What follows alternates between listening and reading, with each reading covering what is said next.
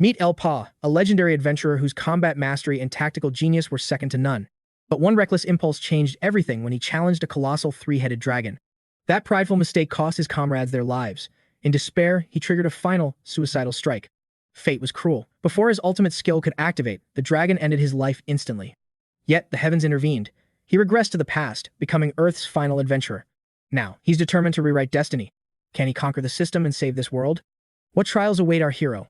Let's dive into today's epic recap and find out. Volcanic ash chokes the sky. From the cliffs, a desperate group watches the world burn. It's coming. Vicious monsters swarm the horizon like a plague of pure death.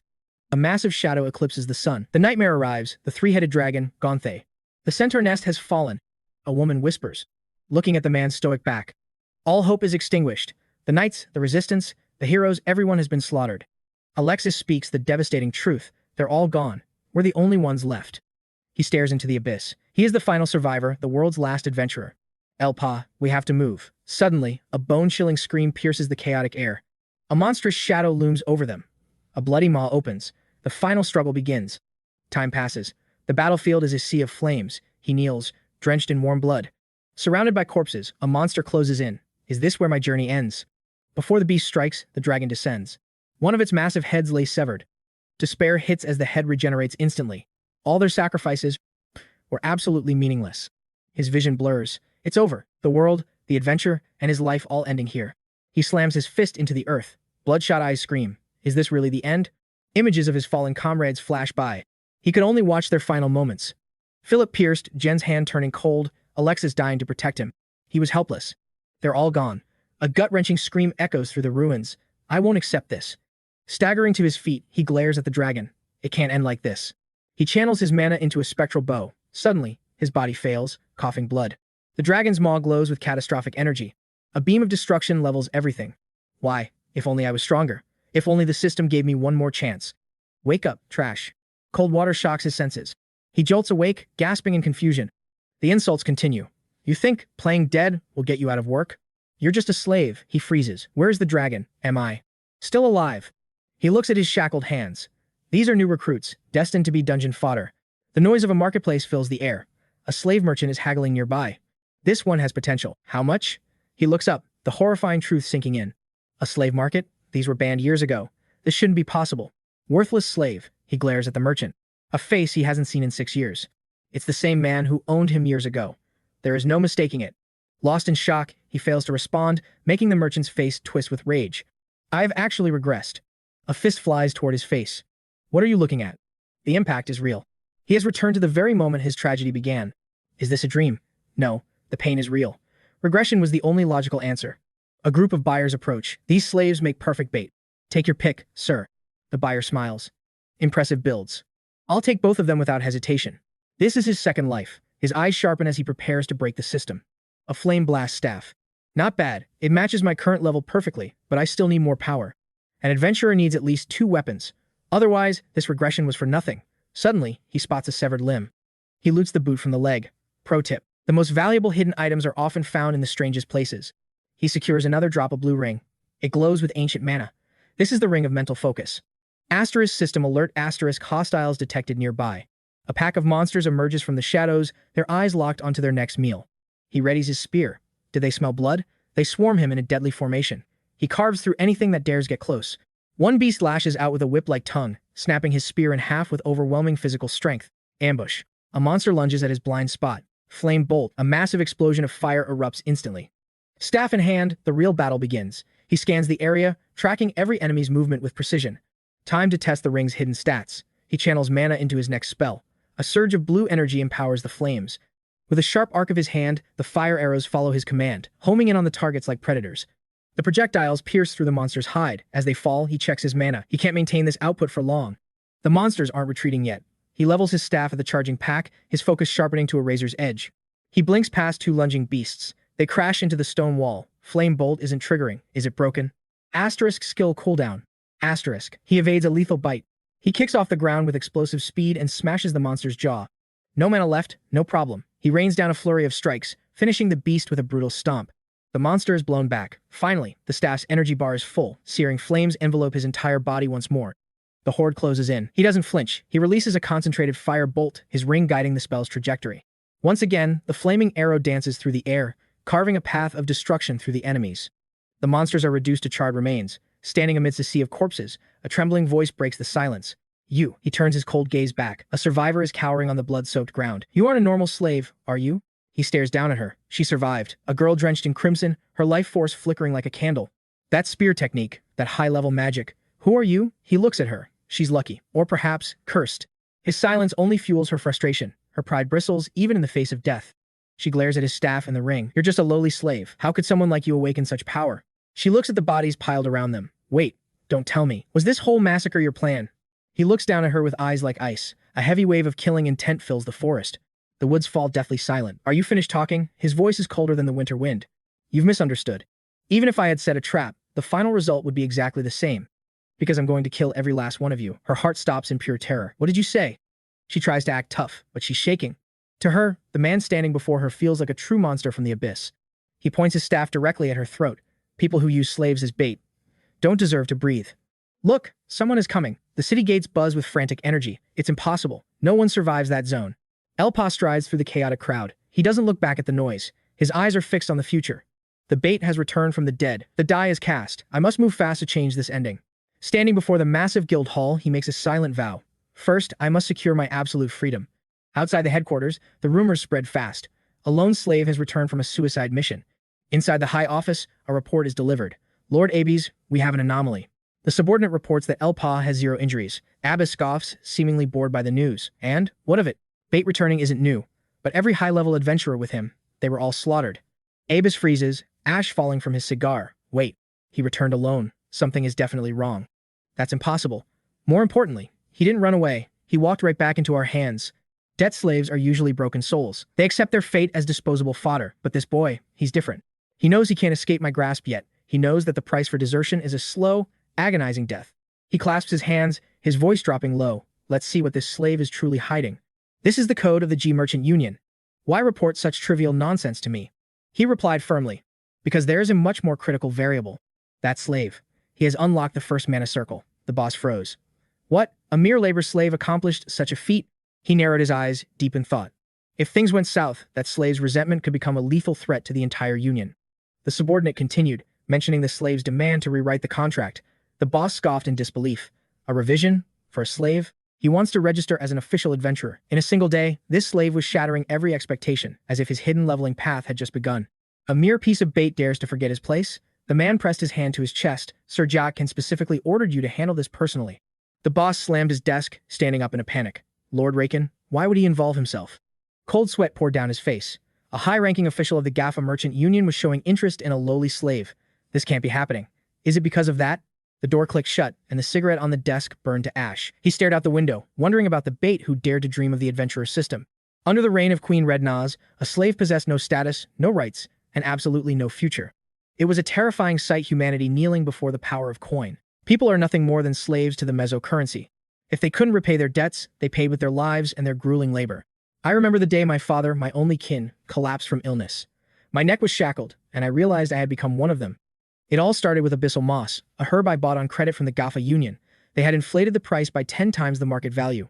The debt skyrocketed to 1 million meso. I stood before the tribunal, forced to look up at the high and mighty judges. The accused has failed to repay 1 million meso by the deadline. I trembled as the judge delivered the cold, merciless verdict. You are hereby sentenced to forced labor until your debt to the merchant union is cleared in full. My blood ran cold as the chains of the law bound my soul. For 6 long, agonizing years, the union exploited every drop of my strength. Now, sitting across from him, I knew my moment had arrived. It's time for some long-awaited payback. Your name is 𝗨𝗚𝗧𝗏 from the Abyss branch, correct? He was the right hand of Raken, a top executive. I had finally hooked a big fish. He took a slow sip of his tea. Indeed.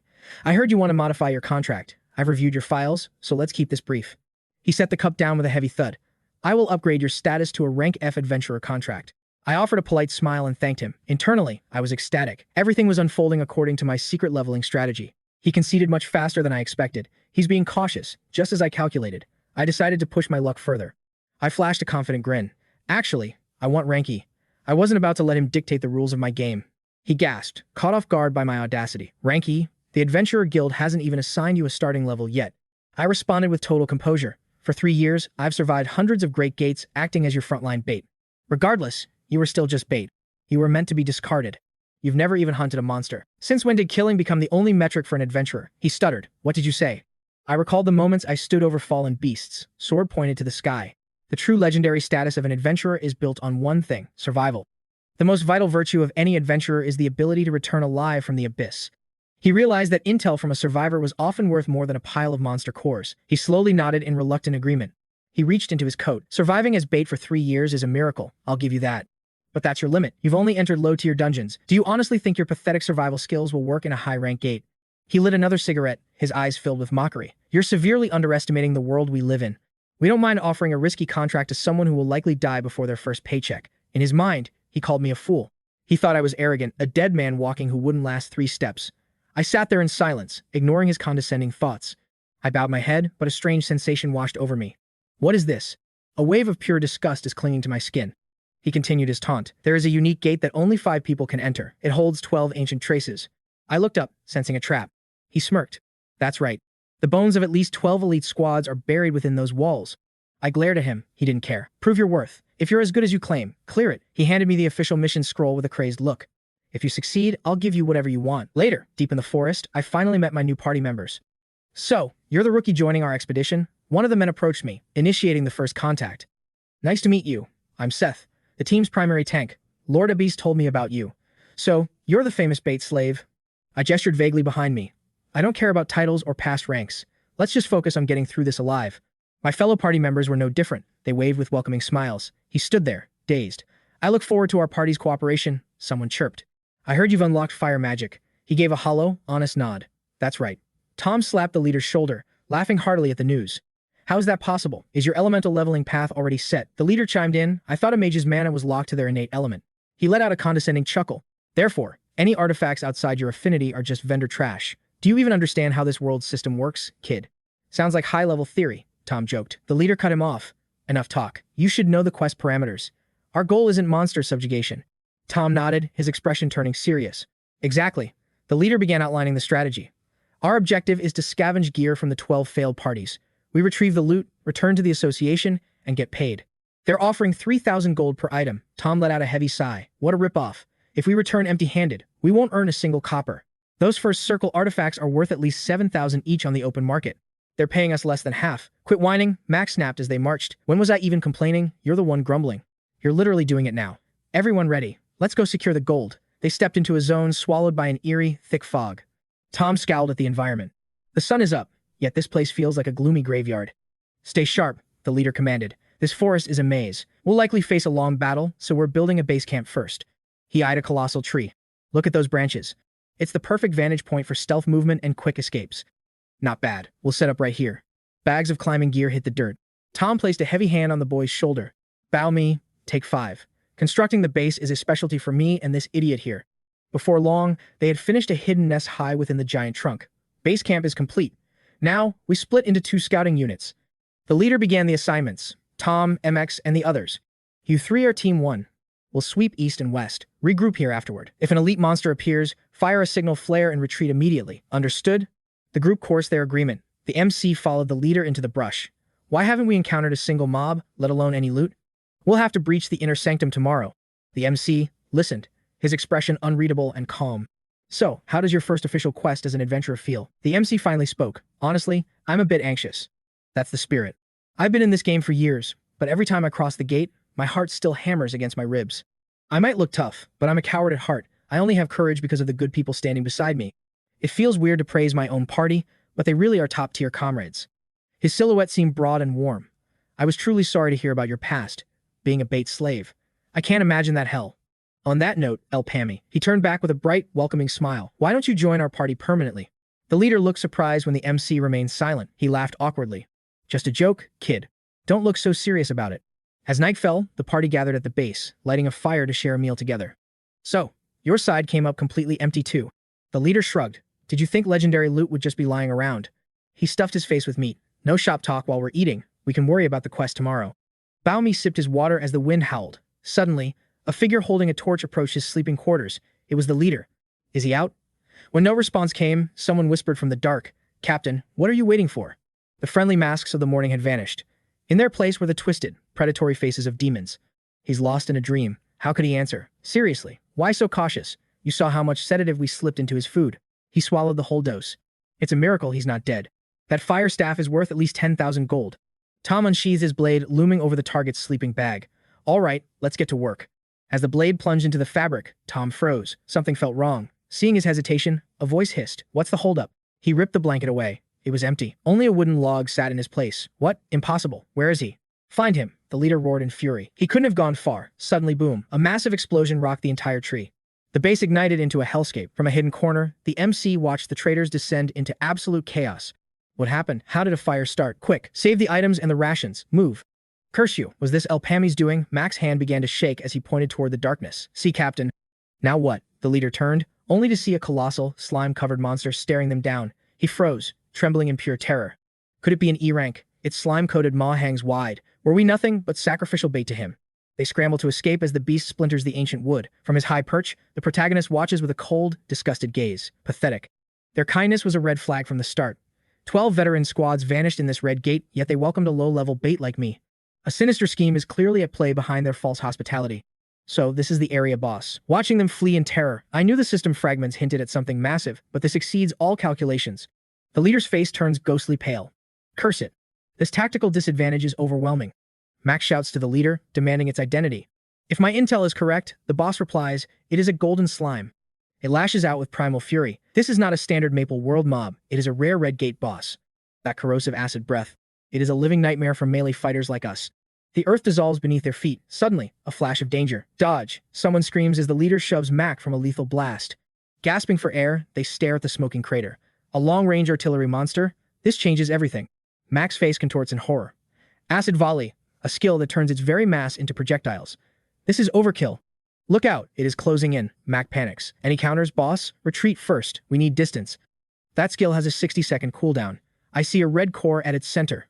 Fall back and wait for an opening. Striking the core is our only hope. Tom lets out a nervous laugh. So its skill is on cooldown, right? Tom charges forward, overconfident. There is plenty of time. I will finish this myself. Wait, we need a coordinated strike, the leader yells. Too late. Tom is dissolved instantly. The leader watches in disbelief. The monster looms, untouched. Impossible. It should have 10 seconds left on its cooldown. A second acid wave incinerates them instantly, leaving only scorched bone. From the shadows, the protagonist observes. It is over for them. His cold analysis confirms the leader's theory. But there is a catch. A golden slime evolves by consuming items. Its cooldown must scale with its growth. Its massive size and rapid-fire skills should not be possible at this rank. Now the mystery of the failed expeditions is solved. This monster has transcended its own tier. It leaves a trail of melted earth in its wake. This is far beyond what a Circle 1 adventurer can handle. This dungeon has been picked clean. There is nothing left to salvage. Mission failed? Hardly. Remembering the Abyss's challenge to prove himself, a dark smirk plays on his lips. The beast still moves. A sudden spark erupts against the creature's face. Slime spatters everywhere, sizzling as the beast roars in agony. Perched above, he analyzes the strike. High magic resistance. Even a direct hit on the core did not finish it. Interesting. Watching the smoke rise from the wound, a lethal strategy begins to take shape. I need 5 more precise hits. He draws his short sword. The weapon choice is secondary to the execution. I will show you my worth, he whispers. The slime unleashes a torrent of acid, targeting his exact position. He blurs through the air, evading each strike. Gritting his teeth, his ring pulses with a brilliant emerald light. Mana flows from the ring into his blade. With a snap of the tether, he sends the short sword whistling toward the ground. My aim must be absolute. Not a single millimeter of error is allowed. No ordinary mage would dare dodge acid at this range, but I am not just any low-tier caster. In my past life, I was the supreme telekinetic master. He levels his staff, launching a fire arrow directly into the beast's face. The monster reels. 4 to go. He swings through the trees, a blur of motion against the frantic counterattacks. Fire arrow. Another explosion rocks the clearing. Only 3 more shots until victory. He weaves through the acid spray with predatory grace. 2 more hits. He readies the next projectile. Fire arrow. The monster dodges. It is surprisingly agile for its size, but he is already positioning for the next strike. Useless, he scoffs. Using his ring's resonance, he curves the arrow midair, slamming it back into the monster's head. Its face ruptures, exposing the glowing red core. From the heavens, he dives one final strike for the win. The beast refuses to fall, lunging with a massive, slimy hand. Just as its fingers close around him, his ring flares with power. Channeling pure energy into his short sword, he hurls the weapon with surgical precision. It spears the ground, providing an anchor. He swings away on the tether, narrowly escaping the monster's grasp. He skids to a halt, mana surging into his staff, Fire arrow. The beast guards its face, but he smirks. The target was its core all along. Caught in a blind spot, the sudden strike landed before he could react. The beast's crimson core fractured, its distorted form erupting into a geyser of corrosive slime. He surged backward, gripping his catalyst staff and a rope-bound dagger with lethal precision. Scaling a nearby tree, he watched the acidic tide dissolve the earth below like water. A cold smirk played on his lips. The devastation was exactly as he calculated. Descending once the silence returned, he channeled mana through his ring toward the core. The scarlet jewel hovered, yielding to the dominant pull of his azure energy. Crimson light flared as he stepped back into the office. I've returned from the abyss. Abis studied him with a heavy silence. Never were one for small talk, were you? Yet you return empty-handed. Where is the quest loot required for your advancement? The professionals you assigned were amateurs who chose betrayal over survival, he countered. They triggered a boss-tier golden slime. None of them made it out alive. A golden slime. Abis gasped, recoiling in shock. Nothing survives an encounter with that. Everything was incinerated, he replied. Abis cursed, mourning the loss of his expensive gear. What a waste, Abis muttered, realizing only this monster of a man had survived. Gate laws are absolute. Entry is restricted by the count marked on the pillars. The barrier seals tight until the objective is cleared or every player is eliminated. Color-coded difficulty levels and circle requirements dictate who may dare to enter. From Crimson to Death tier gates, the system strictly forbids higher-level players from stomping. In this world, you only get one chance to conquer a gate's dungeon. Once a survivor exits, the gate shatters, locking its secrets away forever. For an adventurer, failure isn't just a loss, it's the permanent end of a path. Abis sighed. A golden slime was an impossible wall for a mere first-circle mage. I see. You're simply the luckiest man alive to have escaped that carnage. Since the loot melted, the quest is a failure. Rank advancement is officially denied. Patience, the hero interrupted, his eyes gleaming. I haven't finished my report yet. He produced a shimmering fragment. Abis froze. It was the golden slime's essence. 2 mana circles materialized around his arm. I consumed it. I've reached circle 2. Facing the merchant with absolute confidence, he proved his worth through sheer power. Now, grant me my rank E. Rank E? Abis shouted. You're rank D now. Sign here. Cooperate with me, and I'll treat you like a rank C elite. Abis watched him sign, knowing a circle 2 adventurer reaching rank C was unprecedented. Ranks were law, from legendary A-class hunters down to the rookie F-rank dregs. Circles represented true power, the invisible wall that separated the weak from the gods. But this man was an anomaly. Absorbing mana stones to level up shouldn't be possible. Was it survival instinct? No, it was a talent that transcended the system itself. To break through to the second circle so rapidly. He was a monster in disguise. Abis grinned, his greed ignited. This man was his ticket to the absolute top. The hero sighed, reading the merchant's transparent greed. He's getting desperate, he thought. The countdown had begun for the legendary 100-man Red Gate raid. Every guild in Port L held its breath as the monumental event drew near. With the contract signed, it was time to recalibrate the path to ultimate power. Abis, one more thing. The merchant leaned in eagerly. Anything, just name it. Lend me some gold. Abis's face hardened instantly. You shameless little brat. As the gate hummed, a new era for adventurers was written in blood. The narrator's voice trembles as the dark truth surfaces. It was all a trap by dark mages. Hunters perished within the great gates, shattering our future. The final day of reckoning is drawing near. Monsters flooded through the gates. We failed. Only 3 years remain before Maple W faces its inevitable doom. From a high-rise window, a man with a single, scarred eye gazes out at the world. He smokes quietly, watching the busy crowds below who are blissfully unaware of the approaching slaughter. Elpa checks his bag. Time is running out, but there is still a narrow window to act. Laughter echoes around him, yet he remains locked in his own thoughts, haunted by visions of ruin. A red-rank 100-man gate has appeared. Entry is restricted to those with 2 circles or fewer. He eyes the Merchant Guild's emblem. Usually, the Gafor Union only recruits elite, high-ranking adventurers. They aren't investing in a rank 2 weakling, they are targeting the treasures hidden within that gate. Elpa walks the streets with a bitter smirk. Having some gold, but no gear is suicide. Equipment that matches his growing potential is far too expensive for a common hunter to afford. He heads toward his objective, determined to turn his meager coins into a legendary advantage. A weathered gold sign hangs above, the lit slave market. The letters are nearly erased by time. He stands motionless, his gaze fixed on the entrance to this den of misery and shadows. Welcome, a merchant chirps. I am delighted you have chosen the elite market of Lee. A hunter, I see. Let me guide you. Nearby, adventurers bid on humans trapped in iron cages. The merchant leans in closer, his eyes gleaming with greed as he continues his rehearsed pitch. Are you seeking a companion to act as dungeon bait or a warrior to fight beside you? Elpa ignores the flowery lies. I know exactly who I'm looking for. Lead the way. The merchant freezes in place, his practiced smile faltering at the hunter's chilling and direct resolve. Deep within a damp tunnel, the merchant leads the way while explaining the dark facility's layout. This is the punishment zone, he whispers, the air growing heavy with the scent of despair. We keep the most dangerous troublemakers here. Your target is just ahead. He stops abruptly. He points toward a shadowed cage where a figure sits bound in heavy, rusted iron chains. The merchant gulps nervously, his hand trembling as he looks at the prisoner's terrifying presence. Are you certain, customer? This man is a complete monster. Do you really want him? I'm sure. 𝗨𝗚𝗥𝗘𝗗𝗏 interrupts, his voice cutting through the gloom like a sharpened steel blade. Stepping toward the bars, he locks eyes with the prisoner. He is the one I've been seeking. 𝗬𝗘𝗚𝗥𝗦 glares back with eyes like a cornered beast. Let's rewind to the events of the past. Before my regression, a single catastrophe accelerated the tragic downfall of the entire Maple War. The legendary 𝗨𝗟𝗧𝗜𝗍 master, Aran, a hero defined by her striking silver hair and indomitable power. She fell in battle, leaving a void. Back in reality, Dio thrashes violently against his heavy shackles. 𝗨𝗚𝗥𝗦 watches him intently, his mind racing with forbidden knowledge of the future's timeline. This is Aran's final disciple, the Catalyst, who will trigger the beginning of the world's end. Covered in blood and filth, he looks pathetic, but 𝗨𝗚𝗥𝗦 sees the sleeping titan within him. You looking for me? Dambo snarls. I don't know you. Get lost before I kill you. The merchant shudders, backing away in fear. Apologies, sir. His mind is as broken as his spirit. Ďibo bared his teeth like a rabid wolf, radiating a killing intent that froze the air.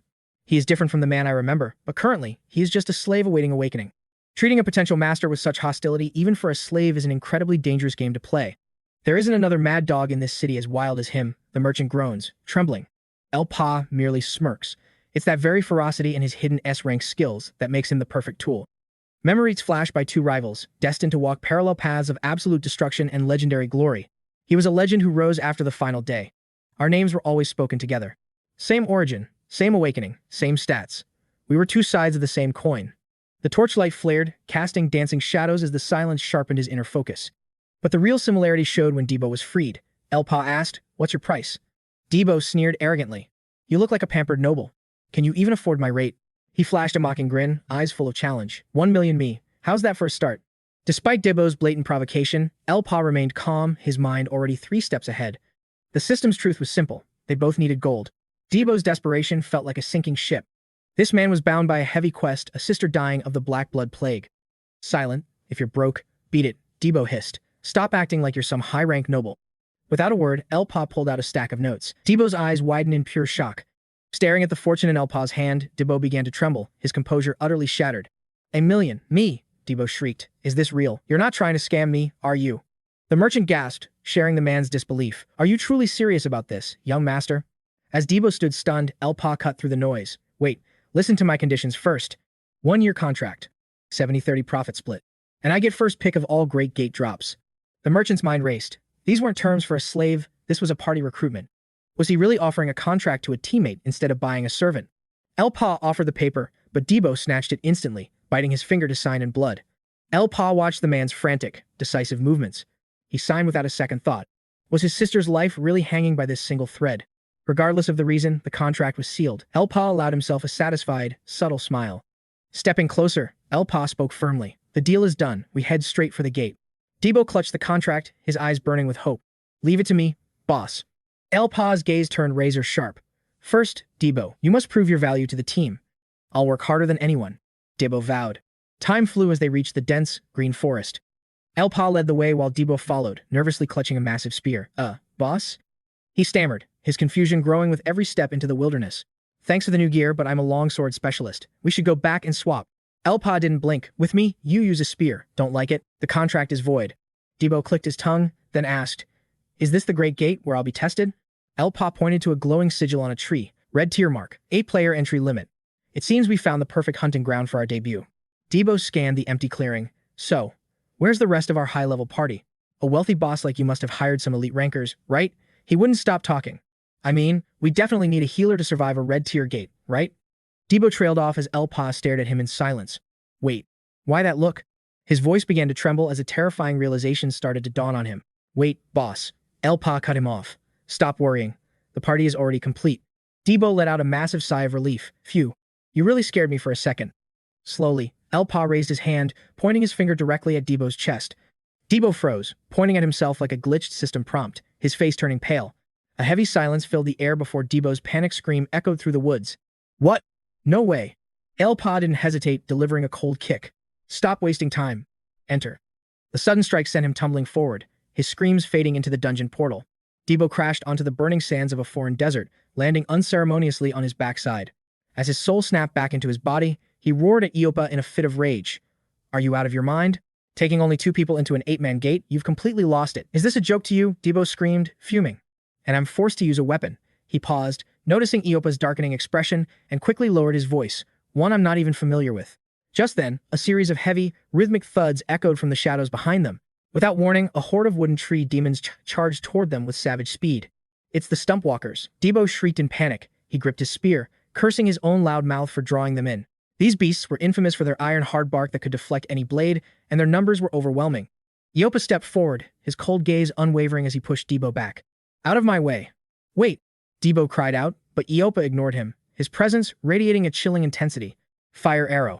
A blazing projectile pierced a monster's core, incinerating it instantly. 𝗬𝗏𝗏 watched, jaw dropped, as the flames tore through the wood. One by one, the monsters were systematically hunted down by 𝗬𝗏𝗏's lethal fire magic. With effortless precision, he wiped them out. Not a single beast survived the inferno. Standing amidst the ashes, 𝗬𝗏𝗏 turned back, causing such a scene the moment we enter. How disappointing. As the smoke cleared, his warning felt like ice. Do not make such pathetic mistakes again. 𝗬𝗏𝗏 froze, a single thought racing through his mind. Asterisk. Who is this guy? Is he even human? Asterisk. That night, at a towering skyscraper, the bright moon offered no light to the darkness lurking within the halls. The merchants have fallen into the trap, Boo reported, kneeling with absolute loyalty. The schedule is being finalized and our chosen agents are ready for deployment. In the shadows, a mysterious figure sat swirling a glass of deep crimson wine. Do we have permission to proceed with the operation? Boo asked, her voice steady. The white-haired man gave a curt nod of approval. Without a word, Boo bowed and vanished into the night. The sound of her retreating footsteps eventually faded into the heavy silence. Once alone, 𝗬𝗏𝗏 raised his glass in a dark toast. Everything will follow the master's will. He held the wine against the moon, a twisted plan forming in his mind. Freedom for the masses. Back at the battlefield, the charred remains of the Stumpwalkers lay scattered. 𝗬𝗏𝗏 approached, holding a heavy pouch. 27 mana stones collected. 𝗬𝗏𝗏 didn't even glance at the loot. Then let's move. Yes, sir. 𝗬𝗏𝗏 followed as they trekked across the sun-scorched, unforgiving desert. 𝗬𝗏𝗏 watched 𝗬𝗏𝗏's back, his eyes filled with a new, lingering sense of awe and fear. I thought he was just a lunatic, but he's a monster. Was that psychokinesis? I've never seen fire magic used like that. Suddenly, a greedy smirk replaced 𝗬𝗏𝗏's fear as a new realization struck him. With a powerhouse like this, I'll be rich. At a 70-30 split, I'll save a fortune on living expenses. I found them. 𝗬𝗏𝗏's voice suddenly cut through his golden daydreams. 𝗬𝗏𝗏 looked up, spotting another pack of monsters ahead, luckily fast asleep. Peering from behind a boulder, 𝗬𝗏𝗏 counted them. More Stumpwalkers. 8, no, 9 of them. A perfect number, 𝗬𝗏𝗏 remarked. 𝗬𝗏𝗏 blinked, confused. Perfect? What do you mean? When he turned, he realized 𝗬𝗏𝗏 had been staring at him with a predatory intensity the whole time. A shiver ran down 𝗬𝗏𝗏's spine. Suddenly, a small stone was thrown, waking the slumbering beasts. As the monsters looked around in confusion, 𝗬𝗏𝗏 was already descending from above, spear in hand. With a single, devastating strike, the first monster fell. The rest widened their eyes in shock. He glared at them with fierce intensity, looking like a battle-hardened warrior, but inside, he was panicking. Damn it, am I really fighting these things alone? This spear feels so heavy and awkward. As the horde closed in, his frustration boiled over. Even 10 lives wouldn't be enough for this. You insane bastard, 𝗬𝗏𝗏 screamed at 𝗬𝗏𝗏, who was calmly analyzing his every movement. He claims he only knows the sword, and his clumsy movements prove it. 𝗬𝗏𝗏 watched with sharp, calculating eyes, but soon, he'll realize that the spear is his true path to becoming the strongest. Recalling a distant memory, 𝗨𝗏 was certain of the path he had chosen. There was no doubting the boy's talent. He was the sole disciple of the hero Eren. Shifting back to the present moment, the monster's agile roots lashed out. 𝗬𝗏𝗏 countered with a merciless, crushing strike. Sensing the flow of battle, 𝗬𝗏𝗏 gripped his spear and cleaved through the approaching horde.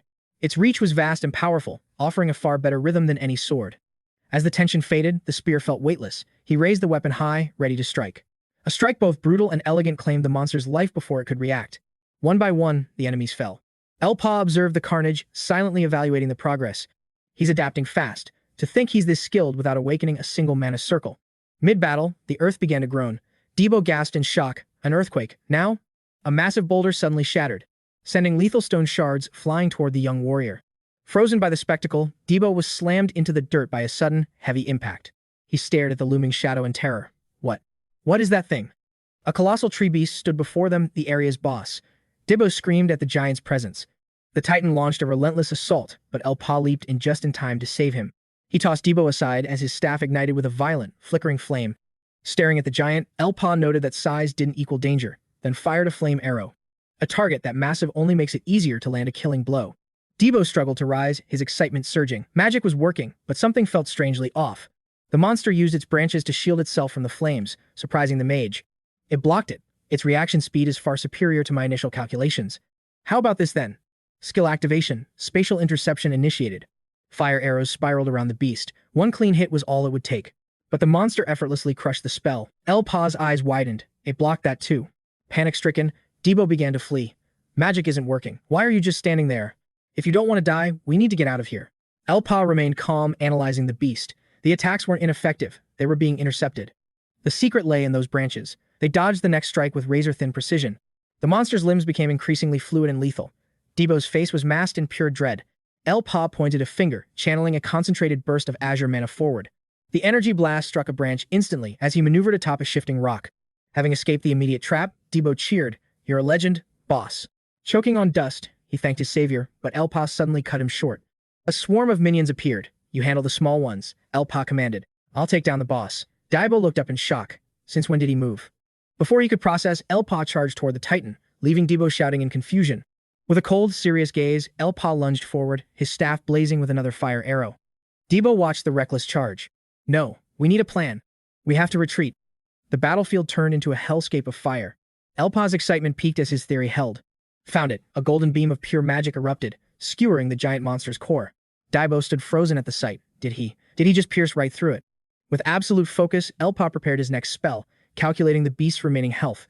The branches were accelerating beyond his predictions. Another explosion rocked the forest. 𝗨𝗏𝗏 recalibrated his strategy, his mind working like a tactical machine amidst the chaos. Simultaneously maintaining telepathic evasion and a heavy counteroffensive was impossible. Bursting through the wooden cage, fire missiles locked onto the beast. At that moment, he issued a cold, final ultimatum. "Since I've reached the second circle, I can double-cast my skills." Fire arrows struck home, eliciting a bone-chilling shriek. 𝗬𝗏𝗏, busy holding back minions, was shocked by 𝗨𝗚𝗏's overwhelming combat prowess. As he watched the flames pierce through the monstrosity, he realized the trick. A second missile was hidden in the shadow of the first. Dodging consecutive strikes was impossible. Watching the human and monster clash, a realization dawned on 𝗬𝗏𝗏. Witnessing the beast's helplessness, he realized this human was a more terrifying predator than he ever imagined. Suddenly, his face drained of color as he sensed an approaching threat in his mind.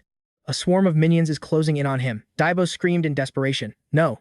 Panic gripped his face as he roared. "Behind you! Watch your back!" He cursed his own incompetence for letting them slip. 𝗨𝗚𝗏 was one step ahead. A single fire arrow pierced the Titan and incinerated the approaching small fry instantly. He glanced back with a smirk. "𝗬𝗏𝗏, are you really struggling with these tiny pests?" The beast's eyes widened in shock before a massive explosion erupted. The giant lunged, but 𝗨𝗏𝗏 was no easy target. 𝗨𝗏𝗏 evaded with supernatural agility, his mind racing through tactical calculations. A 1-second opening would be fatal. He leaped high, narrowly dodging a lethal branch that swept past his eyes. 𝗬𝗏𝗏 lunged forward, grabbing 𝗨𝗏𝗏's shoulder and throwing him back before slashing through the surrounding thorns. 𝗨𝗏𝗏's feet touched the ground with feline grace. 𝗬𝗏𝗏 scoffed, clearly annoyed. "I just saved your life, so take back those insults."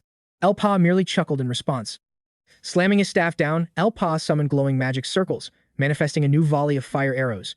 His expression darkened with intent. "Fine, you're finally being useful," 𝗬𝗏𝗏 nodded. "Then, let's finish this." 𝗬𝗏𝗏 threw a frustrated glance over his shoulder. "I saved you, so shut it." Meanwhile, 𝗨𝗏𝗏 channeled mana, manifesting multiple blazing projectiles. His eyes turned cold as he focused his intent. "Fine then. Show me you can keep up." He unleashed the fire arrows with a thunderous roar. "Move out." Arrows tore through the air like meteors, triggering a chain of devastating explosions. The monster's golden eyes filled with pure terror. Its screams echoed, but the firestorm showed no mercy. Beside him, 𝗬𝗏𝗏 fought with legendary intensity, his blade carving through another monster with a single, brutal swing. Every arrow hit its mark, drawing agonizing bellows. Suddenly, 𝗨𝗏𝗏's eyes narrowed in surprise. The giant had split its consciousness, attacking from two directions. A pincer movement, clever. Channeling raw power into his staff, 𝗨𝗏 shouted, "𝗬𝗏𝗏, I will handle the right side." 𝗬𝗏𝗏 raised his spear, a battle cry erupting. "Then the left is mine." He delivered a savage, sweeping strike. Fire and steel clashed in perfect harmony. They pushed their limits, accelerating to the absolute breaking point. Reaching a new level of speed, 𝗬𝗏𝗏 blurred through the air, severing the overhead branches in one arc. But in the heat of the slaughter, a hidden strike slammed into his midsection. Blood sprayed from 𝗬𝗏𝗏's mouth. As the monster roared in triumph, 𝗬𝗏𝗏 began to fall toward the abyss.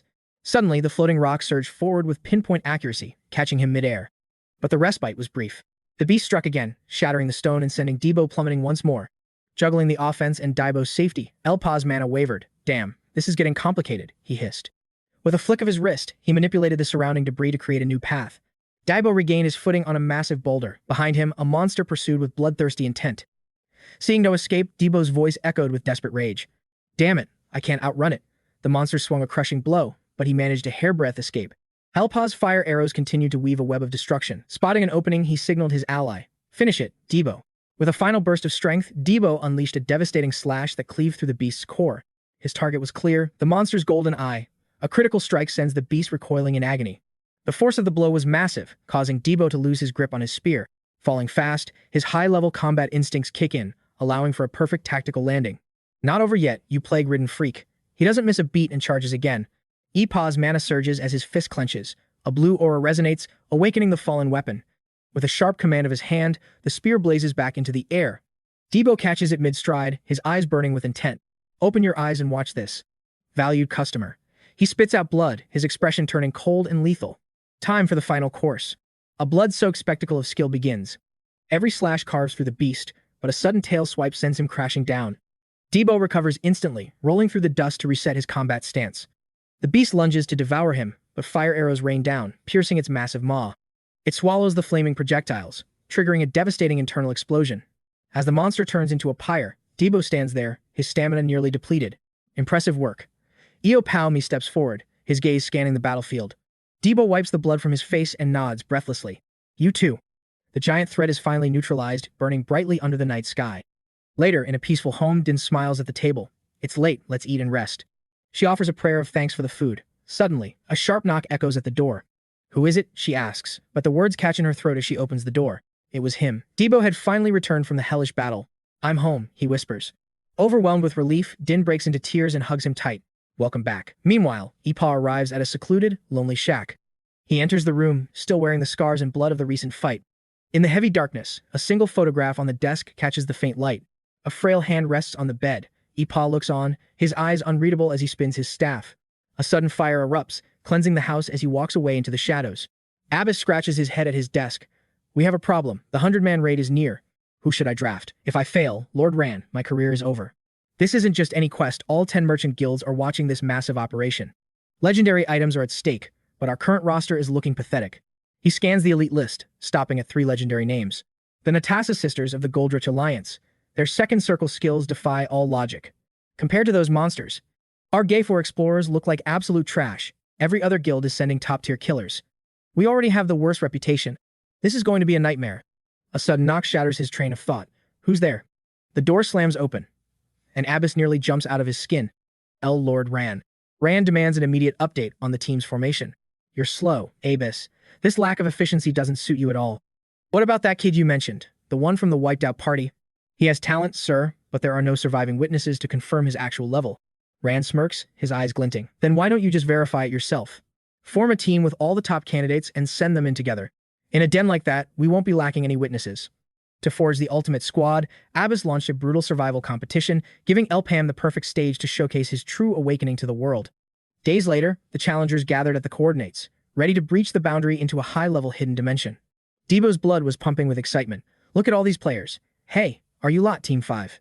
It was 𝗨𝗟𝗧𝗜𝗍's crew, and they weren't friendly. 2 former slaves, he sneered, his eyes filled with the cold hostility of an elite hunter. To them, slaves were nothing but dead weight, a glitch in their system that would only drag them down. Experienced players always look down on low ranks, 𝗨𝗟𝗏 noted. Judging by their gear, they were multiple levels above Trap's party. These guys were true predators, the kind who didn't need bait to finish the hunt. Suddenly, Abbas appeared, his presence heavy. Is everyone accounted for? The fact that he came in person meant the stakes were legendary. I'll be brief. The trial starts now. This is the quest for those who wish to prove their worth to the system. 𝗨𝗟𝗚 was stunned. A quest? Indeed. A chance to conquer the notorious 100-man gate. The crowd erupted in shock at the name. The 100-man gate? Only the strongest will earn this privilege, Abbas continued. 𝗨𝗟𝗏 immediately sensed a hidden trap.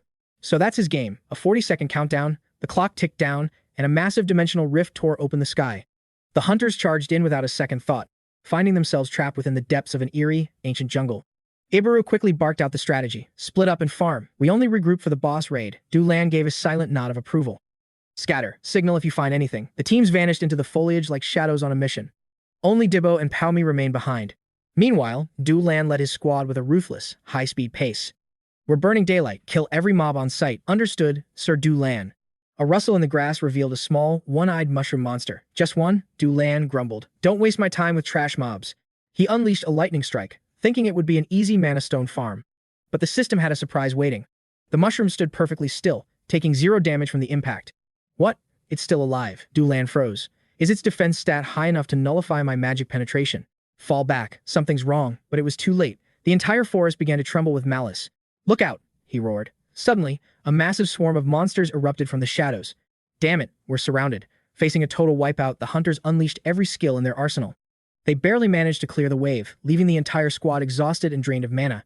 Sir 𝗤𝗟𝗓, these monsters are abnormally strong. The team was in a panic, and even 𝗤𝗟𝗓 was at a loss. Brute force isn't working. At this rate, our stamina will hit 0 before we even reach the gate. We have to gamble. We'll ditch the others and rush the boss room alone to end this trial. Most teams had the same desperate idea. 𝗤𝗟𝗡's prediction of a chaotic scramble was coming true. 𝗤𝗏 was panting heavily. Sounds logical. But hey, why did you just stand there and watch me fight? There were only 3 of them, 𝗤𝗟𝗡 replied coldly. Think of it as a solo quest for your own leveling. Whatever, we have no time to waste. Exactly, let's keep moving and sweep the floor. Their goals were beginning to diverge. 𝗤𝗏 looked confused. Wait, I thought the plan was to hunt the boss? That's what the amateurs think. Our real objective is to eliminate every small fry in this sector. The boss isn't the only way to score points. The system rewards total kill count too. Besides, the boss room will be a slaughterhouse as teams turn on each other. It's too risky. 𝗤𝗏 gritted his teeth in frustration. He couldn't find a single flaw in that cold, calculating logic. Always acting like he's the protagonist, he muttered. 𝗤𝗟𝗡 frowned. I smell a deadly aura coming from that gate.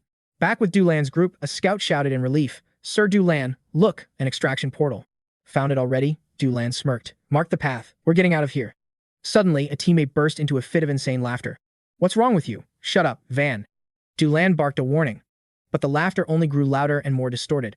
If you keep making noise, the monsters will. He stopped. The man's face was twisted into a terrifying, mindless grin. It was a scene from a nightmare. Others were showing the same symptoms. 𝗤𝗟𝗓 instantly realized the danger and covered his face. Poison gas, it's a trap. Without looking back, he abandoned his dying squad and sprinted toward the exit. Just as he nears safety, a colossal fungal monstrosity surges forth to block his path. It exhales a thick cloud of toxic spores. I have to get out of here. But it's too late. His jaw unhinges unnervingly as a jagged, mad grin consumes his face. 𝗤𝗏 rows their boat, complaining loudly. Why am I the only one doing the heavy lifting today? Suddenly, a light pierces the clouds. Look, boss. That's a signal flare from the Vanguard team. They rush toward the light. I knew they'd signal once the hidden boss appeared. Finally, some action. 𝗤𝗟𝗡 scans the gathered hunters. One vital player is missing. 𝗤𝗟𝗓 is nowhere to be found. 𝗤𝗏𝗡's face is tight with tension. Listen up. Everyone is here, so I'll begin the briefing. Forget the mage squad. We found the boss, and we aren't waiting for latecomers any longer. He had witnessed the horror. That giant, toxic mushroom was the floor's true ultimate boss. We watched 𝗤𝗟𝗓's entire squad get wiped out in seconds by that overwhelming power, the toxic field mushroom. Fear ripples through the crowd. What? That legendary rank nightmare is here? We're in trouble. Our current party composition doesn't stand a ghost of a chance against it. If that's the boss, forget the loot. We need to find an exit immediately. 𝗤𝗏𝗏 watches, confused. Is it really that dangerous? 𝗤𝗟𝗡 ignores him, already calculating a high-level survival strategy. A boss of this tier at our current level? This is the worst-case scenario for our party. Hey, are you listening? Those spores make it impossible for melee fighters to even get close. Numbers are useless. We need high-output ranged attacks if we want to pierce its thick hide. Standard skills won't work. It's too fast and durable. 𝗤𝗏𝗏 continues his annoying chatter in the background. Hello? Are you intentionally ignoring me right now, or what? 𝗏𝗏𝗏 crosses his arms grimly. The boss is guarding the exit gate. We fight, or we die.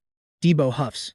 Scared? My boss's invincible fire magic will turn that fungus into charcoal in one shot.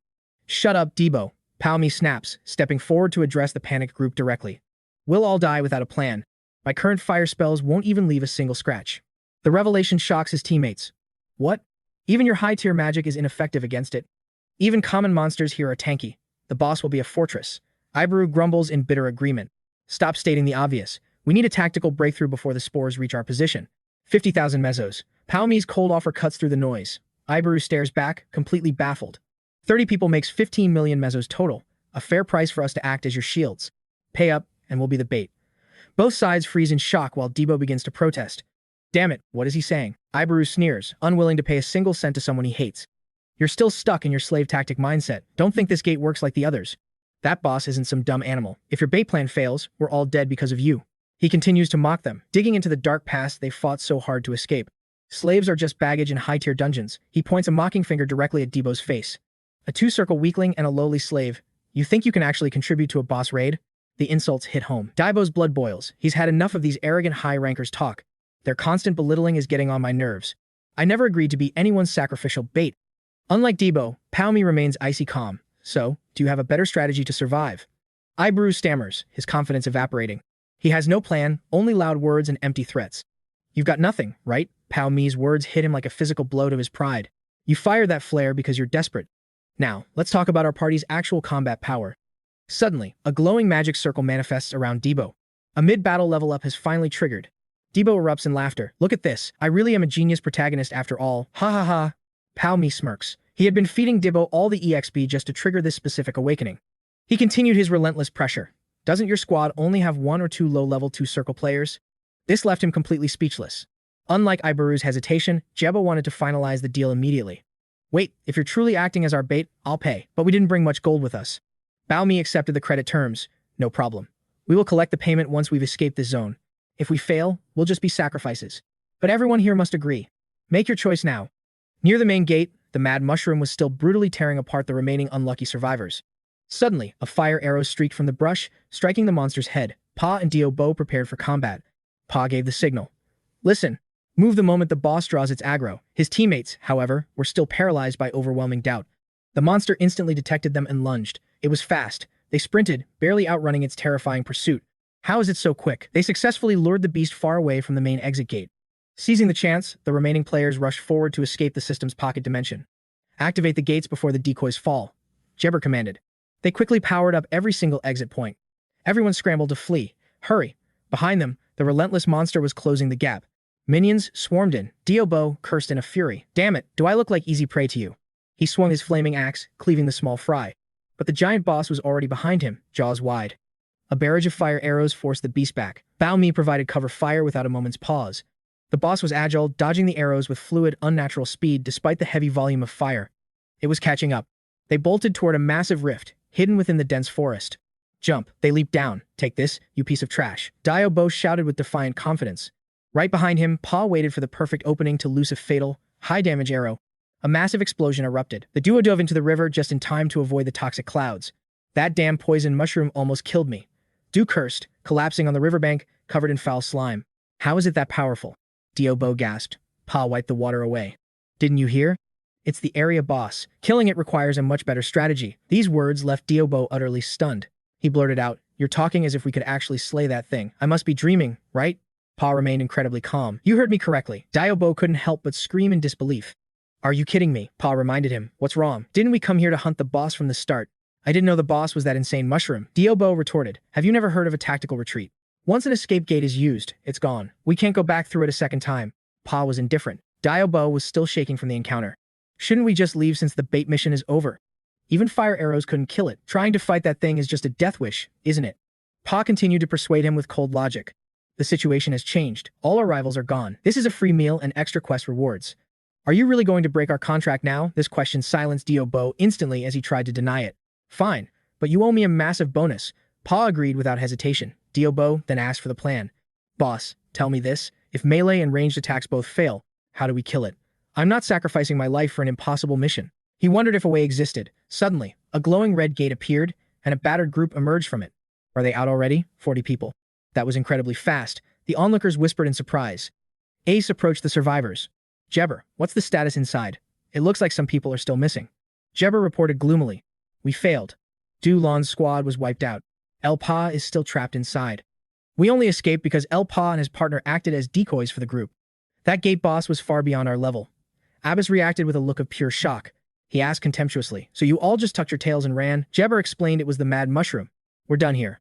Assessing the situation, Abbas turned on his heel and ordered the squad to retreat. 𝗤𝗏𝗏 froze in shock. Abbas, wait. 𝗨𝗚𝗏's team hasn't made it out yet. The gate was still active, but Abbas scoffed coldly. They're dead men walking. It's only a matter of time. Didn't you call that boss a frenzied spore? Wait if you want, but I won't waste my time. He cursed them internally. Useless trash. A 2-circle mage defeating a frenzied spore? Purely impossible. That's a fact. To me, mediocre adventurers are nothing but dead weight. I need someone who defies the odds, someone who turns the impossible into reality. Inside the gate, 𝗨𝗚𝗏 initiated his strategy. Let the hunt begin. He leveled his massive ballista. A flash of light erupted. The bolt shrieked through the air, shattering the silence with terrifying speed. 𝗨𝗏𝗏 realized this boss was faster and far more durable than anything they'd faced before. Its venomous nature made this encounter a descent into hellish difficulty. Distance was key. but his current bolts lacked the raw power to finish it from afar. However, using telekinetic control to spin the bolt would exponentially boost its penetration power. This was a secret technique unique to 𝗞𝗘𝗚𝗥𝗘𝗏, inspired by the mechanics of a revolving cylinder, a skill that forced the impossible into existence. The bolt neared the spore's skull, but the monster sensed it, letting out a hideous, guttural roar. 𝗨𝗚𝗏𝗄's massive projectile struck with devastating force, yet it only grazed the creature's abdomen. The spore shrieked as the kinetic energy forced its massive frame backward, stalling any chance of retaliation. 𝗨𝗚𝗏 narrowed his eyes, his sharp gaze scanning every inch of the chaotic battlefield. He spotted a puncture in its hide, a smoldering hole, revealing the monster's internal weakness. The spore's arm was mangled, but the damage wasn't fatal enough to end the hunt. "I aimed for the core, but I missed. This is getting complicated," he muttered. Pure rage consumed the spore. Emitting toxic gas, it charged toward 𝗨𝗚𝗏 with blinding speed. Another shot missed. Executing the revolving shot while the target was in motion was proving difficult. The real problem was the cooldown. He needed the skill ready before the boss reached him. The monster pressed on, weaving through a rain of fire that failed to find its mark. It bared its jagged fangs. 𝗨𝗚𝗏 signaled the hidden 𝗬𝗘𝗚. "Now, do it." 𝗬𝗘𝗚 masked his face and yanked the trap's rope, putting his full weight into the ambush. The rope snapped taut, snagging the spore's leg and sending the beast crashing face first. Dirt exploded as it hit the muck. Above, 𝗨𝗚𝗏 looked down like a god of judgment. He gripped his bow tight while the monster let out a blood-curdling, desperate scream.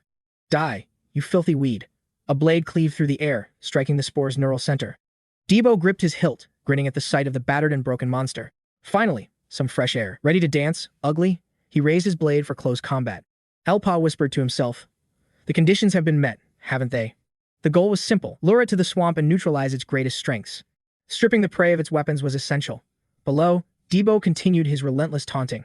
"What's wrong? Annoyed because all your disgusting holes are plugged up?" 𝗬𝗘𝗚 swung. His blade ignited, a fiery arc aimed at incinerating the horror. "My condolences." Putting everything into the strike, the blade sank deep, forcing its internal toxins to spray out. A flurry of cold steel shredded the spore, finally bringing the beast to its knees. The swamp wasn't just for blocking pores, it was a death trap for agile monsters. In that split second, 𝗨𝗚𝗏 unleashed his fatal revolving shot.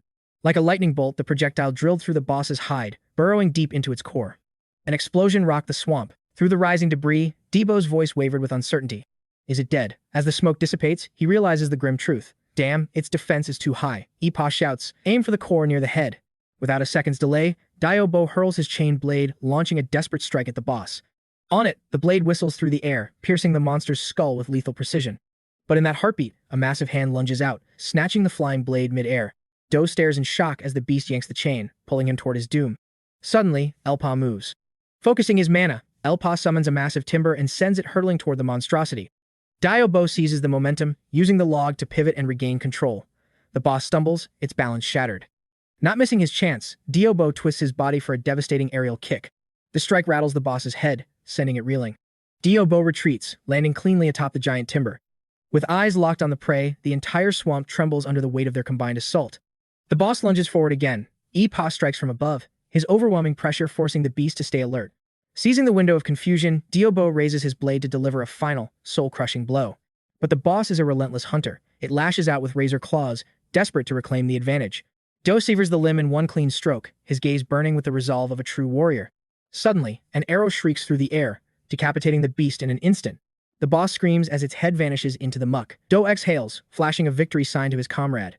𝗨𝗏𝗏 finally relaxes, but his relief is short-lived, as his eyes widen in pure horror. The headless horror moves. A sudden strike catches 𝗨𝗟𝗡 off guard, sending him flying into the distance. He vanishes into the sludge. The headless monstrosity stands tall, mockingly challenging 𝗨𝗏𝗏 to a duel. 𝗨𝗏𝗏 raises his spear, heart racing. "How is this possible? I definitely destroyed its head." His revolver spear barks again, but the boss stands firm, spewing clouds of lethal poison in retaliation. "What am I missing?" 𝗨𝗏𝗏 wonders as the headless trunk suddenly leaps into the air with terrifying speed. Moving like a gale, the mad fungus scales the cliffside, closing in on 𝗨𝗏𝗏's position. He has only one flame shot remaining. A single mistake now would mean a certain, agonizing death. 𝗬𝗚𝗡 surges from the swamp, spitting mud and fury. "Damn it, you've officially pissed me off." He hurls his blade once more, hunting the persistent parasite like a demon seeking vengeance. Just as the beast reaches the ledge, 𝗨𝗟𝗡's blade pins it to the rock, severing its limbs. Thinking it's over, 𝗬𝗚𝗡 smirks, but his jaw drops as the half-bodied boss continues its relentless crawl.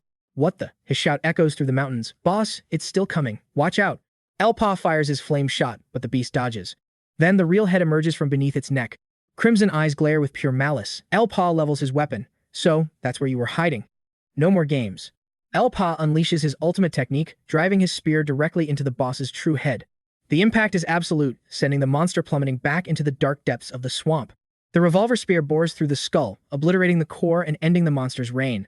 From the peak, 𝗨𝗚𝗏 watches the mad fungus explode. Dio cheers. Finally, it's actually over. Task complete. 𝗨𝗚𝗏 hauls his partner back up to the summit, both finally touching solid ground. I really thought I was a goner, Dio pants. They stare at the swamp choked with purple haze. Is it truly finished? Dio asks. 𝗨𝗚𝗏 nods. Yeah, you did well out there, partner. We'll retrieve the mana stones once the gas clears, but 𝗨𝗚𝗏 remains wary. This boss was abnormal. Suddenly, the upper torso erupts from the mist, soaring directly above their heads. A sinister red light pulses within its hollowed frame. As the poison surges, Dio begins to laugh. Back at the office, Ren chuckles at Abis's return. Giving up so soon? Your temper hasn't changed. My apologies, Abis replies stiffly. We should have deployed the 𝗥𝗘𝗚𝗟𝗃 knights from the very beginning. A knock at the door interrupts them. I said no disturbances. Abis roars. Leave at once. Ignoring the command, the door swings open. I'm coming in. Abis's face twists with rage. Who dares? The heavy doors creaked open, and the room fell silent. 𝗨𝗚𝗏 stood there like a ghost. I've returned, he stated. Rand's lips curled into a twisted, delighted smile. Rand's voice dripped with icy sarcasm as he stared 𝗞𝗏𝗏 down. Well, Abis, look at this. Has the grave finally decided to spit someone back out? Greetings, I am 𝗥𝗘𝗚𝗏, the man announced, his eyes calculating. So, you're 𝗨𝗏𝗏? Your survival stats are even more impressive than the rumors suggested. You're exactly the asset 𝗥𝗏𝗏 needs. 𝗞𝗏 kept his expression stoic, offering only a humble nod. This calm composure clearly intrigued 𝗥𝗘𝗚𝗏. Splendid. I admire a man with such discipline. But tell me, can you replicate that miracle at the 100-man gate? 𝗨𝗏𝗏 paused, the weight of the request hanging in the air. He finally broke the silence with a blunt response. That won't be easy. The indifferent tone struck a nerve. Abis exploded in rage. How dare you speak to him with such disrespect? Do you think I granted you that adventurer title just so you could pick and choose? Ran interjected, his eyes gleaming. Lest you forget, your debts are still piled high. But it's not impossible, is it? Ran pressed. I'm tired of these games. Let's skip the pleasantries and get to the point. What is your price? He demanded. Later at the tavern, Debo choked, spraying his beer across the table in pure shock. 5 million meso per person? Debo shrieked, his voice cracking. 10 million total? That's an insane amount of gold. Noticing Pa's darkening expression, Debo quickly backpedaled. Sorry, but isn't that a bit greedy? They'll never agree to such a payout. This is our first major quest in ages, Debo worried. 𝗨𝗏𝗏 remained unbothered, his gaze fixed on the distance. That's not my concern, Pa replied coldly. The choice to pay is entirely in their hands. Debo sighed, feeling the pressure. Acting this bold after the mess we caused. If this fails, Abis will put our names on a permanent blacklist. A shadow fell over them as another man entered. You seem awfully calm for someone walking into a death trap. Debo slammed his fist down at Ibaru's words. Excuse me? Is this how you thank the man who literally pulled you from the jaws of death? I never liked your lot anyway. Forget the ranks, let's settle this outside. Suddenly, the entire group dropped to their knees, heads bowed low. They offered a sincere, heavy apology. Ibaru spoke up, his voice trembling. We were wrong to doubt your survival skills as true adventurers. The shame is unbearable. Please, accept our deepest apologies. He pressed a heavy pouch of coins into Debo's startled hands. This is the reward for the 30 men, totaling 15 million miso. Debo froze. Wait, what? No, we can't take this. 𝗨𝗏𝗏 stepped forward, his voice level. Our contract was for 1 million meso. I only take what I've earned. Keep your gratitude. I don't need it. Don't misunderstand my intentions, he added coldly. Both Ibaru and Jebber stood frozen by his icy distance, while Debo nervously checked the pouch. Humph, a false alarm then. I guess I'll just count what we have. 𝗨𝗏𝗏's eyes suddenly locked onto a man in the corner. You there, the pirate. Ibaru, was it? Tell me. Are you actually capable of handling yourself? Meanwhile, back in Rand's office, Abis was losing his mind. 10 million meso? Impossible. That kind of gold is reserved for tier 3 or 4 veterans. This breaks the entire quest reward system. Even if he's the best candidate we have, agreeing to this sets a dangerous precedent for the guild. He's likely just testing our limits. We should summon him back and renegotiate his salary immediately. Rand looked up, his gaze piercing. Do you truly believe that? Honestly, if he asked for double, it still wouldn't be enough.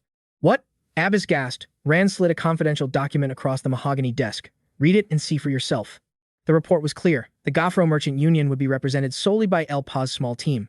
Abis couldn't wrap his head around it. 2 people? Against those odds? Is this information actually verified? Rand leaned back, looking relaxed. If it weren't authentic, I'd be in grave danger. I paid a fortune to bypass the system's infosec. Abis's face went pale. The Demon King. If this is true, the world is about to change. Rand set his pen down, his voice dropping to a low whisper. Don't be fooled, Abis. The war has already begun. The sky looks peaceful, but the world is burning. Outside the Great Gate, the various adventurer parties had already set up their camps, gathering around flickering fires in the twilight. Whispers filled the air. I can't believe the guild actually accepted those terms. Daibo started to puff out his chest, but Pa cut him off. Stay focused. Don't let your guard down. Debo grinned, adjusting his gear. Relax. I'm a seasoned adventurer now. I can handle a few glares. The sunlight caught the badge on 𝗨𝗚𝗧𝗏's chest, making it flash. The surrounding warriors watched them with eyes full of suspicion and hidden malice. Debo felt the shift in the air. The atmosphere was suffocating. Suddenly, a figure approached them with a mocking grin. Well, some fresh meat has arrived. You're the representatives from the 𝗤𝗚𝗏 Merchant Guild, right? Pleased to meet you. I'm from the 𝗤𝗚𝗧𝗜𝗠 Guild. Rank E. The man introduced himself. Pa gave a polite but short reply. Rank C. 𝗨𝗚𝗏𝗧𝗜𝗠's jaw nearly hit the floor. A rank C? Impossible. This gate is restricted to the top tiers only. How did a rank C bypass the system requirements? Before he could process the shock, a cold voice cut through the crowd. Move it. Kiri stepped forward, shoving 𝗬𝗠 aside with zero hesitation. I have business with that one, she signaled. 𝗬𝗠 clicked his tongue, retreating. 𝗨𝗏𝗏's eyes narrowed as he sized up his new opponent. Flashback to his room, questioning the mission. The boss just said, follow orders. Stop asking. Our 𝗤𝗏 Merchant Guild is teaming up with the Cygnus Knights for this gate. They follow Queen Cygnus. Their elite squad is the legendary Cygnus Knight Order. Even icons of power are suddenly drawn to the mystery of this great gate. Abies explained that other guilds filled the slots, so a partnership was the only way in. They are just apprentices, but odds of success rise even if they have hidden agendas. Their offer was solid, making this a perfect, calculated alliance for both sides. He sighed, accepting the task.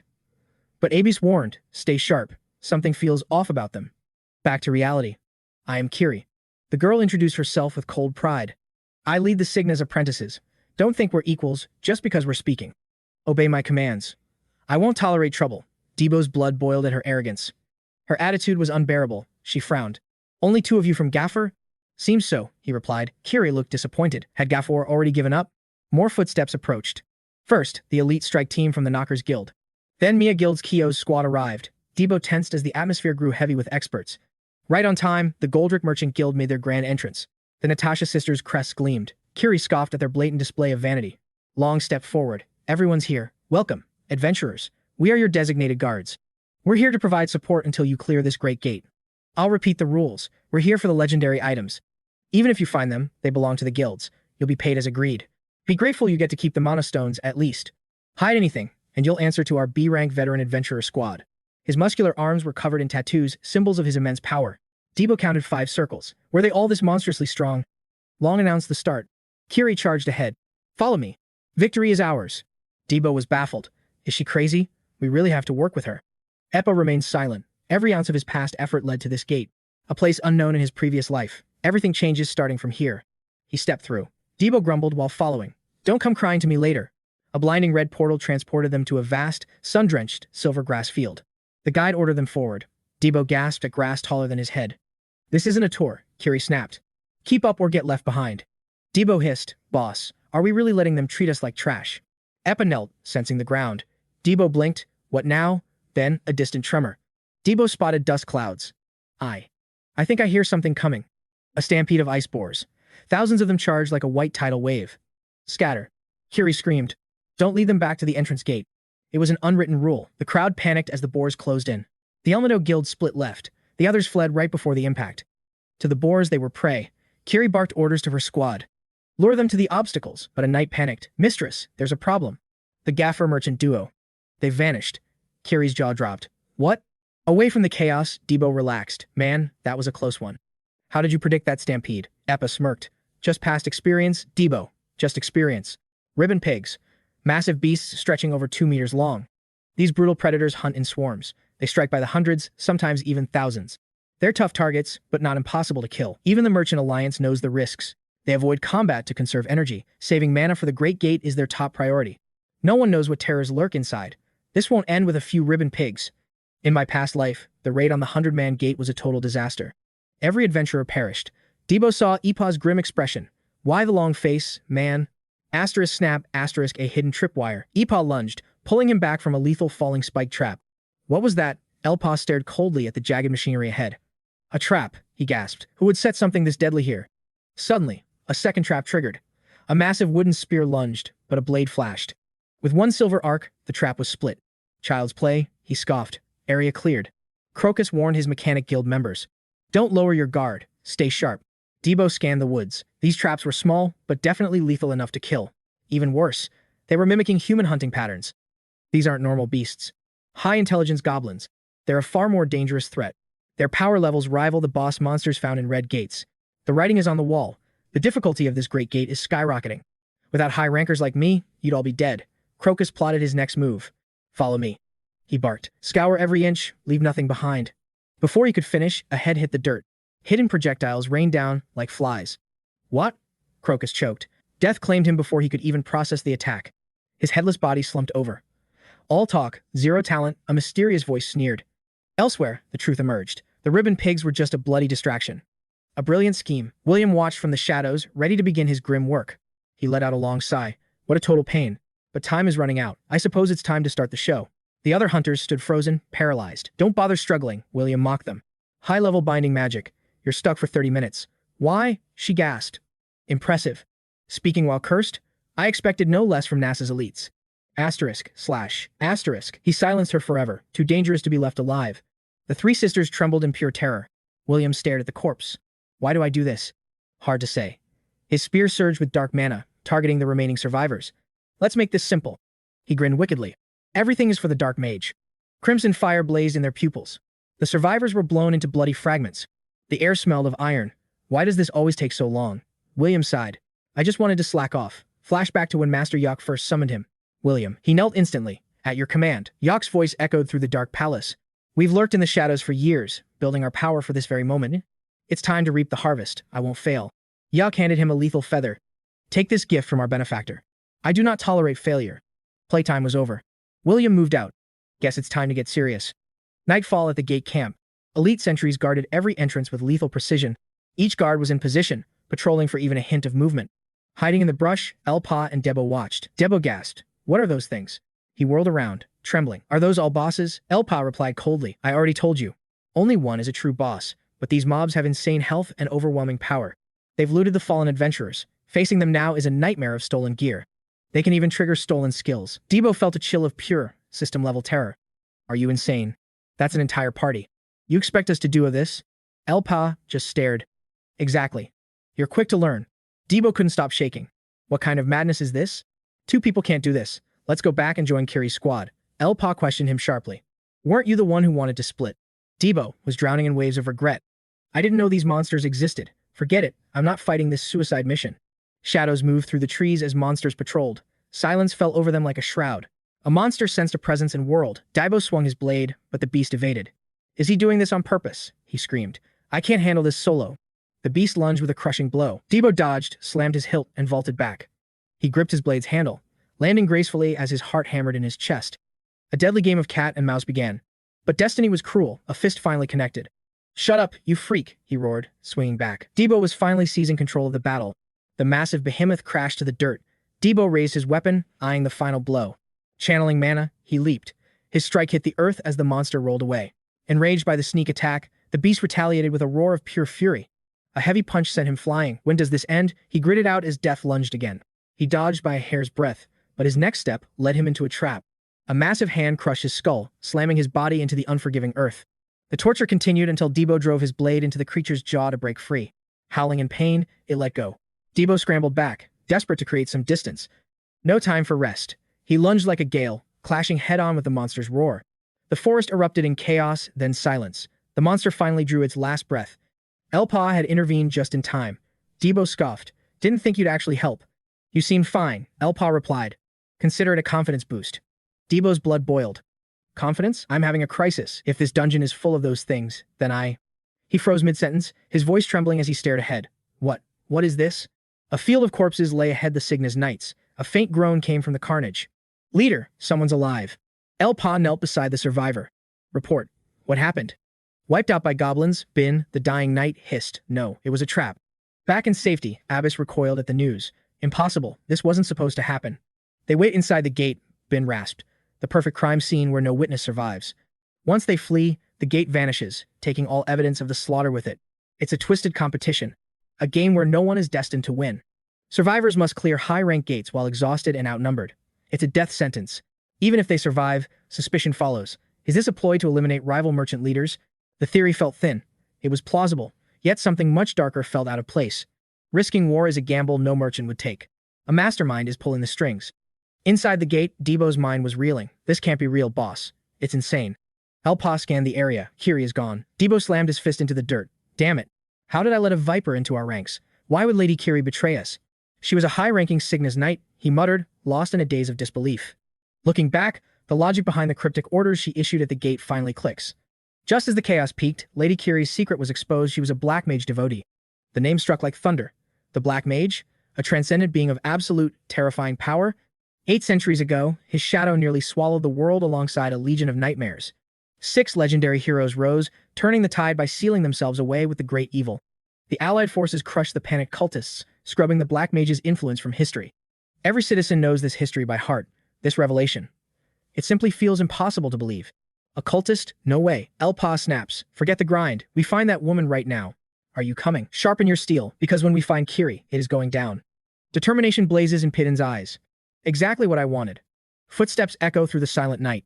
𝗬𝗘𝗚 pushes forward, eyes narrowing as William emerges. Finally, he sneers, I have been waiting. Surrounded by his goons, William scoffs. Lady 𝗬𝗘𝗚, you look rough after fighting those ribbon pigs. Splitting up was your fatal mistake. Now, my plan enters its final, lethal phase. Enjoyed our little gift? 𝗬𝗘𝗚 levels her blade, demanding, who the hell are you people? 𝗨𝗏's group lingers behind. If you are hurting, we can slow down. The boss is ahead. I am fine, he lies. 𝗬𝗏 smirks. Relax. Boss tracks targets better than any system radar. A sinister glint flickers in his eyes. I see. A murderous aura begins to leak out. The peace shatters. 𝗬𝗘𝗚 lunges into the cultists like a storm, steel flashing under the sunset. Steel clashes in a chaotic symphony. William watches, impressed. Quite the performance, Captain. Is this the legendary prowess of a Cygnus Knight, Captain? Let us test your limits. 𝗬𝗘𝗚 unleashes her rising sun skill. An enemy sneers, stop showing off and die already. A master-level strike sends that arrogant brat flying before she can even blink. Her final breath was a gasp of disbelief as 𝗬𝗘𝗚's flaming blade reduced her to ash. Exhausted but lethal, 𝗬𝗘𝗚 exhales sharply, her cold gaze pinning the remaining thugs down. Talk or die, she snarls. The enemy leader yells, stop standing around, kill her now. They swarm her with bloodlust. Die. Suddenly, a mysterious blur streaks through the tall grass. Flesh and bone explode. A shockwave obliterates the front line. The leader freezes in terror.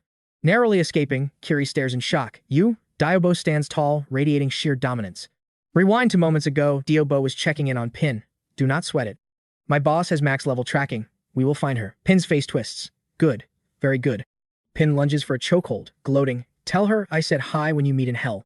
Amateur move. Against a pro like 𝗨𝗏, the traitor is slammed into the dirt. 𝗨𝗏 stares coldly as 𝗞𝗏 screams in agony. My arm. My arm. Dodo stands dazed. Boss, what happened? You disappointed me, kid. Is this how you waste your second chance? 𝗞𝗏 trembles. Before the final blow, 𝗨𝗏 whispers, I never trusted your kind anyway. Back in the present, William steps forward with a sinister, mocking smirk. An uninvited guest? How rare. His lackey stammers, Sir, if that merchant is alive, then. William cuts him off coldly. I am already aware of the situation. That coward 𝗞𝗏 failed again. I gave that loser one job to redeem his incompetence. What a drag. Since you both look high level, my elite squad will handle you. 𝗬𝗘𝗚 warns him as 𝗬𝗏 steps up. Watch out, they are dangerous. I know the drill. 𝗨𝗏 smirks. Just a bunch of creeps, right? 𝗬𝗘𝗚 sighs. William bellows, kill them. Wrap this up. 𝗨𝗏 asks 𝗬𝗘𝗚, can you handle one? I will mob the rest. Do not be reckless. A massive wind slash erupts, forcing the entire enemy squad back. 𝗬𝗘𝗚 collapses, exhausted. Impressive. 𝗬𝗏 brags, but a lethal counterstrike pierces the air. 𝗬𝗏 swerved violently just as a searing fire arrow streaked past. Seeing him evade her strike, she hissed in pure irritation.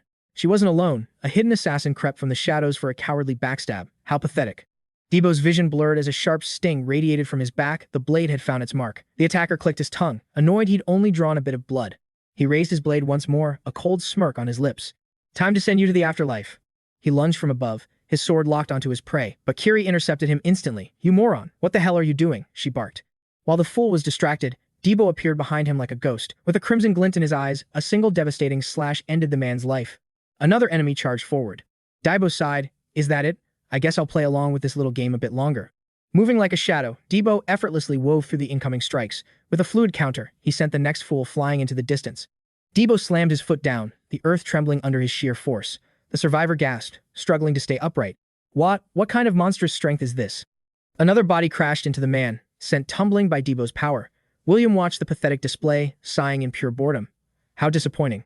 𝗬𝗘𝗚 finished off her own targets with ruthless efficiency. She shot William a mocking look. And you call these elite warriors? What a joke.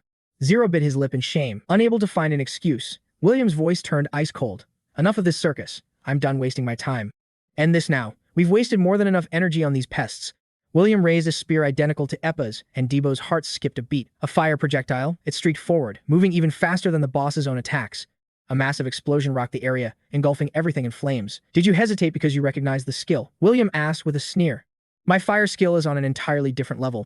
Even if you see it coming, there is no escape. It's finally over. Now, let us proceed toward the Great Gate. Suddenly, the words died in his throat. As the smoke cleared, 𝗤𝗏𝗚's silhouette emerged from the embers, tall and completely unscathed. 𝗤𝗏𝗚 stood beside him, not a single scratch on his gear. 𝗤𝗏𝗚's gaze sharpened like a blade. Who are you? William stammered. 𝗤𝗏𝗚 gestured toward the horizon with a calm smile. I'm pleased to announce that more guests have arrived for your little party.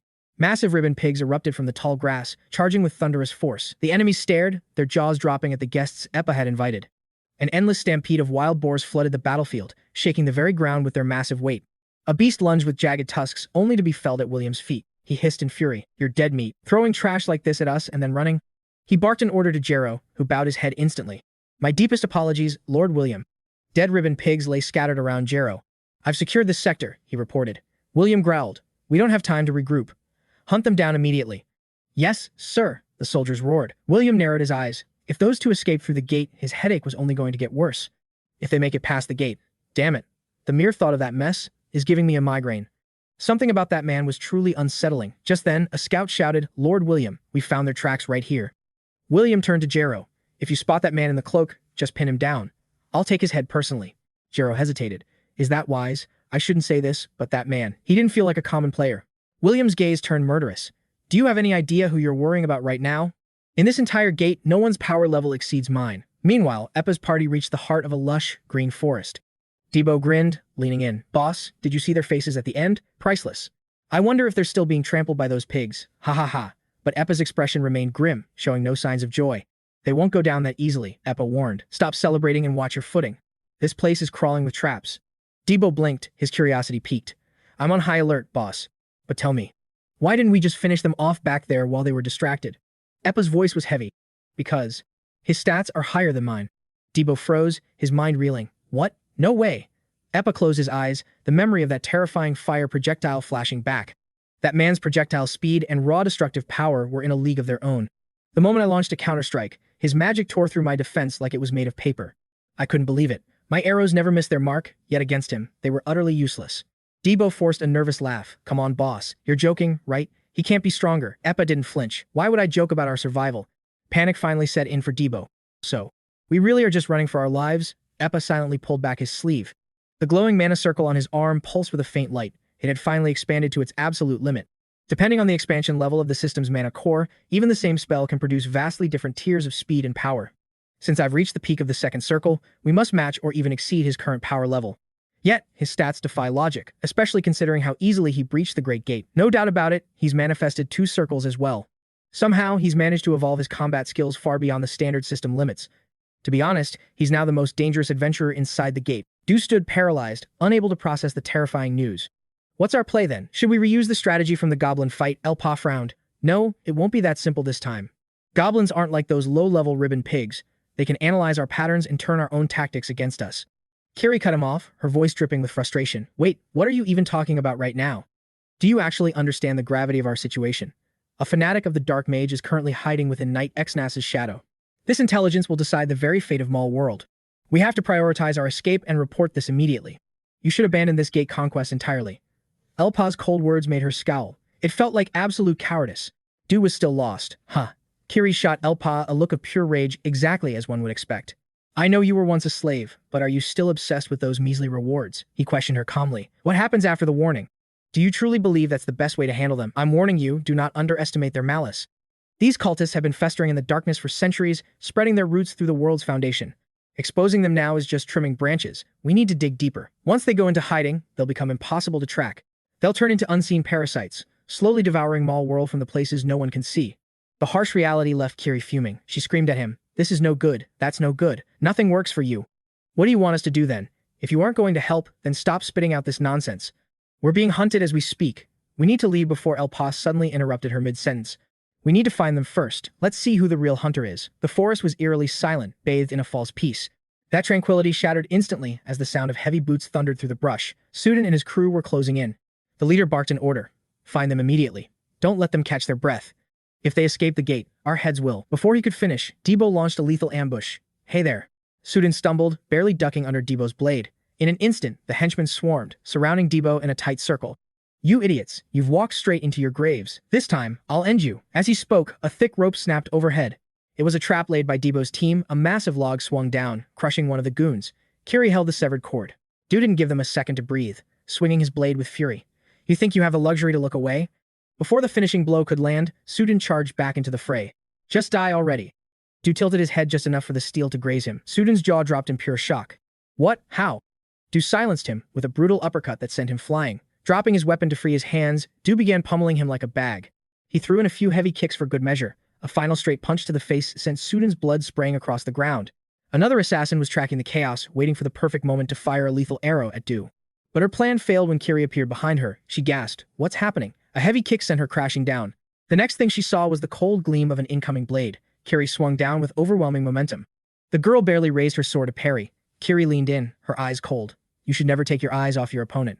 You're literal trash, and I'm already in a foul mood. Sunlight filtered through the leaves, illuminating the bloody clearing.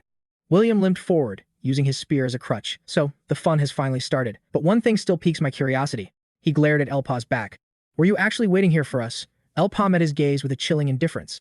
Both their spears erupted in roaring flames. Fine then, let's get this over with. William quickly manifested his fire arrows. 𝗨𝗨𝗏 mirrored the move. Instantly, William's projectiles shrieked through the air, aimed directly at 𝗨𝗨𝗏's vitals. Facing the intense firepower, 𝗨𝗨𝗏 blurred to the side. With eyes full of resolve, he launched his own flaming counterstrike. William's pupils dilated with sadistic excitement. Magnificent! A massive explosion rocked the area, and 𝗨𝗨𝗏 shielded himself from the blast. Thick black smoke filled the air. Before 𝗨𝗨𝗏 could regain his bearings, a dark shape lunged through the haze toward him. As the sharp tip neared his face, he realized the trick. Stone, not fire. Exploiting the opening, William's voice hissed from right behind him. Is that all you've got? He unleashed a point-blank fire arrow, igniting the world. Flames scorched the forest floor, yet through the roaring inferno, 𝗨𝗨𝗏's silhouette slowly emerged.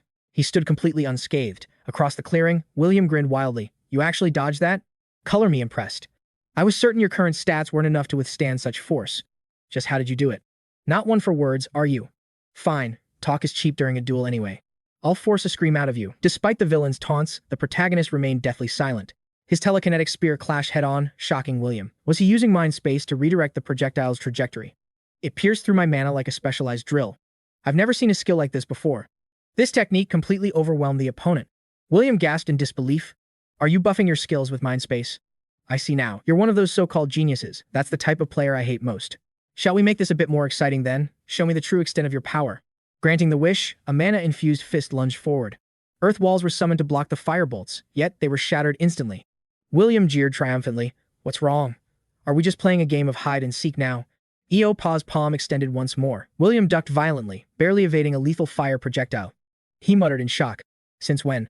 Throughout the battle, 𝗨𝗨𝗏 stayed silent, focusing raw energy into his palm. Another fire bolt grazed the enemy's face. William scrambled to dodge the homing attacks, his face drenched in cold sweat. Enough games, he roared, launching a counterstrike. 𝗨𝗨𝗏 watched the incoming flames with an icy, calm gaze. The telekinetic spear spiraled like a high-speed drill once more. Two massive forces collided in a devastating impact, triggering a massive explosion. William smirked, believing his trap had worked. Finally, out of charges, aren't you? A toxic green mist erupted from his ring, enveloping everything. The lethal shroud swallowed 𝗨𝗨𝗏, turning the sky sickly green. As the haze cleared, a figure became visible. William began his monologue again. This poison is quite effective, but it reveals your vulnerability while casting. You're just a fire and mind space user, after all. He sneered. I can easily nullify your offense if I force your main skills into a cooldown state. You're effectively powerless for the next 30 minutes. It is over for you. My arrows are also on cooldown, so I'll finish this with my trusty dagger instead. Now comes my favorite part. I can't wait to see the look of absolute despair on your face. Will you tremble? Will you beg for mercy? While William was lost in his delusions, 𝗨𝗨𝗏's fist struck. The arrogant fool didn't even realize the lethal threat closing in on him. By the time he noticed, it was too late. 𝗨𝗨𝗏's fist crashed down, caving in William's entire face. His gaze turned razor-sharp as William was sent flying. 𝗨𝗟𝗚 once asked Debo, how did he do it? Back at the tavern that day, 𝗨𝗟𝗚 was desperate for answers. How did he survive that frenzied mushroom toxin? Your boss isn't here, so just tell me. I'll even pay for this entire meal. Debo replied casually. Even if I tried to use it, it'd be useless. That skill isn't for everyone. He calls it Zoom, right? A psychic ability that uses super energy to vacuum and compress the atmosphere. Just when I thought we were finished, he literally inhaled all the poison in the entire area. That's it. Nothing complex. Ibaru froze in shock. What? That's basically a cheat code skill. Debo laughed loudly. My boss is the ultimate broken character. An absolute legendary cheat. This was why William was caught completely off guard, reduced to nothing more than a living punching bag. Despite his teeth shattering, he tried to ask about the poison. 𝗬𝗘𝗚𝗥𝗚 didn't give him the chance, silencing him with a blow.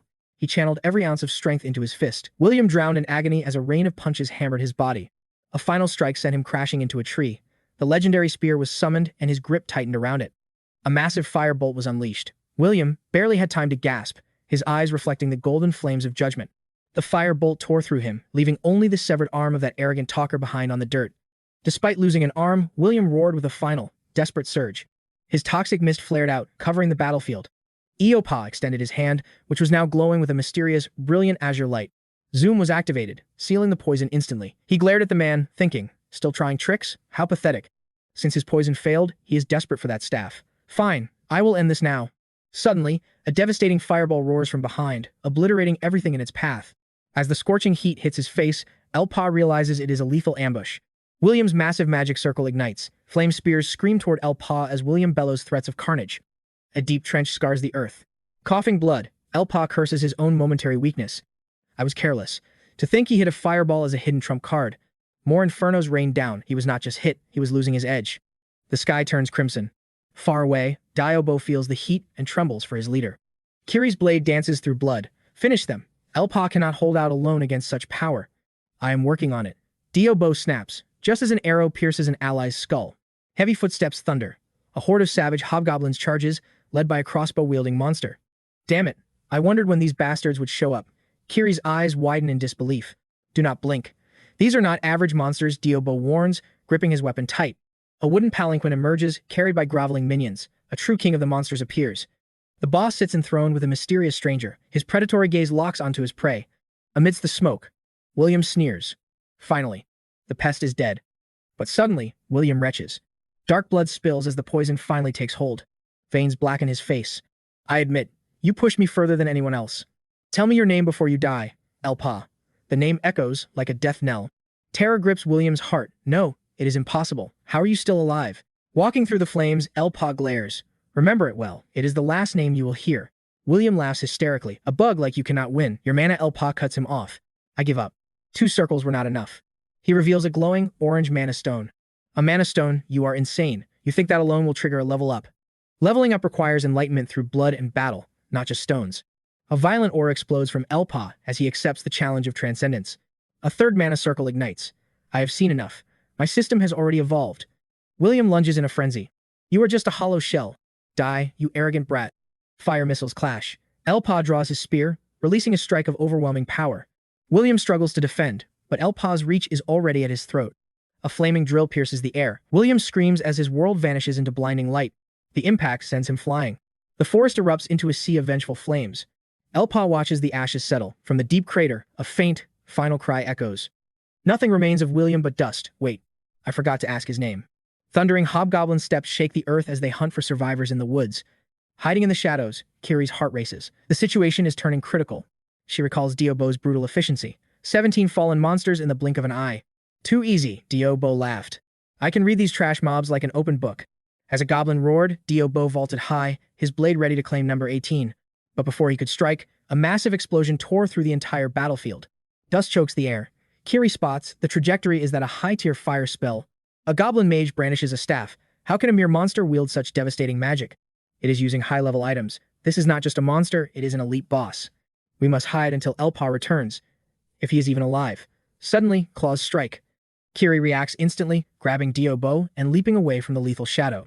A horde of goblins swarmed them. Kiri blocked a heavy blade and hurled Dibbo into the air. Seizing the opening, her sword flashed, cleaving the monster in 2 with a single strike. She caught Dibbo perfectly as he fell. Ch, annoying pests. One by one, I can handle this. Suddenly, a lethal threat spiked. A fireball streaked toward them as Kiri cursed the boss's presence. Another blast erupted. Kiri gritted her teeth, carrying Dibbo as she desperately dove for cover. The area exploded in light. The boss roared in triumph, but a silhouette emerged from the haze. Dibbo stood tall, facing the monster. Kiri collapsed, gasping at his wild and unkempt transformation. His face was a mask of cold fury, Without a word, 𝗬𝗘𝗚𝗥𝗚 lunged forward like a shadow. He collided with the goblin horde, his blade carving through flesh like it was mere paper. A goblin tried a cowardly backstab. 𝗬𝗘𝗚𝗥𝗚 ducked instantly, leaving the creature frozen in shock. The boss unleashed its ultimate fire skill, engulfing the battlefield in a massive, devastating explosion. "Impossible!" Kiri cried. High above the flames, 𝗬𝗘𝗚𝗥𝗚 was descending upon the boss's head. Is he really just level 1? 𝗬𝗏𝗚's eyes blazed. His blade struck as another fireball erupted. Kiri rushed to catch the flying 𝗬𝗘𝗚𝗥. Even the boss was spitting blood from the impact. It let out a death-filled roar. Raising its spear, a terrifying wall of flame ignited. Kiri stepped in front. "Stay back. I've got this." The massive fireball surged toward them. Suddenly, a mana-infused arrow struck the fireball midair, neutralizing the boss's devastating attack. The monster stood stunned. Then, a second arrow's massive power tore the boss's body apart. Kiri stood speechless as the legendary 𝗨𝗚 appeared, arriving just in the nick of time. "Made it just in time, huh?" 𝗨𝗚 waited outside, yawning as the hours passed by. 4 days had passed. Still, no sign of them. 𝗨𝗚's patience was finally wearing thin. "Easy money is nice, but I'm itching for action. No more boring defense quests for me." Suddenly, a commotion broke out. A massive crowd was gathering near the dungeon's entrance gate. The portal turned a deep, bloody red before it began to shatter like brittle glass. "What the?" 𝗨𝗚 yelled. The gate crumbled. Inside, Kay was shouting for a healer. "Get the bishop, now." 𝗨𝗚 rushed over. "Kay, give me a sit rep. What happened?" "Survivors," she whispered. The great gate had vanished. The raid was over. 𝗨𝗚 froze. "They're back?" 3 battered bodies lay before him. 𝗨𝗚's eyes slowly fluttered open. 𝗨𝗚 was already waiting. "You're finally awake?" 𝗨𝗚 looked around, completely disoriented. "You're safe," 𝗨𝗚 stated. "But only 3 of you survived the 𝗤𝗏 merchant raid." 𝗨𝗚's heart sank. "Only 3 of us? Did everyone else really perish inside the gate?" Clutching his wounds, he sighed. "I feared as much. The entire raid party was wiped out." 𝗨𝗚's gaze turned sharp. "Tell me everything. Don't waste the life you worked to save." 𝗨𝗚 delivered the shock. It was a demon. 𝗨𝗚's eyes widened in pure disbelief. "Give me paper. I'll draw it." 𝗨𝗚 stared at the sketch, her face turning pale. A sharp frown creased his brow. Inside the tent, a voice exploded. "This is absolutely absurd." 100 elite representatives from the merchant unions were locked in a very heated debate. It was a 100-man raid, but still just a red gate. How could this happen? "You expect us to believe monsters wiped them out? Our elites don't even break a sweat." Toriel, representing Sky Merchant, shouted, "My own cousin was in that party. Explain this now."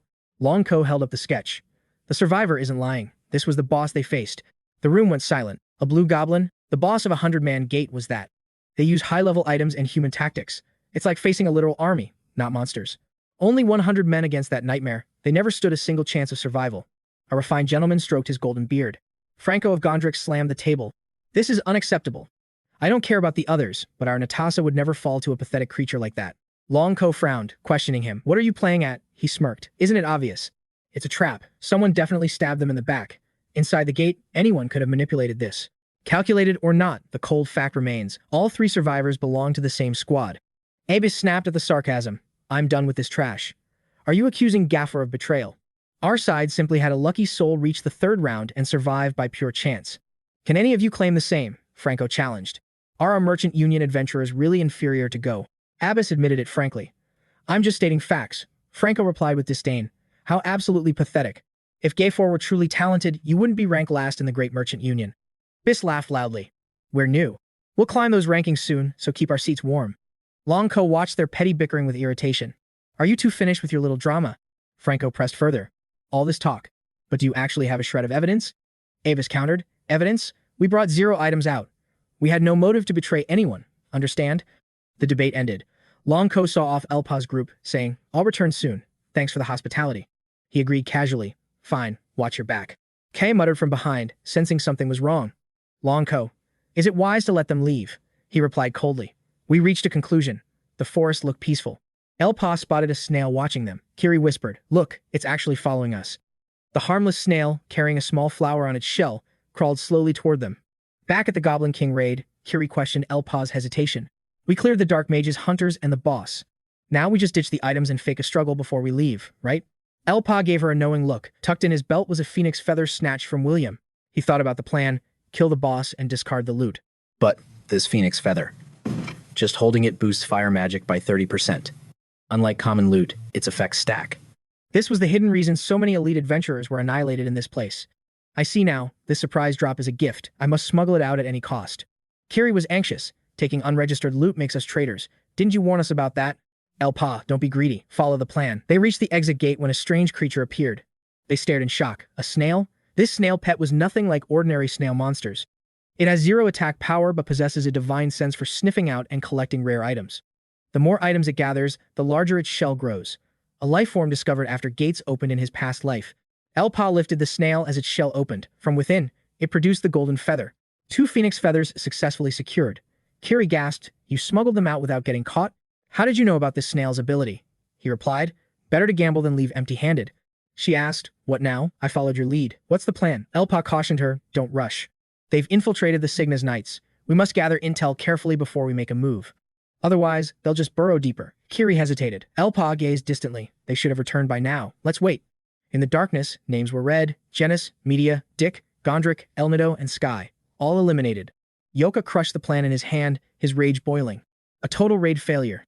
Bijou reported. The boss wiped them out. The raid failed, and only 3 from Go luckily survived. During the meeting, suspicions of a traitor arose. Goffer was accused, not us. But they lacked evidence, so the claim was dismissed. Bijou continued. Mission failed, but we aren't exposed. I'll prep the next phase. The palace felt suffocatingly dark. They weren't caught, 𝗤𝗘𝗚𝗏 growled. Bijou responded tensely, correct. 𝗤𝗏𝗚𝗏 analyzed the situation. Our plan was to eliminate everyone and solo the boss. One survivor must have seen William. But 𝗨𝗚𝗚's report mentions nothing. Is he actually hiding the truth from us? Even so, our influence spans multiple guilds. If they expose our agents, we're in serious trouble. We must remain hidden. What if he realizes an entire alliance is pulling the strings? They alone know the Dark Mage's apostle has returned. What if they leak that forbidden intel?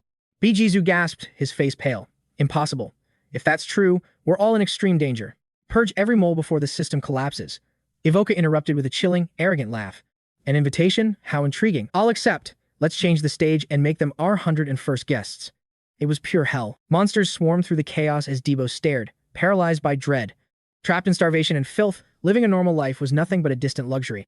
He watched his sister wither from black blood disease, unable to even say goodbye before she passed. This place was a nightmare. He clutched her tattered ribbon. Aaron smirked. Survivors in this dump? She knelt down, eyes gleaming with interest. You look pathetic. Want me to help you? Get lost. That was my first encounter with Aaron. Suddenly, a red-eyed beast lunged, howling with rage. Yes, first place. 𝗨𝗏𝗚 cheered. A member of Aaron's elite squad laughed at his excitement. Only because you were 30 seconds faster, Miria teased. Looks like we found our designated dishwasher. 𝗤𝗏𝗚, your moves are too flashy. Agreed. Aaron beamed. It's settled then. Great job, everyone. Let's move. 𝗤𝗏𝗚 gazed up at Aaron, standing tall like a legendary warrior against the horizon. To him, she was a true hero. 1 year, that's all it took to reshape my entire world. A cold yet compassionate hero, carving a path through the darkness for others to follow. Fighting by her side changed everything. Helping her became my ultimate quest. The teammate burst out laughing. Haha. Dish duty from the death mines to the trial cave. Hilarious, 𝗤𝗏𝗚 snapped. I wasn't even trying. The man chuckled. Right. The great 𝗤𝗏𝗚 couldn't possibly be that weak, could he? You're Aaron's disciple, aren't you? Shouldn't you push your limits to earn her legendary recognition? Blushing furiously, he barked. Stop talking about that. Ahead, Aaron ignored them, focusing on the path. Sohn, is this the way? She nodded, following my brother's trail. This should be the right direction. The atmosphere shifted. Who knew such a hidden world existed beneath the peaks of Mount Ennet? Inside a cabin, a voice pleaded. Sohn begged, the deep levels of the death mines are too dangerous. No one will help me. I need your strength to find my brother. Aaron remained cold and unmoved. You've got the wrong person. I don't take private requests, and escorting you is a burden. You claim to be a guide, but your level 3 skills are completely useless in this zone. There's no proof your brother is alive. Find another adventurer. Sohn burst into devastating tears. 𝗤𝗏𝗚 couldn't stay silent any longer as he watched her despair. Aaron, forgive me, but we're her last hope. No other adventurers have dared enter the trial cave. He vowed, I'll protect her myself. Please, for the sake of the mission, won't you reconsider? Suddenly, a grim scene appeared. A corpse lay ahead, shocking the entire party to their core. No, that's not him. Sohn sobbed. Aaron muttered. Luck's on our side, but why is he dead? These wounds weren't made by monsters. This man was killed exactly 1 week ago. Blood stained the earth. Someone gasped. Wait, if I remember correctly, this man is... Boom! Something plummeted from above, cratering the ground. 𝗤𝗏𝗚 shielded Sohn, trembling from the massive shockwave. What was that? Could it be? Damn it, 𝗥𝗘𝗚𝗏! A massive earth golem roared at them. 𝗤𝗏𝗚 stood firm before Sohn. Get behind me, he commanded, bracing for the monster's impact. Blue lightning streaked across the cave. Aaron's power. 𝗨𝗏𝗚, we're flanking from the left. Now! Ending this now, Miria struck like a gale. Their teamwork was a lethal symphony against the 𝗥𝗘𝗚𝗏. Sohn watched, paralyzed by the violence. A massive, smoking crater lay just a few feet away. 𝗤𝗏𝗚 gasped for air, exhausted. As stubborn as the rumors say. Miria's voice suddenly pierced the silence. Where's Sohn? Has anyone seen her? 𝗬𝗘𝗏 froze. Only her hair clip remained on the bloody ground. He glared at the dark cave, panic rising. Don't tell me she went in alone. Damn it. Why would she move without the team? Aaron's voice turned sharp. Stay alert. A massive mana signature is surging inside. The team froze in confusion. Another boss. Is something still alive in there? Aaron shook her head. I can't pinpoint it, but this entity's power level is off the charts. It's extremely dangerous. 𝗬𝗏𝗏's eyes hardened. I'm bringing her back. It was my job to ensure her safety, and I failed. You two, hold this position. Maria grabbed his arm. Get a grip, 𝗬𝗏𝗏. Listen to Aaron. I'm going with you. A cold voice cut through the tension. Aaron stood firm. Whatever is inside is a threat to the entire MEL world. My mission is to eliminate it. Are we synchronized? Then move out. The cave was a vision of hell. Molten lava surged around jagged rocks, boiling beneath the roots of a colossal tree. Sohn sat there, motionless. Aaron's squad finally reached her side. Sohn, get away from there. Beside her lay a massive, unmoving body. Sohn looked like a hollow shell, her life force drained. The team gasped in horror. Wait, is that a corpse? Sohn whispered, her voice trembling. Yes, this is my brother. She gently touched his cold face. Aaron's eyes narrowed, scanning for threats. 𝗬𝗏𝗏 felt a wave of frustration. Damn it, all that fighting for this. He shouted across the cavern. Stay put. I'm coming to save you. Sohn gave a tragic smile, tears staining her cheeks. She looked at him with profound sadness. So, you followed me after all. 𝗬𝗏𝗏, I knew you would come. You're too kind. But I've crossed the point of no return. What? She continued. Do you know the meaning of 𝗥𝗘𝗚𝗥𝗘𝗦? It means the demon tree. People thought the moving statues were the threat. But those were just puppets possessed by its will. This giant tree is the real 𝗥𝗘𝗚𝗥. The true boss has finally awakened. 𝗬𝗏𝗏 couldn't process the words. Sohn, what are you saying? What's happening to you? Aaron stepped forward, her aura flaring. So, it has a second phase. Don't worry, Sohn. I'll cut this demon tree down. You need to evacuate now. This zone is collapsing. Or maybe, there's something you haven't told us yet. Aaron walked toward her, eyes cold. Like how you're using your own brother as a blood sacrifice? Sohn reached out, a glowing crimson orb pulsing in her hand. You still don't understand, do you? Tears fell as she stared at the orb. It has already begun. The moment you stepped inside, the trap was set. 𝗥𝗘𝗚𝗥's possession skill isn't limited to stone. Suddenly, a shadow flickered. A blade plunged into 𝗬𝗏𝗏's side. Aaron couldn't react in time as the attacker lunged. A massive shockwave shook the ground. 𝗬𝗏𝗏 struggled to stand. Miria, why? He gasped, eyes wide with shock. Miria stood there, her eyes glowing a demonic red. You killed my friend. A white-haired figure screamed from the shadows. It's useless. To them, you're just a target for revenge. The earth shattered. Molten lava sprayed everywhere as a gargantuan monstrosity rose from the depths. The final act was starting. The dark mage San appeared in a new, terrifying form with flowing white hair and blood-red eyes. Explosions rocked the cavern. 𝗬𝗏𝗏 clutched his wound, trembling in pain. Is she possessed by the 𝗥𝗘𝗚𝗥's curse? Aaron's voice echoed through the chaos. 𝗬𝗏𝗏, end this. That's not Miria anymore. Wake up. Miria let out a chilling, mocking laugh. 𝗬𝗏𝗏 gritted his teeth. I know. Damn it all. Aaron channeled her full mana. Her heaven-shattering magic erupted. The force was so immense that giant boulders crumbled into dust instantly. Damn it. 𝗬𝗏𝗏 hissed through the pain. The magic continued to tear the very battlefield apart. He cursed his own weakness. I never should have brought them here. With every spell, Aaron coughed up blood. Roaring with rage, 𝗬𝗏𝗏 swung his axe in a desperate arc. This is all my fault, the blade struck Miria. A choked apology escaped his lips. I'm so sorry, Miria. Suddenly, her hand reached up to his face. Blood leaked from her eyes, but her touch was gentle. Her expression returned to normal for one final moment. Thank you. Please, look after Aaron. Her final words shattered 𝗬𝗏𝗏's heart. Aaron was still locked in combat with the beast. So this is your true form. Her strike shattered a massive rock, but the monster barely flinched. Aaron poured every ounce of her remaining life force into one final, devastating attack. She lunged toward the target. A voice echoed beside her, cheering her on. Aran, rip this thing to shreds. Together, Aaron and 𝗬𝗏𝗏 put everything into a dual strike. The axe buried itself deep into the monster. Die, you piece of trash. Sound ignited her final stats. I offer my soul to the Great One. She lunged with her blade. Aaron's execution was swift. The girl fell, leaving Aaron's heart a cold void. Only the statue remained. 𝗬𝗏𝗏's eyes widened. The boss wouldn't fall easily. Suddenly, a splitting headache crippled his concentration. Recognition flashed in Aaron's eyes. Kill me now, 𝗬𝗏𝗏 screamed. Finish me before the system takes over. Hurry, before I do something unforgivable. Aaron gripped her weapon, cursing the cruel hand of fate. Forgive me, 𝗬𝗏𝗏. He smiled amidst the agony. Maybe this is the right penalty for my foolishness. I'm sorry. Everyone. This is my fault. Aaron, strike now. 𝗬𝗏𝗏's vision blurred, revealing a familiar face. His sister? Why was she standing in this hellscape? Who brought her here? Was it you? Aaron's image flickered. Don't worry. I'll end your suffering quickly. Pure rage consumed 𝗬𝗏𝗏's logic. You dare involve my sister in this? I'll never forgive you. A titanic aura erupted from 𝗬𝗏𝗏. His physical form began a terrifying evolution. Like a beast, he lunged at Aaron. Before she could react, a devastating blow struck her guard. His combat instincts were off the charts. Steel clashed violently until she finally drew monster blood. In a blink, Aaron moved behind Daibo's blind spot. He turned, but Aaron's axe was already mid-swing. Lightning scarred the earth as she delivered a crushing blow. Let's finish this. Final skill. But Daibo leaped onto the monster, intercepting her with godlike speed. You idiot, Daibo, Aaron hissed. This is the only opening. I can't stop now. I'm sorry, Daibo. Her ultimate attack shattered the monster into a million fragments. The battle ended, and Daibo reverted to human. What happened? Is the curse still active? Aaron collapsed, a faint smile on her lips. You're awake. I'm glad I could say goodbye. Daibo's hands trembled as he held her. No, why didn't you just kill me like I asked?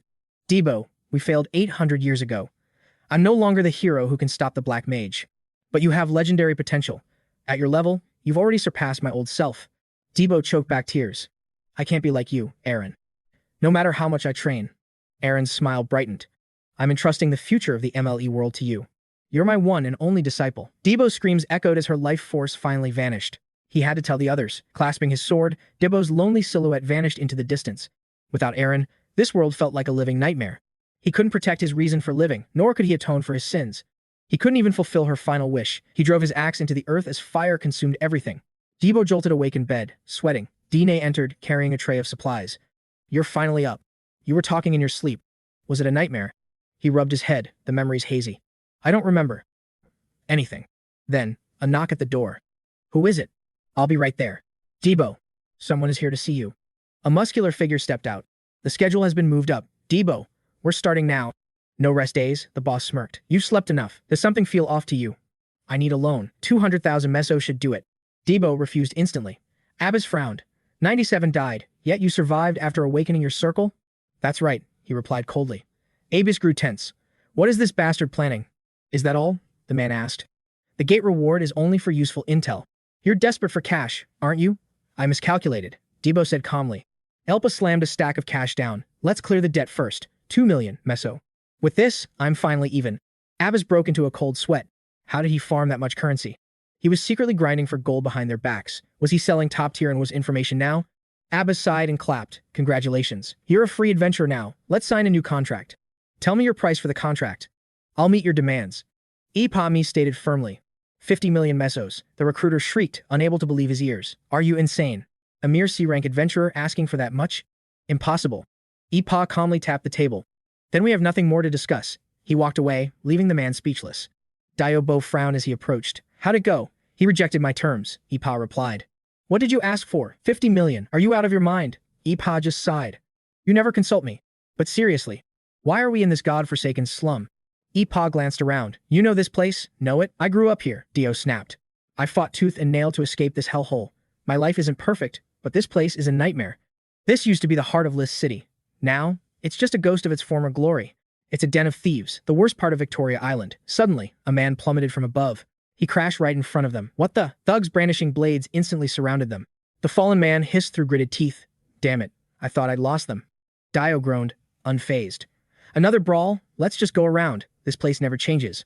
Suddenly, the man screamed, Boss, you're late. These punks tried to rob me. Help. With tears streaming down his face, the man grabbed Dio's leg. Please, save me. Dio's eyes nearly popped out. Who are you calling boss, you lunatic? Look at that face. So, you're the boss, huh? A thug with a jagged blade stepped forward, eyes cold. Your lackey stole our haul. Pay up, or none of you leave alive. 3 million mesos, now. The man hid behind Dio, shouting, I didn't steal anything. Your tiny eyes can't see straight. Stop blaming the innocent and get lost. The thug roared. You little brat, you want to die. Suddenly, thick stacks of cash slammed into the thug's face. 3 million. Take it and go. 𝗞𝗚𝗟 didn't even blink. Dio was flabbergasted. Why? Why would you give them that? Ignoring the chaos, 𝗞𝗚𝗟 looked at the man. Raf, follow me. Raf froze. You know me. Later, Raf asked, you want me in your party? What's the pay? 0, 𝗞𝗚𝗟 replied flatly. I just threw your pay to those thugs. What guild are you? None. Are you kidding me? Why would I join a nobody? Dio exploded. Give us back the 3 million, then you thief. Raf just smirked. I never asked you to pay.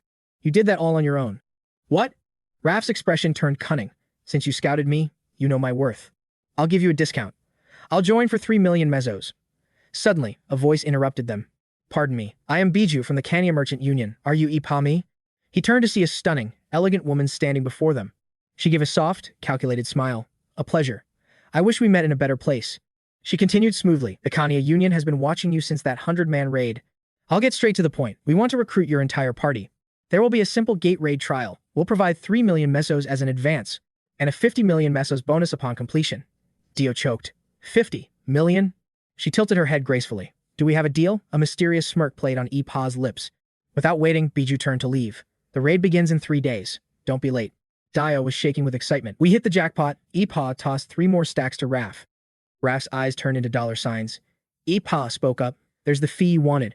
A 1-year contract. Survive the raid, and I'll give you 70 million more. Wait, what? 10 million for this guy. Boss, stop. 𝗞𝗚𝗟𝗏 ignored him. Move it, or we'll be late. Late for what? Hey, boss. Dio suddenly stopped dead. He saw the radiant Kiri.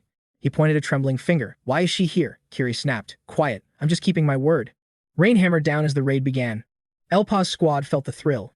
A perfect day to conquer the gate. 5 squads, 50 hunters total. This should be more than enough to dominate, right? Raph sneered. Will this dead weight kill my profit? Bijou stepped forward. I'm from the Che Merchant Group. System Intel. This is an orange-grade gate with 50 hunters max and 3 distinct seals. A total cakewalk, the hunters boasted. 𝗨𝗟𝗏 watched in silence, his mind racing with hidden calculations. He expected the Khania Merchant Guild's call, but they diverted him here. They're already moving into this territory. The timeline shifted from my past life, but this gate's layout remains identical to my memory. Everything follows my design. System alert. All units must fire flares upon discovering the hidden second gate. Do froze in shock. A second gate? What kind of anomaly is that? Kiri sighed. Gates have color-coded ranks. A second gate is a lethal hidden dungeon within the portal. Orange gates are dual-layered. We must conquer the inner dungeon or we won't make it out alive. New terrain, deadlier monsters. Pay attention, rookie. Debo barked back in pure frustration. Raph's lip curled. Such pathetic amateurism. Debo exploded. Shut it, before turning back to 𝗨𝗟𝗏. Listen, 𝗨𝗟𝗏. A contract doesn't make you the boss. True leadership is earned in blood. The strongest should lead, right? 𝗨𝗟𝗏 smirked, sensing the man's transparent greed. Fine. Leadership goes to whoever contributes most in this gate. Debo's eyes gleamed with malice. This rookie is a fool. Once I'm leader, I'll break him. Good luck, Kiri whispered. Finally, the quest starts. Du grinned. Clearing this meant 50 million mesos in the bag. Moving out. Raph scoffed. A picnic? I won't see you little amateurs for much longer. Debo snapped. That's it. I'm ending you right here, bastard. Let's settle this now. He flashed a middle finger in rage. Raph just yawned, cleaning his ear. Predictable and boring. Why bother? I don't waste time on idiots. Du's scream echoed. Why him of all people? Why did the boss hire that prick? He's ruining the entire team's morale. Suddenly, horror struck. A swarm of monsters ambushed them from the shadows. Help. Save me. Hold the line, don't scatter. Evil eyes swarmed the ranks. One lunged, pinning Du to the ground. Du gasped in agony. The beast bared its talons, aiming straight for his jugular. Like a blur, Raph's boot connected, sending the demon flying. Stay calm and keep your head. Kiri's heart sank. The gate's core was buried under the swarm. Then, a mysterious crimson flash appeared.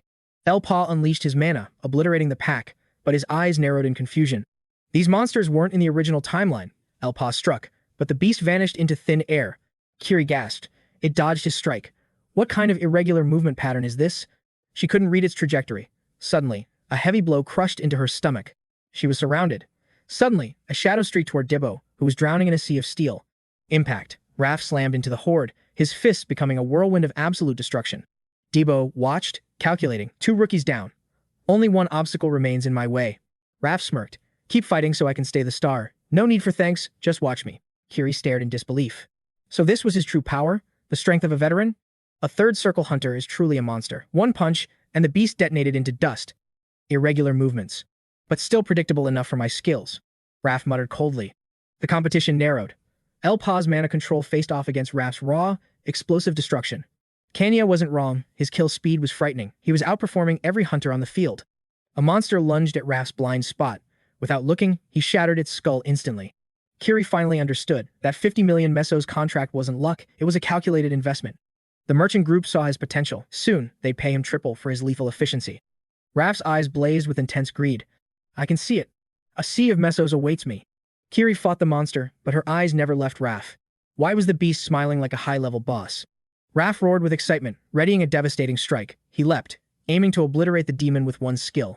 Suddenly, 𝗨𝗟𝗏𝗡 blurred into view, kicking him away. Raph froze in total disbelief. What? Sent flying, Raph gasped. A sneak attack. Why fight me? 𝗨𝗨𝗏𝗡 replied coldly. Don't bother thanking me. Raph was baffled. Suddenly, monsters approaching from afar were shredded by glowing blue light arrows from the sky. Raph demanded answers. From a wider perspective, the true scale of the ambush was finally coming into view. A cloaked figure stood in the shadows, firing legendary bow shots imbued with shimmering blue energy. 𝗬𝗘𝗚𝗥𝗦 pinpointed the sniper's location across the field. He lunged back into the fray to engage. More arrows rained down, piercing demons. The sniper's eyes widened as 𝗬𝗘𝗚𝗥𝗦 analyzed the shifting battlefield data. He fired. A red arrow homed in, and the sniper's position exploded. Raph stared, completely paralyzed by the sight. The enemy used a demon eye to parry and counter. He's fast. 𝗬𝗘𝗚𝗥𝗏 screamed, "Boss, watch out." 𝗬𝗘𝗚𝗥𝗦 glanced back. Thousands of arrows were locked onto him. The ground behind him vanished in flames. 𝗬𝗘𝗚𝗥𝗏 cried out as blood blossomed on the boss's arm. Had his counter skill actually missed its mark? Attacks came from every angle. Kiri yelled, "It's too dangerous. We must evacuate this zone immediately." Raph looked up. Escape where? Panic rose as a sky full of glowing blue arrows targeted their coordinates. The others scrambled for cover. Damn it. Move. Get out of the kill zone now. Arrows found their marks. Kiri unleashed a massive light blast, vaporizing the projectiles to shield a terrified girl. Move it. Kiri snarled at the survivors. Into the forest if you want to stay alive. We can't, they screamed. A dense horde of monsters blocked their only escape route like a living wall. Within the shadows, countless red eyes glared. The forest was a death trap teeming with high-level predators. A massive explosion rocked the woods. Path cleared. 𝗬𝗘𝗚𝗥𝗏𝗏 shouted. Raph surged forward to lead. They sprinted through the rain of arrows. 𝗬𝗘𝗚𝗥𝗏 panicked. Boss, we're sitting ducks. This is certain death. 𝗬𝗘𝗚𝗥𝗏𝗏 countered the blue volleys. 𝗬𝗘𝗚, listen well. His voice boomed over the chaos. He's tracking us instantly. Master 𝗨𝗟𝗧𝗜𝗠's warning about this high-level player was no exaggeration. 𝗨𝗟𝗧𝗜𝗠 drew her bow, targeting the two leaders. I'm sorry, 𝗬𝗘𝗚𝗥𝗏𝗏, she whispered to the wind. I'll end your quest here. Her arrows twisted through the trees like heat-seeking missiles, hunting their prey. Tch, how is a mage that agile? 𝗨𝗟𝗧𝗜𝗠 cursed. She squinted at the group. Wait, someone is missing. A crimson glow erupted behind her. Nia spun around just as a devastating blast shook the forest. 𝗬𝗘𝗚𝗥𝗏𝗏 stood amidst the flames. Direct hit, 𝗬𝗘𝗚 cheered from a distance. The plan worked perfectly. It's all thanks to the great 𝗬𝗘𝗚. Before he finished, a blade pierced his back. Blood sprayed. Kiri shrieked. Even the boss was stunned by the system's sudden, lethal curveball. Arrows descended like a blue curtain of death. No one was safe. Screams of agony filled the air. Kiri dragged the bleeding 𝗬𝗘𝗚. An arrow pierced her leg, sending them both crashing into the dirt. The barrage didn't stop. Suddenly, Raph dove in, scooping both of them up in a desperate dash. I'm too young to be a single dad of two, Raph grumbled. His allies stared in disbelief. Nia wasn't letting go. Run all you want, she hissed. You can't escape my targeting system. She fired relentlessly. The trio neared a clearing. Is this direction safe? They gasped in exhaustion. 𝗬𝗘𝗚 snapped back, I don't know. Shut up and trust the boss. Raph cursed. How is your mouth still this annoying while dying? They broke through the brush. The second gate. Did 𝗬𝗘𝗚𝗥𝗏𝗏 know the secret location? We're saved, Raph cheered. Only 100 meters. We'll beat the enemy to the portal for sure. He lunged for the gate. 𝗬𝗘𝗚 reached out. Wait, we can't enter without the boss. This is what he wanted. Raph snapped. We'll wait for that bastard inside the safety zone. He didn't see the arrows coming. A massive explosion obliterated the path forward. 𝗬𝗘𝗚 tumbled back. Raph stood paralyzed. Why was the attack coming from the front? Has he truly evolved this much in such a short time? Arrows screamed toward his heart, but a mana-infused blade intercepted the strike. A heavy axe grazed his cheek. Raph knew exactly who threw it. It was 𝗬𝗘𝗚. He recognized the spear the leader had seized. Disappointment washed over Raph. Damn it, he roared in frustration. Suddenly, heavy logs were hurled into the sky. A blinding flash flickered from the shadows. Nia froze, sensing a beast moving like the wind. Naya's arrow struck true, piercing the creature's hide. It let out a guttural shriek before being blasted back into the distance. Was it another demon eye? Why did it stop? Is it trying to lure me into a trap while it stalls for time? Naya vanished behind an ancient oak. How foolish, he sneered. I will play your little game until you are gasping for air. 𝗬𝗘𝗚𝗥𝗏𝗏. Memories of a blood-soaked past began to resurface. In the 13th year, Lord Y initiated the selection. 300 assassins entered a trial of death where only 5 would remain. Nia stood drenched in the freezing rain. Clutching a severed head and covered in wounds, he was the last one standing. The massacre lasted 7 days, yet no one could find him. For his lethal stealth, Lord 𝗨𝗟𝗏 dubbed him the Ghost. His sapphire eyes snapped open. Like lightning, his arrow tore through the demon eye, leaving it mangled and desperate. Naya cursed his narrow miss. Suddenly, a golden arrow shredded the air, embedding itself inches from his head.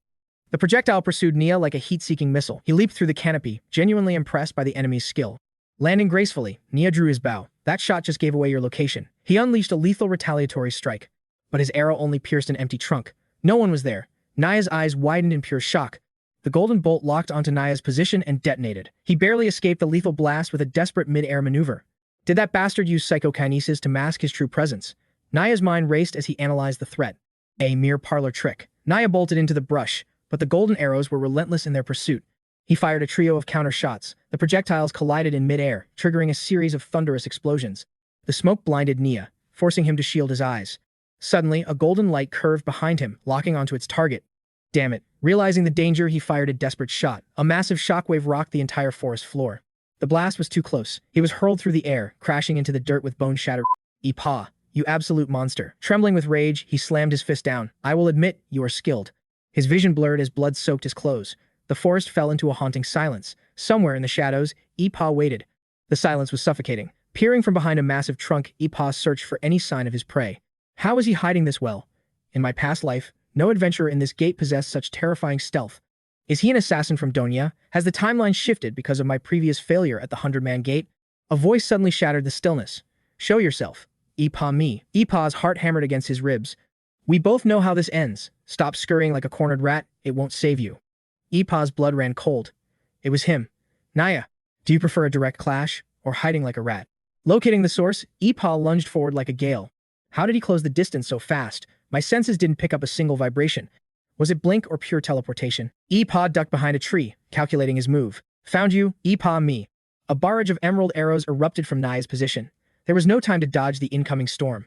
High atop the frozen peaks where blizzards howl, a golden radiance suddenly ignited the sky.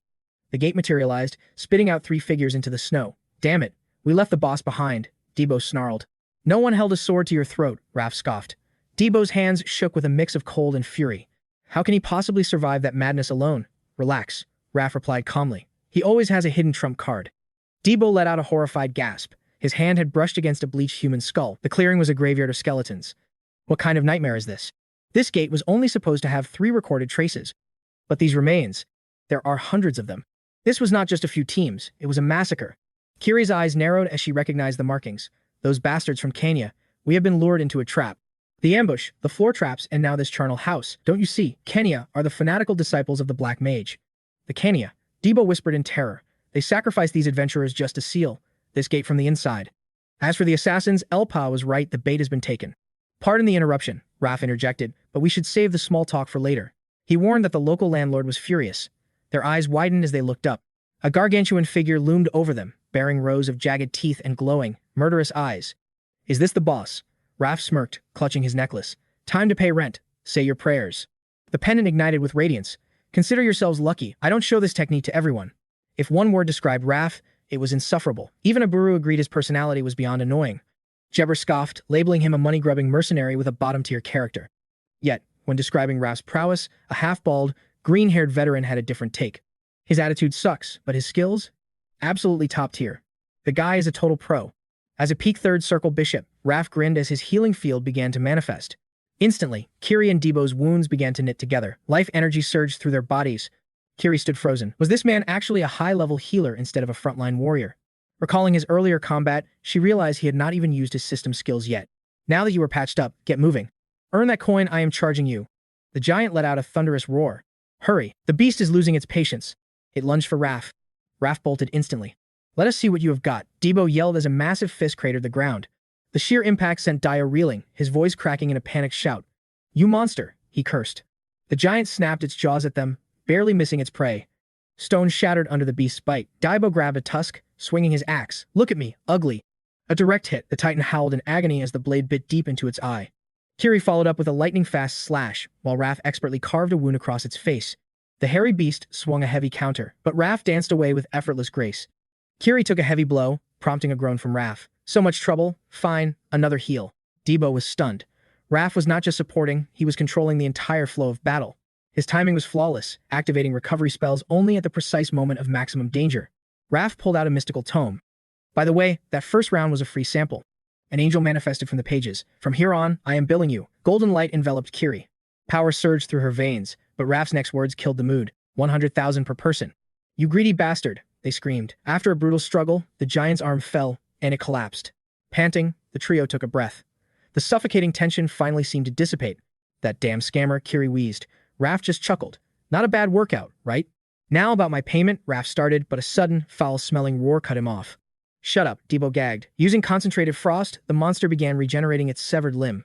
The cave trembled under the weight of the roar. Debo's face paled as he sensed the shift. The giant's eyes had turned into shards of ice. Even the blinded eye was growing back. The beast had fully recovered. Meanwhile, 𝗨𝗚𝗚 was running for his life, gasping for air. Nia's arrows rained down like a relentless storm. 𝗨𝗚𝗚 could not pinpoint the shooter's location. A third circle archer using blink, it was like fighting a ghost that could teleport at will. Blink should only work on fixed coordinates, 𝗨𝗚𝗚 calculated. How is he moving so fluidly? Nia's mockery echoed through the air. Your tricks are useless. I am literally falling asleep here.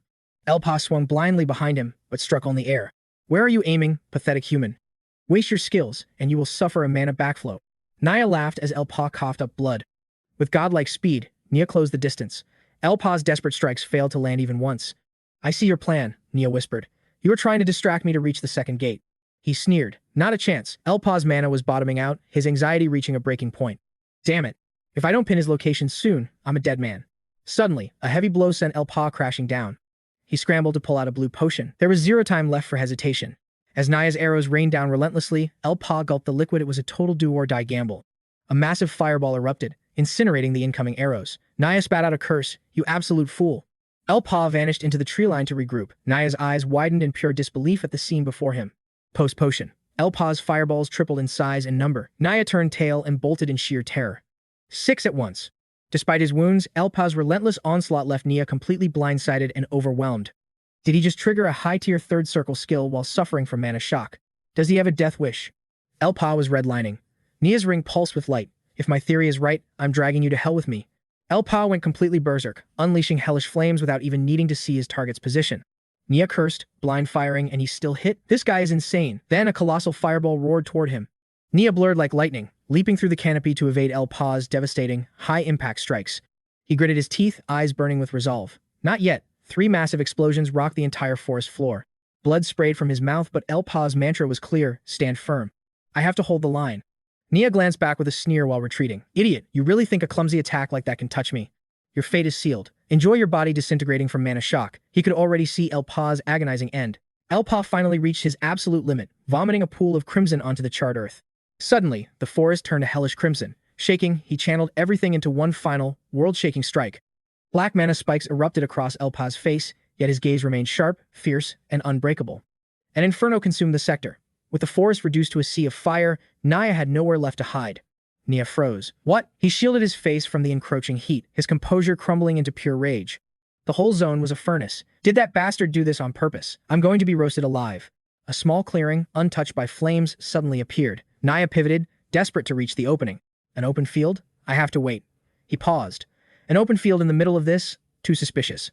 A shadow flickered past. No, a voice thundered from the trees. Get back, it's a trap. As Nia charged, his brother appeared out of nowhere, delivering a heavy blow that sent Nia reeling back. Before he could recover, a massive boulder hurtled through the air, aimed straight for his spine. Brother, Nia shrieked. High above, his brother notched an arrow. Cursing loudly, damn it. The arrow shattered the boulder, barely saving Nia, but the force sent him crashing hard into the dirt. A silhouette emerged from the flames. 𝗨𝗚𝗚, staff in hand, whispered coldly, found you. Nia reacted instantly, using his bow to vault backward, narrowly escaping 𝗨𝗚𝗚's lethal lunge. He avoided the strike, every nerve on edge. 𝗨𝗚𝗚 swung his staff again, but Nia danced out of reach. Nia countered with a lethal spin kick. 𝗨𝗚𝗚 barely leaned back as the boot whistled past his nose. I'm at my limit, 𝗨𝗚𝗚 realized. I have to end this right here, right now. Scanning for an opening, 𝗨𝗚𝗚 slammed his staff against Nia's bow with bone-crushing force. The bow clattered away, and Nia lost his balance. Without a beat, 𝗨𝗚𝗚 buried a boot deep into his gut. Nia was sent skidding across the ground. 𝗨𝗚𝗚 raised his weapon, ready to deliver the final execution. Paralyzed by agony and the impact, Nia could only watch as his certain death descended from above. Suddenly, an arrow whistled between them. 𝗨𝗚𝗚 recoiled, forced to give up his finishing move. The brother leaped down, shouting, Get up, Nia. He's out of mana. He can't cast another spell. It's over. He drew his string tight, aiming a killing shot directly at 𝗨𝗚𝗚's heart. But 𝗨𝗚𝗚 was one step ahead. A hidden blade whistled through the air, targeting the brother's throat. He aborted his shot to dodge. Psychokinesis? Is he using mental control to conserve his remaining mana? Gritting his teeth, the brother began to weave through the trees, desperate to break 𝗨𝗚𝗚's focus. A shadow flickered through the smoke, closing the distance in a flash. It was Nia. He lunged with a hidden dagger, aiming for the waist. 𝗨𝗚𝗚's staff parried instantly as he retreated. Seizing the momentum, 𝗨𝗚𝗚 commanded his blade to surge forward in a deadly arc. But the older brother's bow swung like a club, knocking the steel aside with a heavy thud. Mere tricks, he roared, firing a shot. But 𝗨𝗚𝗚's telekinesis sent boulders crashing into him first. With the opening created, 𝗨𝗚𝗚 closed in on Nia, his staff raining down an overwhelming barrage. A mage, skilled in melee, a brutal knee smashed into Nia's gut. forcing blood from his lungs. Focus. I must keep fighting. 𝗨𝗚𝗏's mana flared as his sword took flight once again. The blade hounded the older brother, while 𝗨𝗚 successfully disarmed 𝗤𝗏 with a crushing strike. Raising his staff to deliver the finishing blow, an arrow suddenly pierced 𝗨𝗚𝗏's arm. 𝗤𝗏 sneered. Nice shot, brother. He kicked 𝗨𝗚𝗏 back, sending the staff clattering to the ground. Reclaiming his dagger, 𝗤𝗏 advanced toward the wounded 𝗨𝗚𝗏 to end his life. One arm left. Pitiful, 𝗨𝗏 mocked. That arrogance would be his final, fatal mistake. 𝗨𝗚𝗏 lunged, using his remaining strength to strike 𝗤𝗏's wrist, sending the blade flying. Damn it. 𝗤𝗏 gasped in a panic, barely catching the falling dagger midair. But in that split second, 𝗨𝗚𝗏's hand clamped onto his arm. 𝗤𝗏 froze in pure terror. 𝗨𝗚𝗏 twisted the wrist with a sickening crack. 𝗤𝗏 screamed, "Let go, you bastard, want more arrows." Ignoring the threats, 𝗨𝗚𝗏's artifact began to glow with an intense, divine light. A massive fireball manifested behind him. "Wait, stop," 𝗤𝗏 screamed, turning to flee in horror. The brother wailed from the distance. Then, a world-shattering explosion engulfed everything in flames. A body was hurled from the blast. 𝗨𝗏 crashed into a tree, his bones rattling from the shockwave. He collapsed, gasping for air. On the other side, the older brother watched in frozen disbelief. What is this? A shimmering blue barrier manifested, sealing the entire battlefield. Worried for his brother, 𝗤𝗏 masked his face and charged back into the raging inferno. Like a predator, 𝗨𝗚𝗏 descended from above, an arrow poised to strike his terrified prey. 𝗨𝗏 swung his cloak to block his vision, cursing the monster that pursued him. 𝗨𝗚𝗏 dove through the fabric, eyes burning with a kill or be killed resolve. Die. Blood painted the air in a gruesome spray. One life had finally flickered out. The barrier shattered. The older brother sprinted inside, his heart heavy with dread. "𝗤𝗏," he wailed, seeing a figure kneeling on the ground, struggling to stay upright. He rushed to support him. "Get up, 𝗤𝗏, we have to leave this place." The hooded figure whispered, "We've fought too long." The phoenix feather. "No, not now." Then, his eyes fell upon the cold corpse nearby. "Nia?" The realization hit like a hammer. The person in his arms wasn't his brother. Without hesitation, 𝗨𝗚𝗏 drove a blade through the brother's heart. The victor was decided. Panting, 𝗨𝗚𝗏 dropped the knife. "I'm sick of archers." He collapsed as darkness took him. Amidst a mountain blizzard, a cave groaned as a titanic battle cracked the very stone. The behemoth slammed 𝗬𝗏 into the frozen earth with bone-crushing force. It conjured lethal ice spikes, but 𝗬𝗏 rolled away, his breath coming in ragged gasps. The giant pressed its relentless assault, giving 𝗬𝗏 no room to recover or stand. As it prepared a final blow, Raph appeared behind it. The beast swung a massive fist. Raph moved like a ghost, vanishing before the crushing impact could connect. "Too slow," Raph mocked, targeting the eyes. The beast instantly encased its face in ice. "Cheech, so stubborn," Raph hissed, then a massive hand swatted him like a common insect. Raph struggled to his feet, spitting blood and cursing. This war was far from over. With death looming, Kiri's radiant burst cleaves the beast's hand. "Our debt is settled," she declares. She hauls Raph to safety, narrowly escaping the Titan's crushing reach. The monster's high-speed regeneration triggers instantly. It retaliates with a devastating ground pound. Driven by madness, the giant leaps high, its roar shattering the very air. The impact fractures the earth. Within the dust, Raph activates his healing pulse ability. Vitality restored. 𝗬𝗏 leads the charge. "Raph, do you have a winning strategy?" At this rate, a frantic warning cuts 𝗬𝗏 off mid-sentence. Behind you, 𝗬𝗏's survival instincts flare as he barely dodges the massive fist. The scale of this thing is insane. Raph shouts his tactical orders. "Keep it distracted. I'll target the sword embedded in its ice armor." 𝗬𝗏 takes point. He braces his weapon to tank the Titan's heavy strike. Trembling under the weight, he signals the opening. Kiri and Raph accelerate to max speed. Denied. A sweeping blow hurls them back. 𝗬𝗏 maneuvers along the monster's arm. Does it possess high intelligence? It's not just a brainless tank. The giant's arms become a lethal whirlwind, keeping the party trapped in a storm. A fatal opening. 𝗬𝗏 is pinned beneath a mountain of stone. The monster readies a finisher. "Raph, heal me now." Kiri's voice cracks with desperation as she watches. Too late. The ground pulverizes under the impact. "𝗬𝗏," she screams in horror. Raph is staggered by the shockwave, unable to cast. The giant's aggro shifts to them. "I only have 4 heals left. Scatter. Now," Raph barks out orders. Frost projectiles rain down. Kiri takes a direct hit and is sent flying. "Damn it. I told you to move." Raph curses while channeling mana. He casts heal, but Kiri remains unconscious. She fainted. What a waste of MP. 𝗬𝗏 lies broken in the snow. The giant focuses its bloodlust entirely on Raph. Consciousness fades into a memory. 𝗬𝗏 stands before the master, 𝗨𝗚𝗏. Indeed. You finally gathered enough EXP to reach the second circle. 𝗬𝗏 is stunned. "Can I really do it?" "It depends on your enlightenment," 𝗨𝗚𝗏 replies. "What is enlightenment?" "Teach me the secret." 𝗬𝗏 demands answers. 𝗨𝗚𝗏 sips his tea calmly. "Mana paths are unique. My experience won't help you. Find your personal keyword, something tied to your soul's deepest memory." In the present, 𝗬𝗏's heart begins to beat like a thunderous war drum. An explosion of energy erupts. Daibo's eyes burn with a legendary desire to survive. Seizing the moment, 𝗤𝗏 lunges forward. The giant reacts with a defensive stance. Steel cleaves through stone. Raph stares in shock. He cut through that hide? On 𝗤𝗏's wrist, 2 circles glow brilliantly. The bastard. He reached the second circle. Fueled by the system's power-up, 𝗤𝗏 charges with the gaze of a predator. He blinds the beast, then drives his weight into the sword hilt in its chest. The blade pierces the core. The monster lets out a soul-shattering shriek of agony. A desperate counterswing slams into 𝗤𝗏, sending him crashing into the frozen earth. Well done, 𝗤𝗏. Raph praises him while flanking for a follow-up. Casting rapid recovery, Raph urges him on. 𝗤𝗏 shatters the ice to break free. The Titan bellows. 𝗤𝗏 regrips his weapon and launches into a final sprint. Crack. A heavy fist draws blood from 𝗤𝗏's brow. He grits his teeth and holds. From the rear, Raph pours his remaining mana into a shield. But the giant adapts. It snatches Raph mid-cast, crushing him in a massive, icy grip. You brainless beast. Still think you can touch me? RF clutched his necklace, triggering a mid-battle recovery. While the Titan was distracted, 𝗤𝗏 seized the opening, raising his axe to strike the embedded blade. The giant shrieked in pure terror. 𝗤𝗏's eyes burned with the fierce fire of a hunter's determination. With a bone-shattering swing, the axe collided. The blade pierced the control core, obliterating it into shards. 𝗤𝗏 swung again, burying his axe into the beast's hide and drawing a roar of agony. The strike pulverized the energy heart. The monster lost control, but 𝗤𝗏 delivered one more devastating blow. The beast thrashed wildly, throwing 𝗤𝗏 off balance and slamming him into the distant mountain wall.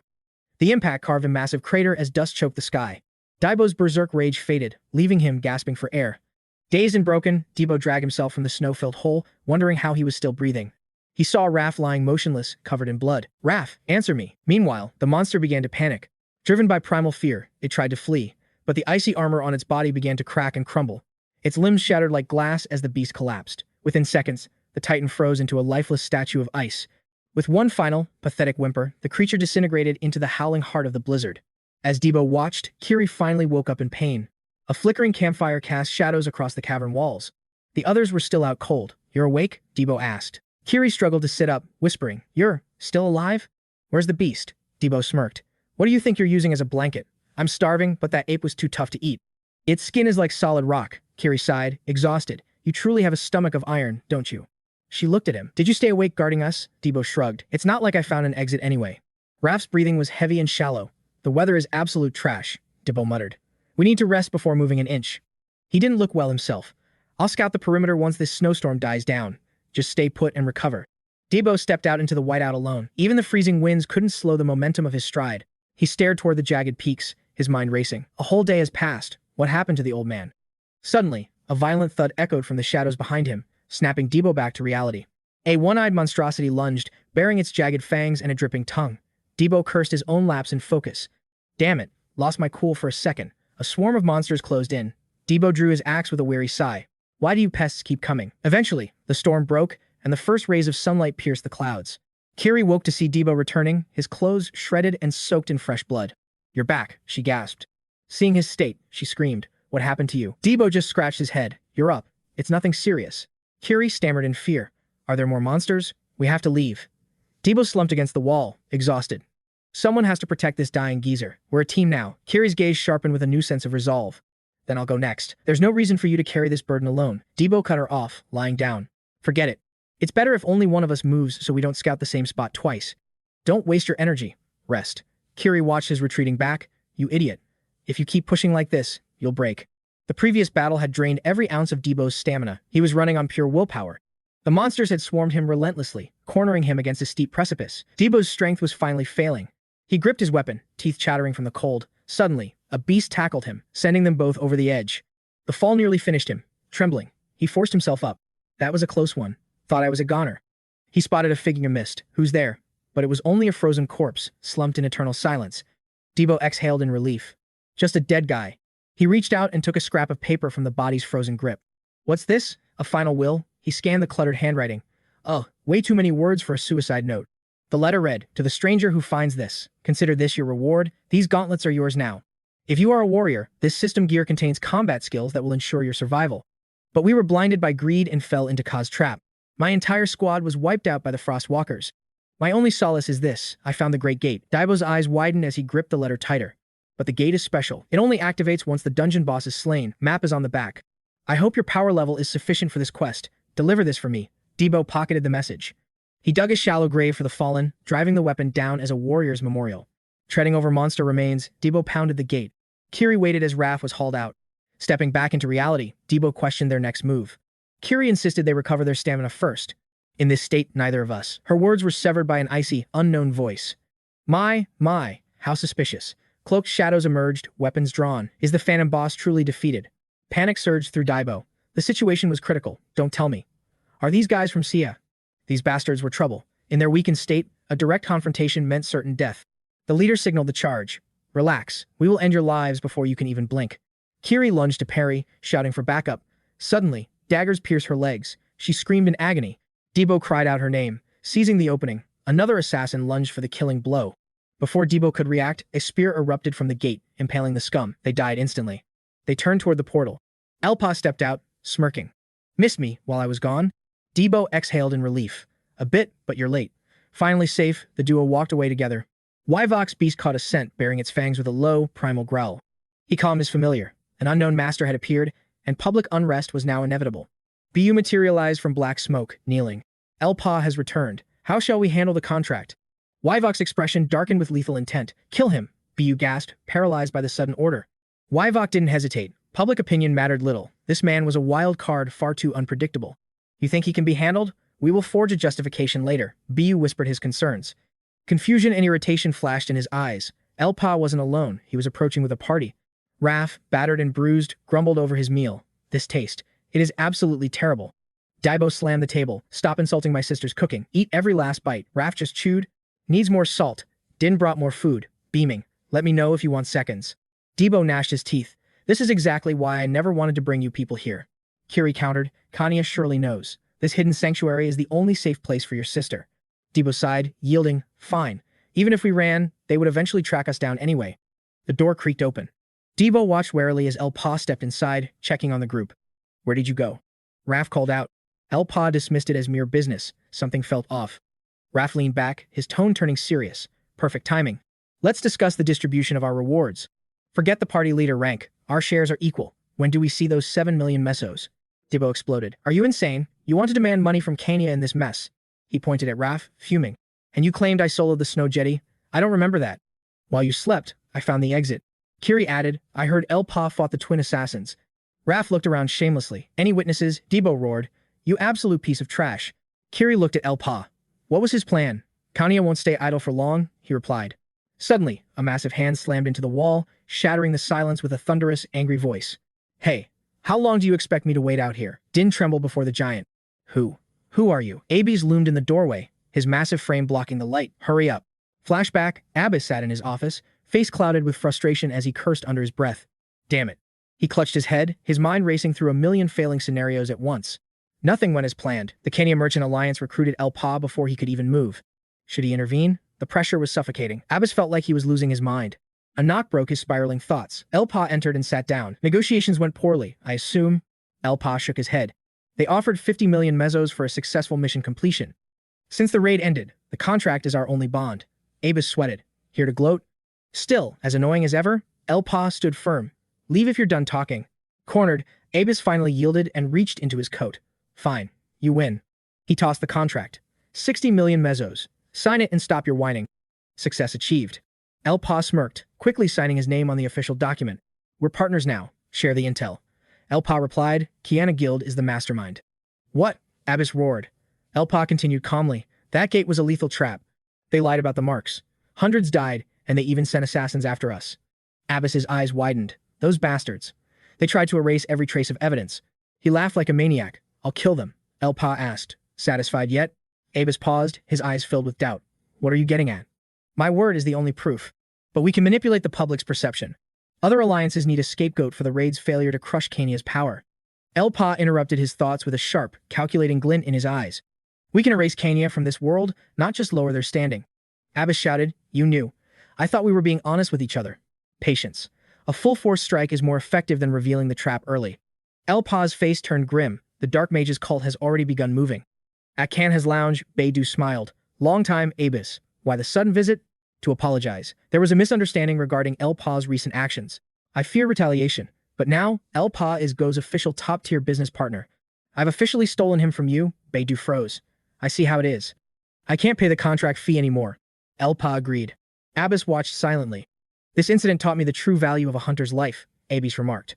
I'll treat everyone according to their worth now, Beidou asked. Meaning? He smirked. I've hired elite guards to provide constant protection for his team. Guards took positions around Debo's home, watching every single shadow and corner. Beidou trembled. Abbas's voice grew heavy with a cold, threatening pressure. His team is exceptionally useful. He laughed, staring her down with pure malice. Anyone targeting them faces the entire Go Merchant Alliance. Do you understand? Beidou stood speechless. Inside, Debo screamed, 60 million, are you insane? Kiri watched the guards. Are these really from the Gafor Merchant Alliance? Raf appeared, cheering. Incredible, 𝗨𝗚𝗚𝗏. Your business sense is truly S-rank. 𝗨𝗚𝗏 remained stoic. This party was more eccentric than the system suggested. Time to prune the weaklings, Raf joked. Debo's anger boiled over instantly. You jerk, Raf posed proudly. No bishop in Canham matches my perfect skills. In all of Meebo, his ego was unmatched. Debo gave him a disgusted look. I heal, protect, and lead. I am the ultimate support-type player. Yeah, right, Debo growled, rolling up his sleeves, ready for a brawl. But kid. Raf's eyes sharpened. You're a real monster. Debo blinked. What? You soloed the boss while unconscious. That's some glitch-level combat ability. Kiri agreed. Your fighting style was terrifyingly aggressive, even while you slept. Debo frowned at his hazy memories. I can't remember a single thing. Just a dream. Of a strange woman. We felt incredibly close, somehow. We bickered like family, but every time I wake, her face vanishes. All I recall is her wielding a massive polearm. 𝗨𝗚𝗏's face paled, struck by a sudden, chilling realization. What? A polearm?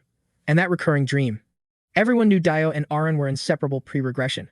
Could his past life's power be awakening while he's unconscious? What is happening?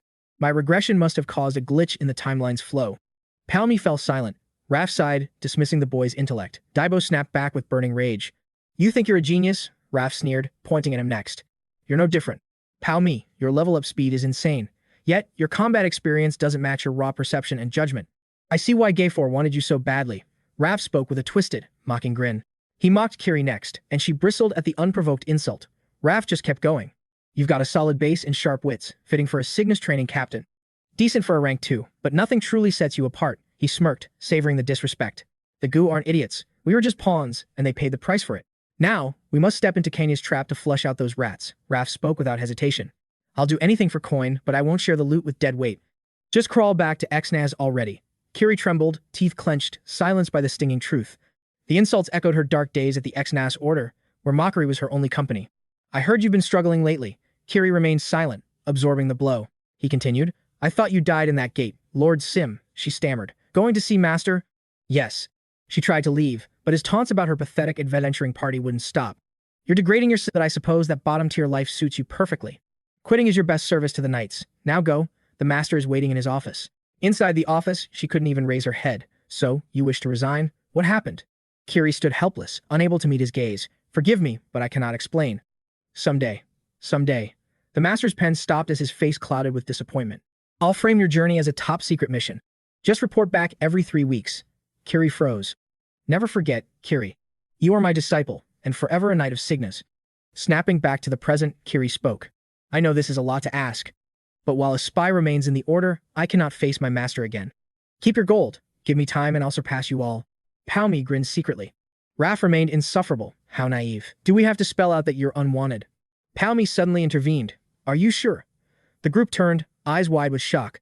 Raf's face twisted. Hey, what are you saying? 𝗨𝗏𝗏's gaze turned icy. Letting her go alone helps no one. And Raf, your assessment is flawed.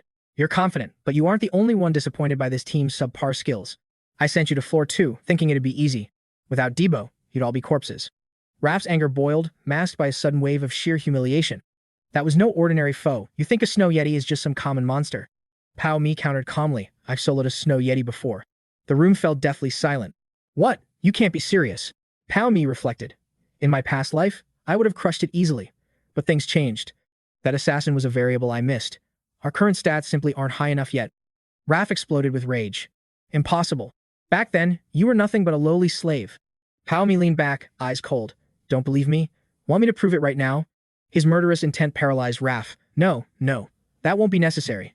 𝗨𝗏𝗏 smirked. Simple. Get stronger. We have 1 month before the next stage begins. Violence is the ultimate shortcut. Pa's voice dripped with a lethal, enchanting malice. Elsewhere, Beidou knelt in submission. Their grand design was crumbling before it even began. Clashing with Go will put us under the world's microscope, he warned. Ivok sneered. Was that negotiation just a puppet show? BU's reply was cold, uncertain.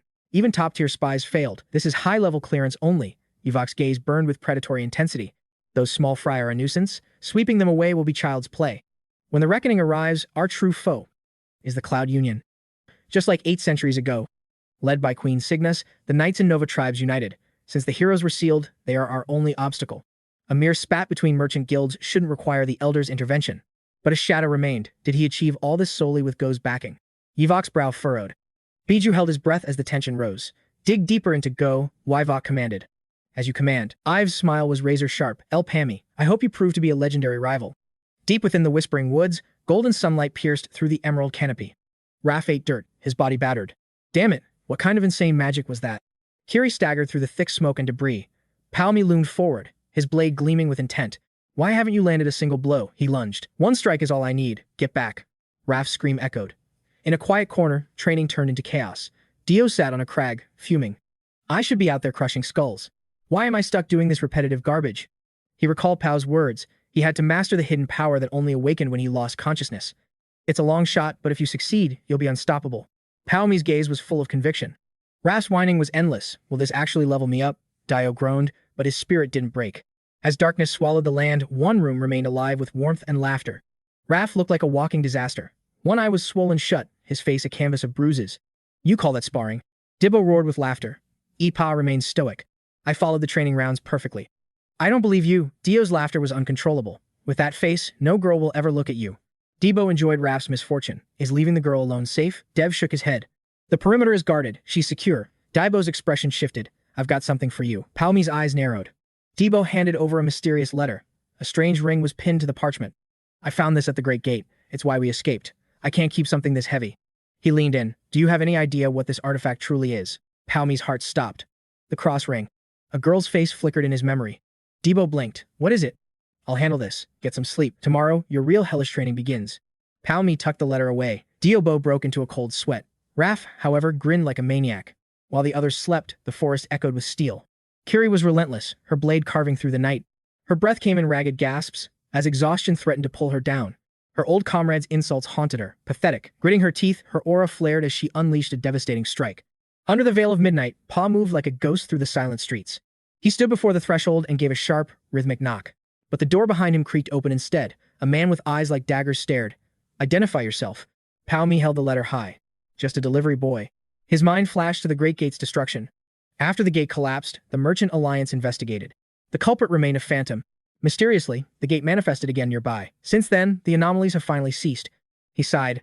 It took me years to realize who pulled the strings, and their twisted reasons. Suddenly, a door swung open, dripping with hostility. How did you track us? You have 5 seconds. 𝗨𝗟𝗡𝗡 stepped into the lion's den. Alone, he faced the elite squad of cross hunters. A shadow organization knows the Great Gate is a cultist trap, a silent sacrifice that history will never recognize. 𝗨𝗟𝗡𝗡 faces their drawn weapons with ice-cold composure. He activates a skill to deliver a mysterious letter. I've come to return what was stolen from you, he declares with a steady voice. Are you going to refuse? The countdown begins. 5. I know a hidden shortcut. 4. Your aimless wandering serves no purpose for me. 3. My sources remain a secret. 2. The double basement of the Edelstein Guild. Finally, their masks of indifference shatter. 𝗨𝗟𝗡𝗡 strikes while the iron is hot. Your leader's hideout is about to be exposed. 𝗤𝗏 steps forward, suspicious. Who are you? 𝗨𝗟𝗡𝗡 offers a chillingly friendly smile. A pleasure, 𝗤𝗏. Her guard skyrockets. How does this stranger know her name? Looking at her triggers a flood of past life data. He stops himself from speaking too soon. He swallows the urge to say, long time no see. In his previous life, they were brothers in arms. After the cross hunters fell, 𝗤𝗏 joined the resistance. They survived countless hellish battlefields together in his past life. He remembers her bright smile. Go, 𝗨𝗚𝗡𝗡. I'll be right behind you. Just repay me later. Back in reality, 𝗨𝗟𝗡𝗡 cuts to the chase. Withdraw your forces from the cannon branch immediately. The cultists have already marked it. 𝗤𝗏 freezes. 𝗨𝗟𝗡𝗡 reveals a weathered wooden box. Found something interesting. The Kenya Merchant Association was hiding this. He opens it to reveal a severed hand covered in strange marks. What is this mockery? 𝗤𝗏 snaps. If you're playing games, you're dead. 𝗨𝗟𝗡𝗡 just says, look closer. 𝗨𝗟𝗡𝗡 injects mana, and a crimson glow erupts from the limb. 𝗤𝗏 pales. That's the cultist brand. Panic spreads through the ranks. Kenya is involved. 𝗤𝗏 can't believe her own eyes as the truth sinks in. The system's logic is cruel. These tattoos stay hidden unless triggered by mana. Very few know the truth. 𝗤𝗏 aims her weapon, her voice trembling with rage. What do you want? Give me a reason not to shoot. Information, he replies flatly. I need data only you possess. 𝗤𝗡𝗡 stands his ground. The heavy doors slam shut. Inside, the air is thick with doubt. Chero, can we really trust this guy? He appeared exactly when we're vulnerable, she whispers. It's a trap. So we'll play along for now. 𝗤𝗡𝗡 walks away, satisfied. He secured both the item and the intel for his next move. A hidden ring was attached to the letter. Kenya is moving faster than in the original timeline. Has the future shifted? If the variables have changed, then her next move is finally clear to see. Destination, Nautilus. Under a brilliant sky, gulls scream over the docks. Debo adjusts his massive red axe. The party is assembled, 𝗤𝗚𝗡𝗡, Kiri, and Raph. A month of peace is enough, Debo growls. I'm itching for a fight. 𝗤𝗚𝗡 recalls his meeting with Abyss. The choice was laid out like a high-stakes quest prompt. 2 contracts sat on the table, the 60-man gate at the intersection or the 77-man gate at Alinea. Kenya will target these soon, Abyss had urged. Pick one. We've waited long enough. 𝗤𝗚𝗡 stared at the options. I was wondering. 𝗤𝗚𝗡 started, but Abyss snapped. Don't tell me you're getting cold feet now. 𝗤𝗚𝗡's eyes remained closed. I've already chosen. We're heading to the grave. Abyss choked. What? A vision of a blonde pirate queen appears beside a massive, whale-shaped warship. That ship is the Nautilus, and it is commanded by the legendary 𝗤𝗘𝗏. She leads a legion of outlaws. On the floor, a blood-stained pistol tells a story of tragedy. Her first disciple, Eagle-Eye, perished there. That gate is now a cursed memorial to a fallen warrior. Abyss is incredulous. The place with the 9,990,000 meso bounty. Are you insane? It's an SS-rank death trap that no adventurer has ever conquered. Is Kenya really aiming for that? And where did you even get this intel? Before he can answer, Raken bursts in with a wide grin. Sounds like a party. Abyss bows. Lord Raken, what brings you to this corner of the guild? Raken ignores him, looking straight at 𝗤𝗚𝗡. I've brought a little something to boost your survival rate. He pulls out 2 orange, glowing feathers, special drops from Captain Phoenix Feather himself. Take both of them, he says with a predatory smirk. I expect a legendary performance from you. 𝗤𝗚𝗡 grips the items. In this system, you only get what you're worth. 4 feathers total, a massive harvest. Du broke the silence. Wait, why isn't the boss heading inside yet? 𝗤𝗚𝗡's gaze shifted as a heavy footstep landed nearby. A new presence arrived, leaving Du's eyes wide in total shock. Ah, it's the drunkard. Ibaru appeared, clutching a massive, tightly bound bundle. Debo greeted the old friend with a grin. Ibaru, what's with the heavy cargo? Kiri and RF stared as Ibaru sighed. Special orders from your boss. Honestly. Making me a delivery man now? Here, equip these. They swapped gear instantly, leaving Debo shouting in pure excitement. Raph grinned. Is this legendary loot for free? Kiri marveled at the stats. It's weightless. I feel completely unburdened. They questioned the material. Ibaru smirked. Snow Jatty fur. Your boss looted it and demanded I craft this, remember? Debo recalled Pa seizing that snowy hide. I'll take this before he can object, he thought with grim determination. Ibaru noticed their growth. You lot look well fed. Expected, since you had the skill to clear that 100-man gate. Debo hissed instantly. Keep it down. How did you even obtain that classified information? Ibaru toyed with a scrap of fur. Hard to miss when I'm refining such rare, high-tier drops for your squad. My lips are sealed, don't worry. There's more equipment too. 𝗤𝗚𝗡 cut in. That piece belongs to you, Ibaru. Ibaru blinked. For me? Why? Thanks, but I doubt it'll boost my utility much. Pa cut him off. I said it's yours. Our window is closing fast, so equip it and move. Ibaru stood frozen in disbelief. Meanwhile, elsewhere, a bored pirate let out a long, weary yawn. On a lush, emerald-covered isle, a massive pirate galleon sat anchored in the quiet bay. A silhouette approached the vessel. She's back, the sentry shouted. With flaming red hair, Miner returned leading a dusty, grateful crew. Lady Miner. We owe you our lives. Miner inhaled deeply.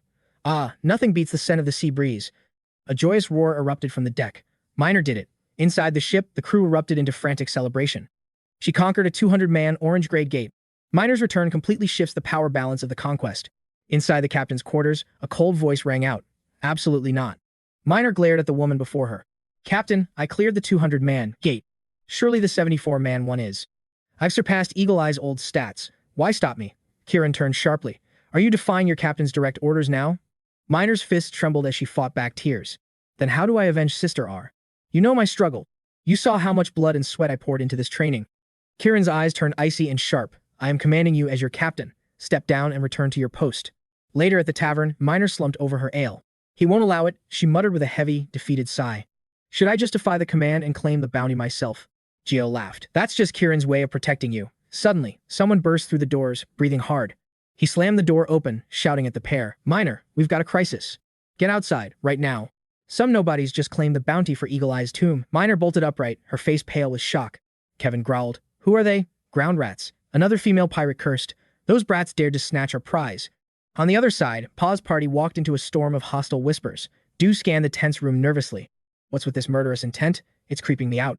Kiri stayed calm. It's their turf. Keep your mouth shut. We ignored their unwritten laws. Don't be surprised if a bullet flies our way. Du looked confused. Before a massive board overflowing with quests, the truth hung heavy. Nautilus laws were deceptively simple. First, the bounty holder gets priority. Second, if you hold the mark, you enter the gate. Yet, most crews secretly agreed never to touch a bounty already targeted by a dominant power. And the bounty we just secured as a frantic runner suddenly cut through their conversation, shouting loudly, "Hey, who do you think you are?" Miner screamed, eyes blazing. "How dare you lay hands on that mark? That prize belongs to me." 𝗤𝗚𝗡 stared back coldly. "Then perhaps you should have claimed it first." Miner snapped. "I was waiting for official authorization." The commotion drew a massive crowd. 𝗤𝗚𝗡 scoffed. "Authorization? I've never heard of such a rule." Miner pointed. "Kirin is my guide, and you've overstepped." Miner raised a finger mockingly. "That's a foul move. You clearly don't know that Nautilus bounties belong only to pirates." 𝗤𝗚𝗡's expression remained frozen like ice. Beside her, Du struggled to stifle a sudden burst of laughter. "You aren't real pirates, so you can't claim this," Maynard barked. "Not a single gate remains under Nautilus's control." Debo couldn't help but snort before bursting into a loud laugh. "I finally get it now, boss," Maynard glared, snapping. "Wipe that smirk off your face." "Not a chance," he teased playfully. Throwing an arm around 𝗤𝗚𝗡's shoulder, he gestured toward their comrades waiting behind them. "Allow me to introduce us. We're the 𝗤𝗡𝗚 pirates." 𝗤𝗡𝗚 gripped the scroll, sweating as he desperately tried to play along with the act. Miner's face contorted with rage at the obvious mockery. "You can't just call yourselves pirates. It's not a title anyone can grab. There's a strict system and a process to—" Before she could finish her lecture, Debo rudely cut her off. "Huh? Are you calling us fakes? That's cold. We're as real as they come, lady." He continued his bluff. "Don't tell me you've never heard of Captain 𝗤𝗚𝗚 of the 𝗤𝗚𝗚 Seas." 𝗤𝗚𝗚 could only offer a strained, awkward laugh. Debo smirked provocatively at Miner's visible confusion. 𝗤𝗚𝗚 right here is a legendary pirate in the making. Like I said, shouldn't our presence here be proof enough of our elite status? A crew led by a pirate is a pirate crew, right? Suddenly, a deep voice cut through the air. "Isn't that a bit of a stretch?"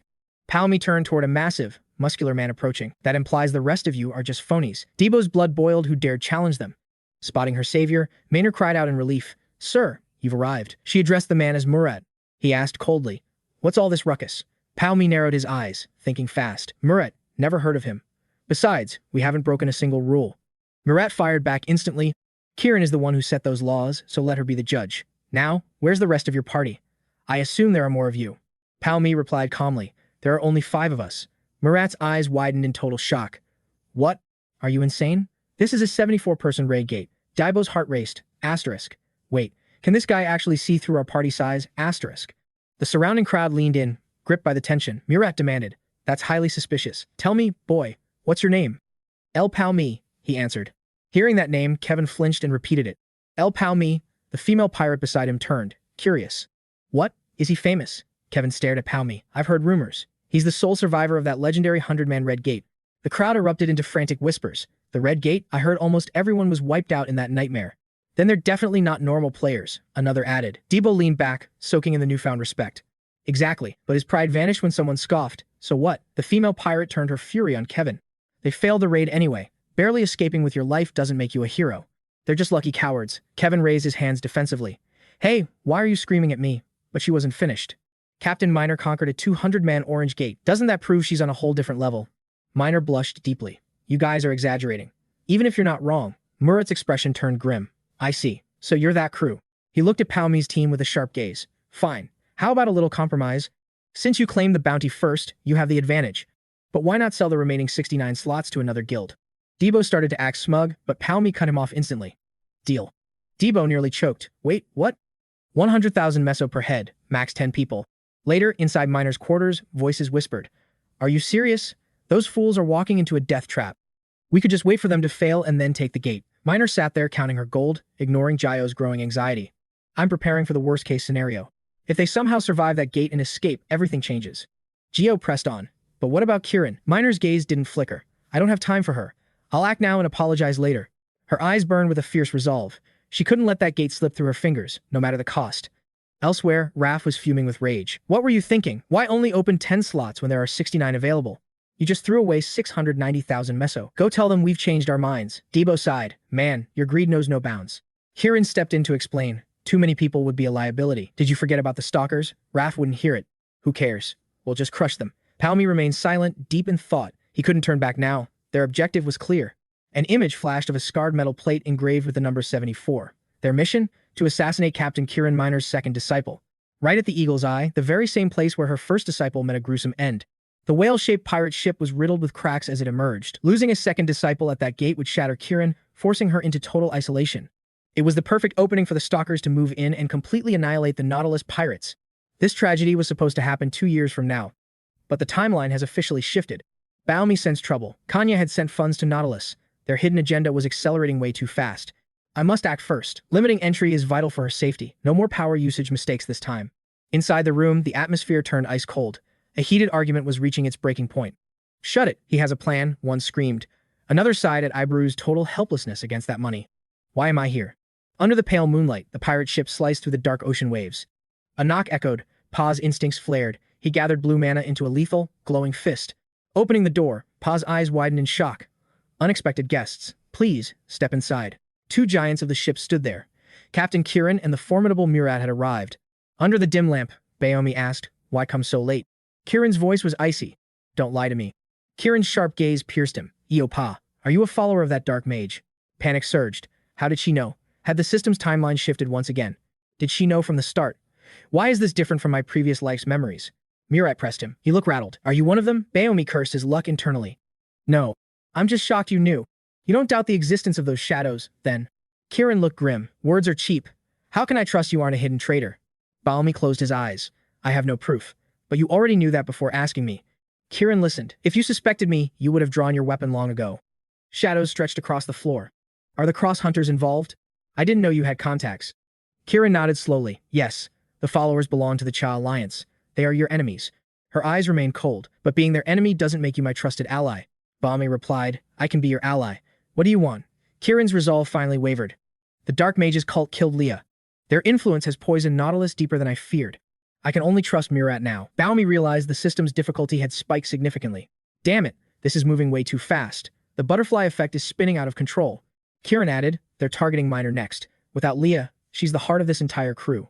If Miner falls, Nautilus will burn in chaos. Even I won't be able to stop it. 𝗤𝗏𝗏's gaze sharpened. A quest offer. Protect Miner in the Eagle Eye Tomb for a treasure reward. Dawn broke at Gate 74. The air was thick with the scent of an upcoming raid. The group moved ahead, leaving Miner and her squad behind. We'll clear the path first. Miner stood silently, her face a mask of iron determination. She was ready for the hunt. Inside the gate, Dio marveled at the eerie scenery. 𝗓𝗏𝗏 snapped, stay focused, people. Raph grumbled about the small party size. Seriously, we only sold 10 slots for this raid. Suddenly, heavy thuds shook the ground. The monsters had finally detected their presence. Dio mocked a dinosaur-like beast. Look at this idiot. Then, a voice cut him off.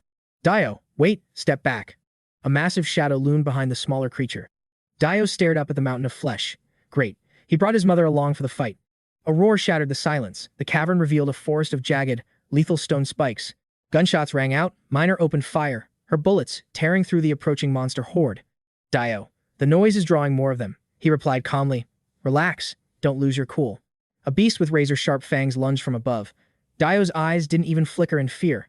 This is nothing. We've conquered 200-man gates before. He raised his weapon and fired.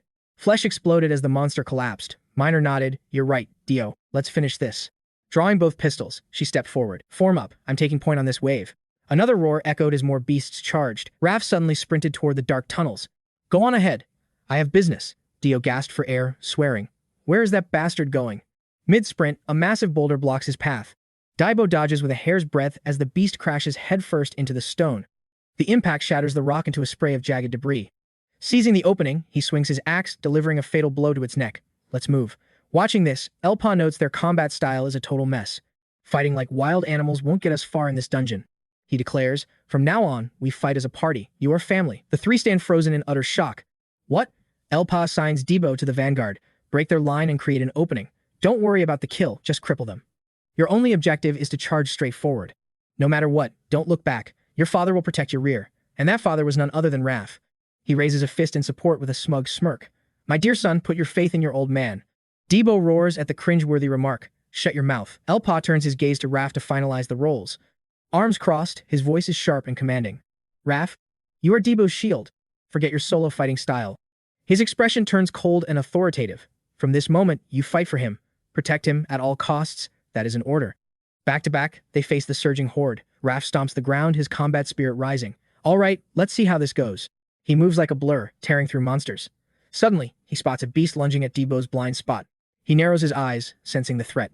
A bit early, isn't it? Raph lunges, grabbing the creature's tail. Maniacal glee fills his face as he triggers self-buffs and healing magic. Is this the power of fatherly love? How exhilarating. Debo snaps back. I told you to shut up. 𝗨𝗚𝗏 turns to Kiri, the team's sole huntress. Your role is the most critical to our success.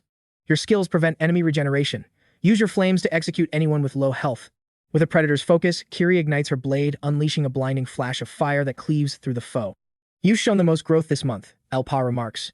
True to his word, Kiri finishes the beast in a single strike. She cheers. That was easier than I thought. Let's keep this momentum going, guys. Meanwhile, trouble brews at the gate. The guards are stunned by the figures appearing before them. One stammers. Caro? Why are you here? It's a member of the Promised Ones. But the man looks frantic, his voice trembling with rage. Get out of my way. That doesn't matter right now. This is an emergency. I must report to Minor immediately. Inside the gate, Minor slays another beast. Rio laughs, praising her performance. Fine work, Minor, she replies humbly. It's nothing. Let's push on. From atop a monster's corpse, a brunette girl waves. Minor, look. This thing is massive. Check out this giant mana stone. She beams. If we sell this, we'll be rich. Suddenly, an arrow pierces her stomach mid-sentence. Minor's heart stops. The girl coughs up blood, eyes wide with shock. What? A hidden hand was manipulating the arrow's trajectory with mana. Before they can react, another arrow whistles toward Minor. Scatter. Get down. Rio screams in desperation. Minor. He tackles his teammate to the ground just in time. Minor fires a counter shot, snapping the arrow in midair. But a red glint flickers behind her. Her senses scream. She spins around toward the source. Her intuition was right. A hail of bullets rains down on her team. Dust explodes everywhere, revealing a strange, glowing item. Grime on her face, Minor's fury boils over. You bastard. Explain yourself right now. The culprit finally emerges. 𝗨𝗚𝗏 adjusts his glasses, bow in hand. I'm simply taking out the trash. A vortex of crimson flames erupts. A barrage of arrows locks onto Minor's team as his voice echoes coldly. Stand still. I'll make this quick. Nearby, 𝗨𝗟𝗚𝗏 mumbles in utter despair. Everyone forgot. He clutches his head, screaming. They all forgot about me. He recalls the moment the monsters attacked and everyone scattered, leaving him behind to rot. That bastard Daibo. How could he abandon me after promising I could trust him? Why even bring me here? If not for this ant nest, I'd be dead. He trembles with fear, but I can't hide forever. If they all escape without me, I'm finished. Gritting his teeth, he searches for a way out. Damn it, I'm a rank 2 adventurer. Watch me. Outside, monsters prowl. I won't die in a hole like this. After a desperate struggle against the monster horde, 𝗨𝗟𝗚𝗏 stands before the second great gate. What now? Just then, a sound whispers in his ear. He falls back with a blood-curdling scream. Regaining his composure, he realized it was just a derpy-looking snail emitting a cute, rhythmic chirp. A puzzled 𝗨𝗟𝗚𝗏 muttered, Are you one of 𝗨𝗏's familiars? Sighing in relief, his hand accidentally brushed the inner gate. When did you arrive? You nearly gave me a heart attack. Suddenly, a strange buzzing echoed in 𝗨𝗟𝗚𝗏's ear. As he tensed, a sliver of light pierced through the gate. The snail slid closer toward the portal, but 𝗨𝗟𝗚𝗏 had already vanished into thin air. With a soft sigh, the creature moved with supernatural speed, vanishing into the gate. Meanwhile, elsewhere, 𝗨𝗏. Volleys of arrows locked onto Minor's squad. I'll end this quickly, she screamed, leveling her weapon at him. Talk to me, she roared as a bullet streaked out. 𝗨𝗏 dodged, the ensuing explosion shaking everyone to the core. What?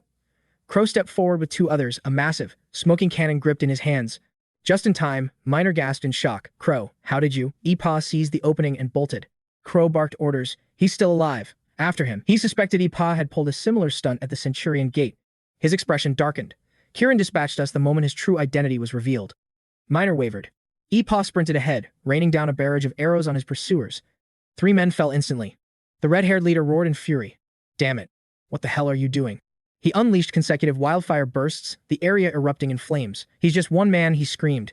After the barrage, he realized something terrifying. His own firepower was reflecting right back at them. Screams echoed as the blast sent stone shards flying. 𝗨𝗏 fled, his mind racing. 3 down, but more are coming. Had they caught on? Suddenly, a shooter stepped out, blocking his path. 2 crimson shells streaked past. Minor's barrel glowed hot as she hissed. Think you can hide from me? She unleashed a relentless volley, but he danced through the lead, closing the distance to the gate. Crow raised a bomb, screaming for everyone to duck. Geo panicked, but 𝗨𝗏's enhanced vision saw the threat. Activating his ring's mana, he summoned a massive stone wall, severing the path between him and Minor's team. Crow's explosive detonated right against the newly summoned barrier. A deafening blast shattered the stone, creating a massive pile of rubble that isolated 𝗨𝗏 and Minor. Shouts for Minor echoed behind the debris. Regroup, damn it. Move it, now. Choking on dust, a dazed Minor struggled to see. Suddenly, a staff's glow leveled right at her chest. Recognizing that mana's signature, her instincts kicked in. She instantly trained her weapon on him. Trapped in the tight space, she hissed through gritted teeth, You bastard, what's your game? Spit out your plan. She jammed the barrel into his face. He smiled coldly. Are you prepared for the consequences? Miner's trigger finger trembled. Outside, Gio grabbed Crow's collar, screaming, we have to move. Miner's trapped in there. He wavered, but a sudden blast erupted from the rubble. Gio roared into the smoke. Miner, can you hear me? A flaming arrow whistled past them. What the? They gasped, barely dodging the projectile. Then, a familiar weapon leveled at them. Crow froze in terror as a barrage of bullets tore through him. Blood sprayed everywhere.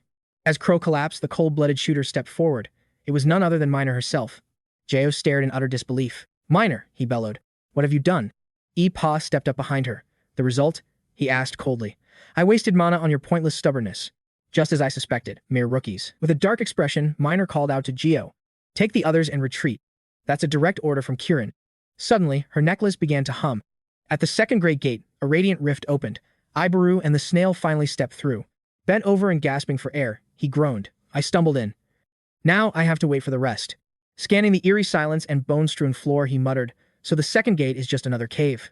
Are the others here? Suddenly, a humanoid silhouette caught his eye. Wait, someone's there. 𝗏𝗏𝗏 sprinted toward the figure, ignoring the snail's frantic, wide-eyed warnings at his heels. Desperate for help, he shouted, I'm lost. Can I join your party? Suddenly, the snail tripped him up. What's wrong with you? He snapped. Do you want me to roast you while 𝗞𝗚𝗏 isn't looking? 𝗏𝗏𝗏 scrambled up, gasping out that the snail moan wasn't a monster.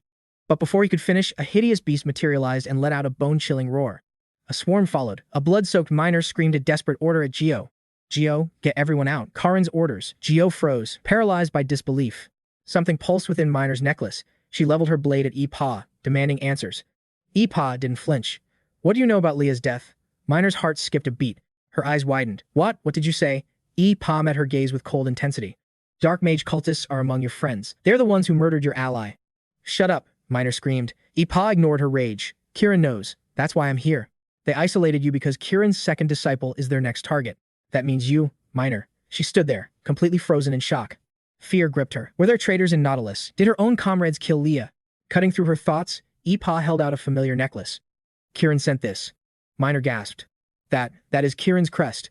A skull was etched inside 𝗞𝗏𝗏's mark. Miner's mind rejected the sight. She would never give her symbol to a stranger. Never. Was 𝗞𝗏𝗏 protecting her all along? Miner slowly lowered her weapon. Then who did you kill? 𝗞𝗏𝗏 nodded. But how can you tell them apart? Earlier, a man sat in deep discussion with 𝗤𝗏𝗏. 𝗤𝗏𝗏, this is risky. They know too much about our items. We cannot trust him. 𝗤𝗏𝗏 ignored him. Her mind focused entirely on the clarity lens. An item that reveals the flow of mana itself. Perfect for spotting cultists, but the mana drain is devastating. With cores gone, no one can use it. It only responds to specific elements. 𝗞𝗏𝗏's sharp, piercing gaze flickered through her mind. I do not trust him, but if our goals align, he will be useful. It could be a trap. We have no idea who is pulling the strings. What choice do we have? I have already lent it to him. Trust me. 𝗤𝗏𝗏's gaze hardened. If his mana fails, he will die before he can use it. Let us see what answer he brings. Back at the clearing, a crowd gathered. 𝗞𝗏𝗏 whispered. Except for those three, everyone here is a cultist. Min's brow furrowed. Bedro exploded in rage. Don't listen to him. He has no proof. 𝗞𝗏𝗏's voice was cold as ice. Proof? Is this what you want? He equipped the clarity lens. Dealing with these rats was always a nuisance. Their seals only glow when mana is injected. They hide them everywhere. A spectral figure appeared. Just because it is invisible does not mean it is not real. A crimson orb flared. 𝗞𝗏𝗏's mana-charged hand slammed onto Crow's head. I tried to be civil with you lot, but you crossed the line. He yanked Crow's hair, revealing the mark on his forehead. Kevin and Gio recoiled in horror. The Dark Mage's mark? Impossible. Pedro wept in fury. The traitors drew their weapons. Kill them all. Gio reacted instantly, raising his weapon. What the hell is going on? The slaughter began. Min raised her blade, meeting the onslaught head-on. An enemy collapsed, screaming in agony as he was struck down. 𝗞𝗏𝗏 turned to Min. I have burned too much mana. We are in serious trouble. A second gate is nearby. We must hide, 𝗞𝗏𝗏 urged. But Min's rage peaked. Shut it. I'll end them myself. She opened fire without hesitation. Stunned by the relentless barrage, Pedro was forced to retreat immediately. Hunting season starts now. Pedro brandished a violet skull, unleashing phantom hands to cloud Min's vision. Min shielded her eyes too late. An illusion? Damn it, I can't see a thing.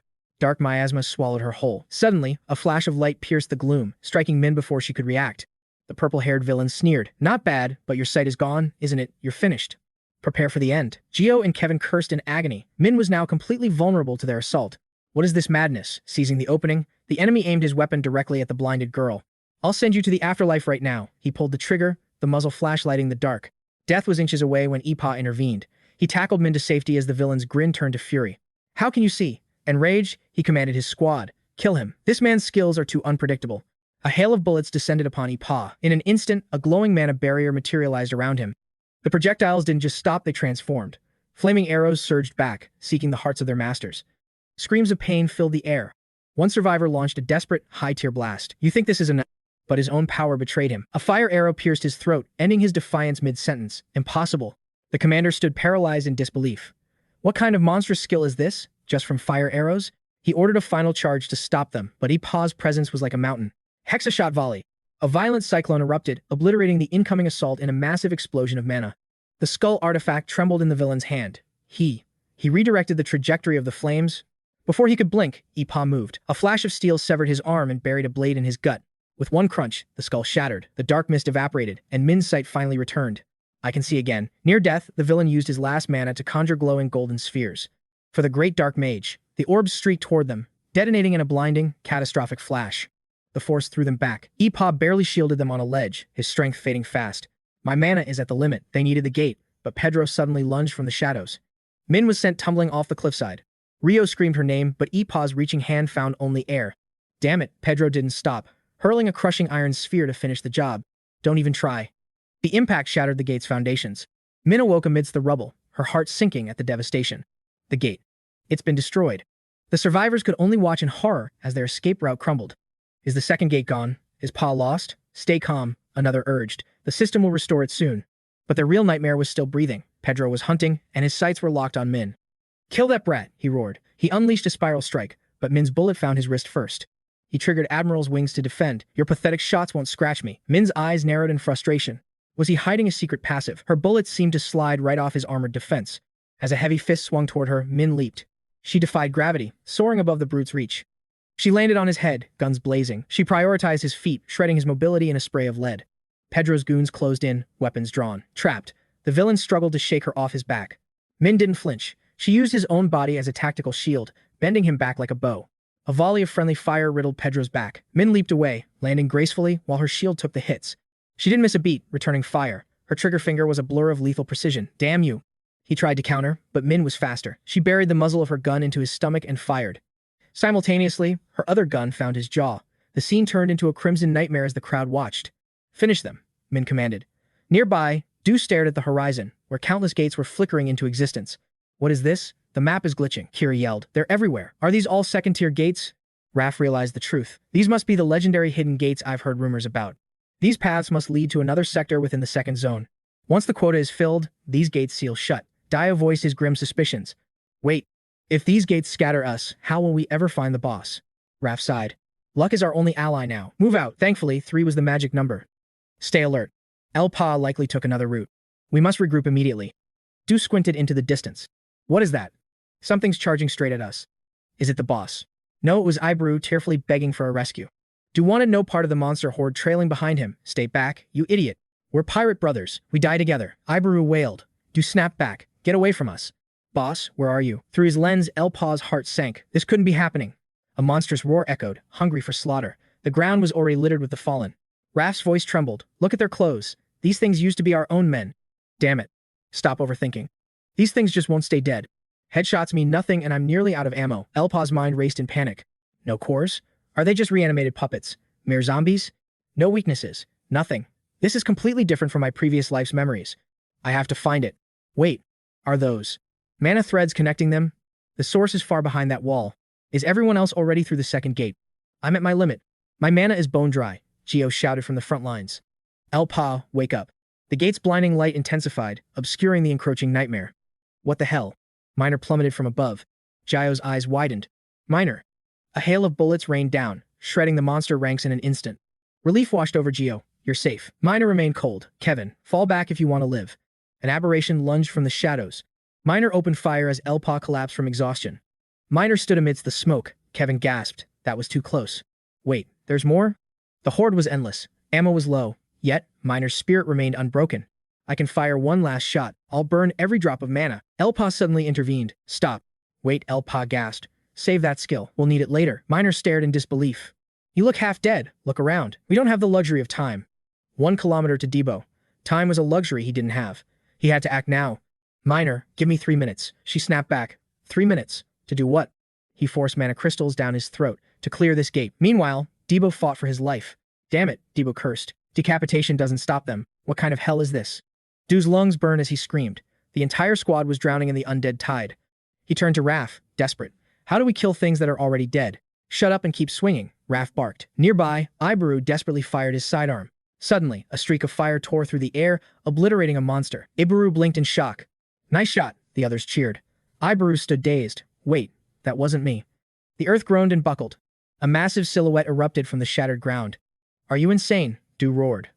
Who woke that thing up? 𝗏𝗏𝗚 turned pale. But you said. A colossal titan stood before them, its roar signaling their impending doom. Minor and Geo unleashed a desperate barrage, while 𝗨𝗚𝗏 clutched his chest in agony. My heart feels like it's going to explode. I didn't want to go this far. But there's no choice. His vision blurred into a hazy fog. He had to make a final, desperate gamble. It's too soon to trigger the next stage, but if I don't, we all die here. 𝗨𝗏𝗏 recalled his past life's failures. Monsters grew stronger while his mana stat hit a wall. The 6th circle was his absolute limit back then. Staring at the cracking mana stone, he took a desperate gamble to survive. He realized mana stones weren't just for leveling, they were concentrated life force. Can I absorb the core directly? He snapped back to reality. His body surged. If his theory worked, his mana would fully restore. A mana wave exploded. He forced the energy toward his heart, testing his limits. Suddenly, Minor lunged at the beast, buying him precious time. Good job, Minor. Her eyes flared, unleashing hellfire upon the monster. A vortex of power trapped the creature, silencing its roars. Minor reached out. 𝗨𝗏𝗏, the next phase. Is it ready? She froze. Standing before her was 𝗨𝗏𝗏, completely evolved and different.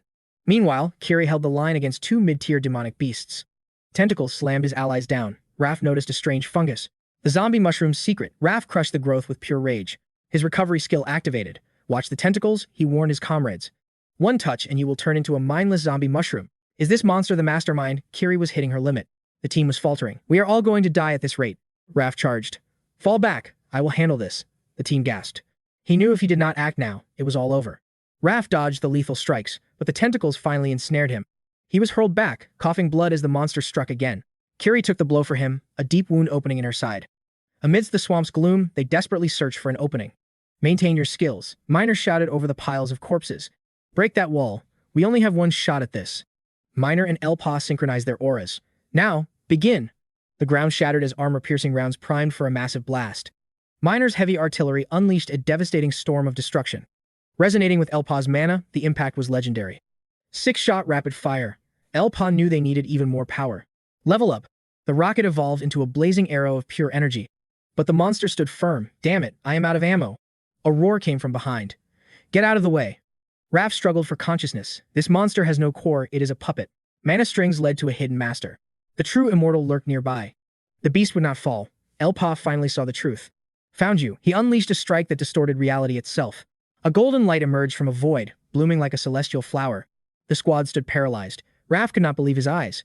They were surrounded. Just as a beast grabbed her hair, a flash intervened. 𝗏𝗏𝗚's shot was perfect. I did it, she cried through tears. The terrifying monsters were reduced to mere scraps of flesh. Minor smiled as 𝗨𝗏𝗏 cleared the field. Memories of her past surfaced.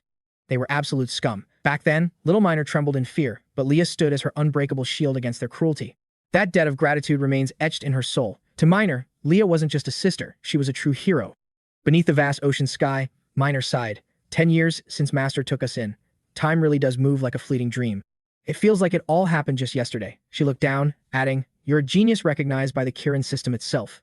I bet every day is a joy for you. Leah didn't need to hear the rest. Her sister was wallowing in self-doubt again. Minor spoke with frantic speed. But everything is moving too fast. The gap between our levels widens with every passing minute. If the Kirin Council before she could finish, Eagle Eye delivered a sharp bonk to her head, making Minor yelp in pain. Listen, confidence is your greatest stat, Leah advised. Rubbing her head, Minor huffed. I told you to stop hitting me like that. Leah grinned mischievously. Come on, it's a big sister's special privilege. Soon, the three of them shifted into a serious strategy meeting. Kiri, are you certain you're all right? She nodded calmly. I'm fine. This new top-tier equipment must be stabilizing my condition. It's thanks to my high-level recovery magic, Raph boasted. Without my mana reserves, this place would have become your final resting place. Her companion rolled his eyes. Sure, whatever you say. Suddenly, Gio's eyes narrowed. Wait, what's that over there? A group approached the jagged rocks. There she was, a golden-haired girl, now a tattered shadow of herself, clutching her weapon amidst heart-shattering screams. It was Leah. Nearby, Minor lay unconscious, Kiri and Raph's faces twisted in confusion and rising dread. Ropes? She bound herself before the fungal infection could take hold. Tucked in her pocket was a final, blood-stained message. Master, the Black Mage's cultists have returned. They've infiltrated deep into Nautilus. I want to fight, but my journey ends here. Please, protect yourself and Minor. The teammates listened in grim silence. The enemy's system of infiltration was flawlessly executed. Bryna and 𝗘𝗚𝗥𝗚𝗏 were by my side. Yet half our squad are actually secret devotees of the Black Mage. I can't imagine how many more snakes are hiding in plain sight. Trust no one. This is my final transmission. Minor's tears fell like rain upon reading Eagle Eye's parting words. You broke your promise, sister, she choked out. I'm so sorry, my sweet little sister. As the sun rose, the heavy, suffocating scent of death began to fill the air. False reapers lurked in the shadows, whispering amongst themselves. We're too late. Someone already extracted the soul fragment. Even Minor's squad is a threat if that item controls them. A gunshot cut him short. He'd met a very real death. Seeing the barrage of shells locked onto their position, the cultists erupted in panicked screams.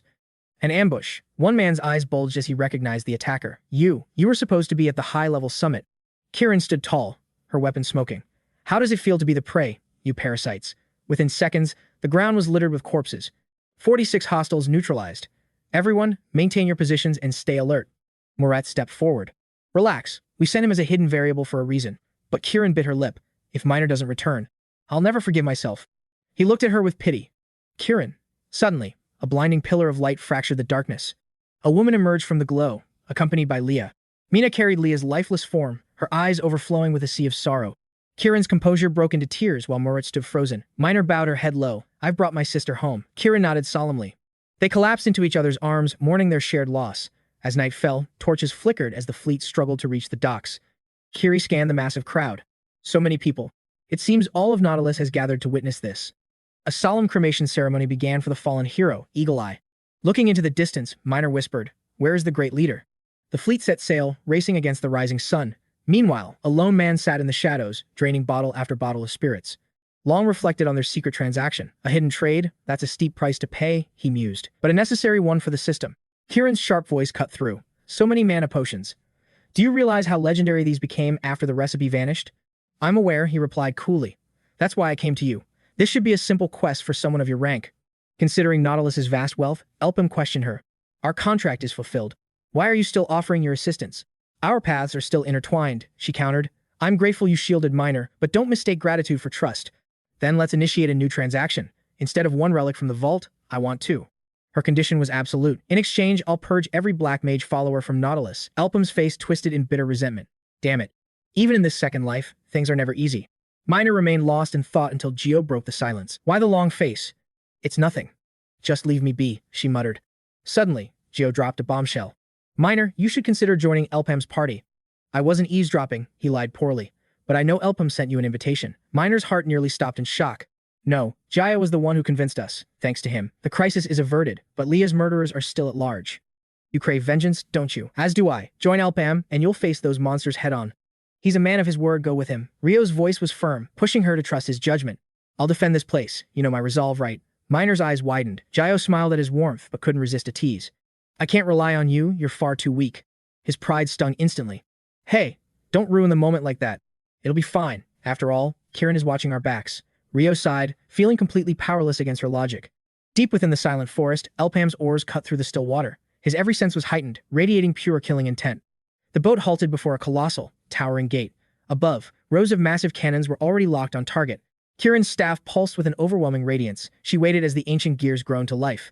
The lock's internal mechanism began to churn. Slowly, the massive iron gates groaned open. 𝗨𝗏𝗏𝗏 stood frozen, breathless at the sight unfolding within. Before them lay endless mountains of shimmering gold. This was Kieran's legendary vault. They had finally reached the heart of the sanctuary. 𝗨𝗏𝗏𝗏 spoke up with a single request. Could you explain these artifacts to me? Kieran's response was ice cold. Since when do pirates explain a treasure's worth? Appraise them yourself. You get 2 items, no more. Her frigid gaze made him wonder. Was she still bitter about the offer he made to Minoru? Still, the haul exceeded his expectations. The onyx dragon's scepter and the ruler's amulet. 𝗨𝗏𝗏𝗏's hand trembled as he reached for a ring. Could this be it? The legendary angelic ring. The guardian of the dawn? I only get 2 choices. I must choose the ultimate power. Suddenly, his eyes locked onto something impossible. As 𝗨𝗏𝗏𝗏 stepped forward, Kieran watched with newfound curiosity. He reached out to touch the artifact. Yes, there was no doubt now. This belonged to the one who stained the final holy day in blood, the mass murderer, the ultimate traitor to humanity, 𝗥𝗘𝗚𝗥𝗚. He had scaled the ranks to the very top, only to plunge a blade into our hearts at the decisive moment. A symbol of pure terror that nearly destroyed the Union. We lost so many brothers to that bastard. Did he steal it from this very vault? He slipped the item on. This is my first choice. Even Kieran had to admit he had a legendary eye for loot, but why choose that? That artifact completely clashed with his elemental affinity. Ignoring her gaze, 𝗨𝗚𝗏 moved on to find his second prize. A faint shimmer caught his eye from the distance. It was a ring, radiating a strange light. I've never seen this before, and I can't sense a drop of mana from it. An ordinary ring? Here? Impossible. As his hand reached out, the ring suddenly defied gravity. It levitated on its own. What the? 𝗨𝗏𝗏 gasped. Kieran snapped into a defensive stance. What's happening? When I reached for it, it just... Kieran's eyes widened as she recognized the relic. I'm sorry, but that ring doesn't belong to me. I cannot grant it to you. Choose another path. I understand, 𝗨𝗏𝗏 stammered. Kieran grew suspicious as his voice faltered. His hand was trembling uncontrollably. I can't let go. Elsewhere, 𝗤𝗔𝗚 knelt to deliver his report. The issue with Goldrick has been finalized. Yog's voice echoed through the chamber. Excellent. Now, what about 𝗨𝗏𝗏? Perhaps his time has finally come. 𝗤𝗔𝗚's body shook with terror as he bowed low. Forgive me. It was a total failure. Yog's fury exploded. A failure? Are you mocking me? We even exhausted our shards of darkness for this. Is this the pathetic extent of your capabilities? One final chance. Fail again, and you'll pay with your life. Meanwhile, in a quiet room, a pack was already filled with gear. Miner stepped out without a second thought, her hand gripping a high-caliber firearm. It's time to move. Back at the docks, Rio watched them with regret. So you're really leaving? Debo flashed a grin. We'll be back for that wine. It's too good to forget. Raph chimed in with a smirk. Level up those skills before you return. Safe travels, you lot. Memories of the past flashed by, making Rio turn pale. That damn gambling addict, he hissed. Debo turned to 𝗨𝗏𝗏. Ready to set sail?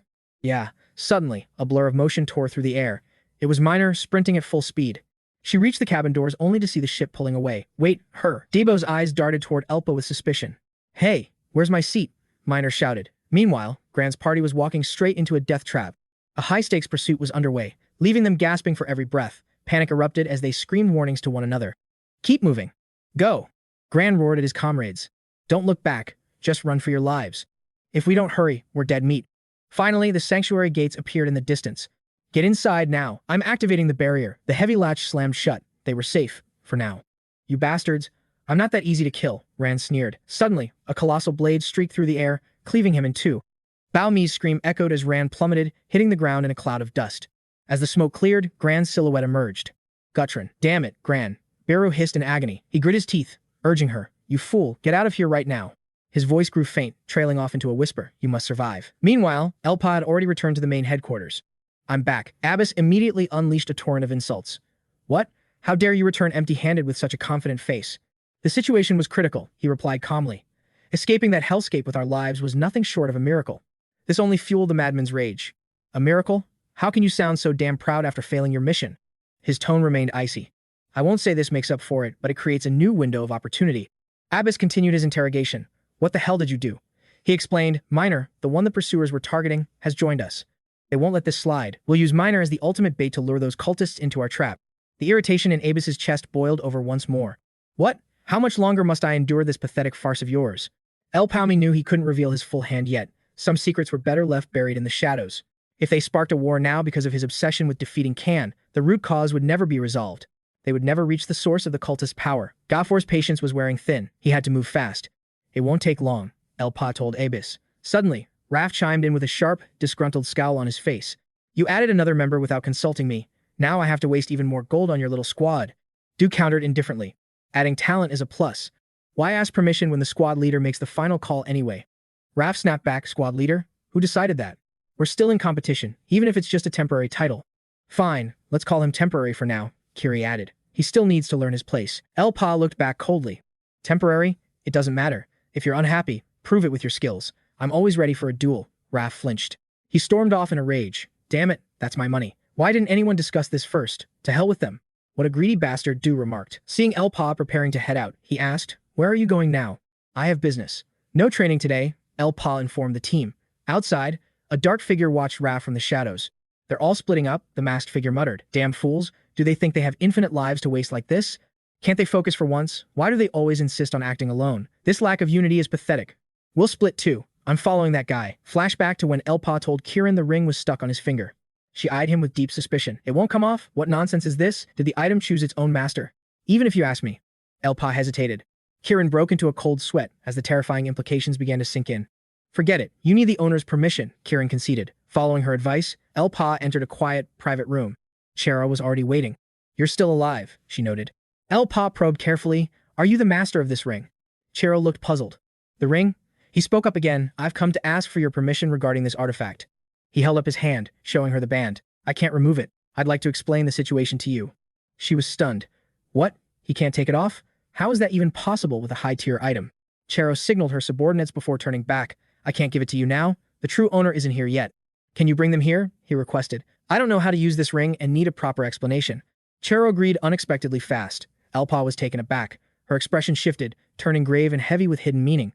𝗨𝗞𝗚, this is a quest from the owner. Save the hero trackers for me. Humanity's final hour is approaching. On the day mankind was cornered, a legendary group appeared, including Freed's successor Evan and the fated rival Luminous.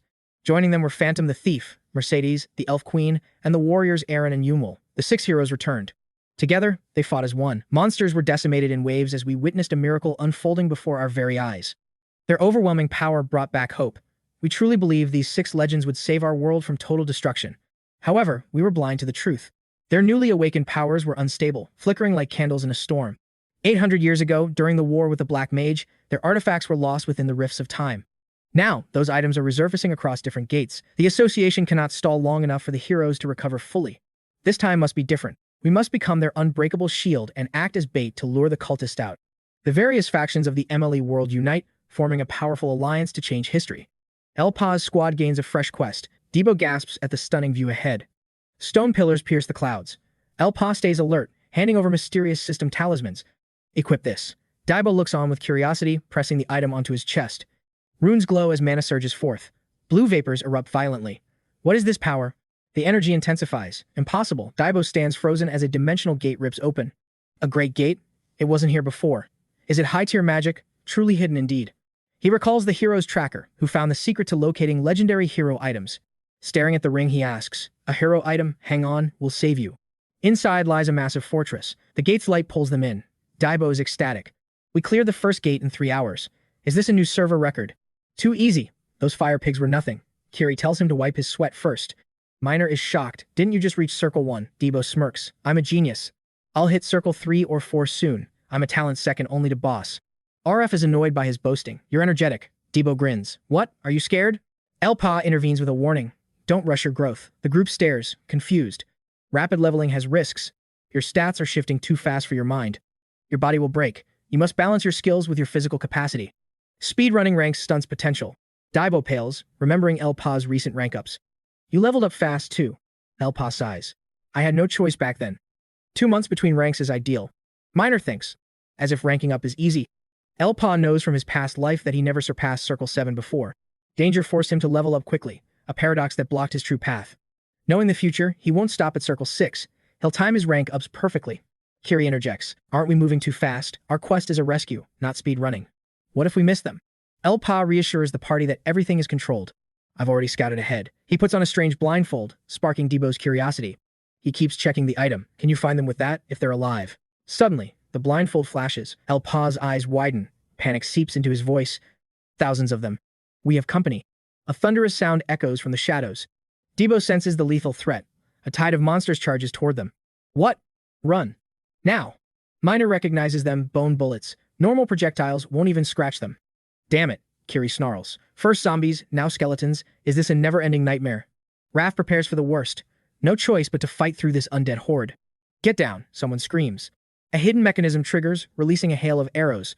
Trap arrows decimate the skeletons. They pull a lever as the monsters keep swarming. The heavy door slams shut. The skeletons crash against it, falling in a heap. A voice asks suspiciously, Hellhunter's vision glass? It's 𝗞𝗟𝗚, looking absolutely exhausted. Food, please. She begs for a meal before losing consciousness from pure hunger. 𝗞𝗟𝗚 explains her survival. I know every trap and skeleton pattern in this dungeon. I'm a master of infiltration, but I ran out of supplies 5 days ago. 𝗬𝗏 looks at the talismans. Is this magic? This system is truly incredible. I almost died, 𝗞𝗟𝗚 mutters. 𝗨𝗞𝗚 hesitates. I have a request, but... Seeing her inhale the bread, he stops. Never mind. Just focus on eating first. We found the exit, Miner cheers. 𝗞𝗟𝗚 gulps down the dry bread with difficulty. Wait, stop, she cried. I have a request. Miner stood frozen in utter disbelief. 3 days. Just guard me for 3 days. 𝗨𝗟𝗧 pleaded. My friend's sacrifice can't be in vain. I need to go deeper, but my combat stats are too low to survive alone. With your help, we'll find it. The rewards will be legendary. 𝗨𝗚𝗏 remains skeptical. A month of searching failed, and you want 3 days? I won't waste my time here. 𝗫𝗏 wouldn't back down. I've mapped high-danger zones that no one has dared to enter yet. There is a hidden location. Meanwhile, a shadow watched. The hunt begins. You won't escape. 𝗨𝗏. A chilling voice echoed. He spun around, his mana sensing a deadly presence. Who's there? His eyes reflected a terrifying crimson glow. How utterly disappointing you have become. A veteran bested by a rookie. Pathetic. Wind sneered. Yo dropped to his knees in shame. Lord Wind, I offer no excuses. I will accept any penalty the system demands, but my assassination plot is ready. Grant me one chance for redemption. Wind's interest flared. Then take responsibility. A suffocating wave of killing intent suddenly filled the entire room. Wind's dark voice resonated through the hall. Tell me, what is this grand plan of yours? As 𝗨𝗏's team moved, a flash of light decapitated a monster.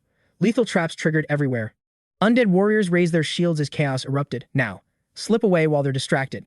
The skeletons swarmed the noise, but a lever was pulled. Asterisk slam, asterisk. The gate sealed them in. The mob was trapped. Dio cheered, holding a glowing seal. Perfect, the path is blocked. Move faster, 𝗬𝗏𝗏 urged. These ancient mechanisms are failing. We're running out of time. When one gate closes, another opens. They'll find us soon. 𝗨𝗏 suddenly halted his pace. We must find the relic first. Let's go. He gazed ahead with a sharp, burning curiosity. The great hero's legacy. Is this it?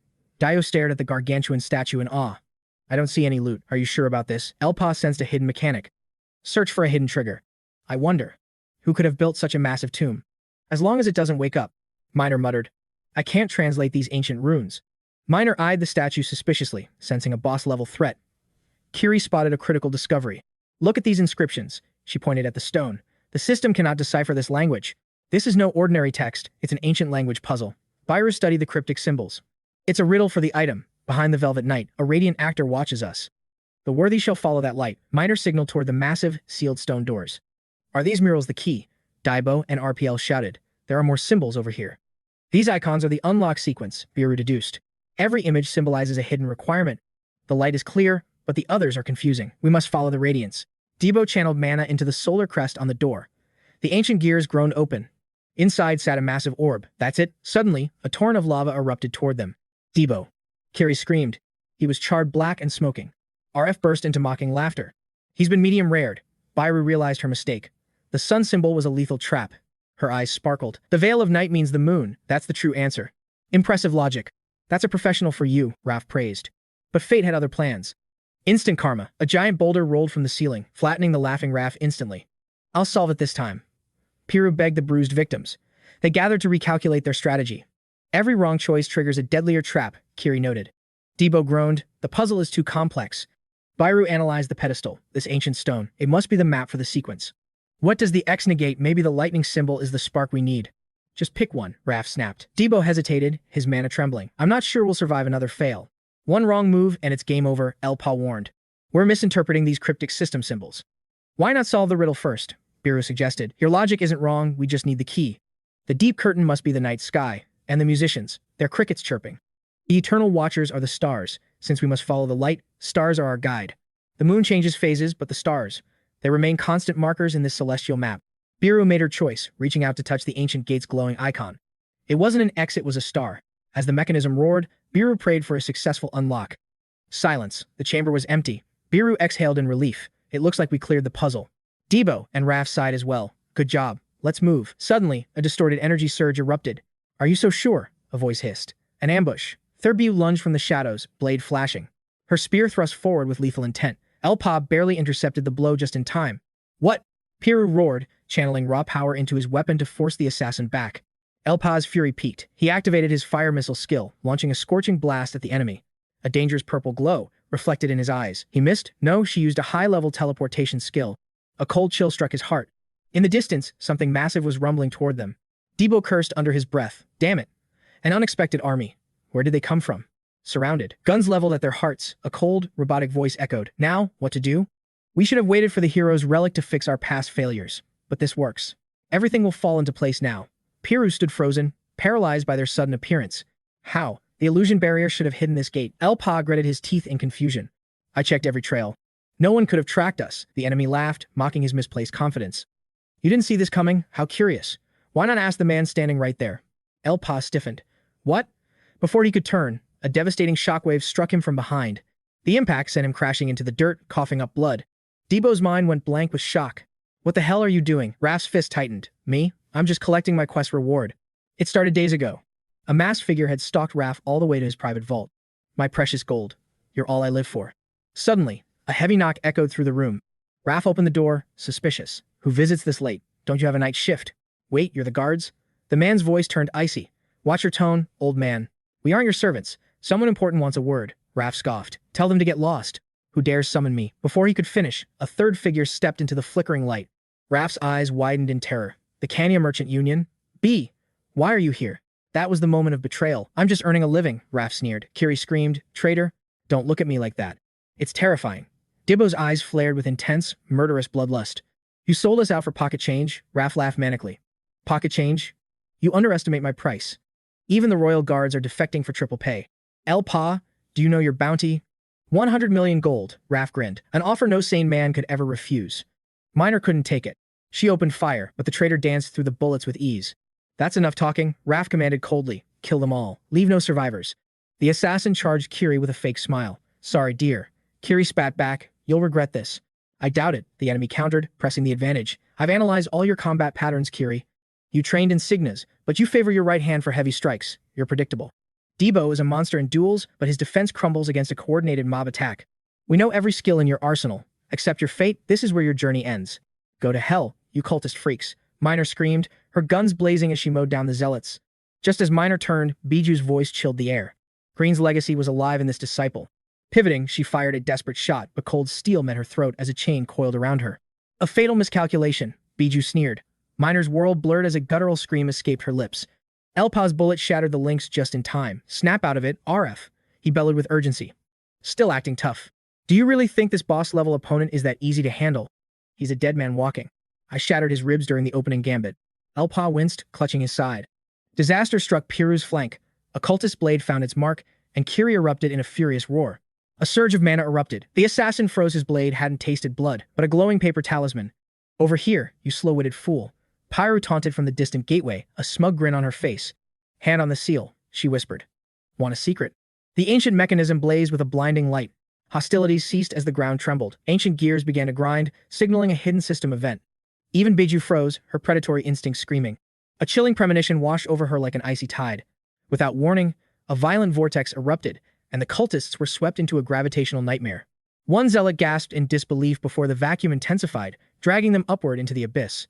Debo, move. 𝗫𝗼𝗟𝗏's voice cut through. Sudden alcoves opened within the stone walls like hungry mouths. Miner find a grip. 𝗫𝗼𝗟𝗏 lunged, her fingers locking onto Debo's cloak with desperate strength. Brace yourselves.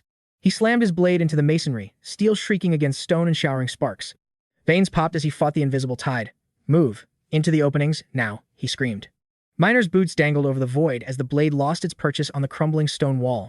With a final burst, Miner hauled them into the alcove. Safe, they collapsed in ragged, heavy breaths. Miner watched Debo as the heavy gears groaned. Above them, the massive stone slab finally sealed shut. The immediate threat was gone, but 𝗫𝗼𝗟𝗏 realized they were trapped in a labyrinth of twisting corridors. This place is a network, Miner noted. These paths could lead anywhere or straight into a trap. Pray we find 𝗨𝗚𝗏. If our luck fails, we're walking straight into a cultist ambush. A heavy click echoed. In a flash, massive iron bars slammed down, cutting through the silence. 𝗫𝗼𝗟𝗏 stood isolated behind the cage. Is this where our journey ends? Someone whispered in fear. Are you kidding me? 𝗫𝗼𝗟𝗏 roared. Debo immediately went on the defensive, his voice trembling. The mechanism groaned again. The very walls were shifting, narrowing the hallway into a claustrophobic death trap. 𝗫𝗼𝗟𝗏's blade flashed with lethal light, but the iron bars didn't even chip. She cursed the barrier. Debo threw himself at the gate, but a strange, pulsating mana reinforced the metal against all harm. Stand back. Miner hoisted her cannon. She unleashed a heavy annihilation round, the recoil shaking the room. The bars glowed cherry red as the explosion blossomed, yet they held firm, stubbornly refusing to break. Despite the terrifying firepower, the gate remained intact. The sweltering heat obscured their grim reality. That should do it, Miner huffed. But as the smoke dissipated, the bars stood mockingly unscathed. Not even a scratch. Miner's hope sank as the wall reached its final, crushing position. The stone grinded onward. 𝗫𝗼𝗟𝗏 trembled with frustration, while Debo strained against the masonry. His breath came in ragged gasps. As the gap vanished, 𝗫𝗼𝗟𝗏's desperate cry echoed. Debo! The walls were inches from his chest. 𝗫𝗼𝗟𝗏, do something. We can't die like this. Miner's muscles screamed as she braced. I'm not ready to see Leah in the afterlife yet. Panic clawed at Kiri's mind as her teammates called out. I know, but what's the plan? Listen. Debo's voice was soft. I never forgot when you risked your life for mine. I always planned to be the one to save you next time, to balance the scales. But damn it all, he chuckled weakly. Kiri's eyes widened. You actually remembered that? I'm at my limit. It's up to you now. Can you save this idiot one last time? You crazy fool. Kiri gripped her hilt, her teammates' faith igniting a new, legendary power within her. Hold on. Everyone, stay your ground for just a moment. This mechanism is mana-driven, shielded by a dense energy barrier. The power source must be nearby. Hold the line while I locate and destroy the core.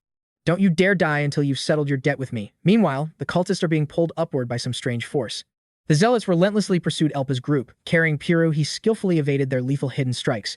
Looking back in terror, 𝗫𝗚 cried out. Damn it, these guys are literal killing machines. But as they ascended, 𝗫𝗚 froze, the ceiling was blocking their path. A dead end? What kind of hellhole is this? Desperate, she tried to stall for time. Wait, let's talk this out. 𝗨𝗟𝗚𝗥𝗚 gripped his spear tight. His fire projectiles roared forth, tearing the cultists into bloody fragments. Exhaustion began to set in as 𝗨𝗟𝗚𝗥𝗚 gasped for air. Raph snarled at the others. I warned you. Never let your guard down. Beiju remained arrogant, convinced they were finished, but she failed to realize. 𝗨𝗟𝗚𝗥𝗚's homing fire bolts were already closing in. The impact triggered a massive explosion, shattering the earth itself. Watching Beiju struggle, Raph smirked. Perfect. Die before you can even pay me back. Suddenly, a cultist unleashed a hidden blade. 𝗫𝗚's protective charm flared to life, but the enemy's ring glowed with a sinister purple light, surging the projectile with dark energy. Just before the point of no return, a hand grabbed her collar and yanked her backward.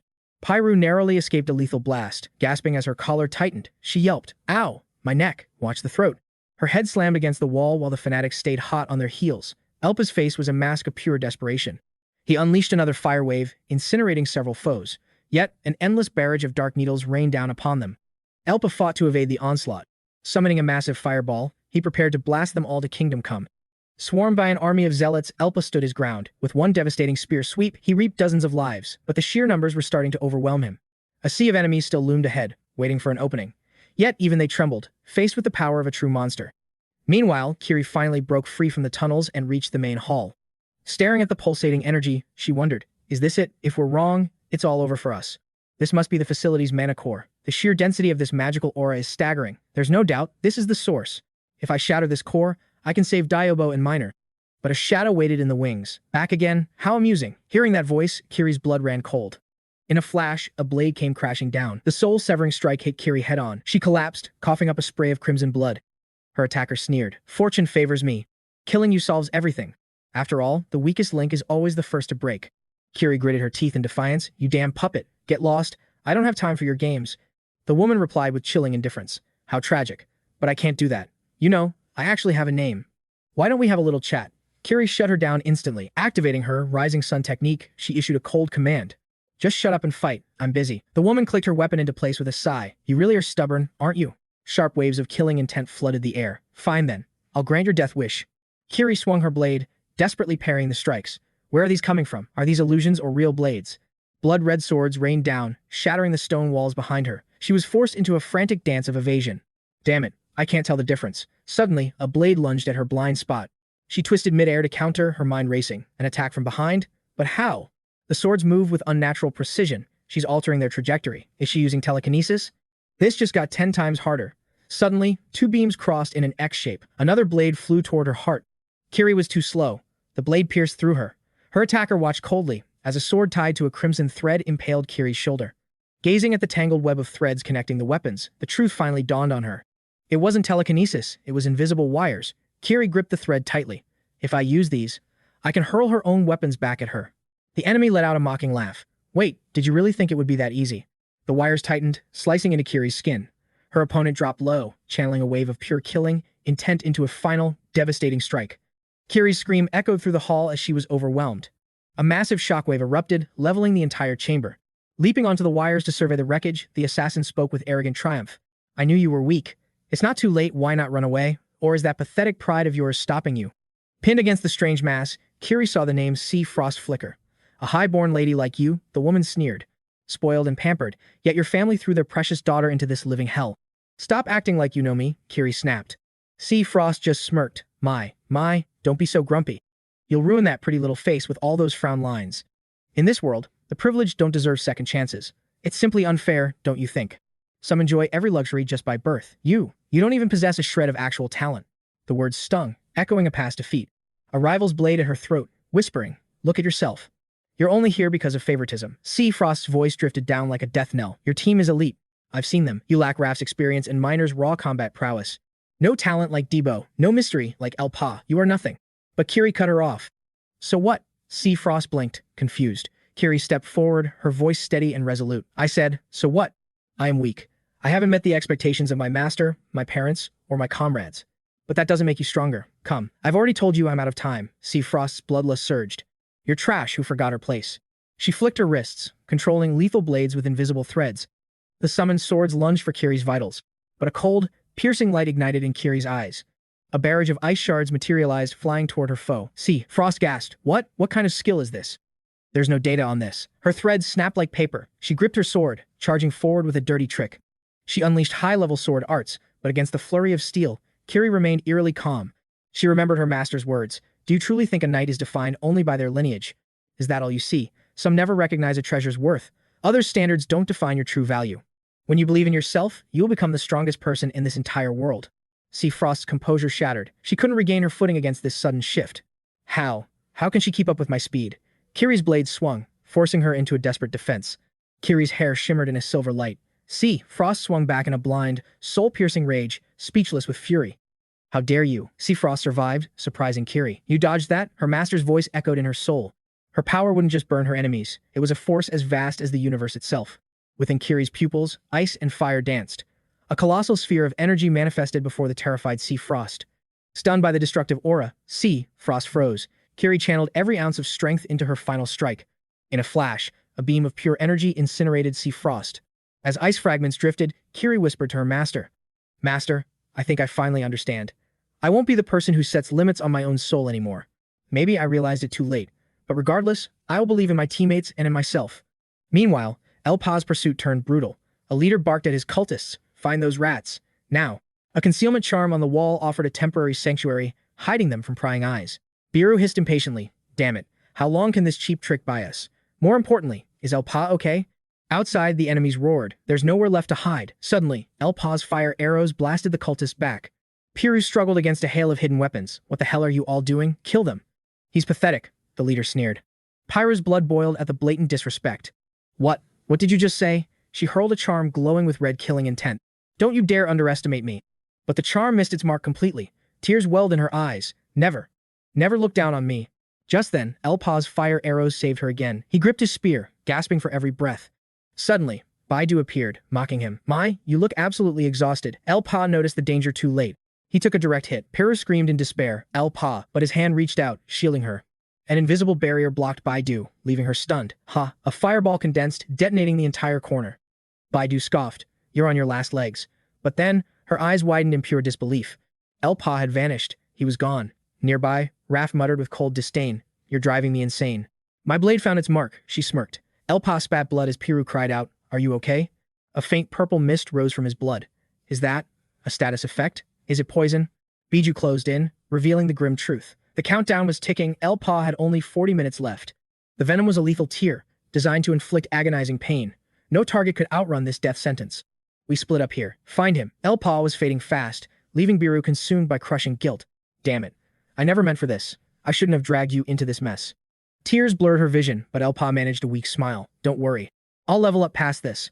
This was no illusion. This teleportation skill was the real deal, unlike the twins' deceptive trap. I'll handle Biju. Focus on your quest. Biru looked up, wondering what her role truly was. High above stood a massive stone tablet, the ancient key needed to unlock the sealing mechanism. Once decrypted, mana will flow, activating the system. Hold on, I'll solve this puzzle instantly. Piru's fingers blurred across the runes while 𝗨𝗞𝗚 watched, his energy draining with every breath. Take your time. Activating his vision lenses, 𝗨𝗞𝗚 mapped the complex as cultists swarmed like shadows. Raph's voice boomed. Don't touch him. His life belongs to me and me alone. Why follow you? Raph scoffed. Take your complaints to the boss if you have the guts. Suddenly, a blinding radiance erupted. Jaw screamed as the intense heat scorched the very air. 𝗨𝗞𝗚's fire missiles rained down. Raph gasped in disbelief. He hadn't sensed a single spark of mana. Was he sniping from a blind spot using those lenses? This range was utterly legendary. Facing the inferno, he muttered, It's over. But the flames vanished inches from his face. Yes, I successfully hacked the system, 𝗞𝗟𝗟𝗏 cheered. The runes blazed as the mana circuit completed. Just a few more seconds. 𝗨𝗨. Mana surged through the pipes, but 𝗨𝗨 didn't respond. Panic hit her heart. 𝗨𝗨? He sat motionless, slumped against the wall. 𝗞𝗟𝗏 froze. Why was the system acting like this? Mana shattered into fragments. The link was dead. Raph stepped out, smirking. Found you at last. The structure groaned as walls cracked, and a violent torrent of water came crashing through. Did you hear that? Du asked, alert. Kiri blinked. Hear what? I don't see anything. Around the bend, a massive flood engulfed them. What is this? They were swept away instantly. What the hell is happening? Before he could finish, the icy depths swallowed him whole. Bijou pressed against the wall, listening to the strange echoes. How annoying. We need to move. Raph appeared, carrying the unconscious pair. You complain too much, he chuckled darkly. The facility is drowning.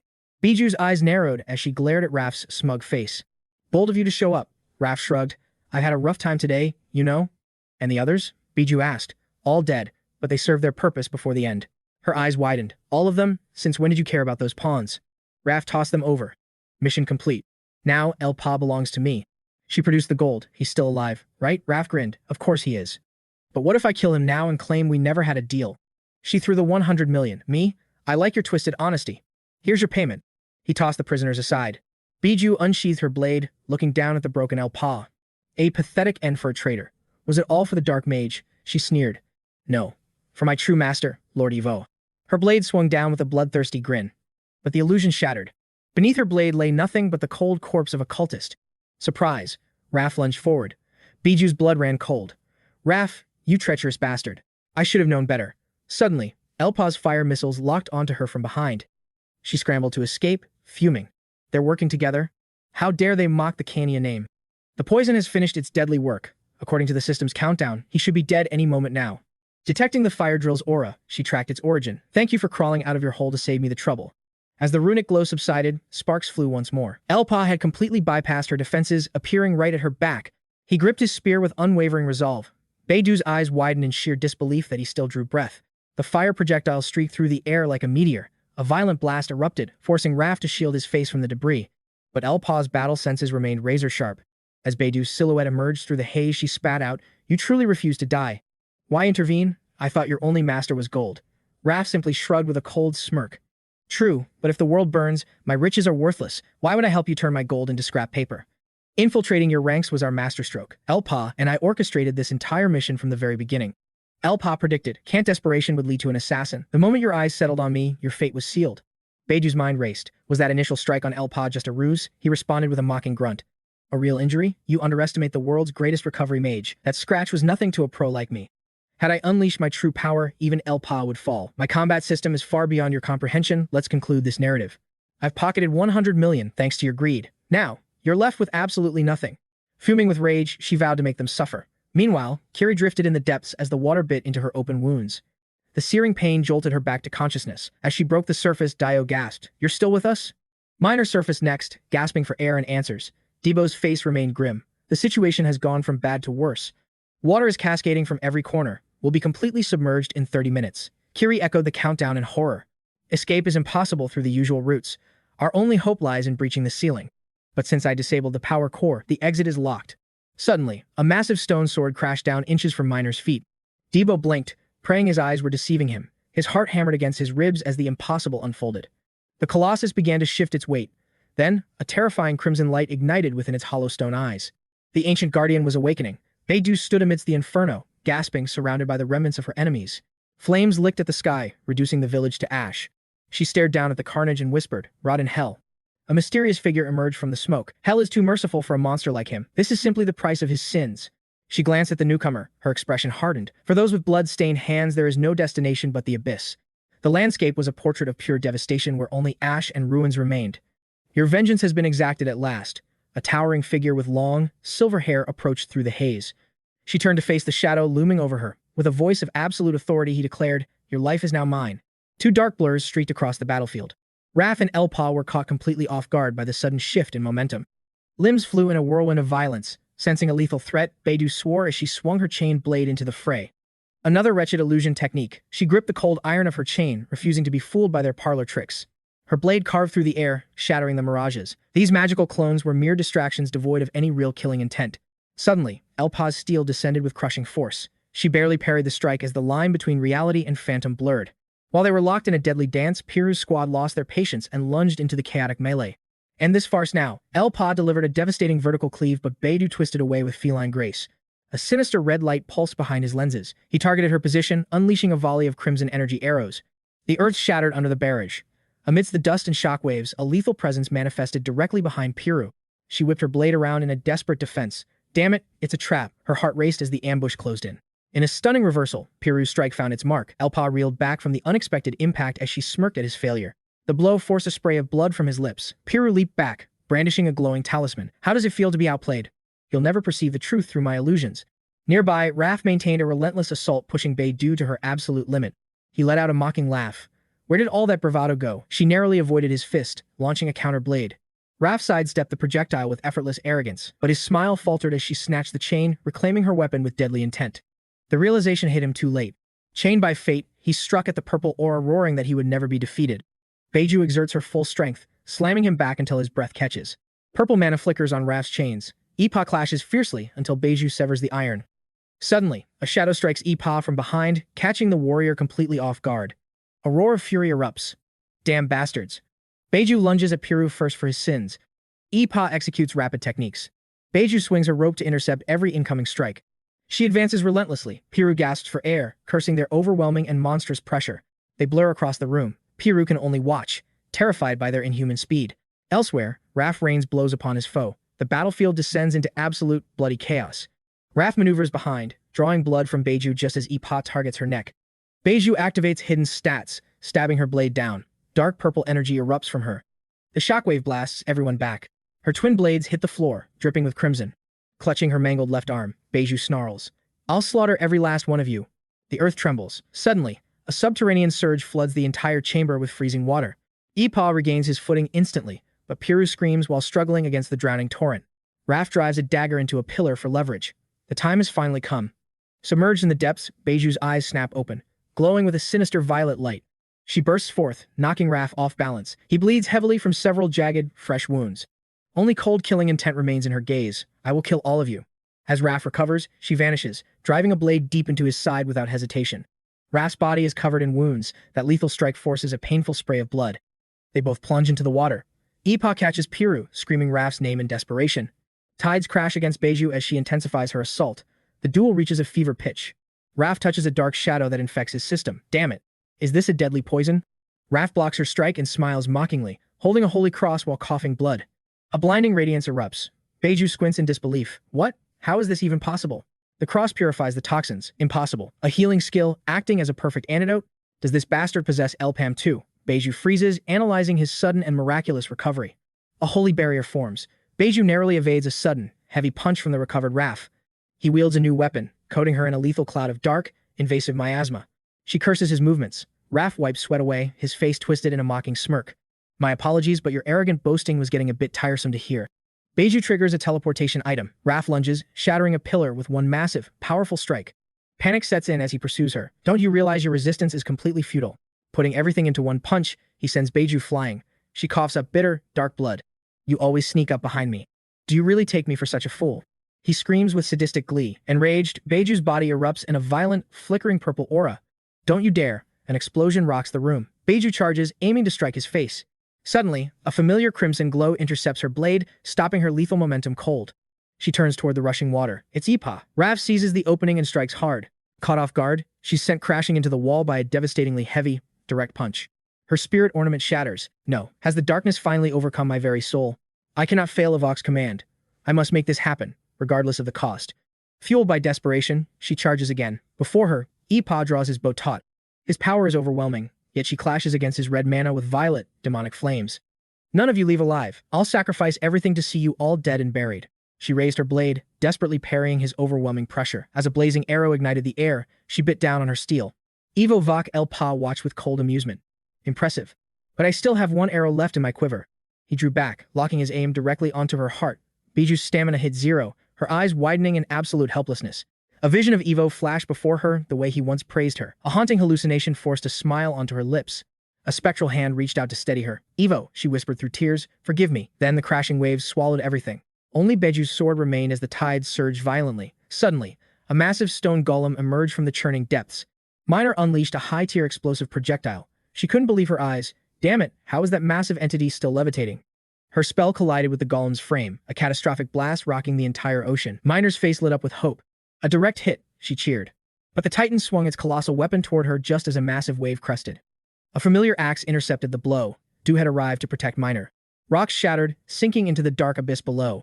A blue mana flare erupted from a massive boulder. Kiri stepped forth from the magic circle, blade pointed toward the earth. Focus, Kiri screamed. Defeating him isn't the priority. We need a new energy source to breach the sealing mechanism.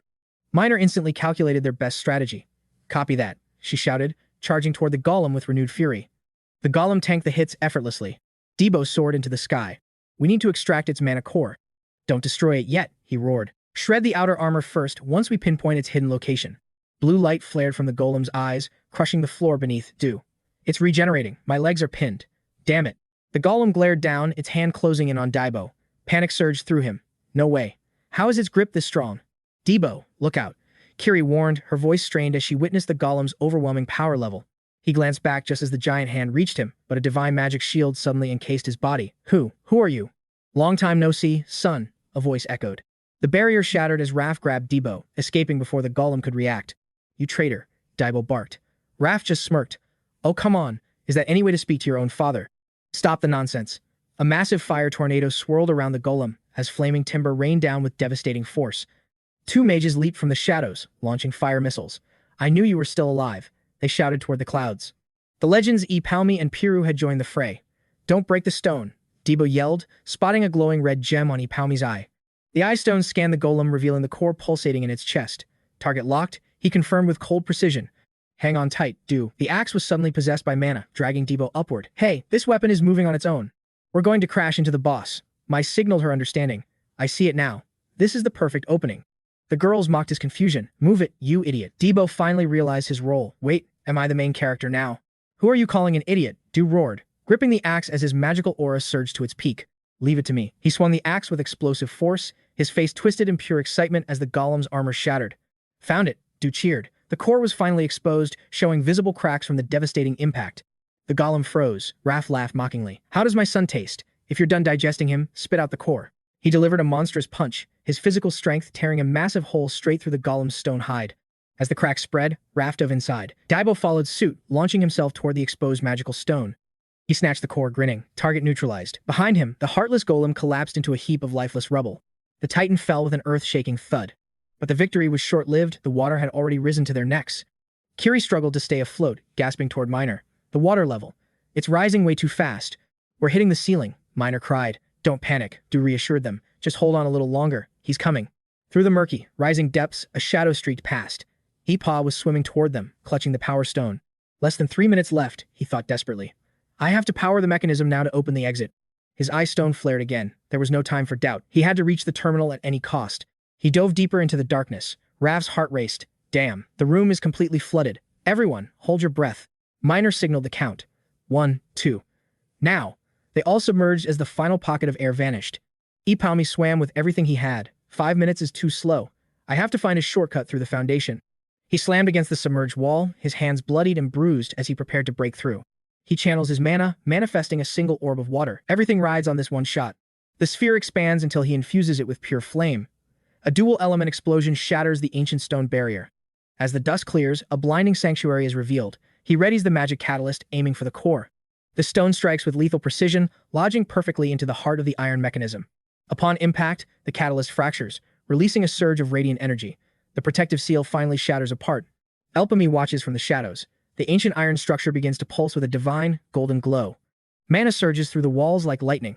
The system activates, gears grinding as the party holds their breath. The ceiling gives way. They swim upward, lungs burning, finally breaking the surface to find life-saving air. Gasping on the shore, Debo groans. I really thought my journey ended there. What a nightmare of a place. Maynor stares at the massive iron construct, the system. Did it actually start functioning? 𝗞𝗏𝗟𝗏𝗏 nods. A unique masterpiece of engineering. Debo looks around frantically. Wait, where's our leader? Below, the currents swirl violently. 𝗨𝗟𝗧𝗜𝗍 is sinking, bubbles escaping as he stares at the distant exit light. His lungs scream for oxygen. He pushes forward, but his strength fades just inches from the surface. His hand reaches out before falling limp, As he sinks, Miner dives in, saving him with desperate resuscitation. A familiar voice echoes. Still carrying the world alone? 𝗨𝗟𝗧𝗜𝗍's eyes snap open, awakened from the darkness. Visions of legendary comrades appear. Alexis, 𝗤𝗘𝗚𝗥𝗚, and Philip, the elite team from his forgotten past. 𝗤𝗘𝗚 speaks with a soft smile. If you are tired, you can rest now, partner. Alexis adds, don't push yourself, you've done enough. 𝗨𝗟𝗚 realizes these are fragments of his old life. I'm okay. I made a promise, he whispers. He wakes to the present, seeing Miner's tearful, worried face. What happened? Did you save me? He rasps. Debo cheers, his face lighting up with pure relief. Thank goodness. I thought you were a goner. 𝗨𝗟𝗚 checks his status, his body feels strangely revitalized. Raph smirks proudly. My high-tier recovery magic at its finest. 𝗨𝗟𝗚 notices Miner blushing furiously. Is something wrong? He asks. Miner stammers, her face turning beet red. It's nothing. Just forget it. With 𝗨𝗟𝗚 recovered, they press on. Raph carries 𝗤𝗔𝗥𝗦's corpse while they navigate the treacherous labyrinth. So this was all a calculated plan, Debo asks, completely stunned by the strategic revelation. Well, the second half was pure improvisation, Raph admits. Debo fumes. You should have warned me first. Raph laughs, manipulating the mood. To deceive your enemies, you must first deceive your allies. It worked. 𝗨𝗟𝗚 isn't buying the act. So your emotional outburst earlier was just top-tier acting then? Raph breaks into a cold sweat, quickly dodging the topic. Ahem, no time for chatter. We must move. He urges the group forward, his eyes darting around as they descend deeper into the ruins. Why keep the body? Someone asks. Raph looks grim. She's still useful. I must keep my promise. Suddenly, Byru spots something. She bolts ahead, leaving Debo shouting in total confusion. Hey, wait up. They enter a massive chamber. An altar stands in the center. I finally found it, Byru cries out. A golden aura illuminates the room. Could this be the legendary hero's relic from the ancient myths? It's an exquisite necklace. A massive purple gemstone sits in gold, pulsing with a mystical, radiant light. Are you sure it is the real deal? A member asks. It is hard to confirm, just by looking. Byru is certain. It matches the records perfectly. This is the key to Phantom's hidden vault. Phantom, the greatest thief in history. His secret hoard is rumored to contain world-shaking legendary treasures. Her eyes sparkle with greed. This artifact is the only way to unlock that fabled mountain of gold. Byru reaches for the prize. Thank you, everyone. I couldn't have reached this level without you all. Asterisk clack. Asterisk. A pebble hits her head. Suddenly, the ceiling begins to rain heavy stones upon the party. Look out! Raph screams. Debo draws his weapon, instantly shifting into a defensive combat stance. The temple is collapsing. What are you doing? Run. Byru yells. Kiri growls, sprinting for his life. Damn it, why did you just grab it? Kiri shouts. Byru stammers out an apology while running 𝗥𝗥𝗥𝗏. They flee through the falling debris. Ahead, a mysterious high tower looms through the dust and chaos. An exit has appeared. It must be open. Du demands confirmation, but the sky remains chillingly silent. Are you still unsure? Suddenly, a legion of armored skeletons emerges, weapons drawn and ready to strike. Du curses under his breath. Damn it, I forgot about these bone bags. Raph charges forward, eager for battle. He triggers the angelic tower skill. A holy shield erupts, vaporizing the skeleton horde into dust instantly. Witnessing the overwhelming power, Byru complains. Why didn't you unleash that legendary skill sooner? Raph snaps back about the massive mana cost. That'll be 500 gold each. I'm charging a fee. Byru scolds him for being money hungry. They've jumped straight from the frying pan into the fire. A massive undead knight appears on horseback. Its blade shatters stone walls with a single devastating strike. The blow narrowly misses. Byru panics and screams for another holy shield, but Raph is completely drained. Just run, he bellows. That was my only trump card, Debo groans, calling him utterly useless.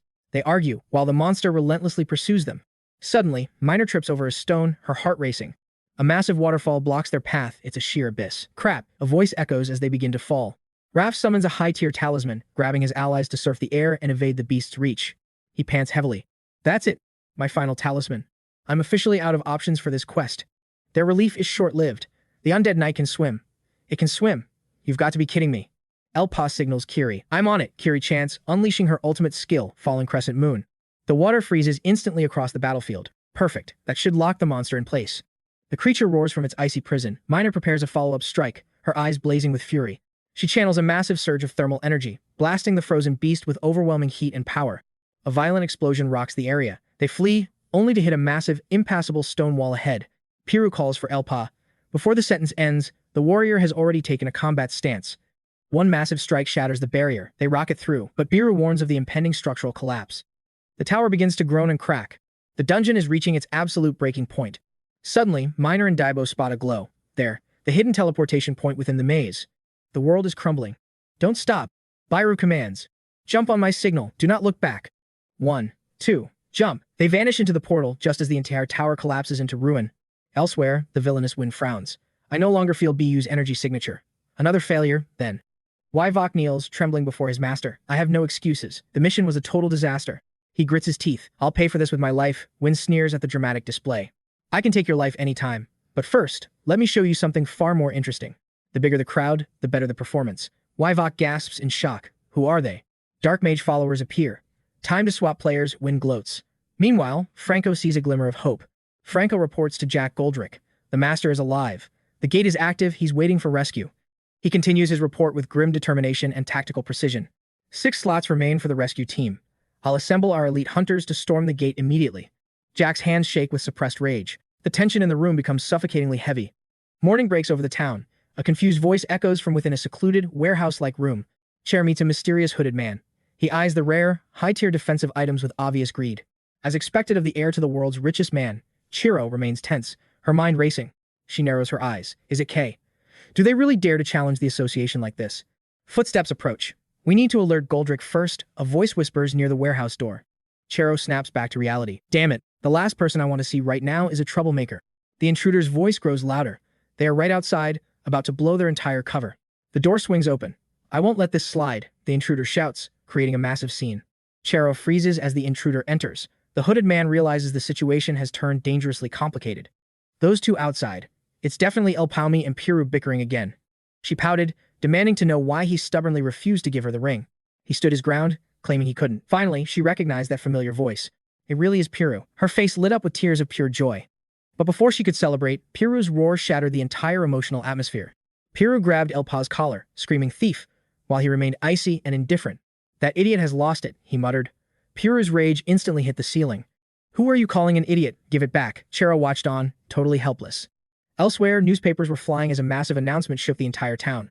Breaking news for everyone. The name 𝗥𝗘𝗚𝗥𝗏 was plastered across the front page. Is it true? Is Jack Rick actually trapped inside a high-rank gate? That's a third circle team. The absolute strongest. But that's not the main issue. Gondrick is offering $150 million for a successful rescue mission. Everyone is going to lose their minds. For that much gold, I'd jump in. Stop dreaming. Only 7 slots remain, and they won't pick a total nobody. The news was so explosive that even Debo and Raph stopped to read. Man, this incident has completely taken over the city's conversation today. Raph faked a tragic sob, wondering where 𝗨𝗏𝗡 had disappeared to now. My healer's soul is burning to save them. Debo just watched him skeptically. Sure, it's totally about saving lives, and not that massive pile of money. Anyway, why the slums? Aren't there better shops in the main market? I have a specific plan, Raph replied as they reached a wooden door. Just watch and learn. Inside, a man sat with his feet on the desk. The place was a dusty, decrepit junk shop. Debo doubted they were right. Long time no see, Gary. Time to wake up. We have customers here. Gary groaned, recognizing his old acquaintance. Raph, is that really you? A friend? Debo's eyes sparkled at the thought of a legendary discount. I thought you were dead. Gary's welcome was, let's say, a bit aggressive. He instantly pressed a dagger to Raph's throat with a murderous, vengeful glare. This is the first time we've met since you scammed me, friend. Raph broke into a cold sweat. Did I really do something like that? Are you serious? You want me to feed you to the pigs? Kid, calm down. I had reasons back then, but today, strictly about business. Raph pulled out a heavy bag of gold, trying to tempt the shopkeeper. Look at this haul. Debo realized that was the boss's hard-earned money. Gary still looked furious, but humans are masters of shifting their gear. One moment, he was a terrifying threat, ready to draw blood instantly. The next, he hugged Raph. I missed you, brother. Raph was totally speechless. These two are truly a match made in heaven, Debo remarked dryly. We need an enhancement scroll. Don't tell me you're out of stock, Gary. Of course, I have it. He unveiled a crate overflowing with various scrolls. Debo was unimpressed. These look like totally ordinary, low-rank items to me. You've got no eye for quality. Raph just laughed at Debo's clear frustration. I've never used these before. Gary stepped in to explain the system mechanic. Simply put, these items enhance your gear. If the success rate holds true. Inside these lethal gates, nothing is more reliable than this. A 1 to 100% success rate guaranteed. Old friends are the hardest to scam. Raph cut through the garbage. With a dark smirk, he called Gary's bluff. Are you really trying to play me? Move aside. Let me see what you're hiding, Gary. Debo, you're still getting played. Wait, hold on. Isn't 1 to 100% a good thing? Raph sighed at the ignorance. The value of an enhancement scroll isn't about high success rates. Actually, the lower the rate, the greater the hidden stats. Unless you're spamming them, you need the lowest probability possible to maximize your gear's true power. Debo finally realized he was being tricked by that greedy merchant, that lying bastard, he thought, as Gary acted innocent. Hey, a man's gotta make a living. I can't sell legendary items that I don't have in stock. The market has changed. High-tier scrolls are now classified as military grade and banned. Raph prepared to walk away. What a waste. I guess coming here was useless. Damn it, I really needed those. Now what? Raph flashed a wicked grin. I was ready to drop 1 million if you actually had the real goods available. Hook, line, and sinker. Gary grabbed Raph's shoulder, a greedy smile mirroring his friend's. Whoa, wait. At least let me finish before you decide. Two skimmers, perfectly matched, starting their secret deal. Meanwhile, the party discussed the legend of Grand Mage Fred the Dragon Master, a legendary figure with many titles, most notably the Master of Time, yet he vanished during the final battle. 800 years ago, before the Warlock's exile, a devastating curse was placed upon the 6 heroes. Time was frozen for the cursed, trapped forever in that exact, agonizing moment of defeat. But Fried survived through his dragon sacrifice. As the sole survivor, he wandered the world seeking a cure. However, the solution remained hidden, and he vanished like a ghost. That's all the history books say.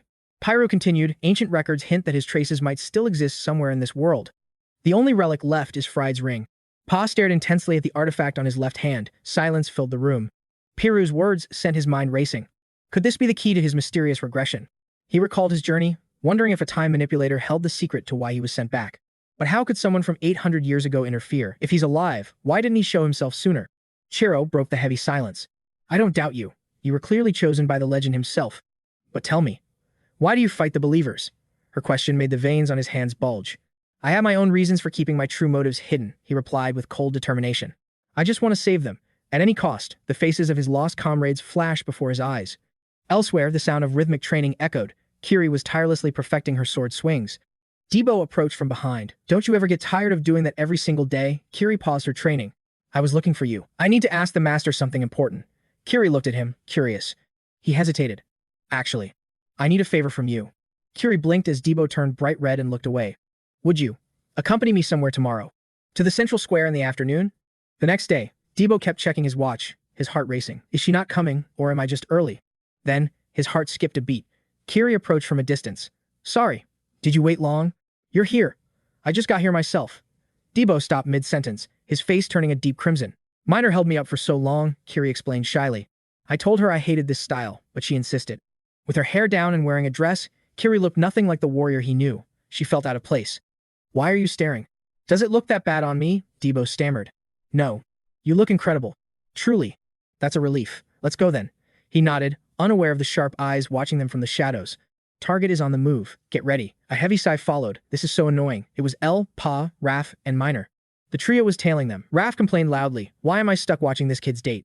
Shut it. Maintaining the mental health of our teammates is a top priority. Do you understand? While the couple enjoyed their time, the truth behind this stalking mission was revealed. When Kiri first mentioned the invite, Minor had literally spit out her water in total shock. She explained the quest. Daibo's sister's birthday was coming. Poverty had always blocked this achievement before. Help me choose a gift. Minor smirked with suspicion. A likely excuse. What's his real play? How fascinating, Kiri chimed in. I'm not skilled in the gift-picking meta either. Join us, Minor. Minor's voice spiked. Are you serious? Why would I third wheel your little date? Didn't you hear? We need your expertise. Kiri's denseness left Minor speechless. What a total noob. You're a hopeless case, Minor groaned. What? Where? Kiri's confusion made Minor snap. Shut it. Back to the present. Debo weighed a spiked knuckle duster. How's this? Looks like it deals heavy damage. Dynev could defend herself well with this loot. Kiri shook her head. How about that sword instead? Looks better for a low-level user. They continued browsing. Or, maybe this rare item? Not bad. The design is top tier. Should I buy the whole inventory? Kiri smiled. I'm nervous. This is my first non-combat outing. It's going better than expected. Debo blinked. I've been grinding night training since birth. No breaks. I'm not used to this casual playstyle. Debo listened, then changed the subject. Want to check the explosive shop? Sure. Meanwhile, the stalkers followed. Minor was fuming. Damn it, these idiots, she hissed. What the hell are they doing? Zero progress. They're throwing. Think about the viewer's frustration for a second. A voice whispered back. They don't even sense us tailing them. Minor groaned. The chemistry is there. But neither will trigger the event. At this rate, they'll be solo players forever. Exactly. Daibo's sister, Din, appeared out of nowhere. Everyone calls him a dummy. It's worrying. The trio nearly jumped. Raph broke into a cold sweat. Din, how did you track us? He panicked. Her stealth stat was insane. I'm the one who leaked the gift info. But forget gifts. I hope he doesn't come home tonight. Minor stared at her. Whoa, escalation much? Looking at the couple ahead, Minor admitted they looked like a perfect pair. Raph nodded. Yeah, they really do fit. Raph closed his eyes, imagining a romantic flashback. Did we look that radiant once? Minor swiped away his delusions. I don't care about your past lore. Hey, that was uncalled for. Elpa, the silent carry, finally spoke. What a waste of time, Minor sighed. No romance interest? He cut her off coldly. Did I shock you? 𝗨𝗚𝗟𝗄𝗏's expression remained neutral. I'm just busy, but I've cleared a dating quest or two before. Minor was stunned. Tell me everything. What happened? Raph felt the sting. This is blatant character discrimination. 𝗨𝗚𝗟's eyes grew cold. Ancient history. She's no longer in this world. Then he reconsidered. Wait, maybe she is. It doesn't matter. Minor fumed at the cliffhanger. It matters to me. Spoil the details. Meanwhile, Dinah watched her brother. They're getting closer. Raph let out a lonely sigh. The solo life hurts. Night fell. Thanks for today, Kiri smiled. Dinah will love this item. She looked radiant. I'm glad I could party up with you. Goodbye. Debo reached out. Wait, he blushed, stammering. Thanks. See you at tomorrow's training. Kiri felt a surge of joy. With a dazzling smile, she left. If you need another carry, just ask. Debo returned home, calling for his sister. Inside, the stalkers were already sprawled out. Minor and Raph were gasping for air. They'd sprinted home. Why are you all here? Dinev was beaming. Debo stood frozen. Did I miss a scene? Elsewhere, total chaos. A field of corpses and shattered weapons. Screams of pain echoed. Save me. A mage desperately cast a barrier. Stop, you monster. I won't let you pass. A sinister ocular spell flared. The mage was deleted instantly. A white-haired elder stepped forward with a serpent. A high-tier follower of the black mage. He reached the inner sanctum. His eyes glowed with triumph. At last. The sealed stone of hero freed. The artifact containing the power of time. It belongs to me. He activated the retrieval spell. The black mage's plan shifted. As a presence stirred. The stone in his hand felt like a common pebble. Shocked, he wondered why he couldn't sense any mana. Realization hit like a lightning bolt. Rage exploded as he roared. Who dared to sabotage my plans? His unleashed power tore the room asunder. Someone used a time reversal skill before me. I must find them. With eyes full of murderous intent, he crushed the useless stone into fine dust.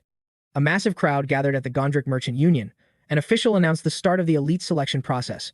The man's voice boomed across the plaza. All candidates, take your positions immediately. Results will be posted in 30 minutes. A scarred, red-haired girl sneered mockingly at her rival. Why don't you just forfeit? The level gap between us is far too vast. The man ignored her. Quit your yapping. Let's settle who's stronger right now. Fine by me. That's exactly what I wanted. A heated argument flared up instantly. Don't expect to leave this place in one piece. Marco watched from the sidelines, stroking his chin. So, this is the world of the third tier. Interesting. I only have one shot. I must choose carefully. Suddenly, a heavy dragging sound echoed from the road. Every head turned as a man dragged a massive iron box inside. What on earth is that?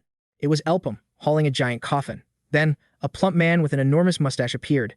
Dressed in pure luxury, he was the legendary master of the 𝗥𝗚𝗥 Merchant Union. Gondrick, rumored to be the richest man in the world of Maul, his wealth rivaled an entire nation. Hurried footsteps echoed through the Union's grand, marble hallway. Guards stood outside a private chamber. A man burst in to find Gondrick standing by a massive pool. You, the master turned. The adventurer from 𝗥𝗏𝗏, looking for me? Are you mocking my union?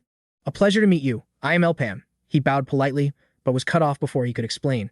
It's obvious why you're here. You want the rescue team, right? Now listen closely. While I'm still being patient, this isn't a mess 𝗥𝗏𝗏 should stick its nose into. Forgive me, but I'm not here as a representative. 𝗨𝗚𝗏𝗏 tried to explain, but Gondrick wouldn't listen. Then I have nothing to say to a lowly third-tier adventurer. 𝗨𝗚𝗏𝗏 slammed the coffin down. Gondrick's face twisted in pure annoyance. Have you lost your mind? Get out before I lose my temper. 𝗨𝗚𝗏𝗏 bowed low. Apologies, but you must see this first. He opened the lid to reveal a pale, lifeless head. Gondrick froze in terror at the sight. Seeing the horrific injuries on the victim inside, Gondrick let out a frantic, piercing scream. Marco turned pale at the grim scene. A high-ranking leader of 𝗏. Do you know what you've done? I know exactly what I've done, 𝗨𝗚𝗏𝗏 replied. Are you declaring war? 𝗨𝗏𝗏 nodded firmly. Perhaps. But the 𝗥𝗚𝗥 Merchant Union will be joining this fight too. Gondrick broke into a cold sweat. What the hell are you saying? Suddenly, a voice interrupted from the door. This involves you too. Flashback, 3 days before 𝗨𝗏𝗏 arrived at the Merchant Union. Are you certain? I find that hard to believe. A man in golden armor questioned him skeptically. You're saying those shadows are still lingering? Worse than that, 𝗨𝗏𝗏 explained calmly. They've taken root across the entire world. Can you stake your life on those words? 𝗨𝗏𝗏 thought to himself. If his words are true, then every anomaly I've seen finally makes sense. I don't trust you, but I trust Kiri's judgment. So tell me, what is your goal? 𝗨𝗏𝗏 looked him straight in the eye. I want to erase the 𝗨𝗏 cult from this world.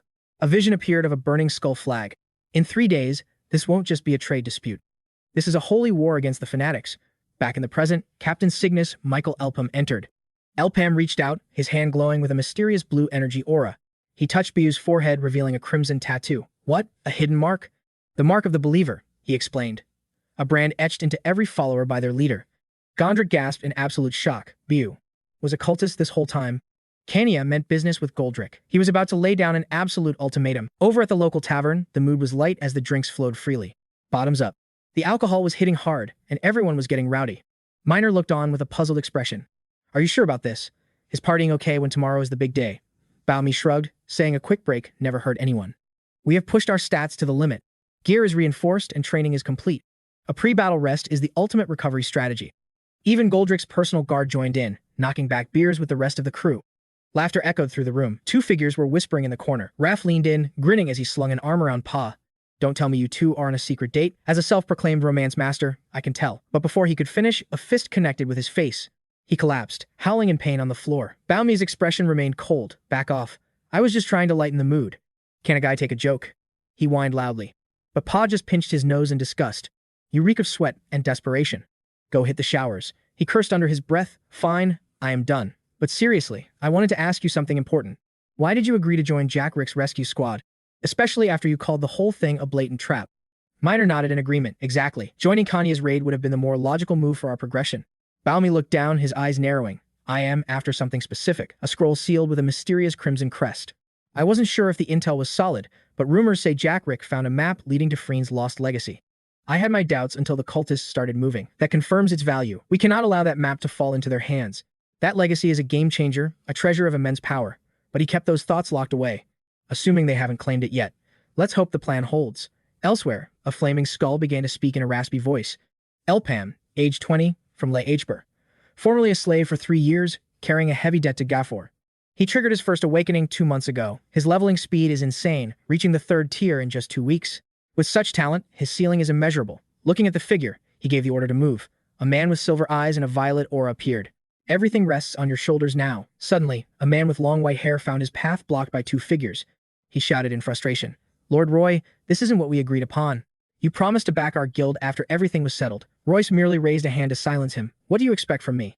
High-level orders came down to cancel all external recruitment immediately. I don't know the reason, but it seems they want me to carry this burden alone. I am exhausted. Why is everyone gathered at the gate? What happens to the gold I paid you? Watch your tone, Royce. This isn't the place for such talk. Move aside. The crowd parted as a new group arrived. It was Pow's team, Debo, Minor, Kiri, and Marco. The guards instinctively stepped back. Royce stammered, Lord Marco, who are these people? Marco kept it brief. This was the plan. Deal with it. Royce was stunned. But this makes no sense.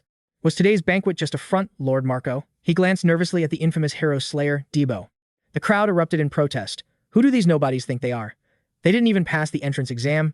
The group ignored the noise and stepped forward. Minor stuck his tongue out mockingly as they vanished into the blinding light. They emerged inside a ruined temple. Massive, shattered pillars lay scattered across the floor like broken bones. Enough of this. Debo stared up at the gloomy ceiling and grumbled. This dungeon layout is so cliché. Can't they be more creative? Minor's face paled. Wait, where are Raph and Kiri? They realized 2 of their members were missing. Damn it, Raph's voice echoed. What the hell is going on? He slammed his hand against the sealed barrier. Has the player limit for this dungeon been reached already? They said there was room for 6 more. Did someone enter before us? Impossible. We had scouts guarding the entrance to prevent any early entries. Kiri's voice trembled. This is a trap. Deep inside the temple, the gray-haired man led a shackled, wounded prisoner through the shadows. We are in, but how do we regroup? Have you heard anything yet? Nothing yet. Mudri. The other man muttered. Don't use my real name, you idiot. Mudria corrected him sharply. You seem tired of my complaining already. If the system holds, they should be waiting for us on the 2nd floor. A massive, 2-horned bull monster blocked their path. Looks like a little warm-up is required before the reunion. The beast was drooling uncontrollably. Mudria had a sudden thought. No, I will handle this one. I have a better idea. The silver-haired man frowned. Don't push your luck. The monster roared and charged toward them with devastating force. Did you come to greet me? She hurled a jade orb toward the beast. Witness, true power. The monster froze, paralyzed. Mir slammed her staff down. Shocked, the silver-haired boy smirked. Witnessing this skill live was a legendary experience. The iron orb clattered across the cold, stone floor, leaving the beast to perish in agony. I'll save the rest for later. This game is getting interesting.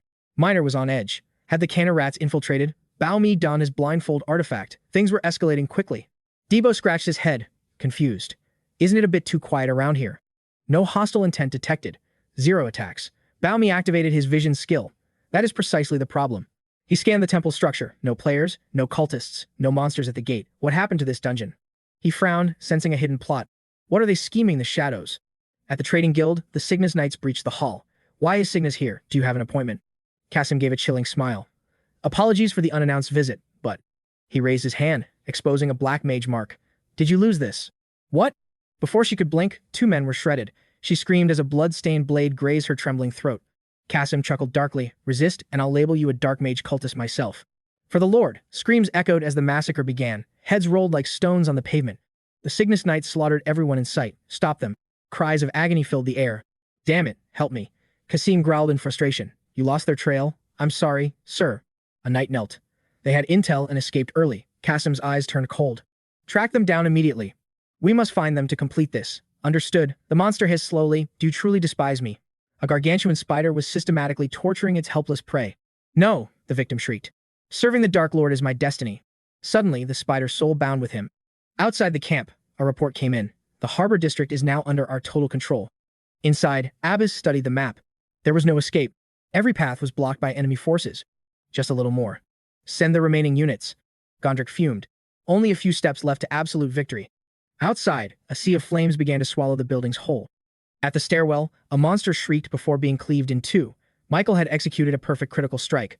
Looking at the corpse, Alexis spat. Those Cana bastards. Breeding these abominations right under the port?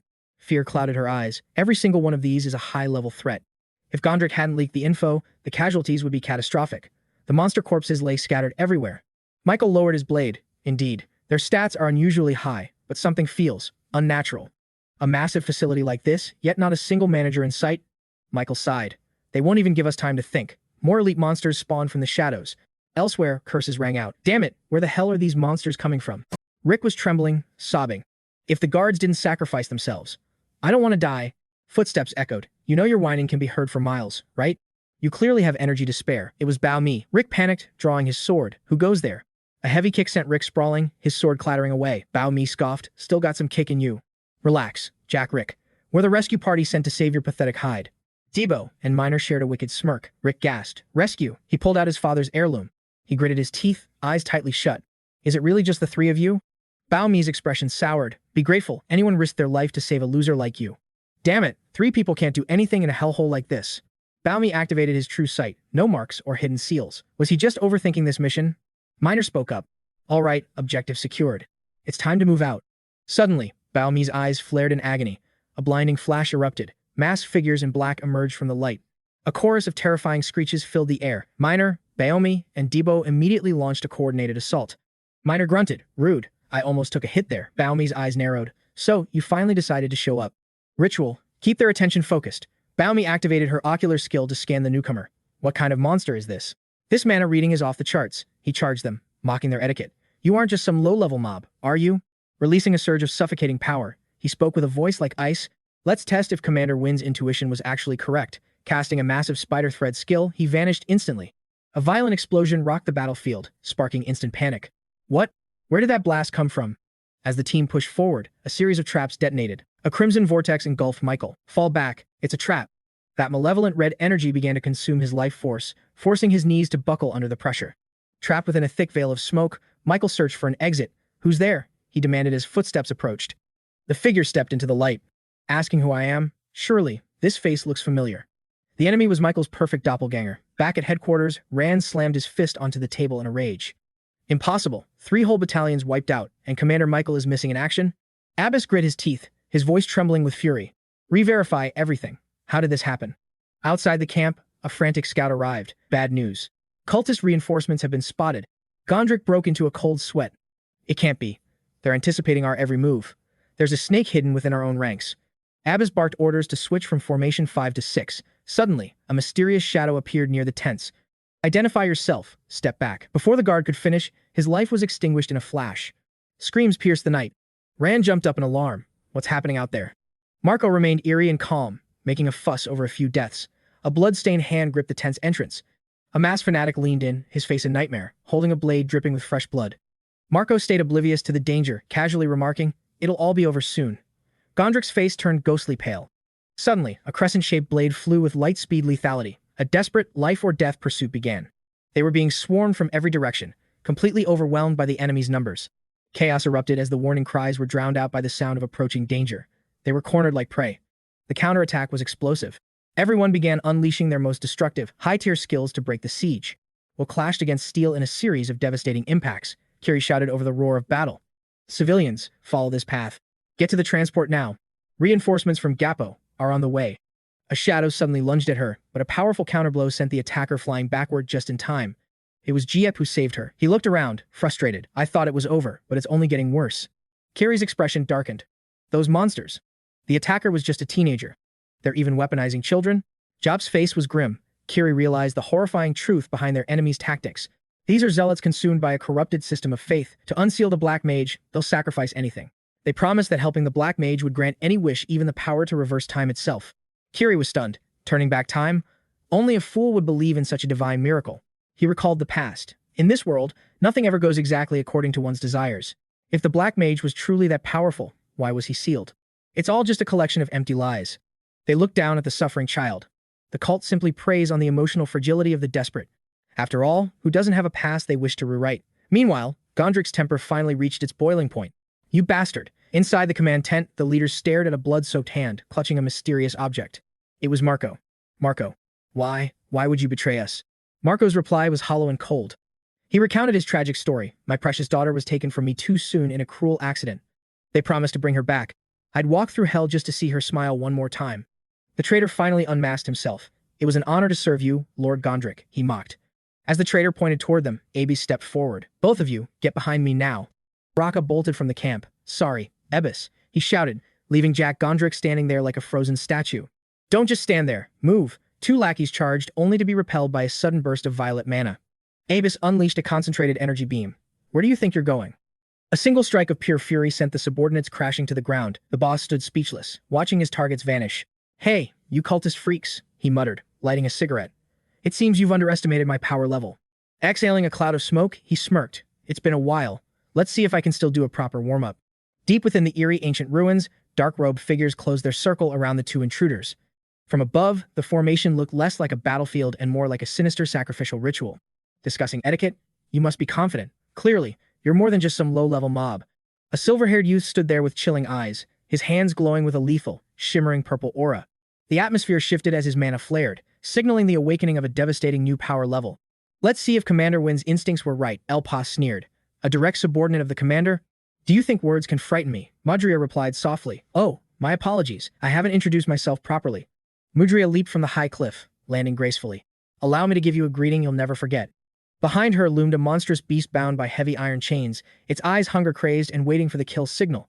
I am Mudria, the martyr, he gasped in terror. A martyr? One of the chosen elite? The secret unit of 100 chosen warriors. Their existence was a myth. Why were they appearing now?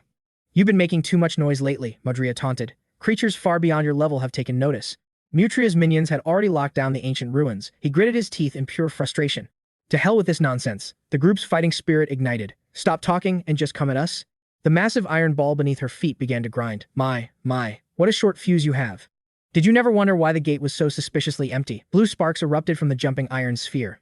Allow me to introduce you to despair. The very foundations of the ruins began to shatter and roar. What was happening? A violent vortex of mana swirled, condensing into a terrifying physical form. The azure light intensified, blinding everyone. Daibo's heart hammered. What kind of nightmare is this? Was this an illusion? The light coalesced into a colossal, floating skull, a spectral monstrosity born of pure malice. A devastating storm tore through the area. Miner watched in horror as the beast finally achieved its true form. With a porcine face, jagged horns, and a crescent moon sickle, the beast charged with murderous intent. A 𝗨𝗟𝗥𝗚𝗥𝗘𝗗. Ancient pillars crumbled as the earthquake intensified, burying the ruins in dust and stone. Terror gripped the survivors. How could such a legendary beast be taking orders from a mere human? And how many more were there? The 𝗨𝗟𝗥𝗚𝗥𝗃 surged forward like a mindless, brainwashed soldier of war. How is this possible? They charged desperately, but the gap in their combat power was simply too vast. 𝗨𝗚𝗏 shouted over the chaos. Don't engage them directly. What? Are you insane? Sudden realization hit him as lightning arcs through the air. The beast's sickle was channeling high-tier electrical mana. The thunderous roar grew deafening, exploding across the battlefield. His strength finally failed, and he collapsed into darkness. The team screamed in panic. The monster raised its sickle, ready to deliver a final, fatal strike. His body wouldn't move. Was this the end of his journey? Damn it. Is there no way out? Suddenly, a pillar of golden light tore through the monster. It was 𝗨𝗏, intervening with godlike timing. Get back. I'll wipe them all out in one shot. His aura expanded like a majestic, shimmering peacock tail. His divine energy rivaled the lightning, engulfing the beast in a golden vortex until it was erased from existence. The survivors watched in absolute awe and terror. What kind of power is that? Spirit-controlled missiles, indeed. His overwhelming mana began to envelop the entire ancient fortress. Miner's voice trembled with concern. Be careful, 𝗨𝗏. Don't overdo it. The unstoppable vortex slammed into the enemy ranks, obliterating everything. Just as the rumors said. How fascinating. The youth exhaled as the battle settled. The massive energy retreated, sealing back into the ring around his neck. Suddenly, the ring flared with a blinding light. A catastrophic shockwave erupted, obliterating everything nearby. Debris rained down as Minor gasped in horror. Had 𝗨𝗚𝗟𝗡's ultimate magic been neutralized so easily? 𝗤𝗘𝗚 stood frozen, eyes wide at the anomalous energy surge. What kind of monstrous power was this? Did you think I'd just sit and watch? She sneered, activating a high-tier spell. Struggle a bit more. Gravity itself defied her mana as boulders hovered mid-air. 𝗨𝗨𝗟𝗡 watched, trembling with pure terror. Her mastery was terrifying, manipulating every shard of the ruined battlefield into a lethal, floating arsenal. Was this god-level telekinesis? 𝗨𝗨𝗟𝗡 remained silent as 𝗤𝗘𝗚's bloodlust ignited for the coming clash. The true war begins now, as flames consume the city. Raken and 𝗥𝗘𝗚𝗥𝗦 bolted for their lives. The defense line has crumbled. Retreat. No, we must hold this position or everything is lost. 𝗥𝗘𝗚𝗥 checked his watch. This secret gambit was far more desperate than anything 𝗨𝗨𝗟𝗡 had predicted. The minute hand ticked toward the number 2. Just 60 more minutes. They just needed to survive. 30 minutes left. Suddenly, enemy reinforcements swarmed the area, cutting off their only escape route. Jap spun around, only to see an entire army closing in from the rear. They were trapped. Can't we trigger the system plan now? The enemy lunged, fangs bared, and ready for the kill. Damn it, if we all end up dead, what's the point of a secret plan anyway? A beam of pure energy sliced through the air, tearing the minions into bloody, unrecognizable shreds. The survivors turned in shock as a familiar, confident voice echoed through the chaotic battlefield. What a coincidence. The Merchant Union is here. And we're currently having a massive flash sale. Jap grinned as the enemy snarled. It's just 2 of them. Slaughter them where they stand. Kiri's blade ignited with radiant light while Jap began pulverizing the mob with his devastating bare fists. She danced through a rain of daggers, completely immersed in the hunt. She was a goddess of war. The memories flashed back vividly. This was the overwhelming strength of the legendary 𝗨𝗨𝗟𝗏 guild. Kiri's strikes were a blur of absolute destruction, leaving nothing but carnage in her wake. Blinding white light and azure mana orbs collided, turning the scene into a breathtaking display of violence. The mob was wiped out. We saw the cultists gathering and decided to join the party. Given the crisis, we'll offer a survive now, pay later premium service package just for you. Jap's eyes gleamed with greed.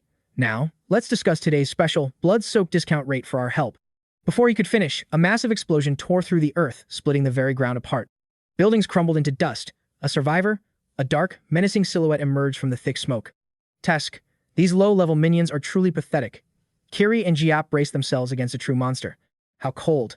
And here I am, lucky enough to find 3 noble merchants at once. Blood trickled down his face as his voice dripped with pure, unadulterated venom and hatred. A man with silver hair stepped forward.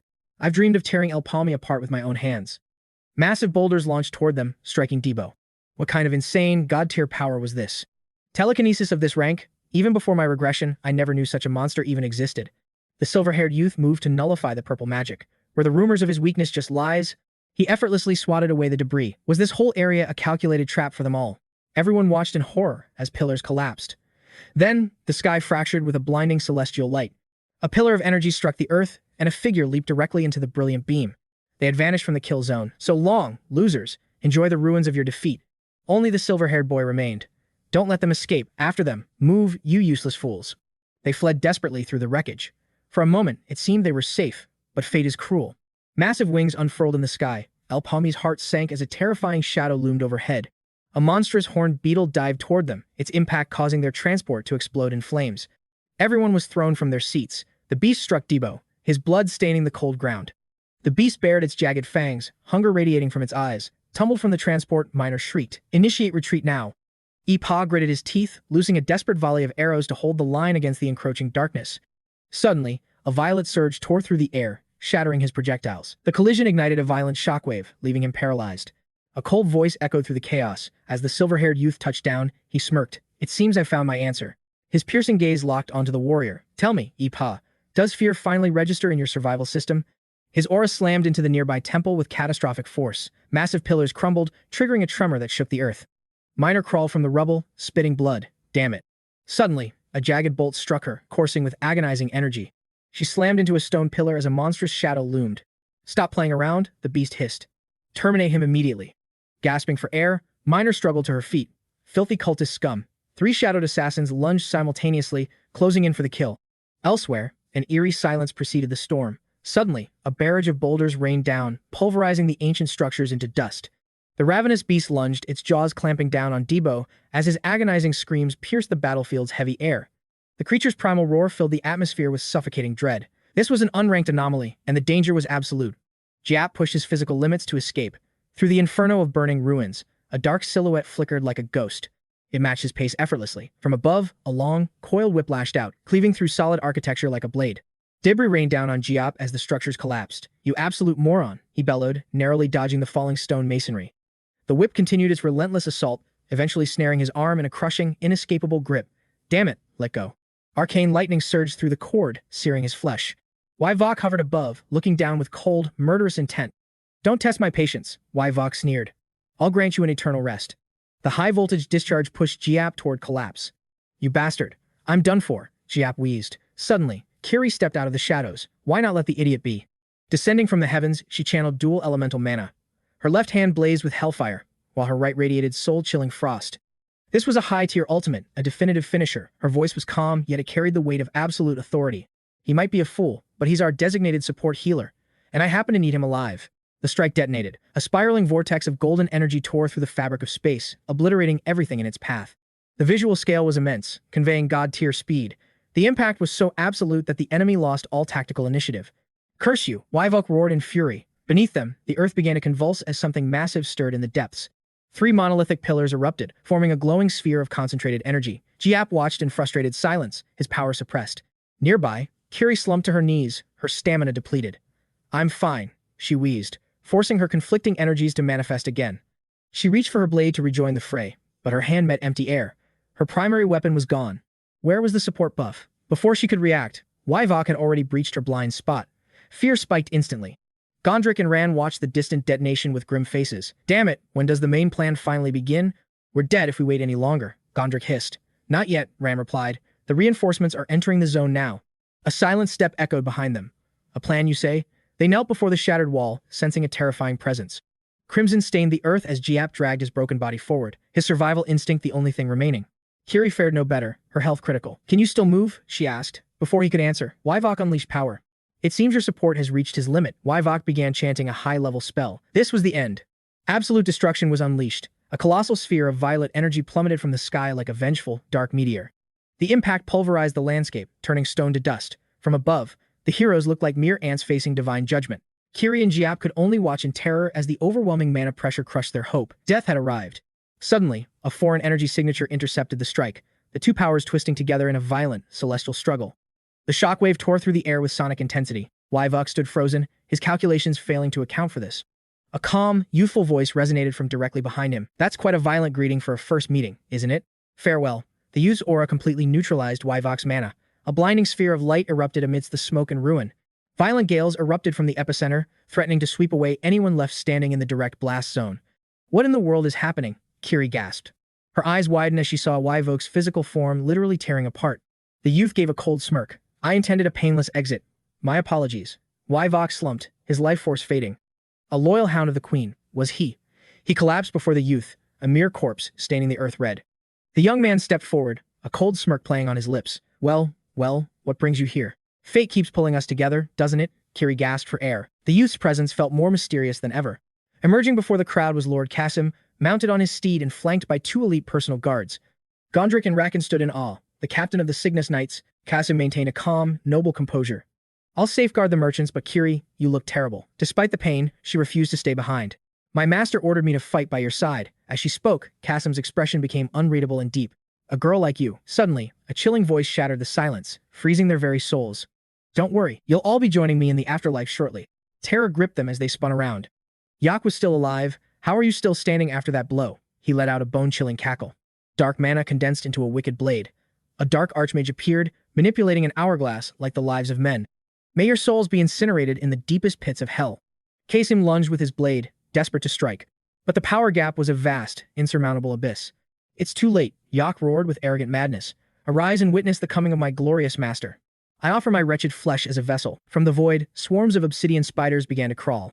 Cursed silk descended, cocooning Yog's body in a manifestation of his master's terrifying dark essence. Permission granted. His eyes flared crimson as the agonizing transformation tore through his very being. Demonic appendages erupted from his flesh. Twisted horns and macabre wings tore through his back in a bloody display. The unholy fusion was complete. Kiri and the others watched in paralyzed horror as the nightmare took form. What kind of monstrosity is this? Yak's consciousness was completely consumed by the entity dwelling within him. He had become a towering, feral spider beast. Reality itself seemed to buckle under his terrifying pressure. A violent violet flash erupted. The sheer gravitational force pulverized the bedrock beneath their feet. Debris rained down as 𝗤𝗡 lay at the center of the crater, coughing up a spray of crimson. He gasped for air, wiping blood from his chin. 3 silhouettes with glowing red eyes descended like vultures. Rage boiled in his chest. Numbers don't mean a thing if you're all just trash. He charged, unleashing a flurry of strikes. He summoned light arrows, detonating the crystals he'd strategically placed. He roared in fury. You think I'll go down without a fight? Come and get some.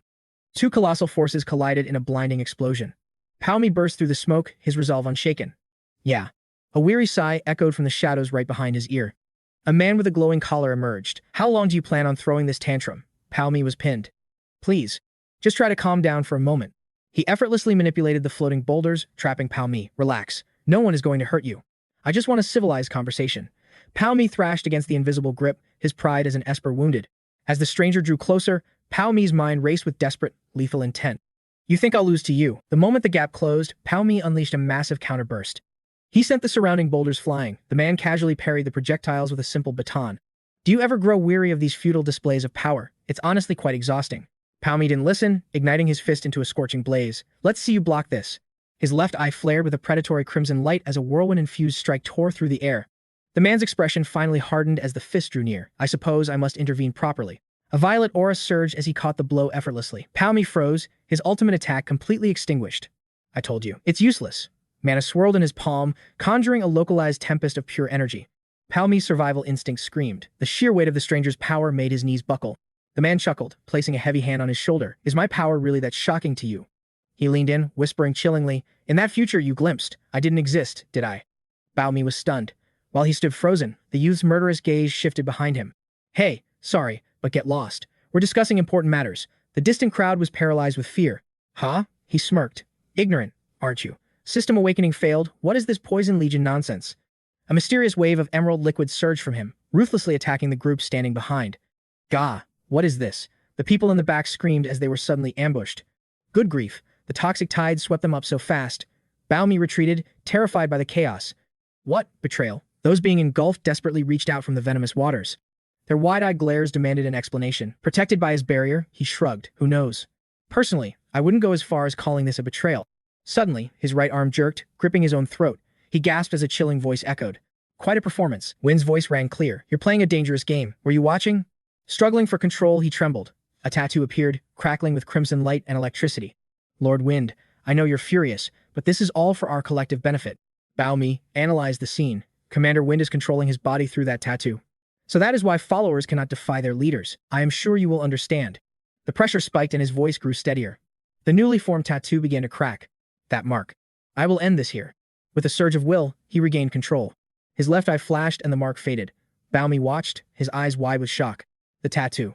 It is vanishing. Time to return to my post. A symbol ignited in his eye. A spiritual thread snapped, leaving Wynn horrified. How dare you break my connection? Wynn's fury erupted. A mere pawn dares to declare war? You better explain yourself. Just then, a mysterious figure emerged from the shadows, slowly approaching the enraged Commander Wind. The leader bore a striking forehead tattoo, holding a staff with a cobra coiled around. Back there, 𝗤𝗡 gasped at another symbol in the youth's eye. Wait, another one. Memories of past lives flooded back. 2 tattoos? I have never heard of that before. I have never seen this in previous lives, the youth replied after severing Wynn's link. We are all under the Dark Mage, right? Call it a minor faction dispute. It sounds reasonable, doesn't it? Toxic mist billowed around them like a thick shroud. He continued calmly. We all share the ultimate goal of resurrecting the great Dark Mage. But our methods differ, allies and enemies at once. Interesting, right? He grinned, eyes glowing. Hearing this, 𝗤𝗡 immediately realized he was caught in an internal power struggle. He recalled the high commanders who had been building their own secret forces for years. They hid due to internal conflict. Then, what is it you want to ask me? The tattoo receded. Actually, I am searching for the sealing stone of Hero FR. 𝗤𝗡 flinched. Hero FR created the stone to imprison the Dark Mage long ago. The youth's gaze turned distant, recalling the overwhelming power of that legendary gem. Elsewhere, Aquarium spoke of it. It is an artifact holding essence from the eternal timeline, created to seal him, but if reversed, it can resurrect the dead by turning back time. That sealing stone is the most certain way to bring back our Dark Lord. The old man contemplated the power of the stone and those who once wielded it. Reflecting on his long journey, he sighed. I spent years searching, and finally found it. The scene shifted. He raised a fist. But the stone I found was an empty shell. Someone used it. Finding that person is now our top priority. It is essential. It will stand out regardless. The barrier held firm against the surging poison tide. Shielding them from toxicity, he remembered their past dungeons, the Gate of 100 Paths. Countless gates, the Eagle Eye Sepulchre, even the hidden vaults containing the artifacts of legendary heroes. He stared straight into his soul and continued, I can't tell if you're a fool or just reckless. You've caused such an uproar that staying hidden was impossible. 𝗤𝗡𝗼's expression darkened instantly. So, you're the regressor, the man noted, signaling the two standing within the protective barrier. Silence hung heavy in the air. I searched my memories, but in my life before the regression, this man never existed. 𝗤𝗡𝗼's knuckles whitened as he gripped his staff. He realized his previous strike wasn't about raw firepower, it was about surgical control. He visualized the skill's activation once more. By all logic, my current level should be far beyond what I achieved before the regression. Yet, against him, my stats mean nothing. His flames were devastating, enough to incinerate any other foe, but against this boy, they didn't even leave a scratch. 𝗤𝗡𝗼 recalled the moment he appeared. If that wasn't even his final form, then we are witnessing the absolute peak of superhuman power. Trembling with a sudden chill, he finally managed to stammer, just who the hell are you? Ignoring the question, the boy mused, so even a traveler from the future doesn't recognize me? How tragic. Though I expected as much, he added coldly, tell me, do I die soon in your timeline? 𝗤𝗡𝗼's pupils dilated in pure shock, but the boy simply let out a hollow, haunting laugh. I'm not looking for your pity. Toxic fumes continued to billow from the dark waters as they spoke, suffocating the atmosphere. I'm plagued by a terminal curse. Seeing my own fate with these eyes wouldn't make me feel any better. He gripped his cane tightly. Enough idle chatter. Let's get to the point. The only reason I'm still breathing is because of you. Stunned, 𝗤𝗡𝗼 stammered. What is that supposed to mean? The man recalled the Lord's intense focus on the aquarium battle. Because of the chaos you've unleashed, the Lord is preparing to mobilize his entire force just to erase you. The two leaders aren't seeing the full picture. So, as a loyal subordinate of Lord Win, I'll be the one to mediate between them.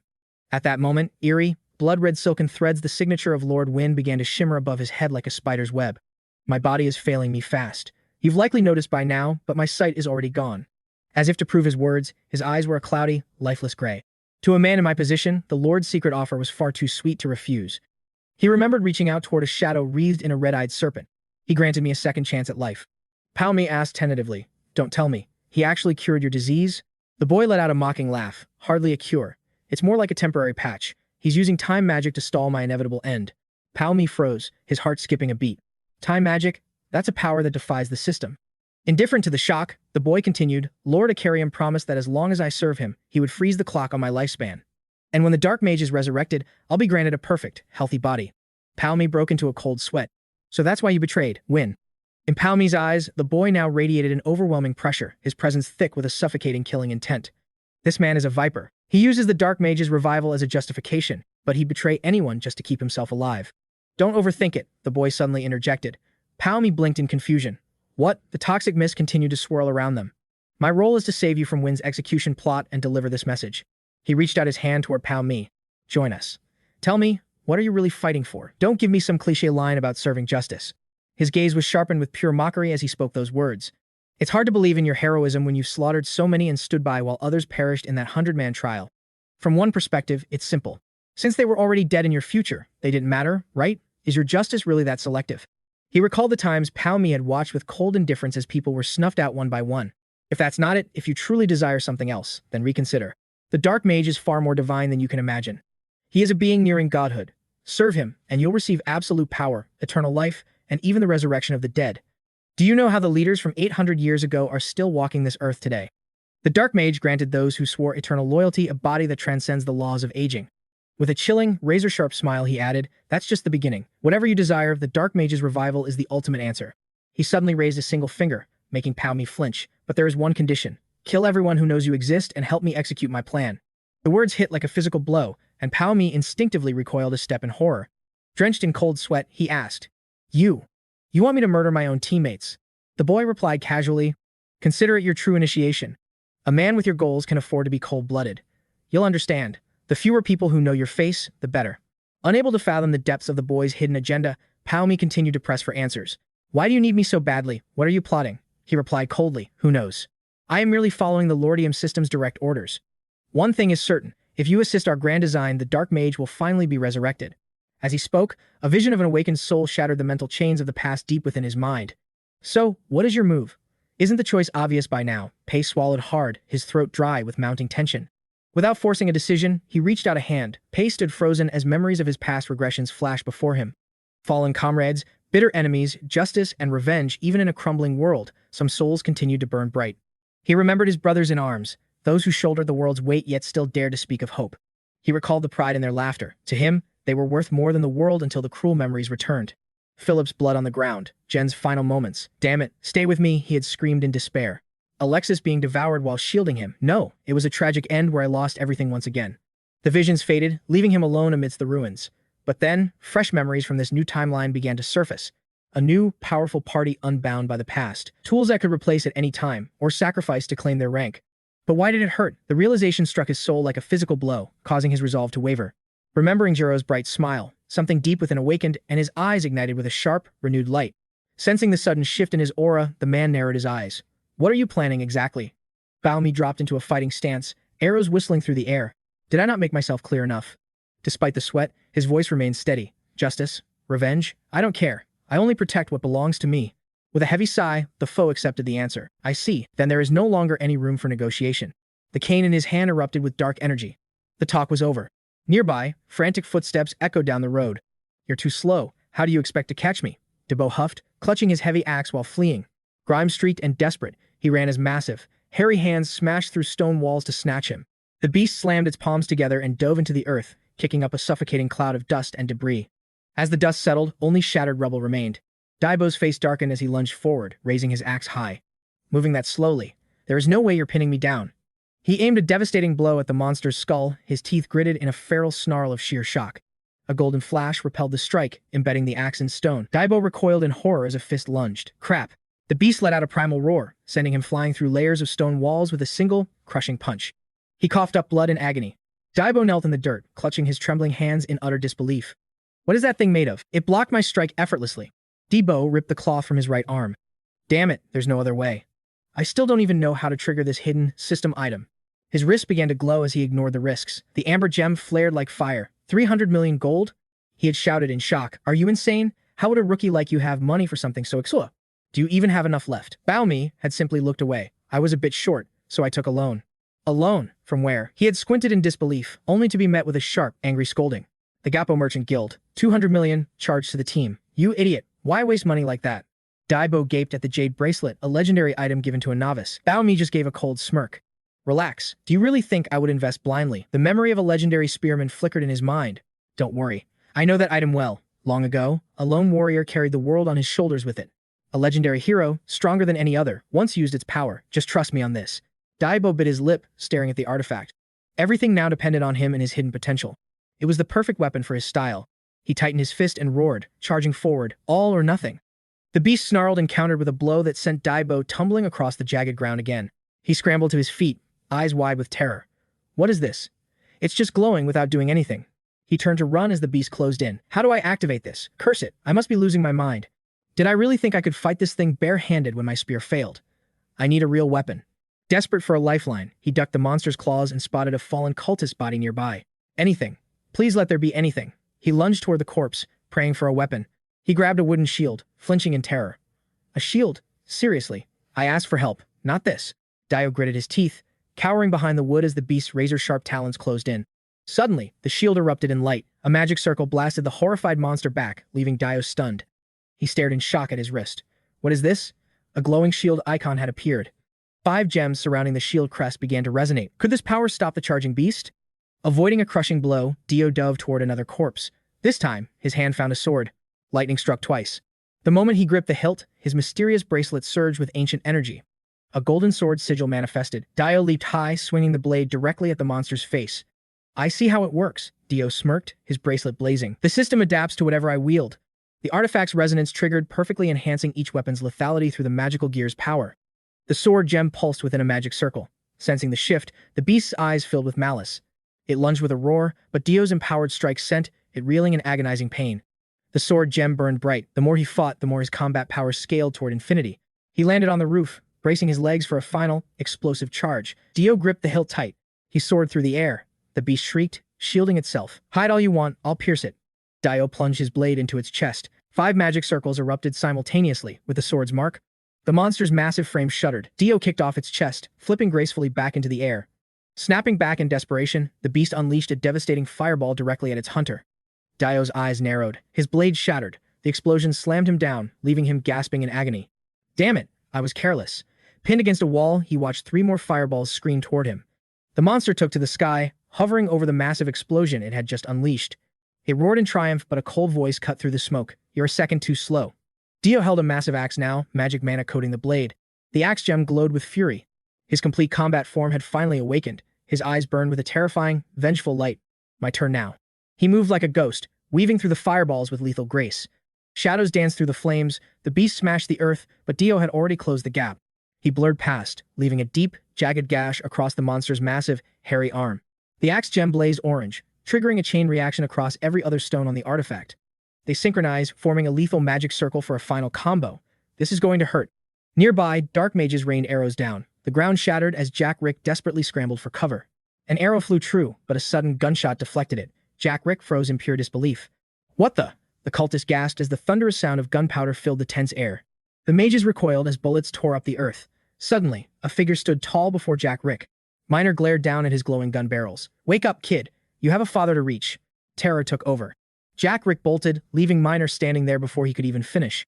"Hey, we're supposed to stick together." Miner cursed as the mages renewed their relentless assault. Covered in grime, Miner sighed. Nothing is ever easy. Far off, Jack-Rick spotted a portal. "The exit," he shouted in joy, only to trip over a stone just feet from safety. As he crashed into the dirt, a small yellow vial tumbled from his pocket. Memories flooded back to the day his father handed him the precious medicine. "Father, this is too valuable." Jack Goldrick had simply nodded. "Keep it. You will need it." Young Jack-Rick had scoffed, but his father's eyes were filled with a stern, loving wisdom. A captain must prepare for the worst to bring everyone home safely. Never forget that. Jack Gondrick's face radiates a warm, noble glow. This is the true burden of a legendary leader. Back in the present, Jack-Rick scowls with bitter disappointment. His father was wrong. Traumatic memories resurface. "I'm not fit to lead. I'm terrified of dying," he despairs. Even with stat boosters, his current power is useless. Father. In the distance, the Dark Mage's subordinates launch a relentless magical assault. Miner grit her teeth and counters. "You persistent pests." Above them, a massive clawed foot watches the prey. Suddenly, a figure dives from above, forcing Miner to dodge. An ominous blue aura swirls around a heavy chain. "Idiots! You can't even handle one weak girl." Rhea retreats, hurling a massive iron flail that shakes the space. Miner's gaze remains steady as she snaps back. Big words for someone with so little actual talent. A massive explosion erupts in midair, striking Rhea directly. However, the enemy's shield barely shows a single crack. Miner's eyes widen in shock. The shield reflects her attack with overwhelming force. She's sent flying, coughing up blood. What on earth? Through the dust, Maria's silhouette mocks her. "Does a little power make you tremble?" Miner braces her left arm to counter. "Shut up." She fires a point-blank blast, but the shield glows again. The reflected bullet pierces Miner's leg. Blood sprays as the enemy's weapon floats with a chilling, ghostly blue light. "My apologies. You look quite shocked. Allow me to explain. Tell me, how does it feel?" Rhea sneers. "How does it feel to be crushed by your own power?" Wounded and confused, Miner gasps. "My power? What are you talking about? That's impossible." Suddenly, an image of shattered scales flickers within the fractured space. "Exactly. This damage reflection is a divine ability bestowed upon me by His Eminence. No matter how hard you strike, the damage returns to you. As long as this skill is active, you're powerless." Miner charges her weapon again. "Don't get cocky." But then, panic hits. "Damn it, my mana pool is completely empty." A heavy blow slams into Miner, making Rhea laugh. "Don't tell me you're out of tricks already. How disappointing." Miner crashes into a pile of rubble, her broken body collapsing into a crater of dust and debris. The monsters charge, screaming for blood. Suddenly, time stops as a flurry of slashes wipes out the grunts instantly. "What?" Jack-Rick suddenly appears, standing as a shield for Miner. How did he get here? Didn't he abandon his comrades? Though trembling, his eyes burn with resolve. "I failed my party. I wasn't strong enough." A surprise strike cuts deep into Jack-Rick. The enemy grins with pure malice. "You absolute fool. You came back just to die?" Jack-Rick lets out a hollow laugh. "Who knows why I do anything? I don't even know myself, but I'm certain of one thing." Rhea frowns as Jack's body begins to glow. "If I run now, I'll live as a coward forever." The enemy gasps. "What? That was a lethal blow." A fatal thrust pierces the henchman's face. His eyes bulge as the subordinates descend into pure chaos. What is this? Was he hiding his power? Rhea screams at the panicking crowd. "Idiots, look closer. It's not hidden strength. Supreme Gold. A legendary potion that maximizes health and mana for 30 minutes. Jack-Rick launches a ferocious counterattack. Unbelievable. He actually has Supreme Gold. I forgot how obscenely wealthy the Goldrick Merchant Guild is. Despite the buff, Jack-Rick falters under the heavy hits. He swings his sword recklessly, ignoring his limits. Wait, look, his stamina is boosted, but his skill level is still pathetic. Jack-Rick stands in a pool of blood. Like pearls before swine, he grips his hilt tighter. "You're right. This legendary item is too good for me." Jack-Rick forced a determined smile. "That's why. I've decided to share its power with someone else." Shining blasts tear through the night, dropping enemies instantly. Minor reappears, holding the potion. Now I'm impressed, young master. A massive mana aura erupts around Minor, crushing the atmosphere. Time to flip the script on these fools. Jack-Rick puts all his faith in her. I'm counting on you. You're the only one who can do this. She was just dying. Stop her. A panicked henchman lunges, shattering the potion bottle into a million pieces. Before he can blink, a violent fire vortex incinerates the guards. Minor stands firm, her gun barrel glowing cherry red. Good grief, the young master's life is on the line. You really shouldn't have underestimated me. Rapid gunfire triggers a chain of massive explosions. Hundreds are blown back as the entire battlefield turns into an inferno. Maria watches the carnage in a blind rage. You useless, incompetent fools. A soldier begs for mercy, but Maria stomps his head down. Don't touch me with your filthy hands. Maya gazed coldly at Minor's squad. Interesting, but the outcome remains unchanged. Do you think you can win? Her lethal weapon materialized as she smirked. You're still in my hands. Minor ripped off her coat and bound her wounds. Her eyes burned with fierce, unyielding determination. Let's reach the end together. I'll show you a real shock. The battlefield trembled under the violent impact. Thick killing intent choked the air. Maria's voice dripped with growing, chaotic impatience. Enough talk. She unleashed a devastating strike. Jack and Minor barely evaded the lethal onslaught. Rhea swung her heavy chain maces repeatedly. Minor countered, launching a volley of crimson missiles. How pathetic, Rhea sneered. Don't you get it yet? Her weapon glowed with an ominous blue light. She fired, but the missile's trajectory suddenly veered off. Even Rhea stood frozen in pure shock. Mudria stumbled back against a nearby pillar. Did she actually miss? Suddenly, a bright red shot streaked through the air. Was that intentional? Suddenly, the pillars behind Mudria shattered into dust. Debris rained down everywhere. Impossible. Mira gasped in shock. She refused to stop, lunging straight toward Minor.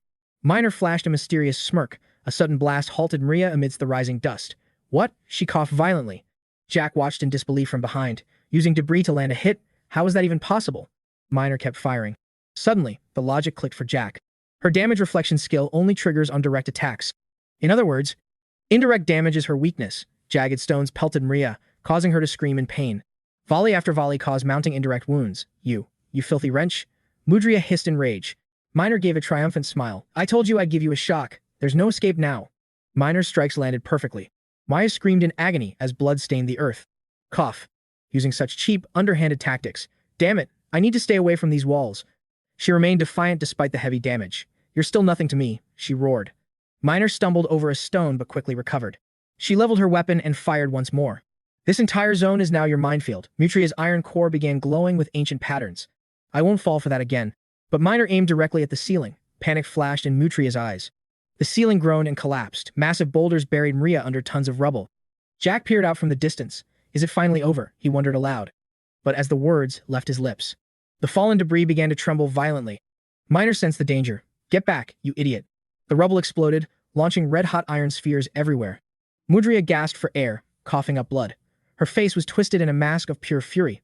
I've wasted too much life force. She scanned the dust. Had they actually escaped? How dare you humiliate me? I've analyzed your pattern. It won't work a second time. Mariah began her hunt once more. She emerged from the ruins, fueled by vengeance. Her chains dragged, leaving deep scars on the floor. Elsewhere, Jack held Minor, his face pale with worry. Are you all right? This is all my fault. A deep, crimson wound marked Minor's leg. Jack spoke frantically. She'll be here any second. We have to find another way out. Don't worry, Minor whispered, gripping her gun. I still have one final plan. Maria smashed through pillars, screaming, Where are you hiding, you little rats? Stop crawling like vermin. I'll find you soon enough. Silence followed her rage. Suddenly, a single shot whistled through the air. A direct hit, pathetic struggle. The bullet tore right through her body. Mudria gasped, her eyes wide with disbelief. She struggled to stay upright. What trick is this? I was here first. She hurled her weapon with desperate fury. A golden aura enveloped Minor's body. She evaded the attack with divine grace. Maya was stunned. Every counterattack failed, only adding to Maria's wounds. Damn it, what is happening to me? Don't you understand yet? Minor asked calmly. Her golden aura flared, illuminating the entire battlefield. Maria's eyes widened in shock. Wait, did you just trigger a team summoning skill? She frantically crunched the numbers in her head. A high-tier skill that pulls allies into the fray. I thought only Eagle Eye possessed that specific ability. How did she unlock it? Without a word, Minor unleashed a hail of gunfire. Maria gritted her teeth. The summon's presence felt disturbingly real. But it lacks a soul. It's an empty construct, meaning my counter skills won't even register a hit. The bullet tore through her old wounds, sending a jolt of agony through her system. Damn it, Minor's attack speed was off the charts. Attacking this phantom is a waste of mana, Mia growled. She shifted her stance, locking onto the true target, the summoner. Her gaze swept the battlefield like a predator. Where are you hiding? Her chains lashed out, tearing the environment apart in a desperate search. A skill of this caliber must have a massive mana drain, Maria analyzed. The caster had to be lurking nearby to maintain the link. She retreated a step, a flash of insight hitting her like a critical blow. Of course, the safest spot is right behind that summon meat shield. Found you. A predatory smirk played on Maria's lips as her killing intent flared to its peak. She lunged forward, throwing her weight behind the chains, yet Minor remained eerily composed, watching the deadly trajectory approach. Maria's heart raced with triumph. She had her. But just inches from Minor's face, her lethal strike ground to a sudden, violent halt. A familiar voice cut through the tension. Once I've read the attack's path, it's over. 𝗥𝗘𝗚𝗥𝗦 had intercepted the blow with a flick of his blade. Even I can parry something that predictable, he added, flashing a confident grin as he shielded Minor from harm. The summoned phantom raised its weapon once more, locking its sights on Maria with a cold, digital precision. Now. I've got you, Minor whispered. Maria's blood ran cold. No. Impossible. Before she could react, the muzzle flashed, and a searing beam of energy erupted forward. The impact sent her chains clattering to the stones, the heavy echoes of defeat ringing out as she was blasted backward. The duo stood firm alongside the summon, watching as Maria's health plummeted, her body slamming into the dirt amidst a cloud of red particles. In her fading vision, she caught sight of 𝗥𝗘𝗚𝗥𝗏's determined expression. It truly was the team summoning skill, an absolute game-changer. She stared at the mindless construct that had broken her. Suddenly, the phantom turned to Minor, its voice soft and ethereal. I hope we meet again, sister. Minor's expression softened into a gentle smile. Thank you, big sister. Elsewhere, the sounds of crumbling stone filled the air. Kazim gritted his teeth, his blade vibrating as he blocked a lethal strike from a monstrous entity. Curse it. This thing's physical defense is maxed out with that heavy armor. He adjusted his grip, calculating his next move. He swung his blade in a wide arc, unleashing a wave of azure flames toward the spider beast. Try this on for size, he roared. But the monster countered instantly, spewing a tide of crimson silk that surged forward like a blood-red tsunami. The threads bound his sword tight. No matter how much strength he poured into it, the blade wouldn't budge. Suddenly, a chilling frost filled the air. Jagged pillars of ice began to crystallize along the sticky threads, freezing the monster's trap in its tracks. Kazim glanced over in shock, still struggling to reclaim his weapon. This skill, it couldn't be. Then a pair of black boots stepped into view. Kiri entered the fray with a cocky smirk. Sorry for the wait. Evacuating those merchants took a bit longer than expected. This boss looks tough. Let me lend you a hand, she offered. But mid-sentence, a violent force suddenly sent her flying. Kiri slammed into the stone wall with a bone-jarring thud. Dazed, she looked up at the man who had just struck her. Sir Kazim, why? Kazim's eyes burned with a savage fury. Stay out of my way, you privileged brat. I don't need help from people like you. He didn't even look back as he stepped toward the beast. Just sit there and watch how a real warrior handles this. Watching from the monitors, the high priest of the black mages scoffed. Has he lost his mind? The power gap was staggering. The man was clearly unstable. His eyes narrowed with skepticism. And he honestly thinks he can take on the Cygnus Knights with that level of control? Relax, Wind replied coolly. I've already bestowed a fragment of my power upon him to balance the scales. Wind watched the screen as Kazim's aura flared. Even as a former Cygnus Knight, he's only at the 7th circle of mastery. But since their base stats were identical before the mutation, Wind concluded that small boost should be more than enough. Suddenly, Wind's tone shifted, turning the tables on the priest. By the way, shouldn't you be more worried about your own situation? The old priest let out a dry chuckle. You caught me. The sigil on his skin began to glow with an ominous light. Perhaps it's already over. Meanwhile, Michael watched in pure horror as his double shield began to pulse with a blinding, blood-red radiance. A deafening explosion shook the very foundations of the area, erupting like a catastrophic firework display that sent Michael hurtling through the air. He struggled to regain his footing, his mind racing. It's like they anticipated my every move. Was this an elaborate trap from the start? Lost in thought, Michael failed to notice a shadow looming over him. His opponent had already closed the distance from above. If that's the case, your knights are in grave danger, a voice hissed. You're far too distracted for a high-stakes battle. From the magic circle, a devastating beam of energy erupts. The ego sneers amidst the explosion, worried for your students. So predictable, you hypocrite. Another blast rocks the area. The shadow ego asks, does this sensation feel familiar yet? Those words strike like a dagger. 𝗤𝗏𝗏 freezes, caught in the ego's psychological trap. With one decisive strike, the ego shatters his weapon. Then, he begins digging into the painful memories of 𝗤𝗏𝗏's father. Ah, your father. The man who supposedly loved you more than anyone in this world? Unconditional love? Absolute trust? All a pathetic lie. The ego denies every warm memory of his childhood. He twists the knife, forcing 𝗤𝗏𝗏 to see his father as a villain, a family, don't make me laugh. It was all an act. He only wanted to claim you for your rare light knight bloodline. Blinded by pure greed, he murdered your real father and kidnapped you like a trophy. The ego delivers the final verdict with a cold, absolute tone. That man was just a devil in human skin. Standing over his fallen opponent, the shadow ego continues his relentless mental assault. 𝗤𝗏𝗏𝗏, sole heir of the light knight. Your noble blood is destined to be sworn by filthy flies. You expected sincerity from those parasites. How naive. 𝗤𝗏𝗏𝗏 lies heavily wounded, his spirit breaking. Blood stains his torn armor, yet 𝗤𝗏𝗏𝗏 remains hauntingly silent. The ego's voice echoes in an endless loop. Accept the truth of your blood. Embrace the darkness. It is time to open your eyes. The ego's gaze turns lethal, radiating the terrifying aura of a true monster. Amidst the smoke and ruin, 𝗤𝗘𝗚𝗥𝗦's voice finally cuts through. You talk way too much. Is that it? Defying the ego's expectations, he slowly regains his footing. Your attacks were annoying, but your logic is pure garbage. He pushes himself up with a smirk. I see through it now. This is just a mental space, isn't it? You're just stalling for time. The ego tries to maintain control. Don't you get it? I am the truth you buried deep inside. Listen to me. Shut it. 𝗤𝗘𝗚𝗥𝗦 cuts him off coldly. Naive, sincere, you've got it all wrong. You're right about the flies. The world is indeed full of greedy, filthy bastards. They use me, and I use them. That's the system. The ego growls. Are you even listening? I don't fight losing battles or sign bad deals. I profit while satisfying their greed. That is the lesson I've mastered in this cruel life. Visions of his comrades flash before him. A way to grant courage to the weak. A way to forgive those who once harbored hatred for me. His inner power explodes. A way to mend broken bonds and protect those I truly cherish. He grins with pure arrogance. Nearby, 𝗤𝗘𝗚 and Sim feel his sudden, overwhelming surge of resolve. That's how a human lives. Something you could never buy. Meanwhile, 𝗤𝗘𝗚 faces a colossal spider monster. 𝗤𝗘𝗚 weaves through the chaos, launching lethal ice shards to pierce the beast's hide. It's useless. The monster ignores the pain and retaliates, sending 𝗤𝗘𝗚 flying backward with a single blow. Sim draws his blade, looking at 𝗤𝗘𝗚 with frustration. Don't you understand anything yet? He strikes with fury. I told you I'd handle this, but a red barrier negates his attack instantly. Shock freezes Sim's heart. A barrier? This wasn't the weak point they were looking for. It's a trap. A dark orb condenses above the monster. Sir Sim, look out. 𝗤𝗘𝗚 screams in terror. Too late. A devastating dark beam obliterates everything. Sim is struck down, buried under the rubble. In the darkness, he remembers. The grueling years of training. Desperate for Michael's recognition. I pushed myself until I collapsed. All because I wanted to be worthy of your praise.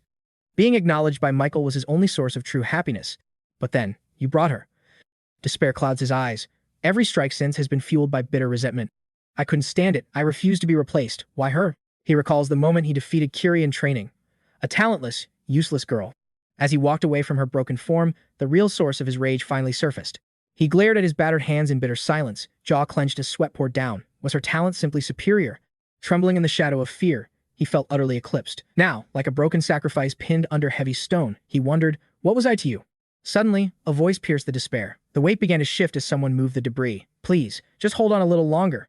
𝗤𝗘𝗚 strained against the massive boulder with everything she had, her voice trembling with desperate reassurance. I will pull you out, Sir 𝗤𝗚𝗚, but he only whispered. No, just run. Through the thick dust, the beast's silhouette loomed closer. 𝗤𝗚𝗚 urged her to find their master, but 𝗤𝗘𝗚 cut him off, her eyes shut tight as she hauled the stone. I refuse. He stared in shock at the girl he had always loathed. I will not let you give up. You are my goal. Do you have any idea how hard I have fought just to surpass you? 𝗤𝗘𝗚's arms shook with the agonizing effort, her resolve unwavering as she spoke to him. I want your recognition more than the master's. I have not even shown my true power yet, so stand up. Don't you dare die. With a final burst of strength, the boulder gave way. 𝗤𝗚𝗚 was left completely speechless. He watched her, this fool who had never changed since the day Master brought them home as children. Gritting his teeth, he forced himself to stand. 𝗤𝗘𝗚 immediately stepped forward to assist. I will buy his time. You mean to go? But he snapped back. Don't be ridiculous. Facing the gargantuan horror, he spoke firmly. Stop talking nonsense. Get behind me. He did not look back. Despite his shattered body, his posture was absolute. This is a direct order. 𝗤𝗘𝗚 watched him, dazed. Support me on my signal. Together, they lunged forward, their blades carving paths of brilliant light. Narrowly dodging a lethal strike, 𝗤𝗚𝗚 roared to her, 𝗤𝗘𝗚, on the right. Following his lead, she parried the spider's limb, but he barked. Too slow, you idiot. Look below you. The beast's claw grazed her. 𝗤𝗚𝗚 continued to direct the flow as 𝗤𝗘𝗚 struggled to match his frantic pace. Left, below, the monster shrieked in agony as their synchronized strikes wove a lethal web around it. Suddenly, the creature's eyes flared. It landed a heavy blow on 𝗤𝗘𝗚. 𝗤𝗚𝗚 hissed in anger. You reckless fool. Dark mana began to condense once more, aimed directly at the vulnerable girl. She stood frozen, unable to react. 𝗤𝗚𝗚 threw himself into the line of fire, shielding her from the blast. Sir 𝗤𝗚𝗚, not again. Memories flooded back. 𝗤𝗚𝗚, top of the class again. He had boasted then, I will become even stronger for you, master. But Michael had only sighed. And yet, your coordination with your team is a disaster. 𝗤𝗚𝗚 had stammered. But I can handle everything on my own, can't I? Michael's voice turned cold. Have you still not grasped the true answer I seek? He snapped back to the present. The monster's ultimate attack was closing in. Compared to that mountain of flesh, 𝗤𝗚𝗚 looked tiny. The beast roared in triumph, but 𝗤𝗚𝗚's blade met the energy head-on, intent on cleaving the power in two. As he pressed forward, the steel of his sword began to shatter under the immense pressure. The blast dissipated, but his weapon was gone. As the monster lunged for the kill, 𝗤𝗘𝗚 hurled her own blade. Sir 𝗤𝗚𝗚. He caught it midair, the grip feeling perfect. Use this, she screamed. Kasim smirked, his mana erupting. The blade transformed into a pillar of light, a massive weapon aimed at the beast. Before the monster could blink, the sword blazed forward like a falling star. Kasim gripped the hilt with everything he had. I finally understand your lesson, master. He dropped into a final stance. Now, witness my true growth. The creature's final cry was drowned out by a blinding gold explosion. Kiri shielded her eyes from the devastating shockwave. As the dust settled, she gazed at the fallen titan. Incredible. Is this the true depth of his power?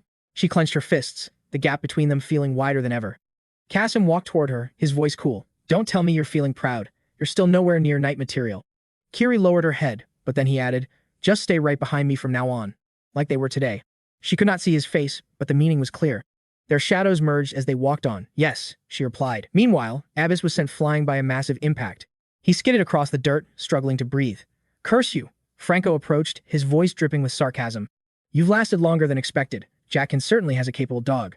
He glared down at Abyss, signaling his goons. End it quickly. Franco's men swarmed, closing in for the final strike. Suddenly, a familiar voice boomed. A single punch sent one of Franco's henchmen flying through the air.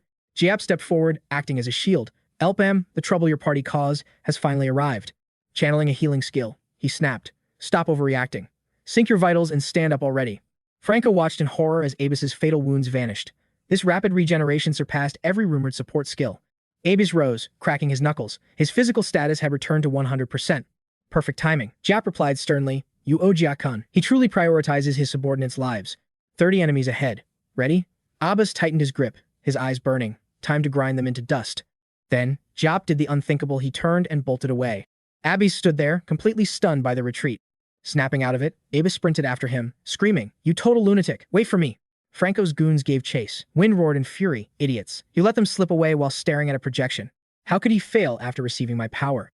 Akarim spoke coldly. Don't act like this wasn't inevitable. Wind turned away, fuming. Are you mocking me? If not for that binding contract, I would have. Silence, the old man interrupted. We must preserve mana to resurrect the Dark Warlock. Don't interfere yet. Akarim raised his hand as crimson mist swirled. Still, letting it end like this feels like a waste. I'll provide a minor assist. Elsewhere, the thunderous roar of gunfire echoed across the battlefield. Chero turned to Piru, panicked. Status report? Piru checked the glowing scroll, offering a nod of reassurance. They're almost here. Seconds later, the Cross-Hunter elite squad marched onto the scene with authority. Chero gasped, looking up. 3 figures hovered in the sky, backed by a massive clock-shaped magic circle. What is this boss-level presence? A masked figure stood centered, flanked by 2 mysterious, faceless silhouettes. The figure complained, his voice dripping with danger. What a chaotic, unorganized mess this is. A blood-red barrier materialized, sealing the town from reality. One survivor banged frantically against the glowing wall. Trapped on all sides, Chero stared in disbelief. Did that monster create this entire domain? The trio looked down at the trapped town. From outside, the barrier looked like a skyscraper-sized obsidian tower. Inside the zone, Kiri stammered, What is happening? Is this a forced dungeon event? Kasim screamed, Kiri. He lunged, pulling her back just as a massive beast crashed into the earth. Kasim glared at her, eyes bloodshot with rage. Wake up, idiot. Watch your own minimap for once. The fallen creature spoke, its voice raspy and confused. What? What just happened to me? It touched its forehead, bewildered by the shift in reality. This shouldn't be possible. Why? The creature, half-human, half-monstrous spider bared its fangs. How are you maggots still drawing breath? Abyss panted while running. What? Are you out of mana already? Giap snapped back. Don't be ungrateful. I burned all my mana points just to heal you. He smirked. Call me your savior. Abyss yelled. Savior, my foot. We're literally running for our lives right now. Giap laughed. Relax. This is all part of the master plan. Abyss started to retort, but stopped. What kind of plan involves? Abyss's eyes widened. Watch out, dead ahead. Giap skidded to a halt, staring at a barrier blocking their path. Another system wall? Seriously. A wall erupted from the soil while Franco's hunters closed the gap. Pinched between 2 threats, Abyss panicked. Damn it, is this a forced game over? Giap suddenly tossed an item toward Abyss. Change of plans. Abyss caught the object instinctively, confused. What's this? Giap gripped a glowing stone with a confident grin. The targets have all gathered perfectly. Good luck surviving this. Giap shouted as the stone activated. As Abyss stared at the item, a goon lunged with a blade, aiming for a lethal critical strike. Suddenly, the stone erupted in a blinding flash. The intense light completely neutralized the enemy's vision. The 3 goons accidentally struck each other. When the light faded, Abyss and Giap had vanished completely. They stared at the empty space, bewildered. Where did they go? Did they use a teleport scroll? Somewhere else, gold coins clattered onto the ground. Abyss crashed down painfully. What the hell just happened? Opening his eyes to see 2 familiar faces, Abyss cried out in relief. Lord Jack. He looked around, dazed. Where are we? Before he could finish, Jack cut him off. You succeeded. He then began explaining the hidden power of that KHG stone. You triggered a warp stone. It's a rare item that teleports you to a specific target's location within a certain radius. However, these stones are incredibly pricey, as each activation drains a massive amount of mana from the user's system. That is why most adventurers hoard them for true emergencies. Suddenly, Jasper materialized just a few paces away from them. That's exactly why I was stalling for time, he smirked arrogantly. With such an expensive item, timing is everything. Those fools won't be able to track us down here for a long, long time. But Jasper suddenly froze. Mountains of gold and priceless artifacts surrounded him. Impossible. Does a treasure room like this actually exist? He lunged into the pile of gold like a madman. Avis tried to restrain him, while Ron turned to Jack, trembling. Wait, aren't we 20 minutes behind the original schedule? His voice was laced with a growing sense of dread. It appears so, but I cannot be certain. Our entire plan seems to have hit a devastating snag. With a grim expression, Jack commanded, if you can, you two must escape now. Jasper exploded in rage. What? You expect me to leave this gold behind? I can't just abandon you here, my lord. Jack gripped the stones. I still have a few warp stones linked to our allies outside. Go, now. Ron hesitated. What are you saying? If you still have stones, why aren't you coming with us? Jack forced a strained smile. My time hasn't come yet. Thinking of those trapped deep beneath the ocean, he offered a hollow explanation. Someone has to stay behind and wait for their return. Outside, heavy artillery pounded the barrier, but the shield remained unbreakable. A young soldier stood there, his face tight with grim determination and sweat dripping down his brow. His cannon glowed cherry red from the heat. It won't budge, sir. He turned toward Bastille, desperate for guidance. Lord Bastille? What should we do now? Bastille folded his arms, calculating. Only a high commander could forge a barrier this absolute. Was it Akarim's doing? Realizing the gravity of the situation, he barked out a new order. Find another way. We must breach that zone. Yes, sir, they shouted. Bastille stared at the shimmering wall, his heart heavy with worry for his comrades. Just hold on, Stalin. We're coming. Chero gritted her teeth, glaring at the three figures hovering in the sky. The landscape was a graveyard of ruins, the air heavy with the scent of smoke and shattered stone.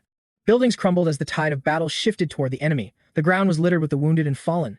Without the main force, we'll be wiped out. She gripped her weapon, her mind racing with pure survival instincts. Damn it, only 8 rounds left. High above, the masked man looked down. What a pathetic little city.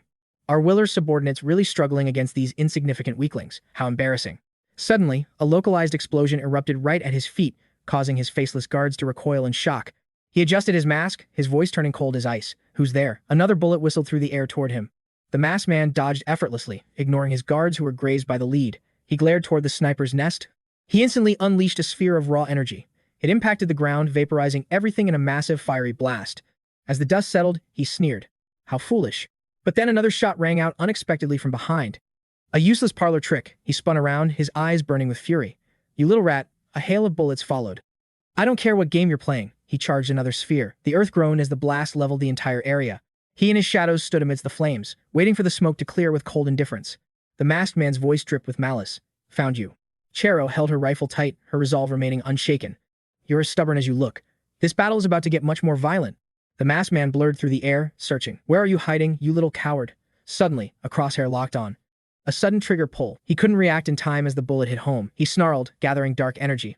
He rained destruction down upon the ruins below. Stop hiding like a pest and face your death. Chero scrambled away from the blast zone, gasping. Damn.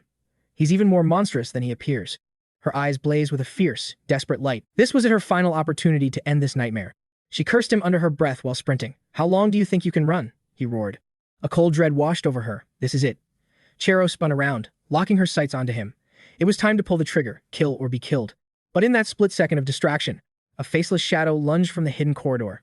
Heavy footsteps echoed through the halls. Move it. Fast. They're trapped behind those doors. Franco barked at his subordinates. Curse it all, I didn't expect this twist. Activating a teleportation stone, they surged toward the entrance and forced it open with ease. He glared ahead, wearing the smirk of a predator who had finally cornered its prey. The hunt was over. Franco's voice dripped with malice as he spotted the man on the stairs. Lord Gondrick. He let out a dark laugh, savoring his victory. Just as I suspected. Hiding in the treasure vault, I expected more from you. How disappointing. Jack turned, his expression hardening into a mask of steel. Disappointed? A worm like you has no right to use that word. You're nothing but a traitor, Franco. Even as Franco caught his breath, his twisted grin never faded. Fine, have it your way. Spew whatever insults you like. But tell me, are you all alone? It seems Gappo's hounds have finally abandoned their master.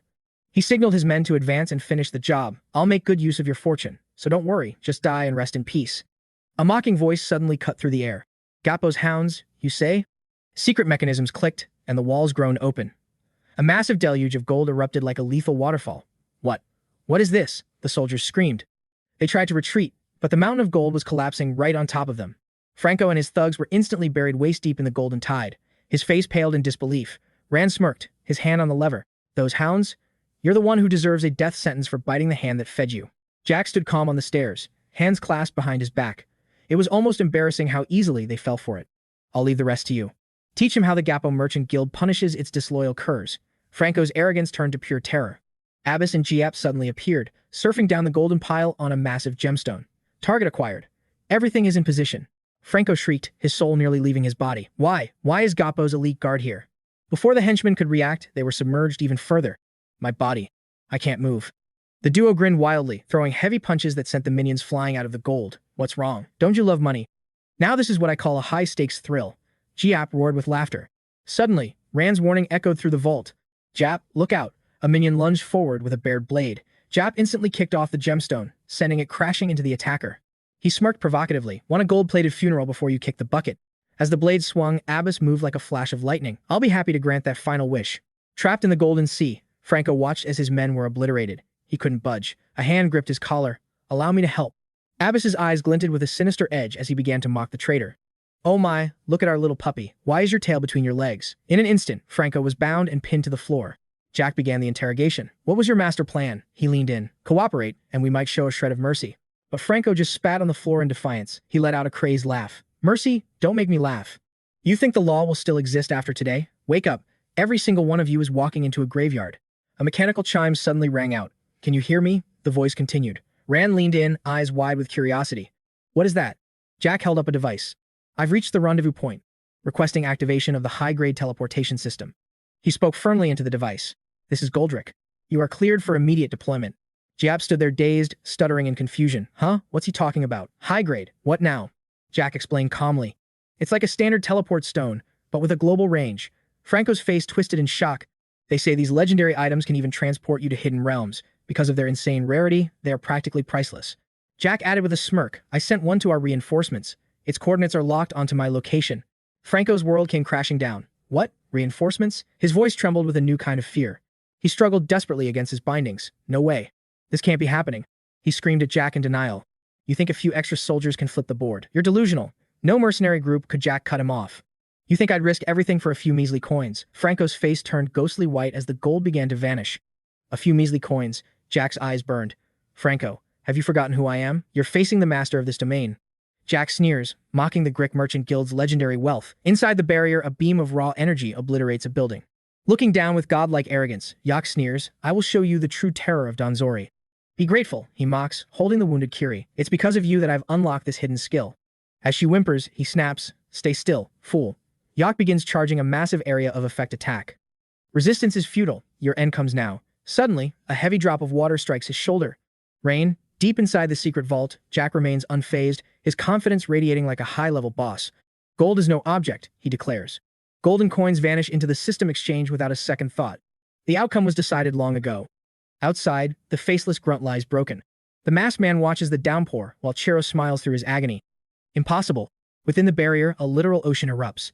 Yak's eyes widen as his predatory instincts turn to terror. As Jack unveils his grand scheme, an unstoppable torrent of water floods the battlefield within the barrier. I've purchased the ultimate world-class disaster, the sea. Amidst the raging waves, a legendary vessel emerges. On the bridge, Kieran speaks with icy resolve. The target port is finally within their sights. Captain, your orders? Her gaze remains sharp. Initiate the main battery. All systems, prepare to fire. Weapon systems lock on. A skull-shaped submarine dives deep, its cannons glowing with destructive mana. Inside the cockpit, the operator confirms, link established. Commencing the mission. Entering hostile territory now. During the final countdown, Kieran stares intensely at a worn photograph, her heart heavy with memories. 2. The count continues, but she's lost in a memory of her and Miner laughing in better days. 1. The submarine reaches the coordinates and surges toward the surface like a Leviathan awakening. The vessel bursts through the waves with a thunderous roar. We've breached the shoreline. Status, landed. Arriving at lit port. Captain, awaiting orders. Kieran snaps the locket shut, her face a mask of iron. Load the main cannons. Meanwhile, at the port, a blood-stained blade clatters heavily onto the stone floor. The Dark Mage leader gasps in horror as his overwhelming advantage evaporates instantly. Massive engines hum as destructive energy reaches critical mass. The very earth trembles under the sheer pressure. Clutching her precious memento, Kieran commands with absolute authority, fire. Crimson beams erupt from the hull. vaporizing everything in their path as the ship grinds forward relentlessly. It slams into the mainland, shattering the foundation of Litport as the engines roar at maximum output. The port crumbles under the weight. The vessel looms over the ruins as seawater floods the broken land. The harbor is now a watery grave. The stunned cultist scans the chaos. Where is she? Did that brat die in the flood? Cherro sinks into the abyss, his status unknown. Driven by malice, the cultist prepares a finishing move. I'll make sure you're dead. Before he can strike, a blinding red light consumes his vision. The ship rains fire upon him without mercy. From the deck, Qirin watches with cold, calculating eyes. Direct hit. A massive crater has formed, and the sea is rushing in, the crew reports excitedly. But through the smoke, a silhouette remains. The cultist stands, fueled by pure, unadulterated hatred. The ship's main battery glows once more, charging for a second devastating salvo. Target neutralized. Negative. Recalibrating systems for another strike. Beneath the waves, a monstrous red eye snaps open. Bloody, spider-like webs ensnare the engines, dragging the ship down. We missed. Something is jamming the hull. Qirin gasps as sticky, crimson filaments paralyze their propulsion. Emergency. Cannon number 3 is offline. Stop it now. The engine room descends into chaos as the mysterious slime locks the gears. We've lost all control. As the reports flood in, a spider-like abomination with a human face crawls onto the deck. It's Yak, his features twisted by rage. At the bow, the cultist focuses his remaining mana into a final, world-shaking strike against the vessel. You'll pay for this with your lives. The impact rocks the ship, throwing the crew into disarray. Smoke billows from the hull. Alarms blare as the starboard side takes a devastating hit. Beneath the waves, Evok's crimson threads lash out, relentlessly tearing at the vessel's exterior. He strikes the engine with lethal force. A breach is confirmed, the ship is sinking fast. Murat trembles, but the cultist leader mocks them. A sturdy toy, indeed, he sneers. Channeled mana ignites. He conjures a catastrophic vortex designed to pulverize everything in its path. Die, he screams. Realizing the danger, Qirin unsheathes her blade, ready to face death. I'll handle this, Qirin commands. But suddenly, a cold, legendary voice echoes through the chaos. Leave this to me. A blinding golden aura erupts from the stern, illuminating the abyss. Evok freezes in terror. Through the radiance, Michael, captain of the Exodus Knights, finally descends. Elsewhere, fate fractures. The ritual skull snaps in two, a dark omen of absolute failure. A serpent tastes the dust. The high priest gasps, impossible. How could they survive that? Wind stumbles through the bloody webs, gasping in pain. Akarim's gaze turns murderous. Danger approaches. He's returned. Michael's blade sings, carving through the crimson silk like a god of war. With a few masterful strokes, the parasitic threads are purged from the ship's hull completely. Evok watches his ultimate technique fall to pieces. Who dares interfere with my holy hunt? Michael's movements are a blur of steel. Evok's mind races, desperately trying to identify this monster. Before he can react, an aura-infused strike erupts. Evok is bisected in one divine heartbeat. Disbelief clouds his eyes as his body falls apart. The high-level threat is eliminated instantly. The ship stabilizes. Captain, the engines are back online. We're moving again. The crew cheers. Full throttle, Qirin orders. But ahead, the cultist leader manifests an apocalyptic fireball. Too late for prayers, he roars. The sheer mana pressure begins to crush the vessel's hull. The sphere of destruction looms, a black hole of flame threatening to swallow them whole. I shall erase your very existence from this world, the madman proclaims with a sneer. He throws his hand forward, unleashing the sunlight catastrophe. Begone. Vanish into the void. Flash. In a microsecond, a silver streak severs the leader's arm before he can even blink. The spell collapses. Only then does he realize. His limb was severed by a phantom strike. Irony strikes. The leader is engulfed by the very destruction he crafted for his enemies. Hurled back and mangled, he looks up in rage. Cherro stands there, defying death itself. Her sniper rifle is locked on his head. Rot in hell, her cold gaze screams. Qirin smirks. I don't like owing favors. The submarine's main cannons hum with lethal energy. Trajectory locked. Engines at max capacity. Overload the mana core for the final strike. Mana compression complete. A system-shattering blast is primed and ready for absolute release. Power limiters unlocked. Qirin points ahead. It's time you pay for your sins in blood.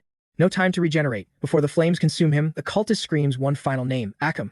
A pillar of pure destruction erupts, launching his broken body into the heavens like a star. The crimson barrier spiderwebs, then shatters. The cage of the abyss has finally been broken. Millions of tons of seawater surge outward, creating a tectonic tsunami that swallows the horizon. The ocean rages in agony. Ships are tossed like toys, and the coast is consumed. Cities vanish beneath the flood. Deep below, an unconscious Kiri is pulled from the drowning current.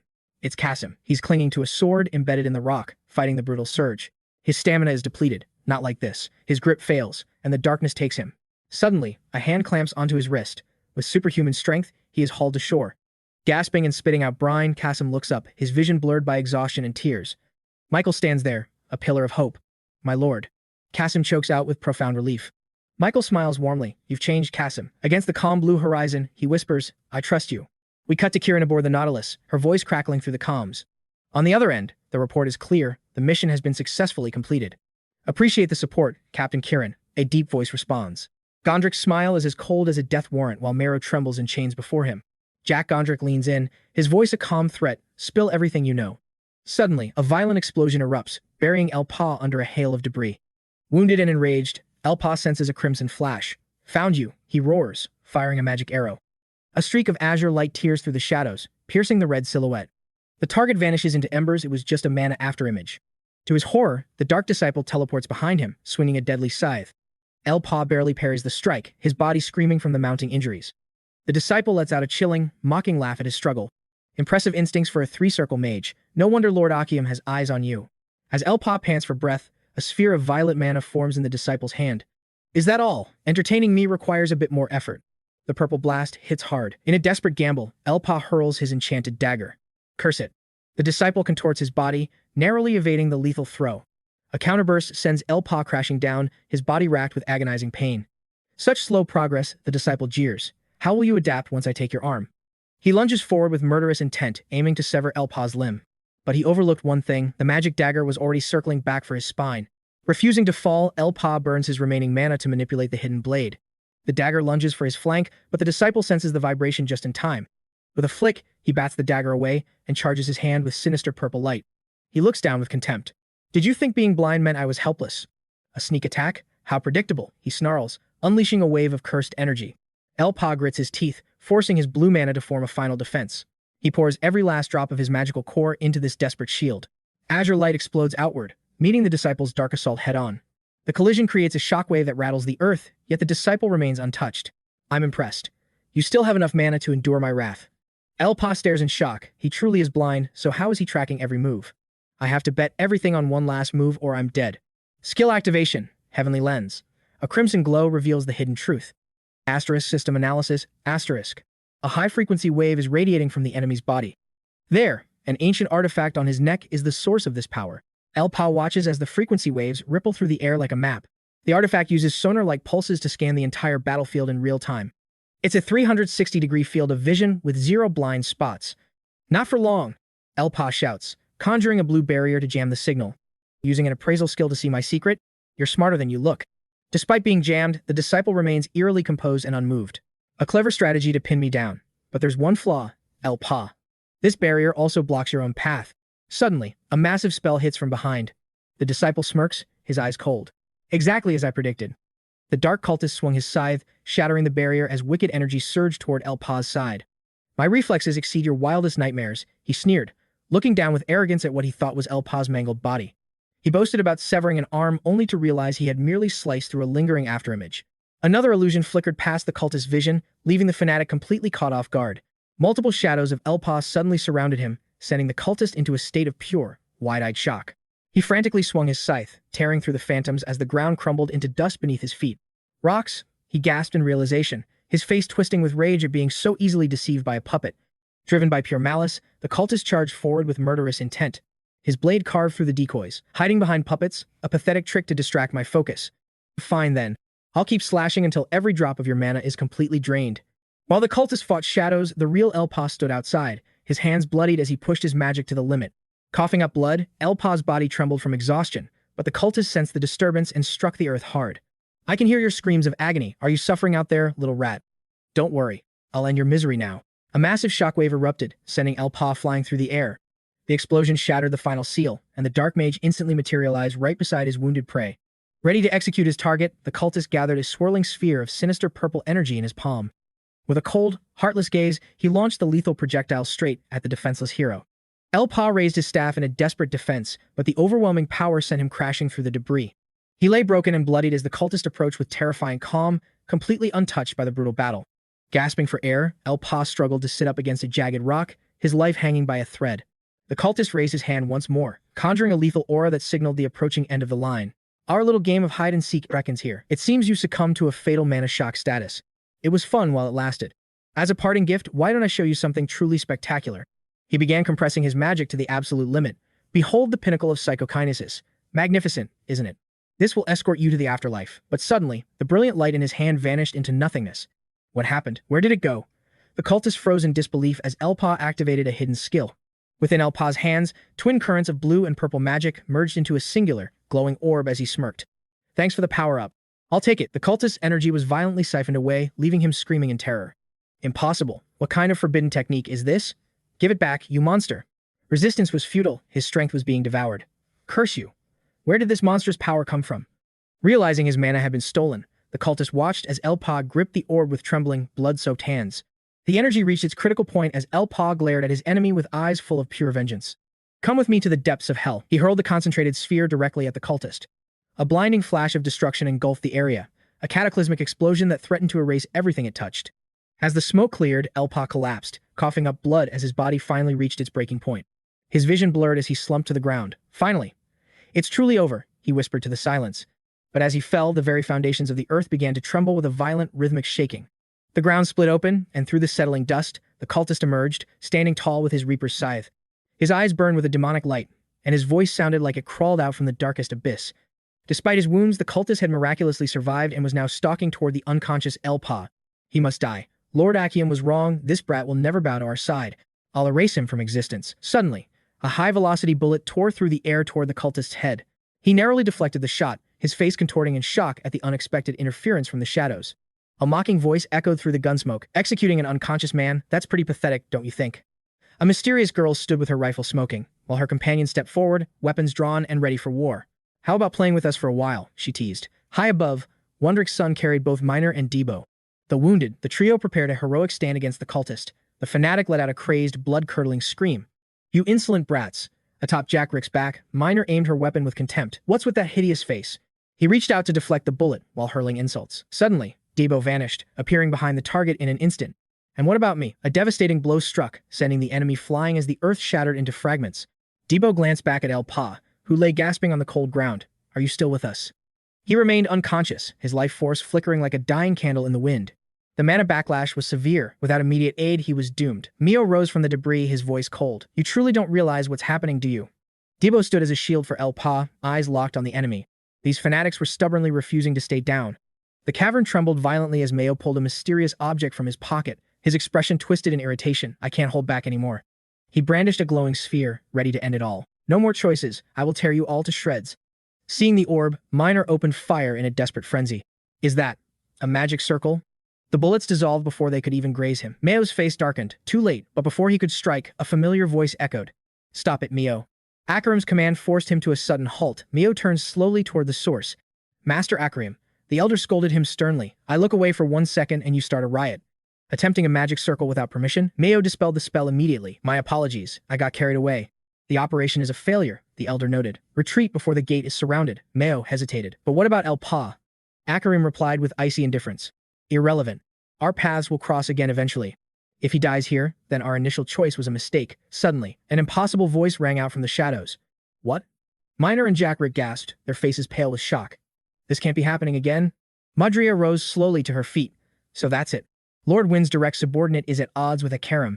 Her voice turned chillingly sinister. A traitor to Lord Wyn. How fascinating. She drew out a sphere identical to Mio's. Perfect timing. Since it has come to this, I will just wipe you all out together. A massive surge of energy erupted from her core.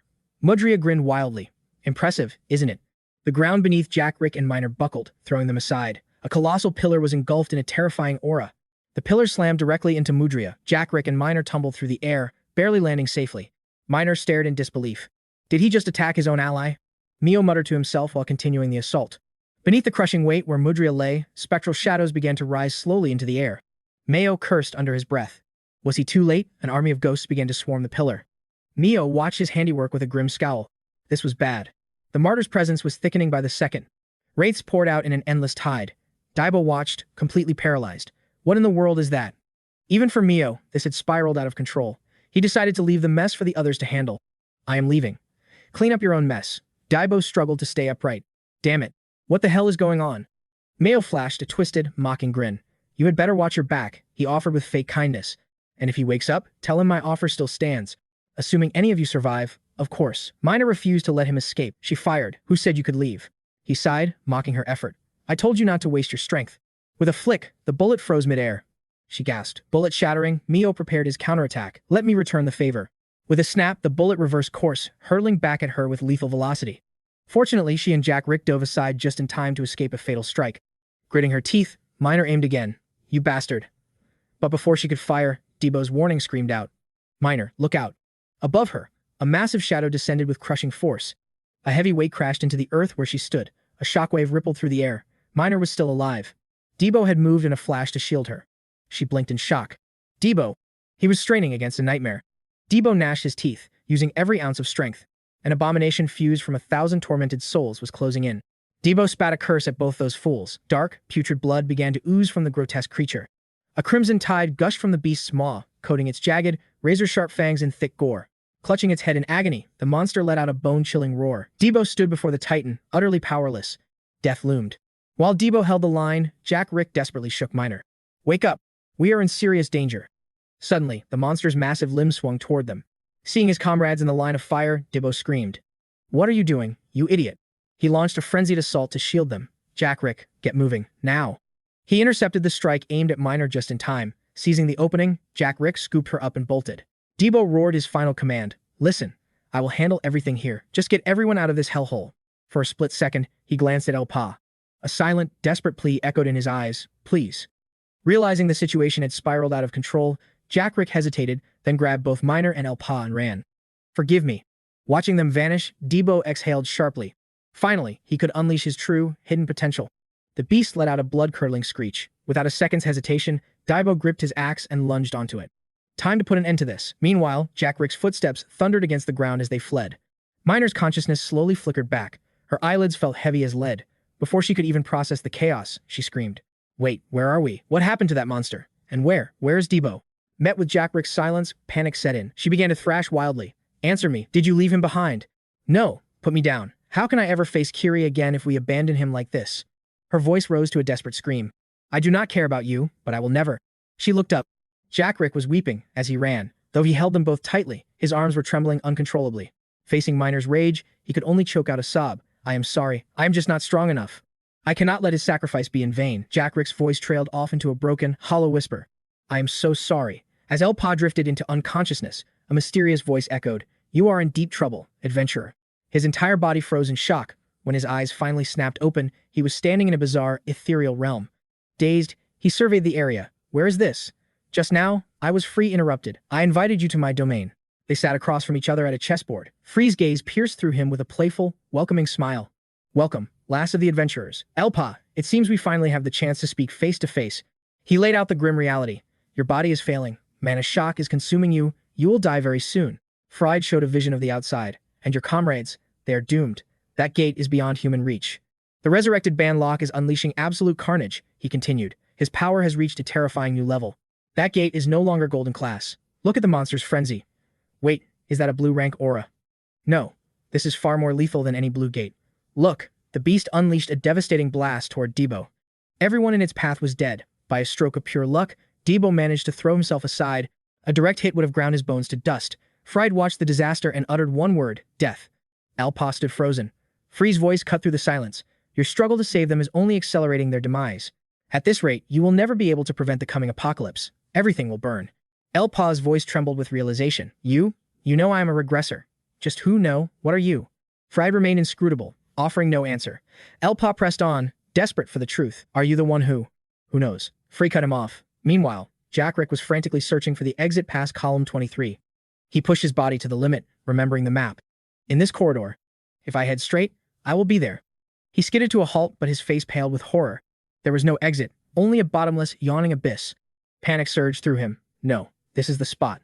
The statue. Was the statue not supposed to be the exit? It was here when we arrived. Suddenly, a realization struck him, and his eyes burned with a murderous fury. He realized the truth. That bastard Mayo. He must have demolished the exit before he fled the scene.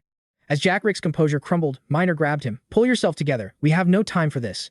If the exit is destroyed, a new one will form nearby. Suddenly, a cataclysmic explosion rocked the ground behind them. Minor gasped in horror as she realized the situation was spiraling out of control. Amidst the debris and dust of the explosion, a body was violently hurled through the air. It was 𝗤𝗏𝗏. The overwhelming power gap had finally brought him to his knees. 𝗤𝗏𝗏 crashed into the distance as 𝗥𝗘𝗏𝗥 grabbed Minor and 𝗨𝗨, charging desperately into the heart of the chaos. Hey, stay with me, calm down, but his voice faltered in pure terror as he saw the mangled state of his fallen comrade. 𝗬𝗏's body was a mess of broken bones and crimson stains. Suddenly, 𝗨𝗏 clutched his head in agony. What was that vision just now? Freyd's voice echoed in the void. Does it really matter who triggered your reincarnation system at a time like this? He explained that those horrific images were the grim reality currently unfolding outside. 𝗨𝗏's heart sank. Then 𝗬𝗏, he's in trouble. Relax, he's still clinging to life. Freyd noted coldly, though he's at death's door. 𝗨𝗏 pleaded, then you have to help me save him. I cannot interfere with the world directly, Freyd replied. Then, he offered a cryptic choice. However, if a player like you, if you are the one who triggered my reincarnation, if you did this to stop the coming apocalypse. 𝗨𝗏 gritted his teeth in desperation. Then give me the strength to fight. Outside, the monster's relentless onslaught continued as Freyd chuckled at his insolent attitude. Is that any way to ask for a favor? Freyd mused leisurely, seemingly enjoying the boy's struggle. In the real world, everyone was staring into the abyss as the monster prepared its final, world-ending strike. Even if I lend you my power, Freyd teased, unfazed by 𝗨𝗏's mounting impatience and the chaos unfolding around them. This will be your final quest. The monster's attack unleashed a blinding light. If he didn't awaken now, it would be the end for everyone. I said I don't give a damn, 𝗨𝗏 roared, smashing the chessboard in a fit of pure rage, ignoring Freyd's cryptic questions. 𝗨𝗏 stood tall as a heavy silence fell between them. Freyd's lips moved as if he wanted to say something more. Finally, the entity relented. With a casual snap of his fingers, Freyd whispered, very well. It is done. 𝗨𝗏 stood dazed, unsure of what had just changed, but every second that ticked by brought his friends one step closer to annihilation. He looked down at his trembling hands. A surge of raw, untamed energy was coursing through his veins. Had his internal system finally awakened? Freyd began resetting the board. Don't doubt me. Even a fragment of my power is more than enough for a mortal like you. As the final piece clicked into place, Freyd issued his final command. Wake up, 𝗨𝗏. It's time to change fate. I hope your vessel can endure the weight of my soul. A massive pillar of celestial fire erupted, threatening to swallow the entire battlefield. Jack Rick coughed through the thick smoke, scrambling to his feet. Am I still alive? He was too terrified to even open his eyes. But when he finally looked up, a legendary figure appeared. 𝗨𝗏 had awakened, completely nullifying the monster's devastating attack. Jack Rick couldn't believe his eyes. Amidst the smoldering ruins, Miner and the exhausted survivors collapsed in pure relief. We're actually alive? Bathed in a blinding radiance, 𝗨𝗏 stood like an immovable mountain amidst the destruction. With a primal roar, he lunged forward, throwing himself back into the mouth of danger to shield his teammates from the blast. I'll finish this quickly. With a blur of god-tier movements, he sent the monster recoiling in a scream of pure agony. It was a breathtaking display of power. Miner screamed, stop. Don't go any further, it's too dangerous, 𝗨𝗏. Ignoring her cries of concern, he charged at the beast's gaping maw as if death itself meant nothing to him. Though the board was cleared, one pawn remained standing. He stood firm, wielding a power that defied all logic. Light flooded the horizon once more. A massive detonation echoed through the air, yet he controlled the energy with surgical precision. As the smoke cleared, he stood there, battle-worn. The monster trembled in utter shock. So, it really is you, 𝗨𝗏. They stared in speechless awe. To think their friend had reached such a legendary level, a single strike had obliterated the nightmare. Now that the dust had settled, their focus shifted to the wounded. Wait, what about 𝗬𝗏? Is he going to make it? He was battered and bloodied, but his heart was still beating. He's breathing. Get him back to the village immediately. We can still save him. Miner rushed to his side, her voice trembling. Are you okay? Can you hear me? She couldn't understand how someone so strong could suddenly look so fragile and broken in the blink of an eye. Your status was critical when we found you. Suddenly, he pulled Miner into a desperate hug, causing her to let out a startled cry. 𝗨𝗏, what are you doing? I'm not ready for this. But his voice was soft with relief. I'm just so glad you guys are safe. Even with his body at its limit, his first instinct was to check on those he loved. This was the heart of a true hero. I thought I was going to lose you all again. He clenched his fists as Miner cheered through her tears of joy. Thank you for staying alive, she teased. Besides, there are way better places to take a nap than this ugly battlefield. I had no intention of dying here anyway. A grumpy voice interrupted their moment. Instead of worrying about us, why don't you look at? She begged him not to throw his life away, but before he could respond, his strength failed, and he crashed to the floor. Agony seared through his body. 𝗨𝗏, wake up. Please, tell me you're okay. She shook him desperately, but exhaustion had claimed him. Stop joking. Get up right now. Her voice trembled with fear. His name echoed in the silence, but he remained motionless. Even the system interface stayed dark and unresponsive. Deep within the library, a lone figure struggled to record the history. No matter how much he wrote, the cycle never ended. When will this nightmare finally conclude? He spat, teeth gritting in frustration. 3 days had already passed in this purgatory. The dust of battle settled, but the world refused to return to its natural order. Though the dark mages were defeated, labor remained a fractured husk. Whispers of uncertainty drifted through the smoke-filled ruins. The revelation that the second-ranked merchant guild were cultists sent shockwaves through the entire Maple world. In a secluded valley of Zero, the waters ran crimson with the blood of the fallen. A fallen warrior lay forgotten in the mud, Reports claimed 𝗤𝗥𝗚𝗥𝗚, the hero of the war, had perished in battle. Yet, his remains were never recovered. In the shadows, the interrogation of the silent survivors intensified. They turned their focus to the traitor Franco, hoping to unmask the true mastermind behind the curtains. But he was merely a puppet driven by the desire to revive his daughter. Now, former enemies were forced into an alliance. Mikhail and Kieran launched a relentless hunt for the remaining dark mages. Aboard a merchant vessel, a new plan formed. With the world's greatest legends taking charge, a glimmer of hope finally returned to the people of labor. He sat in silence for hours, the weight of the future heavy upon his shoulders. Danger still lurked in the shadows. Stay still. She snapped. I can't bandage you if you keep moving. Her hands trembled as she cleaned his wounds. In her anxiety, she accidentally pressed too hard against his torn flesh. Easy there. Do you want these scars to reopen? He winced. Be grateful you're even alive to feel pain, she retorted. Between the chaos outside and the bickering inside, the unconscious hero found no peace in his slumber. 3 days have passed. Can we really just stand by and watch him like this? Healing spells were useless against this level of exhaustion. All they could do was wait for his own internal system to reboot. Just as the tension reached its peak, a cheerful voice broke through. Who's ready for some hot rations? Hunger quickly overrode their anxiety. Finally, I owe you my life for this meal. Even in the face of disaster, some couldn't resist a bit of gossip. So, are you two finally official or what? Her face turned a vibrant crimson. Dating? What on earth are you talking about? She felt like smacking him. Dating? You've got to be kidding me. We're just comrades. He smirked, doubling down on the teasing. The way you two look at each other says otherwise. It's just comrade-level concern. She couldn't understand their nonchalance. How can you all be so calm while he's lying there? Why worry? One replied, mid-bite of a chicken leg. He's lived through worse than a few scratches. When the stamina bar hits 0, you sleep. Our leader isn't weak enough to die from mere physical damage. He spoke with the calm of someone who had seen this 1,000 times. After all we've been through, don't you get it? A secret understanding passed between the veterans. He was bound by a destiny that wouldn't let him die so easily. Noticing her wary gaze, he felt the need to clear the air. Listen closely. I'm not some kind of monster, he grumbled. But shouldn't we at least show some concern? She whispered. I have a health bar too, you know, he shouted, pointing to his bandages. And? Your point is? Suddenly, the comatose hero bolted upright. Food. Tell me there's still rice left. The chair nearly shattered from his energy. Rack's frustrated roar echoed through the room. No matter what I do, I can't complete this quest. If I knew the difficulty level was this high, I never would have started. Then, a sharp knock sounded at the door. Ron, I need. Before he could finish, a calm voice cut him off, stopping him in his tracks. Perfect timing. I need your assistance, but first. A shadow stepped into the room. It's been a while, Ron. The visitor's footsteps were silent, his voice a smooth silk. I've heard a most intriguing rumor lately. Raken turned pale. The name 𝗨𝗚𝗏. I can't quite recall it. Around the bed, the party watched in horror as his memories seemed erased. Is this for real? You remember nothing? Hey, don't you dare joke about something like that. Minor recounts his heroic struggle, but 𝗨𝗏𝗏 was down instantly by a mysterious system skill. A mystery power? She glares with doubt. How can you possess such a rank and remember nothing? Jackrick agrees. Could it be a hidden awakening? Minor snaps, demanding the truth of his stats. Wait, seriously. Your memory log is completely wiped? That moment on my shoulder, he stammers like a criminal without a trace of the past. I don't know. What's really going on? She screams in frustration. Why did you act like a high-level pro back then? I hoped the system would reboot, but there is nothing but static. She looks ready to strike. Are you playing games with me? Not even a single fragment remains. He sinks into deep thought. I remember meeting someone. His expression turns deadly serious. 𝗨𝗏𝗏, there is more you should know. He begins to describe a strange midnight encounter. While you were logged out, we stayed in this safe zone to guard your unconscious body. This bed is trash. Suddenly, his eyes widen in shock. I saw it. The truth. What? Minor tried to trigger an event, but a pirate assassin was already lurking. A sharp slap interrupts the climax. Minor pivots to the boss's health. All right, that is enough drama. 𝗨𝗏𝗏 just respawned. Let's get some food in him first. Even while bruised, the questions don't stop. Huh? Where are we going? He talks through a mouthful of food. Next stop, the kingdom of Ari. That is my leader. Planning the next quest while unconscious, his fanboy levels are off the charts. Wait, hold your horses. Even if he is awake, Arian is a forbidden zone in the 𝗞𝗜𝗟𝗏𝗘𝗗 Desert. It is a S-rank danger zone far worse than Victory Island. Even the monsters are elite tier. He nearly chokes on his rice. No way. Reroll the plan. I am not going to that hellhole.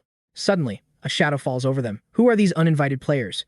A group enters with heavy footsteps. Is this the legendary 𝗨𝗏𝗏 crew? The party freezes in place.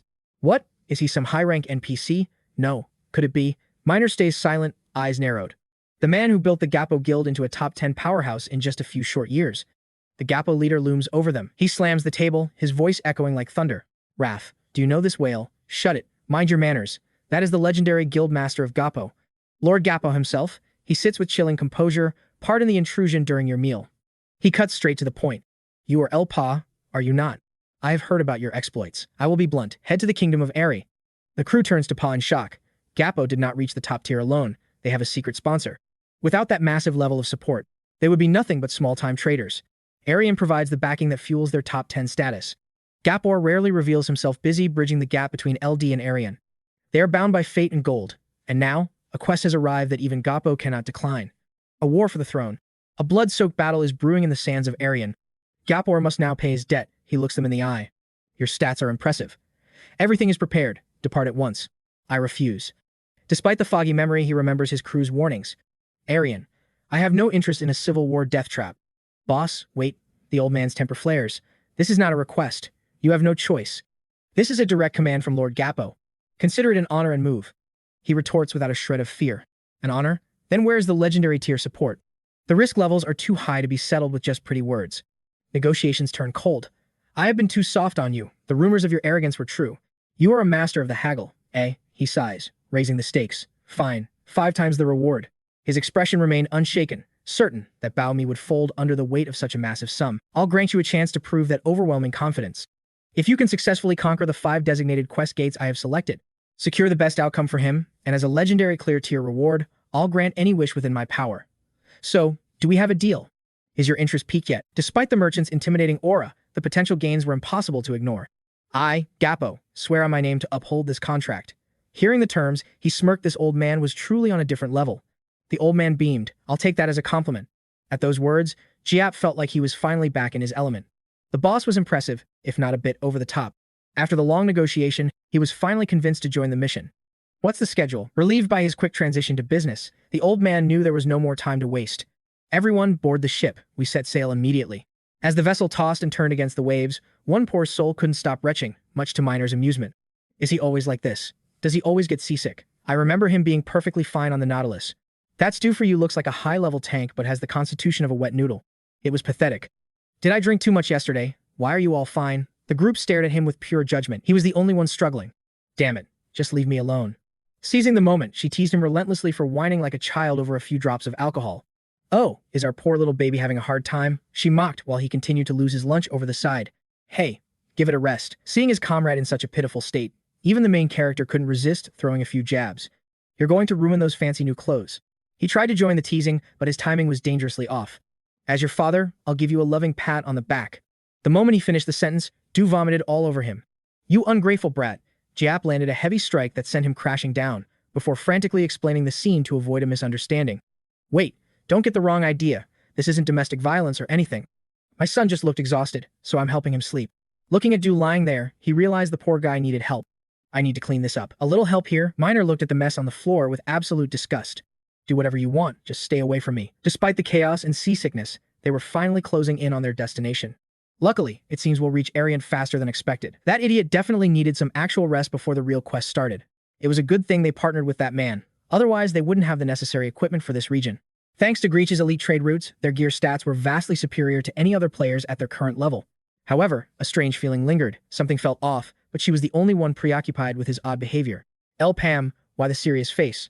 What are you thinking? Nothing. Watching a drunk, seasick man was honestly just too pathetic to witness. Your stomach must be doing backflips from the booze. Stop acting like a tough guy. Sit down and rest, and watch your tone. Just as they spoke, the horizon changed. They had finally arrived. A magnificent palace came into view. 𝗤𝗘𝗏, a sun-drenched land within the vast 𝗤𝗏𝗏 desert, home to countless hidden harbors. Since crossing the endless sands by land was a suicide mission, traders relied on these maritime routes to move their precious cargo. Because of this, the ports of the 𝗤𝗏𝗏 desert had naturally evolved into prosperous hubs of wealth. Upon landing, the group began analyzing the area, noting that 𝗤𝗘𝗏 was the most prestigious port among them. This was 𝗤𝗏𝗏's true domain, a palace of fortune where the scent of gold was as thick as the desert sand. This is just a port. It looks like an entire kingdom. Even Lee's territory couldn't compare to this level of grandeur. When Kiri checked in on him, he responded with clear irritation. Dew, are you feeling any better? Did something happen? We aren't here for a vacation. Focus on the mission. Amidst the chatter, someone had already locked their eyes on them. A man approached, gasping for air. Phew. Glad I didn't miss you. I'm the Arian branch coordinator for 𝗥𝗚𝗚𝗏's merchant guild. He seemed to hold a position of some importance. You can call me Che. It's an absolute honor to meet you. Regardless of his status, the main character greeted him warmly. Oh, it's a pleasure to meet you as well. Step aside. You look amazing, totally cool and handsome. Stop. You're making me blush. But amidst the friendly introductions, reality hit. Wait, did you come here all alone? It seemed their destination was far more dangerous than they initially anticipated. The Aryan branch is a bit short-handed right now. I'll take you there immediately. Follow me. He led them to a dilapidated shack. We're here. This is 𝗤𝗄𝗚's Aryan branch. The building looked ready to collapse. Wait, this is it? This place was a total letdown. Their insults cut deep, and he slumped down in defeat. Sorry, it's a bit cramped here. They quickly changed the subject to comfort him. Ugh, the heat is killer. Come on, let's just get inside the entrance already. A massive figure stepped out, catching Debo off guard. Who the hell are you brats? Branch head Sagan looked annoyed. CZA stepped forward to diffuse the tense atmosphere. Mr. Salawan, meet the Elpam team from Victoria Island. He added a subtle jab. I'm Salawan, branch head. Honestly, you lot look pathetic. Are you even real hunters? They were handpicked by Lord 𝗤𝗄𝗚, interjected. A little respect would be wise. Without warning, he struck. He was blown back. Are you okay? I'm fine. Just a scratch. Debo snapped. What the hell is your problem? You don't even trust your own team. 𝗤𝗄𝗚 must be senile. Sending these low-level rookies into a mess like this? I don't care who sent you. Show me your true stats, or get lost. Victoria Island experience is worthless here. You're just fresh meat in this desert. Debo's blood boiled. You want to see our power? 𝗤𝗚𝗡 stepped in to intervene. Cut the talk. What's the mission? The branch head smirked, setting the rules. A gold rank gate. 3 scars, clear it solo, and then we'll talk business. That location was a death trap. Even veteran hunters trembled at its name. Solo, that's suicide. Shut up. I only want to see results. Salawan roared. If they can't handle this quest, they're just dead weight to the guild. 𝗤𝗚𝗡 stepped up. A solo clear? Is that the only condition for success? Salawan blinked. What? I asked. Is a solo clear all you need? Arrogant brat. Fine, clear it within 1 week. The air grew heavy with tension. Her temper flared. This old man was pushing his luck with these crazy demands. It was an impossible quest. Salawan sat back, certain they would fail miserably. Scared? Or just weak? 𝗤𝗚𝗡 smiled coldly. We don't work for free, old man. 10 million mesos. That's the price for this dungeon clear reward. Deal?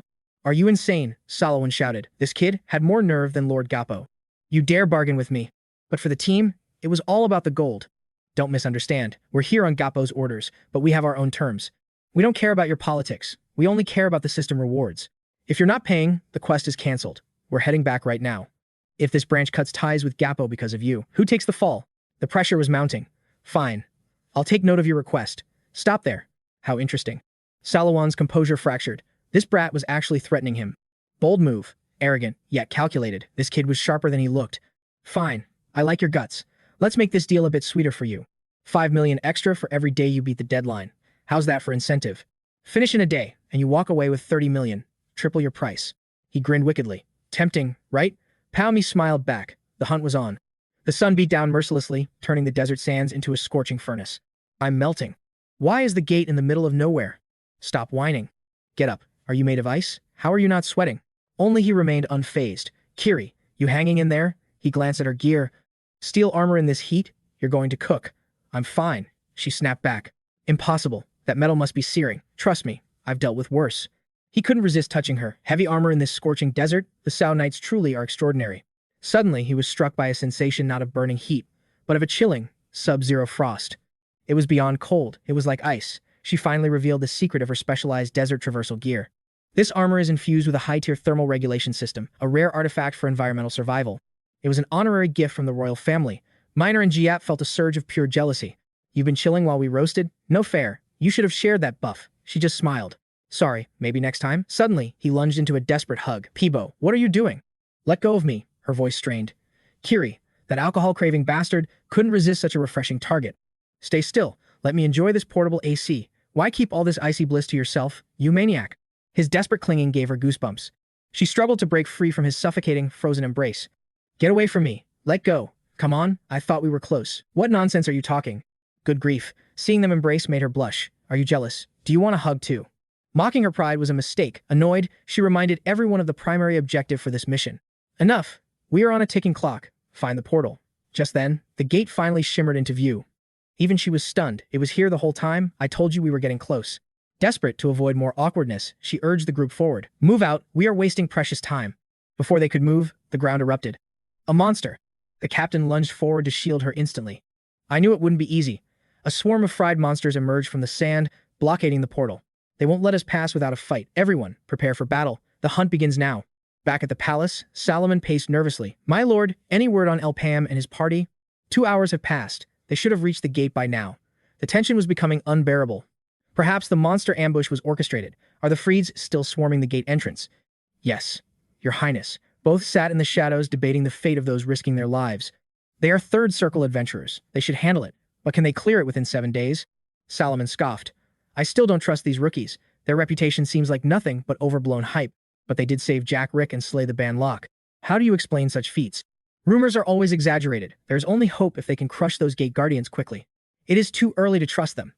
We will observe their progress a bit longer before deciding. If they struggle with this gate, they are useless. His voice was filled with a cold hope. 𝗨𝗟𝗻, don't fail me now.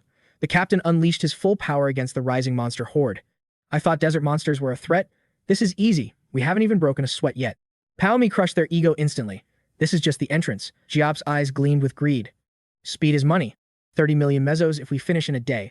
Let's finish within 12 hours. The atmosphere shifted. 12 hours? The entire party stood frozen in absolute shock at the suggestion. 12 hours? You're insane. But I like that ambition. Does that mean we get a bonus? Business first.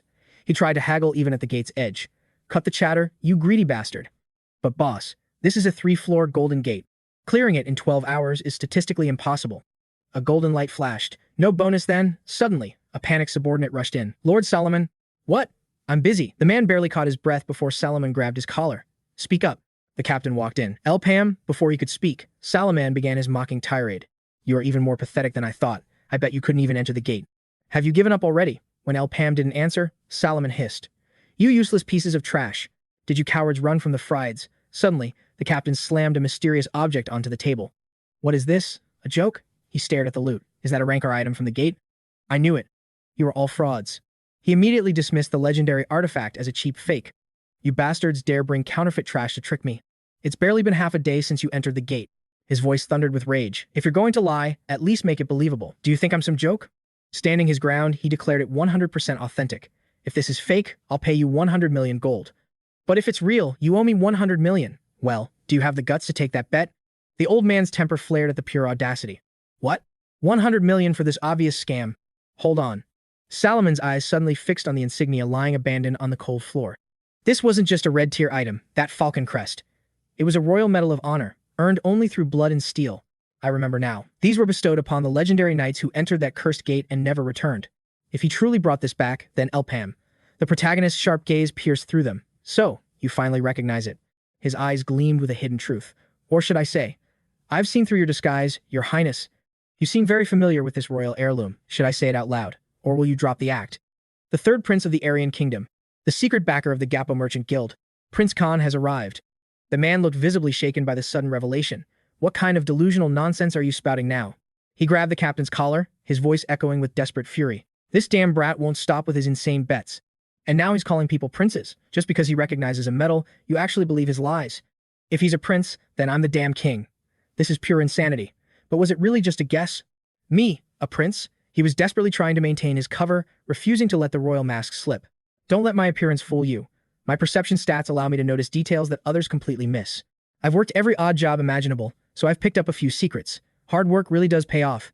His expression hardened instantly. Could this really be just a coincidence from a mere errand boy? He gripped the old man's hand with overwhelming force. Is this what you wanted, to keep up this charade? Do you know the golden rule of deception? Don't get caught. How can a mage possess such monstrous strength? Rage flickered in his eyes. My apologies, but the moment I touched your hand, I saw your entire history. A person's hands never lie. They reflect their life. The placement of calluses and the way muscles are forged. With my advanced observation, I can reconstruct your past. Your secrets are laid bare before me. Your act was convincing, but those hands are too clean for a servant. Something felt off from the start. And then there's you, the supposed branch manager, acting so carefree and nonchalant to hide your true power. But your hands betray you. Those aren't the soft hands of a merchant who spends his days counting gold. They belong to a master warrior, a soldier who has gripped a sword for decades. Your hidden identity is showing. Unable to take any more, the man snapped, throwing a devastating, high-speed punch toward the protagonist. In this lawless wasteland, titles mean nothing. I don't need your confession to know the truth of who you are. True, hands alone aren't enough, but what truly sealed the deal was seeing who you were protecting. He looked them dead in the eye, his confidence absolute as the hidden truth finally surfaced. Your performance was top tier. The bickering between the grumpy boss and the oppressed employee was almost too perfect. I've seen that act 1,000 times. But you missed one crucial detail. The core of the deception. A mere soldier wouldn't dare lay a hand on royalty. Your natural hierarchy was impossible to hide. Instinctive loyalty is impossible to mask completely. Even now, you're desperately trying to cover for your master. Absurd. Why would a prince play such a pathetic game? Oh, I can think of plenty of reasons why. For starters, this entire charade is just a prelude to the real war for the throne. You're handpicking allies for the upcoming bloody succession war. Instantly, a cold blade was at his throat. What the hell are you? Suddenly, laughter erupted. Impressive. To think you'd see right through us. How intriguing. Now I see why 𝗥𝗘𝗚𝗥𝗘𝗦 recommended you. The rumors of your legendary insight didn't do you justice at all. You've completely exceeded my expectations. The mask was gone. No more lies. The royal aura exploded forth. He removed his hood, revealing a noble face. I am Prince Kaan. Elpum, when did you find out? I've had my suspicions since Arian, especially since 𝗥𝗘𝗚𝗥𝗘𝗦 personally assigned us to this high-stakes mission. I figured he had a secret backer in Arian. My gut was right. Since meeting His Highness, things felt off. I knew 𝗥𝗘𝗚𝗥𝗘𝗏's hidden patron was the famously handsome third prince of Ari, the legendary Prince Kaan. This is the true trial. Your skills are elite, but your tactical insight is even more impressive. Indeed, I need hunters like you. Looking back at that gate, the prince laid out a high-stakes proposal. A gold rank raid, 99 players maximum. Your party will join my own hand-picked elite unit. Your objective is a last will. Coordinate with them to retrieve the hidden legacy within that gate. You have 1 week. Success nets you 60 million gold. But don't expect it to be easy like 𝗥𝗘𝗚𝗥𝗘𝗏. His Highness met a stone wall. I refuse, the protagonist replied coldly. State your reason, the prince demanded. You weren't just testing us. This isn't just a simple quest. We become pawns in a royal game of chess. I anticipated this move. I might have accepted if the reward actually matched the true danger. Gold is great, but life is better. So, what's your price? To retrieve a rare item under these conditions. It mirrors the previous trial, but the system difficulty is on a whole different level this time. If we accept this quest, it's a one-way ticket to an early grave for the whole party. Even after clearing the gate, we might be disposed of by the kingdom to keep their secrets buried. This isn't a guild request. The real mastermind standing right before us is you, Prince Kaan.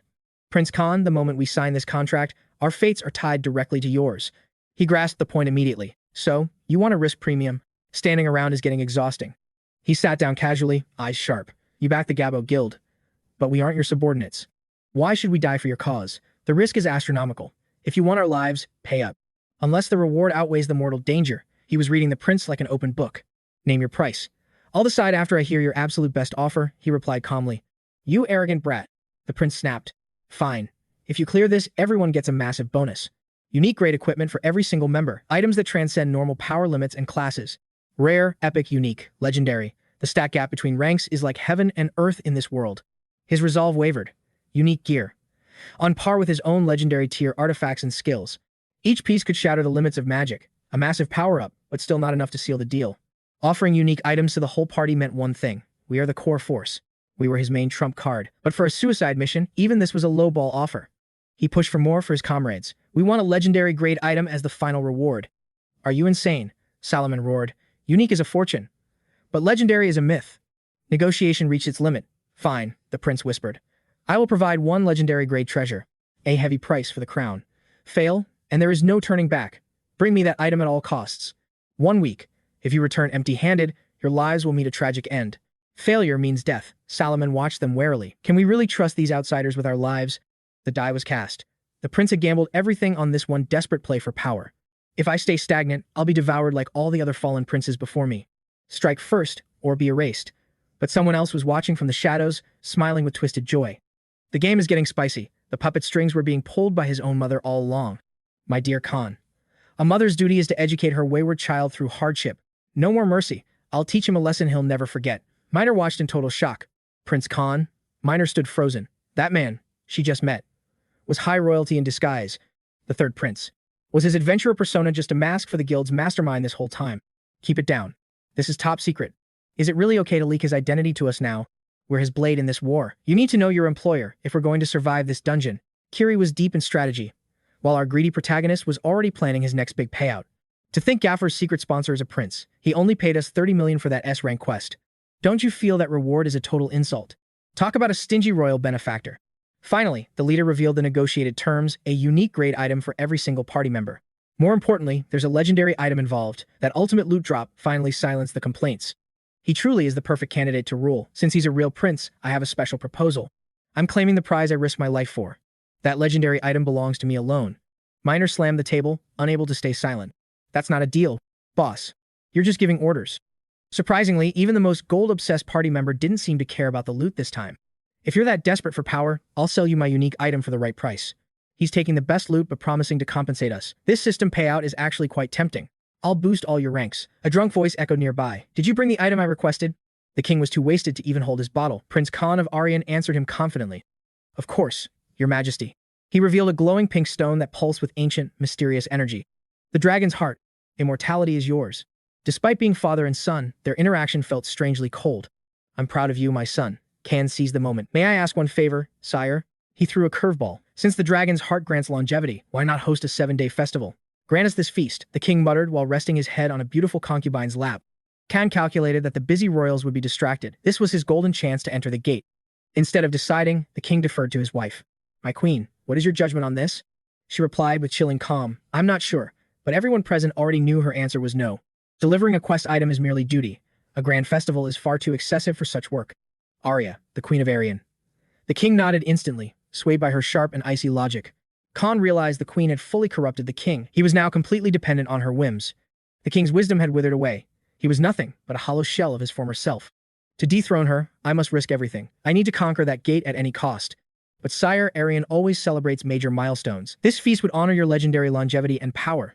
I pray for your blessing, king. Surely your eternal life is a miracle worth celebrating with everyone. Arya spoke up to patronize him. Khan is just sharing ideas. You're being far too emotional, prince. She acted indifferent, adding, after all, you are the one who will inherit this throne one day. Whining over a festival? How can the people respect a future king who acts so pathetically? Seeing his visible distress, she finally smirked and relented. Very well then, I shall allow it. I'll permit this, since the king is watching. You act like a child, yet your loyalty remains. I'll organize a massive week-long festival. Let the entire kingdom celebrate exactly as you wished. After months of her cold rejections, Khan was stunned by how easily she had finally folded. Why the sudden change of heart? What twisted game is she playing? She smirked darkly at him. I'll play along this time, Khan. Everything was falling perfectly into her web of calculated deceit. You're still dancing in my palm. While slaying monsters, they realized they had to merge with others.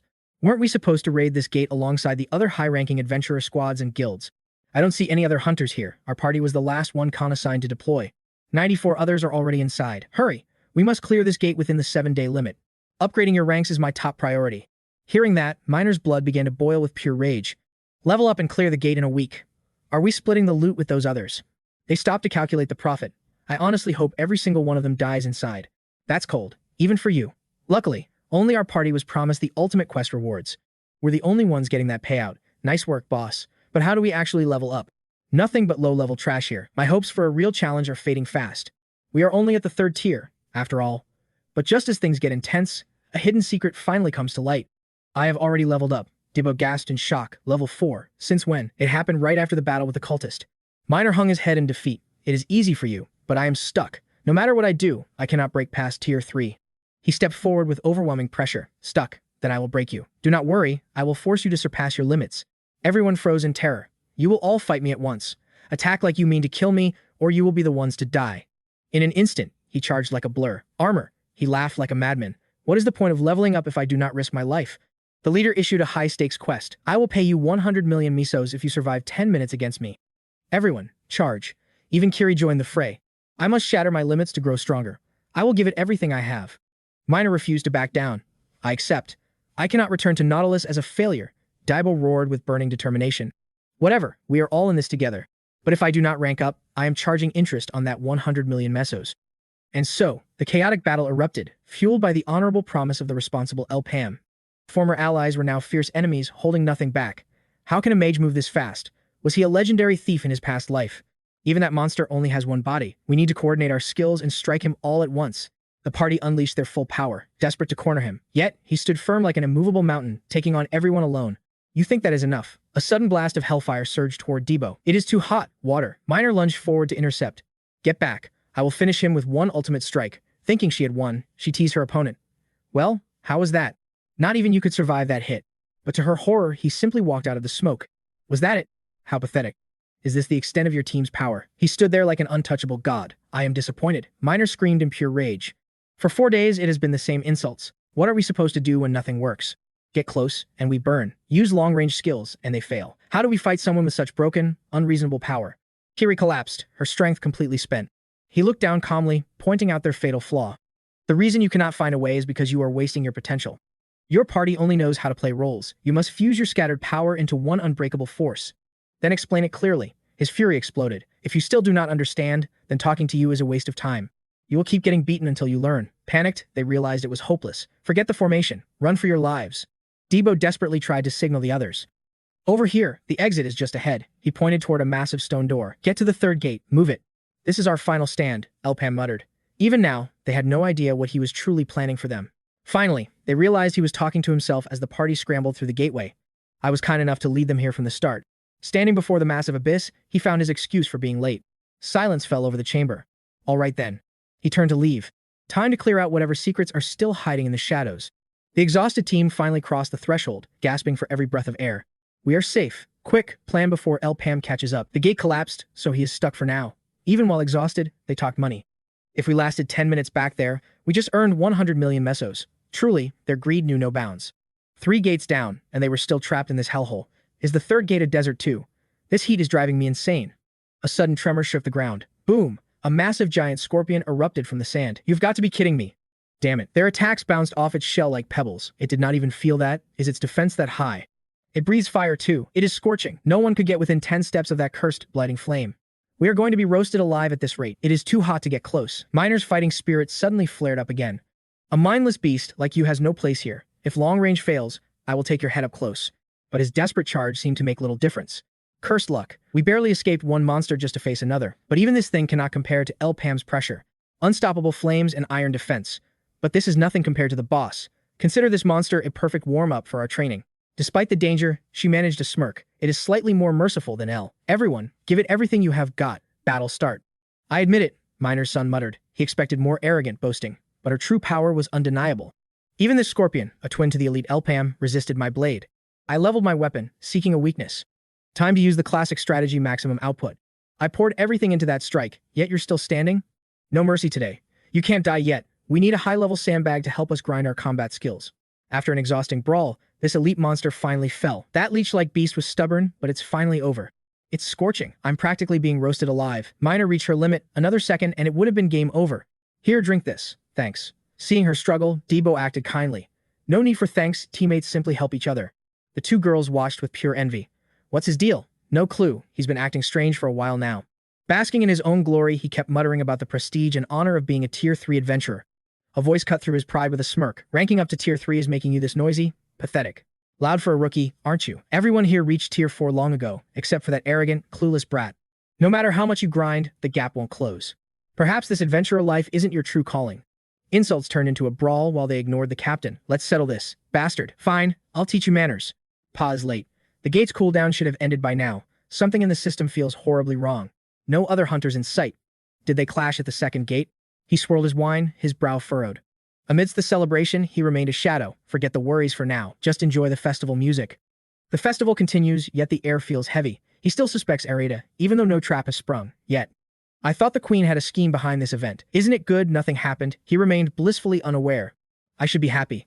Everything is following the script. He stared into his wine. Then why this sudden anxiety? A cold, feminine voice pierced the air. What are you doing here alone? The queen had finally arrived. Her voice dripped with sarcasm. A festival in your honor, yet the star of the show looks absolutely miserable. Your Majesty, they sprang to their feet in shock. What brings the queen to this part of the palace? Does a mother need a reason to visit her son? I simply came to toast your big day. Shall I pour? Her tone chilled their very souls. Oh, don't look so terrified. You're truly breaking your mother's heart.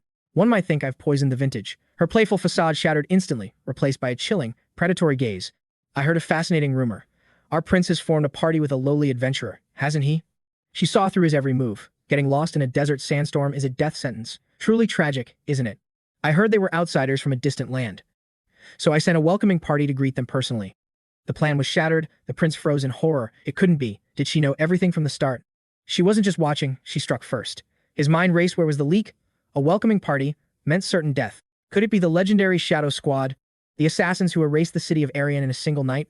Rumor says no survivors ever remain. In this world, everyone knows, if 𝗨𝗏𝗏𝗏 wants you gone, she sends them. It was all a trap. The festival was never a celebration. It was a gilded cage designed to lure him out. She had assassins tailing the adventurers since day one. He had been dancing in her palm all along. She feigned surprise as a messenger entered. Forgive me, I must attend to a small matter. I'll be leaving. As they departed, a grim report arrived from the welcoming party. The outcome of the hunt was already decided. The captain stood amidst the carnage, gasping for air. This is strange. He scanned the bodies with growing dread. There was no sign of resistance. They were slaughtered before they even realized they were under attack. Who possesses such power? He stared at the crimson emblem. How could a man as sharp as you miss the trap hidden in the shadows? I am the sole survivor, the only one who walked out of that second gate alive. Looking at the corpses, it was clear. Someone was sabotaging the prince's plan. What truly happened at the gate? Could it be demons? Suddenly, a blinding flash of spiritual light erupted from the surrounding darkness. I can't see them, but they're right here. He slammed his fist down, unleashing a radiant aura. There's more than one. I've found you. Time to burn. He unleashed his full power, but the attacks passed through them like smoke.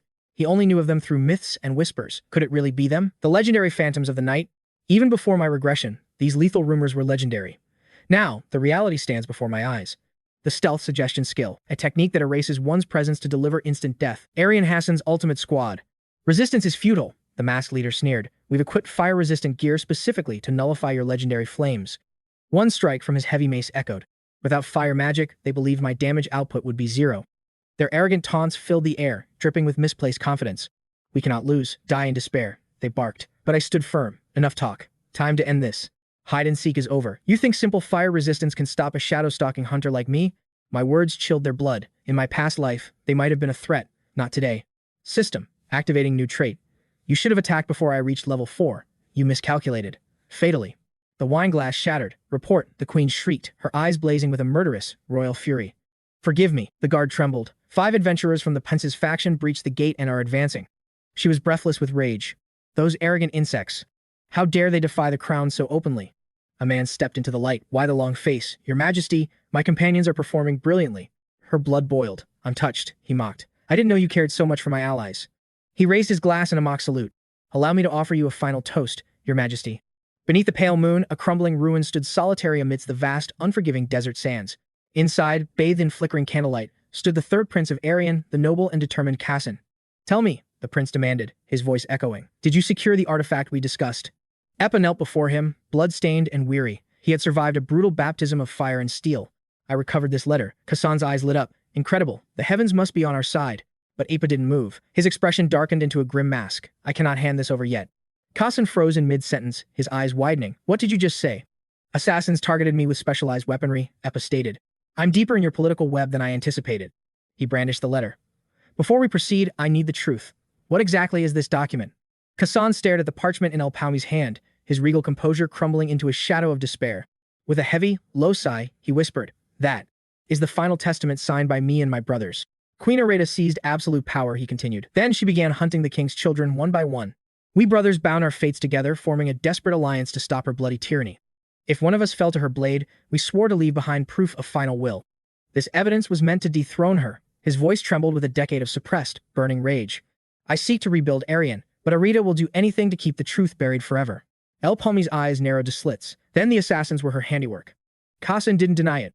Yes, the prince admitted. The realization terrified me. I'm just relieved you're still breathing. Still kneeling on the cold floor, 𝗏𝗏's voice turned icy. Your Highness, this letter is completely worthless. 𝗏𝗏𝗏 gasped. Before he could react, 𝗏𝗏 stood and hurled a gruesome object onto the stone floor. I found something far more interesting on the corpses of those would-be killers. A severed arm skidded across the ground, revealing a quivering red sigil burned into the wrist's pulse. 𝗏𝗏𝗏's face went deathly pale. Is that the mark? 𝗏𝗏 had already anticipated this horrific reaction. You recognize it, 𝗏𝗏 noted. Arita isn't just a queen. She's a devotee of the Black Mage. Elsewhere, in a void choked by crimson-stained webs, shadows writhed with ancient, suffocating malice. Queen 𝗟𝗏𝗏 prostrated herself before a colossal black spider. Your incompetence is disappointing, it hissed. 𝗟𝗏𝗏 trembled, unable to offer a single excuse, paralyzed by the weight of her master's judgment. I never expected 𝗏𝗏𝗏 to slaughter the elite Aryan 𝗏𝗏𝗏 squad so effortlessly. From the abyss, a white-haired man stepped forth. 𝗏𝗏𝗏. I know that name all too well. Voke, Arita gasped. Before her stood a broken man, armless, tattered, and smelling of the grave. She gasped in utter disbelief. You're still alive. Yet Voke remained unfazed by her sheer terror. He stepped forward with cold confidence. I've found a foolproof way to end him. Grant me one last chance. Arita's lips curled into a mocking sneer. A chance? Pathetic. You've already failed. Your time is over. Suddenly, Wind's suffocating aura surged through the room, cutting through her words like a frozen blade. Arita froze, bowing her head. Forgive me, Lord Wind. He commanded, you two will settle this together. Aura's face twisted in silent fury, but Voke flashed a sinister grin. My deepest thanks, Lord Wind. Chained demons with crimson eyes emerged from the abyss. Victory is certain this time, he declared with pride. Back in the desert ruins, 𝗏𝗏𝗏's revelation left 𝗏𝗏𝗏 paralyzed. The queen, a dark mage worshipper. The cult's corruption has already rotted Arian to its very core. 𝗏𝗏𝗏 continued his grim report. The moment that letter surfaces, it won't be Arita's end, it will be your death sentence. Your Highness, memories of his past life flooded back the palace burning. Before the regression, 𝗤𝗚𝗏 had met a tragic end. He tried exposing Arita with that testament, only to be butchered by the cult's hidden shadows. He vividly recalled 𝗤𝗚𝗏 collapsing, a blade through his chest as blood stained the cold floor. Back in reality, 𝗤𝗚𝗏's knuckles whitened. Is it already too late? 𝗨𝗟𝗏 then proposed a new path. Should we leave this place? 𝗨𝗟𝗏 asked. 𝗤𝗚𝗏 gasped. What? But the man remained composed. Cross Arita and her dark system, and no corner of this kingdom will ever be safe again. Staying means certain death. The smartest move is discarding that letter and surviving at any cost. Renounce the throne, and she may lose interest. 𝗤𝗚𝗏's fist tightened before he slowly let go. The prince held the parchment to the candle's flame. I see. I won't use this, then. As the letter turned to ash, a new, unbreakable resolve ignited in 𝗤𝗚𝗏's eyes. But I cannot run. Not while my people suffer under Arita's tyrannical and bloody grasp. If she remains, Aryan has no future. I will face any enemy, cultist or otherwise. Driven by justice, 𝗤𝗚𝗏 roared with determination. I will never abandon this kingdom to her. You're dismissed, 𝗤𝗏𝗏 began, but Solomon burst in, screaming, Your Highness, disaster has struck. Speak, 𝗤𝗚𝗏 demanded. Solomon wheezed. They are unsealing the gates to the prince's tomb. 𝗤𝗏𝗏's heart skipped a beat. The prince's tomb? No. That is absolutely impossible. He thought of a legendary explorer, the strongest warrior in Aryan, the fourth prince, 𝗨𝗟𝗧𝗜𝗍. A royal who feared nothing, conquering gates with ease. He was the most worthy candidate for the crown. But one fateful day, 𝗨𝗟𝗧𝗍𝗍 entered a high-level gate and vanished into the void forever. That tragedy shook the world, and that cursed gate became known as the prince's tomb. Why unseal it now? What are they plotting? 𝗤𝗚𝗏 pressed. Solomon stammered, his voice trembling. The king announced. Whoever conquers this gate shall be named the next successor to the throne. A heavy, suffocating silence filled the room before 𝗨𝗏𝗏 finally broke the tension. This is Arita's trap. She'll mask their deaths as accidents. It is a massacre in disguise. The rookie is right, sire. Retreat. Yet 𝗤𝗚𝗏's eyes burned. No. I am entering that gate. Avoiding it only plays into her hands. Solomon reached out, desperate to stop his lord. I shall lend you my strength, 𝗨𝗏𝗏 said calmly. 𝗤𝗚𝗏 froze in shock. You, 𝗨𝗏𝗏? We're already in Arita's crosshairs. There is no turning back from this quest now. Consider us bound by fate. We're in this together. 𝗤𝗚𝗏 felt a wave of profound gratitude. Thank you. Your aid is invaluable. Meanwhile, 𝗨𝗏𝗏's mind drifted to his past memories. I won't let 𝗤𝗚𝗏 die again. The system of fate from my past life won't claim him. Before the regression, the cult used Aryan as a breeding ground for nightmare creatures. I'm glad I reached Aryan in time to witness the prince's hidden resolve firsthand. My priority is clear, protect the prince and tear the cult out by its roots. Looking 𝗤𝗚𝗏 dead in the eye, he vowed, I promise you, I will make you king. The princes knelt in solemn silence, their heads bowed in forced reverence before the golden throne. Contrasting their loyalty sat the king, lounging drunkenly on a velvet couch with a goblet in hand. Once the royal assembly was complete, the booze-soaked monarch smirked. Good, you're all finally here. Listen up. The crown will now be claimed through the trials of the prince's tomb. Each candidate must enter the gate, conquer its depths, and retrieve the legendary relic of 𝗨𝗟𝗏. Shock rippled through the hall. Prince 𝗥𝗘𝗚𝗥𝗦, the second son, couldn't remain silent, but your majesty. Traditionally, the heir is chosen through wisdom, martial arts, and the voice of the people. There is no precedent for a gate conquest. First Prince Gunson quickly backed his brother's protest. The citizens will riot over such a sudden change, but the king completely ignored their pleas. Perhaps, he shrugged, but Queen Arita insists the palace needs a radical system reform. Third Prince 𝗤𝗚𝗏 stiffened. Could a single word from the queen topple centuries of royal tradition? He spoke with icy resolve. Your Majesty, please reconsider. There is still time to stop this. Beside him, Prince Sanj trembled with anxiety, while the sixth prince, 𝗨𝗟𝗧𝗏, suddenly broke the tension. If the king decrees it, then that becomes the new tradition of this land. His word is the will of Aryan. The drunkard on the throne ignored all other voices. Hearing the sixth prince's flattery, the king's eyes snapped open with a sharp, drunken intensity. He sat up abruptly. Exactly. My word is law. This succession battle proceeds as planned. No changes. The trial begins in 1 week. Anyone who forfeits loses their claim forever. Form a party or go solo, that is your choice. I've said my piece. He turned to leave for his queen. 𝗨𝗏𝗏 hurried after him like a loyal dog. The remaining brothers stood in dark silence. What kind of deadly game was Arita playing now? 𝗤𝗚𝗏 broke the silence. Arita wants us to slaughter each other inside that gate. We cannot fall for it. Our real mission is to end Arita's poisonous shadow over Aryan. We must unite. But the fifth prince, Sanj, spat on the idea of cooperation. I refuse to stand on the same side as you, 𝗤𝗚𝗏. Sanj's eyes burned with distrust. Don't play hero. You just want to seize the throne for yourself. How revolting. I am the only one fit to lead Aryan to true glory. Sanj stormed out, swearing to take the crown alone. 𝗤𝗚𝗏 reached out to stop him. Wait, if we fight, we fall right into her trap. But Sanj was already gone. 𝗤𝗚𝗏 grit his teeth, but his two eldest brothers placed supportive hands on his shoulders. Relax, brother. We are with you. We will give you our full support. 𝗤𝗚𝗏 looked at them, moved. Prince Muk's gaze was filled with unwavering resolve. You've prepared for this confrontation. This is the chance to seize power and crush 𝗤𝗘𝗚𝗏. Unlike us, you have the wisdom to lead. You are Arian's only hope for survival. 𝗤𝗚𝗏 bowed deeply. Thank you, brothers. I won't let your faith go to waste. The first prince nodded, his eyes now sharp with tactical calculation. We'll help, but what about a powerful party?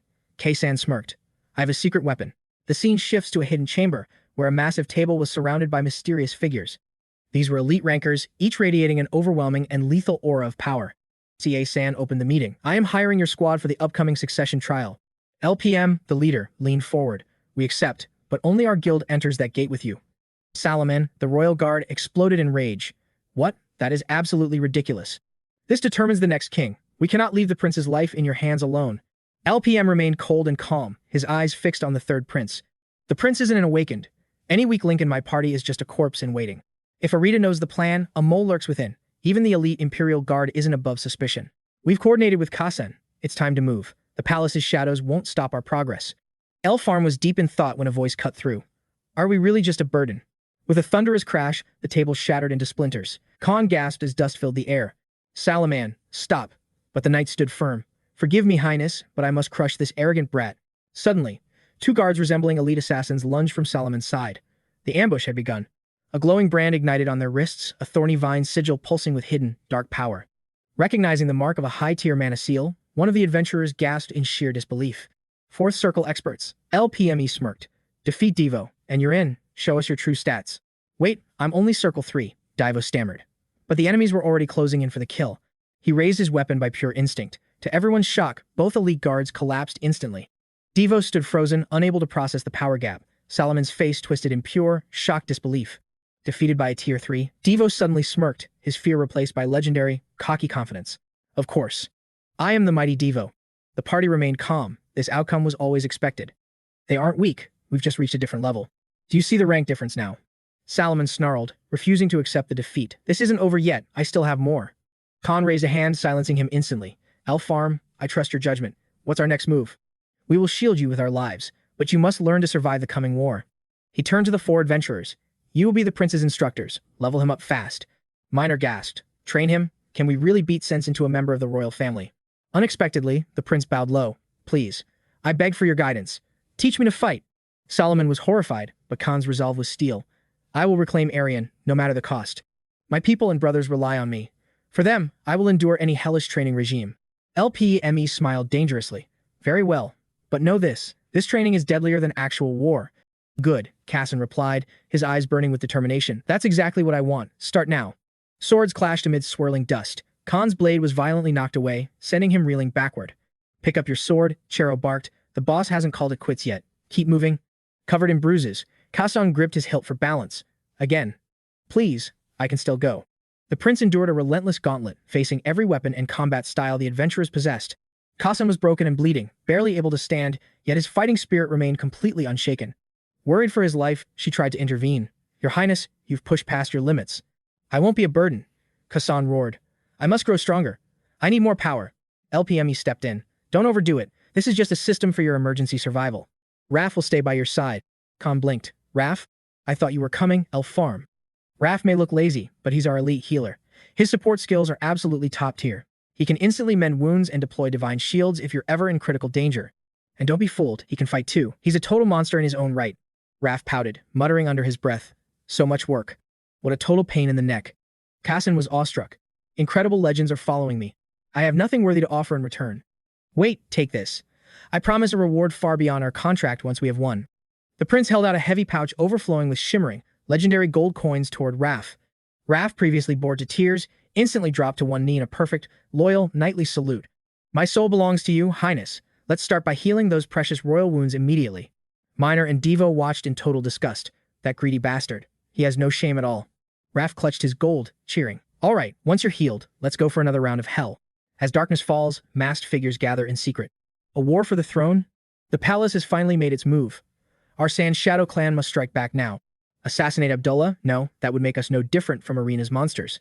A cold voice cuts through the bickering. Silence. Shouting won't change our fate. No matter the cost, we have only one absolute mission to complete. He leans in with a dark gaze. Overthrow the royal hounds and purge Arian forever. Their massive frames and flowing hair radiate a majestic, terrifying, killing intent. The High Princes watch from above. The bloody game for the crown has begun. I must withdraw from this quest, but I trust you to carry our legacy. 𝗏𝗟𝗚 smirks with confidence. A voice mocks, vagrants from Victoria stand no chance. The sixth prince, the vile assassin, emerges with his elite high-tier guards. Victory is mine. I've hired Arian's strongest adventurers. His gaze is sharp as a blade. 𝗏𝗟𝗚's party seems doomed. Only one true rival remains as Sanj steps forward. Prince Sanj Muk and 𝗏𝗟𝗚 face off. Sanj has recruited the kingdom's top warriors. My brothers have leveled up their schemes. Gunson cheers for the royal contenders. This battle will be a brutal quest, but I believe in your strength. You alone can end Queen 𝗤𝗏𝗏's tyranny and restore Ari's golden age. Sanj's face darkens with rage. Suddenly, a voice booms. You've waited long enough. Who shall lead Arian?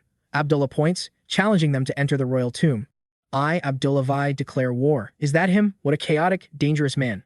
Ancient maps flutter through the air, revealing the hidden path to the throne. Show your power and wisdom. Each map reveals a sword and a crimson bloom. Is this the quest map? Everyone is stunned. What is its hidden meaning?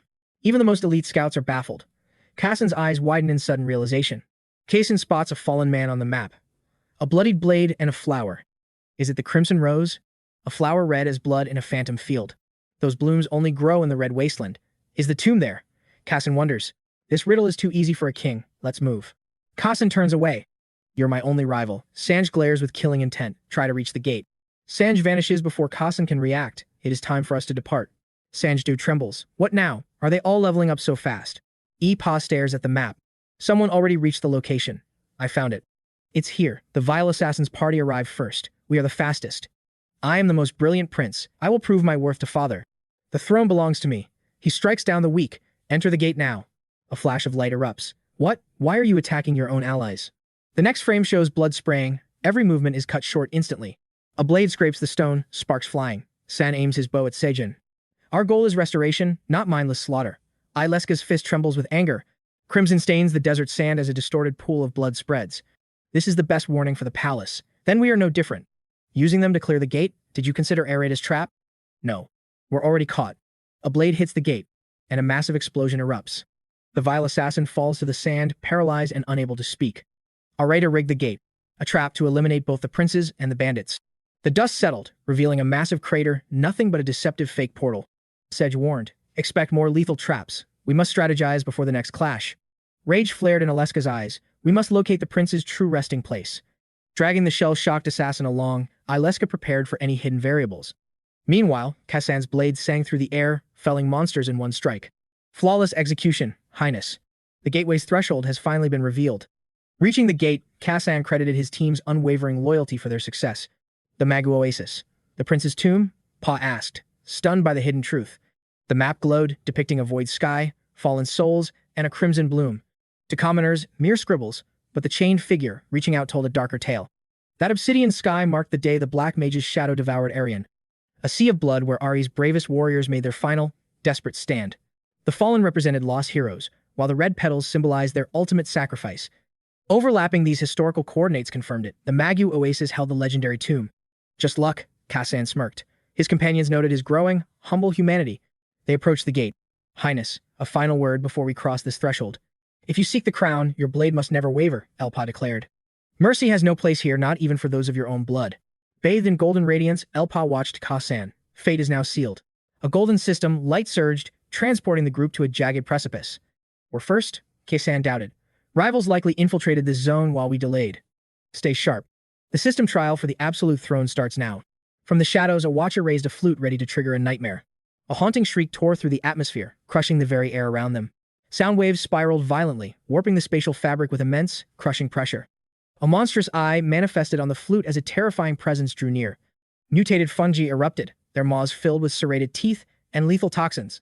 Block the miasma, 𝗤𝗏𝗏 roared. 3 million gold for an instant detox.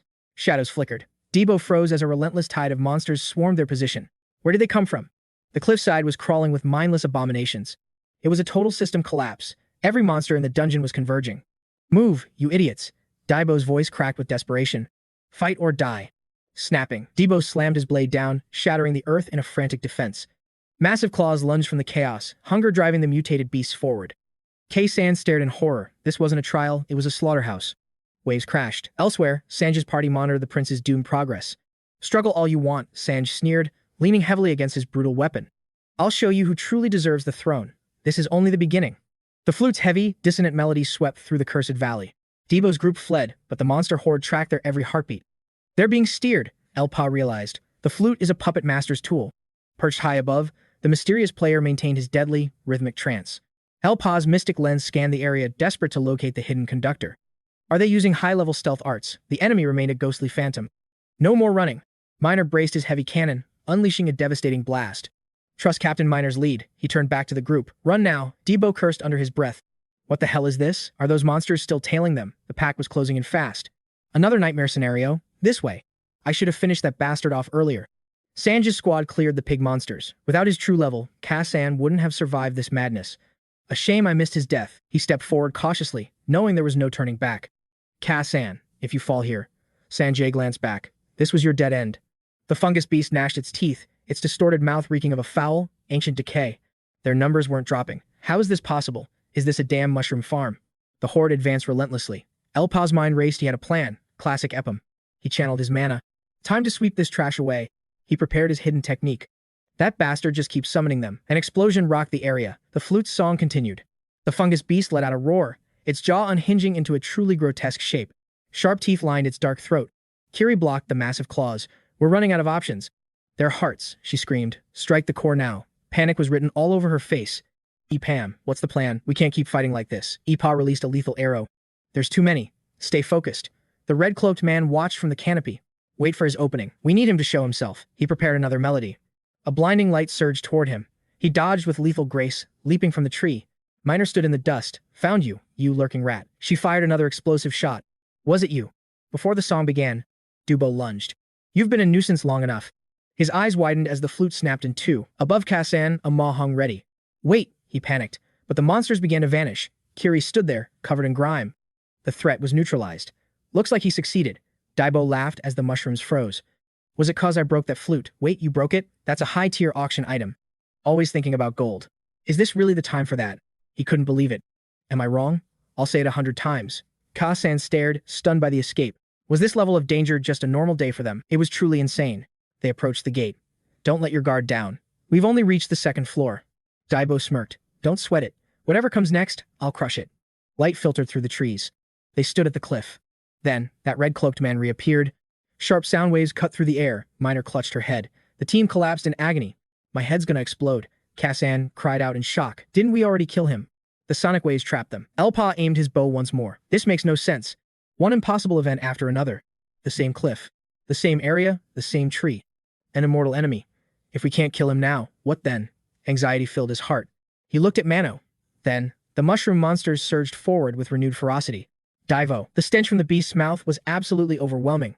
He hung his head, hair covering his eyes. He forced a desperate, determined grin. The sky turned obsidian. The monsters bared their fangs. Was this a dream or reality? A massive explosion erupted. Claws were inches from his eyes as 𝗞𝗚𝗚 watched in terror. The beast began to crumble. A blue-white light consumed them. They're disappearing? He looked at the group. They didn't disappear. Because they never existed in the first place. His gaze turned icy. "We've been played like fools." The red-cloaked man faded into mist. It was all a fabrication. None of it was ever real. The monsters shattered like glass. The second gate and the toxic mushrooms were just a grand illusion. He pointed at the gate. Despite being a totem's illusion, only rubble remained. Kiri stared. Was that an item? Within the freezing mist, a pitch-black statue stood silently atop a weathered stone pedestal. Its eyes flickered with a faint blue glow, watching for intruders with a chilling, predatory aura. Indeed, a trap item emitted odorless toxins, triggering mass hallucinations. Those enemies were just phantoms, 𝗨𝗞𝗚 explained. In short, the moment we entered, we were ensnared by a system-generated illusion. Confusion took over. They had been running in circles while green vapors choked the dense forest. He gestured to Manhwa. "Manhwa is the reason I realized it. He's the only one immune to debuffs." Aiming his arrow at the red core, he added, his item detection skill pinpointed the exact location. The illusion shattered. 𝗤𝗟𝗏 exhaled. "I honestly thought our quest ended right here." "Thanks, Manhwa." 𝗏𝗟𝗏 mused. "I don't know if my brothers or Reddit rigged this lethal trap, but their preparation was flawless. We've burned too much time." Sanj's expression twisted into a dark scowl. Judging by the situation, his brothers were ahead. Kasan's face hardened as they reached the gate. "We must run faster. I'm counting on you." They blurred into motion, refusing to fall behind again. They finally cleared the forest. The third gate was conquered, only the final boss remained. Sanj questioned the red-clad figure. "Are we truly searching for Prince Sale's remains?" "No, there's a higher-tier artifact we need," they replied. Sanj roared. What kind of nonsense is that? The masked figure stood firm. This side quest wouldn't hinder the gate capture. 𝗏𝗟's kin merely gritted their teeth. Rumors swirled about the first and second princes. Have you heard the latest world announcement? Both princes withdrew from the succession war. Why would those power-hungry players suddenly forfeit the throne? Sanj sat amidst empty bottles in the castle. Maybe they finally realized they lacked the stats to win. The news ignited his rage. Those fools. Surrendering just because of 𝗏𝗟's rising influence. A memory flickered 𝗏𝗟 asking for his support. Sanj, lend me your strength for this raid. Sanj's lip curled in disgust. Don't make me laugh. I'll never acknowledge him as the true king.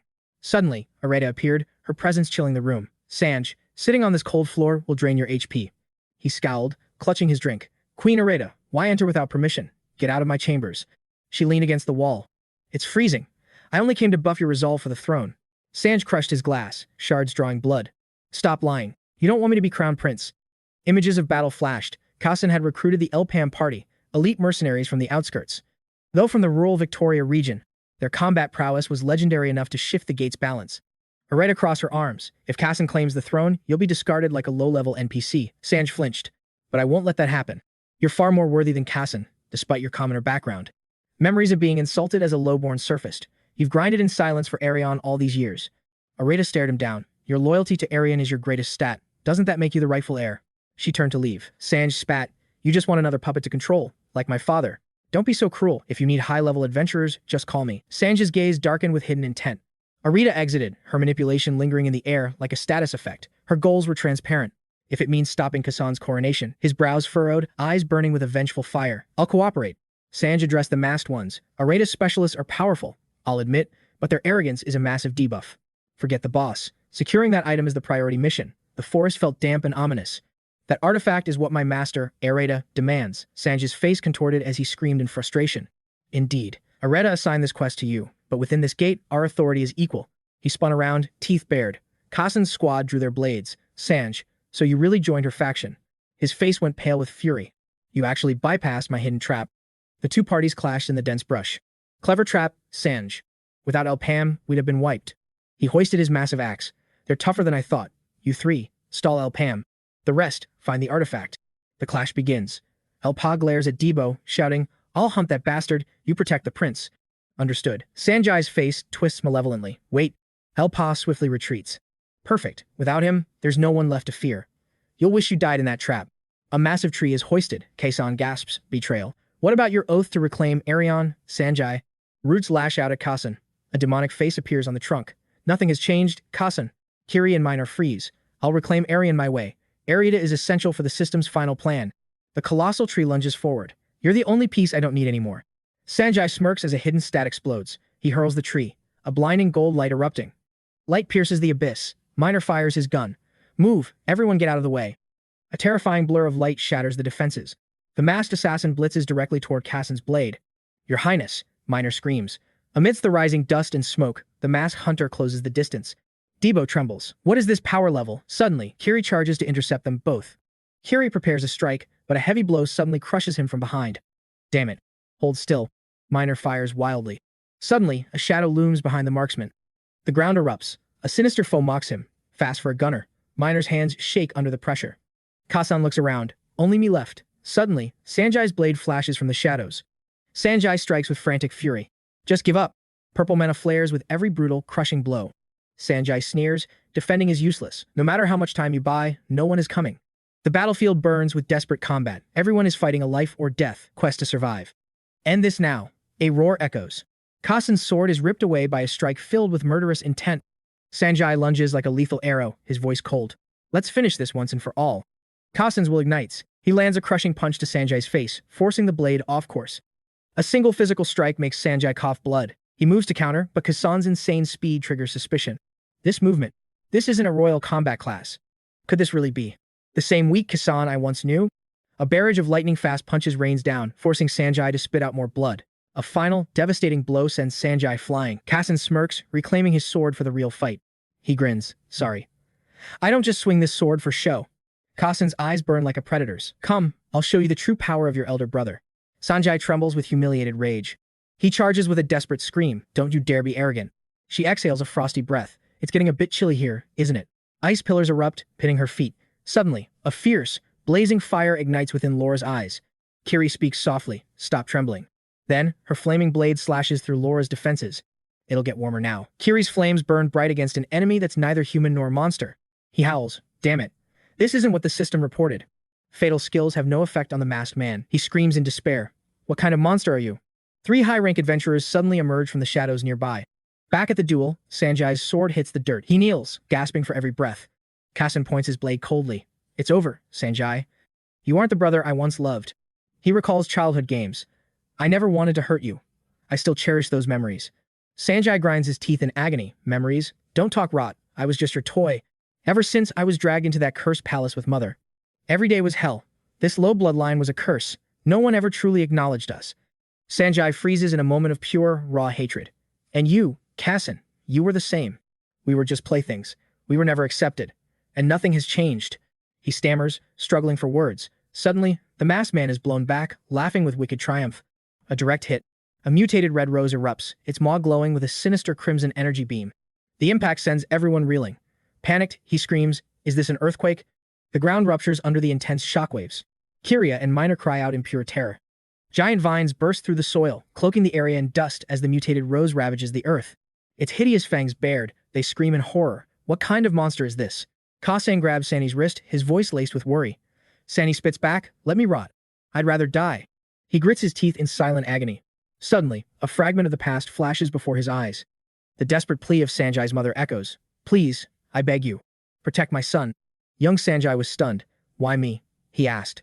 With tears streaming, she confessed, "I am a failure of a mother. Sanjay is hated because of my blood.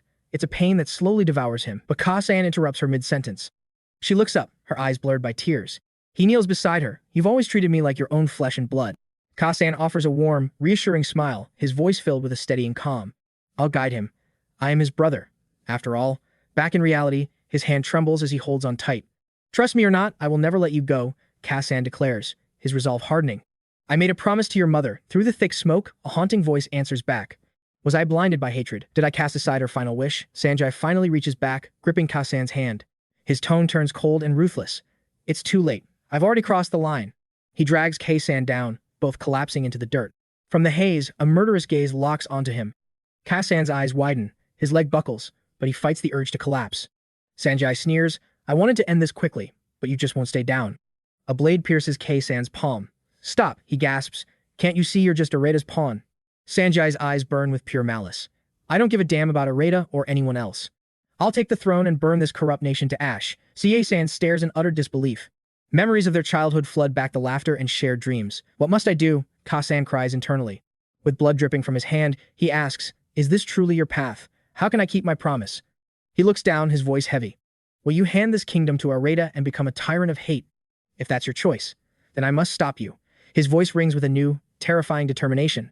"Sanjay, you'll only be Areta's puppet, spreading nothing but agony to the innocent. A monster that never stops." Remembering his mother's smile, a realization hits him.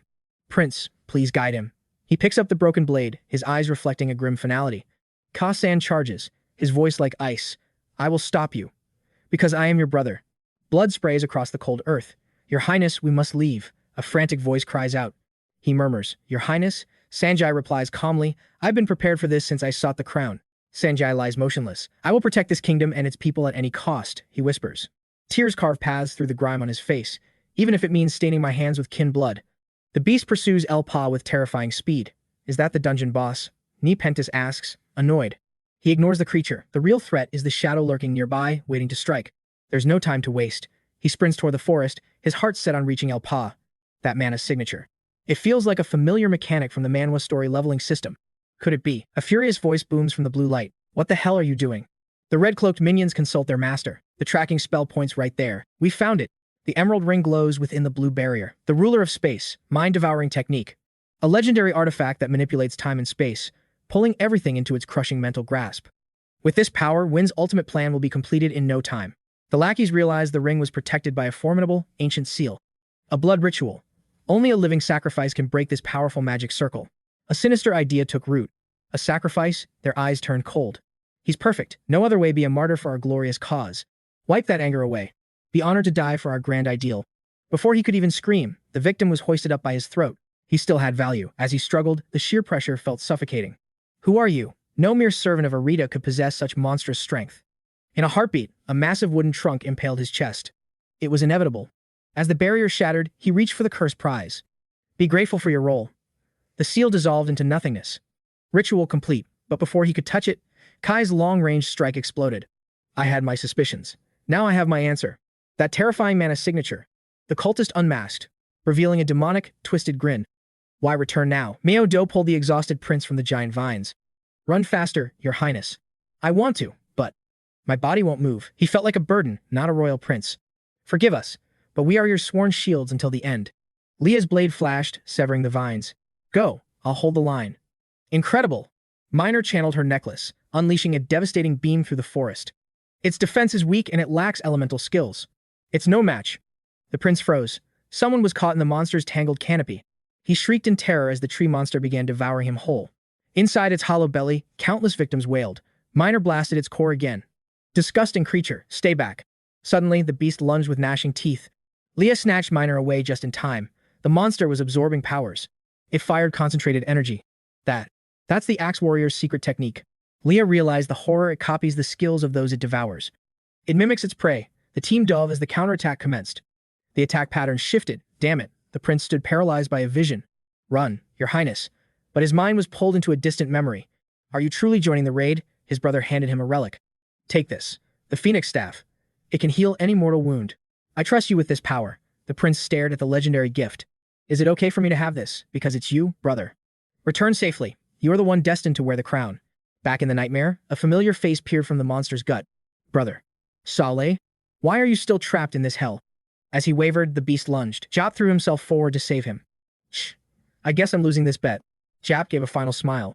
A horrific scream echoed as the carnivorous flower closed around Jap. The maw snapped again. Kiri stood firm, shielding the prince. Wake up. Crown Prince Kassan, do you really wish to perish like this? Blown back, Kassan gasped in agony. I'm sorry, this is all my fault. Stop talking nonsense, Kiri growled. Rafa is still breathing. The carnivorous plants tanked the hit, shrieking with eerie resilience. Minor rained bullets like a relentless tide against the endless swarm. She was right. Unlike the brainwashed believers, Raph hadn't been converted into a grotesque monster host just yet. As Pumpkin's strike landed, they reached a desperate conclusion. The beast's internal system hadn't fully digested him yet. Moving with god-tier agility, the killer hero unleashed a savage flurry of axe strikes upon the monster's massive trunk. It lashed out in agony, but he vanished instantly. Suddenly, the beast triggered a high-level shockwave that rocked the battlefield. Minor seized the opening and roared. Now, Pumpkin, extract that idiot. The axe tore through the core with devastating power. He swung with crushing force, his blade erupting in a blinding radiance. But in that heartbeat of a second, a jagged vine whipped out. Blood sprayed as he lost an arm. Kiri screamed in terror. Move, now! Simultaneously, another branch struck, claiming her leg in one clean swipe. Casa watched, frozen by the nightmare unfolding before him. Mare was pinned down below. She realized the severed limbs weren't plant matter, but the twisted remains of fallen humans. It was impossible. The monster's regeneration system was peaking. Every limb they severed had fully restored itself instantly. A massive slam shook the earth like a catastrophic explosion. Khan wept, cursing his pathetic lack of strength in the ruins. Despite his critical wounds, Du gripped the axe with his teeth. Kassan screamed, Stop. You'll die if you keep going. Seeing his comrades fall one by one for his sake, Kassan's heart shattered in a wave of devastating guilt. He lunged forward, roaring a desperate command. Suddenly, a hand gripped the monster's internal tendon with an iron-like hold. Muzzle flashes erupted from within the beast, leaving everyone stunned. Kassan gasped, What's happening? Is the system glitching? The swallowed souls were vanishing as the creature's internal structure crumbled. Something or someone was tearing it apart from inside. The carnivorous plant withered rapidly as its organs were incinerated. A silhouette burst through the monster's maw into the light. The figure landed before Kassan, shielding him from the debris. It was Raph, appearing like a legendary miracle amidst the chaos. Raph recalled the moment he was swallowed. Inside that darkness, his rage had reached its absolute boiling point. Damn it, I thought my quest ended here. Me, monster food, my magic shield must be a joke. His eyes widened in the dark. Floating before him were countless crimson orbs pulsing with a strange, dark energy. He realized the truth instantly. These weren't just lumps, they were the extracted data of every swallowed adventurer. A hidden equipment triggered. The beast was stealing skills through these orbs. Raph smirked. Well, isn't this an interesting mechanic? Holding a glowing, slimy core, he teased. No welcome party. Dad's home from work, and everyone's just staring. I'm almost hurt. Kassan stared in shock. Raph had purged the monster's entire loot inventory from the inside out. This weed is finished. It can't mimic our skills anymore. I've stripped its entire ability tree bare. Thanks to the purge, a wave of healing washed over them. Pumpkin's arm and Kiri's leg miraculously restored themselves. The raid's done for me. Raph muttered before collapsing, his body fracturing under the weight of his own power. He smiled weakly at his team. I need a quick save point. Finish this boss battle for me, okay? His cracks faded as he reassured them. Seeing his determined smile, the team's morale hit the absolute ceiling. We'll end this in seconds. Kassan bowed deeply, entrusting the final strike to his loyal, battle-worn comrades. Kiri prepared his ultimate skill as the prince watched in anticipation. End this nightmare. Eradicate that monster. The plant thrashed in its death throes, still clutching the prince's brother. Du swung his axe to grant him eternal freedom. A blinding flash rent the air. The brother's physical form began to dissipate into shimmering particles of light. Kassan whispered a final prayer. Rest now, my king. Your long, cursed nightmare is finally over. Sleep in peace. A thunderous explosion rocked the distant horizon. 𝗨𝗚𝗟𝗏 stood face to face with a high-ranking cultist in a deadly standoff. Their fight is over, the cultist sneered. Ours begins. Still trying to change my mind. Your words are useless. A dark grin spread across the villain's face. The meta has shifted. Now, you just need to disappear forever. 𝗨𝗚𝗟𝗏 remembered the past. That arrogant brat, who gave him the authority to target a legend like him. Bound by a spectral serpent, Arium roared. Do you even realize the magnitude of your catastrophic actions? He wouldn't cooperate, the cultist argued. I had to eliminate him before he ruined our grand design. Silence, fool, Arium shrieked. 𝗨𝗚𝗟𝗏 isn't just a man, he is the ultimate vessel for our dark salvation. The realization hit like a physical blow. A legendary mage's vessel, the stakes of this game just tripled. Acharium revealed the terrifying truth. He was the core of a 500-year-old dark system prophecy you nearly destroyed. You have left me with no alternative. I have no use for a disobedient pawn. It is time for your elimination. Trembling in absolute terror, he desperately pleaded for mercy. Wait, I will do it, he cried out, shaking violently. He begged for one last chance. If 𝗨𝗚𝗟𝗏 can do it, so can I. Please, let me prove myself. I will become the vessel, he roared. Suddenly, a sinister violet flame ignited within the palm of his hand. This is a test, he explained coldly. 𝗨𝗚𝗟𝗏 sensed something was wrong as he continued. A trial of worth. The violet flame surged, growing more volatile by the second. His mind began to slip into a state of madness. I will surpass you. I'll show everyone who the superior vessel truly is. The hellfire began consuming everything in sight. 𝗨𝗚𝗟𝗏 remained indifferent to the hollow boasting. Suddenly, two massive forces collided, triggering a devastating, world-shaking explosion. The battlefield blurred as the conflict intensified. 𝗨𝗚𝗟𝗏's silhouette flickered through the air like a phantom. Using his observation skill, he sneered at his foe's incompetence. A puppet, you're still relying on those same old tricks. Slamming his hand onto the ground, he mocked his opponent. Have you truly made zero progress until now? The surrounding rocks shattered instantly. Shockwaves tore through the terrain, yet 𝗨𝗚𝗟𝗏's presence had completely vanished from sight. Cheap tricks won't work on me, he provoked. Suddenly, 𝗨𝗚𝗟𝗏 materialized directly behind his target, catching him off guard. I thought so too, he whispered, launching a surprise strike. Did you really think I'd use such obvious tactics? A massive blast erupted. 𝗨𝗚𝗟𝗏 stood unharmed behind his barrier, sighing in disappointment. What a total waste of time. Are you done yet? He asked. But the enemy kept charging energy, spewing arrogant insults despite the clear power gap.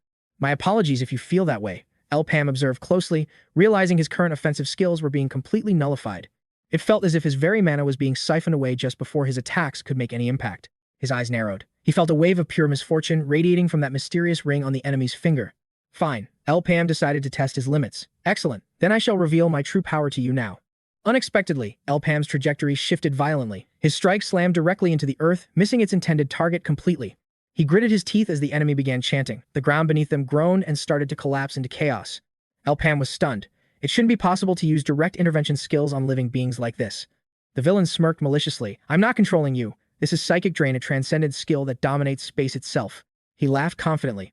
Within this absolute domain, you are nothing but a helpless fly caught in a web. 𝗨𝗚𝗟𝗏 struggled against the crushing pressure. So, it is a high-level form of psychokinesis then, he managed to say. He attempted to countersink his mana, but his barrier began to crack. Are you deaf? The villain sneered mockingly. Cackling like a maniac, he taunted his prey. I told you, in this domain, your skills are utterly useless. He began absorbing everything. Governing a zone means controlling every ounce of energy, mana, and gravity within its reach. I have even mastered the ability to steal the skills of others. With this, I have reached true perfection. I am the ultimate entity that every dark mage dreams of becoming, he shrieked in a fit of deluded grandeur. Suddenly, the ring on 𝗨𝗚𝗟𝗏's hand shattered. He watched in silence as the void consumed every shred of light. The environment descended into madness. The cultists howled as their leader barked toward the sky like a rabid dog. I've done it. The vessel is mine, he cheered. But a calm voice echoed through the chaos. Celebrating already? 𝗨𝗚𝗟𝗏 stepped forward. I'll admit, with my current skill set, I cannot defeat you in a direct clash. However, he surged forward with blinding speed. The story changes completely when we play by a different set of rules. Impossible. Your attributes are fire and telekinesis, the villain gasped. How can you manifest a toxic breath skill? Terror gripped him. In this world, the system dictated a hard limit of 2 elements per mage, no exceptions. No one could break the laws of the world. Suddenly, a brilliant, blinding light pierced through the murky darkness. The light exploded into a sea of flames. The ring glowed again, desperately trying to suck the new energy dry. "One extra poison skill changes nothing," he screamed, his voice reaching a frantic, high-pitched tone of pure arrogance. "Whether you have 2 elements or 3, my power still stands far above yours. I am invincible here." He suddenly froze. 𝗨𝗟𝗏, though battered and bleeding, continued his incantation, who said I only had 3 elements. Violent bolts of lightning crackled forth. As the electricity surged, 𝗨𝗟𝗏 realized this wasn't just a simple coincidence. Memories of his previous life flooded back, aligning perfectly with the legends he had once only imagined. Before my regression, reaching the second magic circle revealed I could wield elements beyond fire and master telekinesis. Frost manifested. At Circle 2, I gained poison mastery. By Circle 3, ice was mine to command. Higher circles meant more elements. Now, 3 distinct elemental powers swirled in perfect harmony within his core. He continued, naming this rule-breaking hidden ability the Elemental Master. Now, at Circle 4, a masked foe trembled in agony, disbelieving his eyes. "Impossible. How can you?" He collapsed as lightning bolts tore through him, carving a deep, scorched trench into the solid earth. Gazing at the crackling electricity in his palms, he wondered why this power chose him and its purpose. Resolute, he vowed to rewrite fate this life. The Dark Mage's follower cowered as he roared, "Begone." He declared that in the future he would build, and the one he remembered, this villain had no place. The lightning storm devoured him. Amidst his despairing gaze, he reached desperately for a fading glimmer of light. He recalled the Dark Mage's crazed eyes. Will you replace him? Bound by a serpent, he begged for mercy. "I'll prove I'm more useful than 𝗨𝗟𝗏, that uncontrollable brat. I'll be your vessel." The mage grinned wickedly. "Intriguing. Let's see if you can survive the process." A trial of worthiness. The penalty was clear. The loser would become fertilizer for the victor's growth. He realized too late, as 𝗨𝗟𝗏 unleashed his ultimate strike, Despair hit. He was never the chosen one.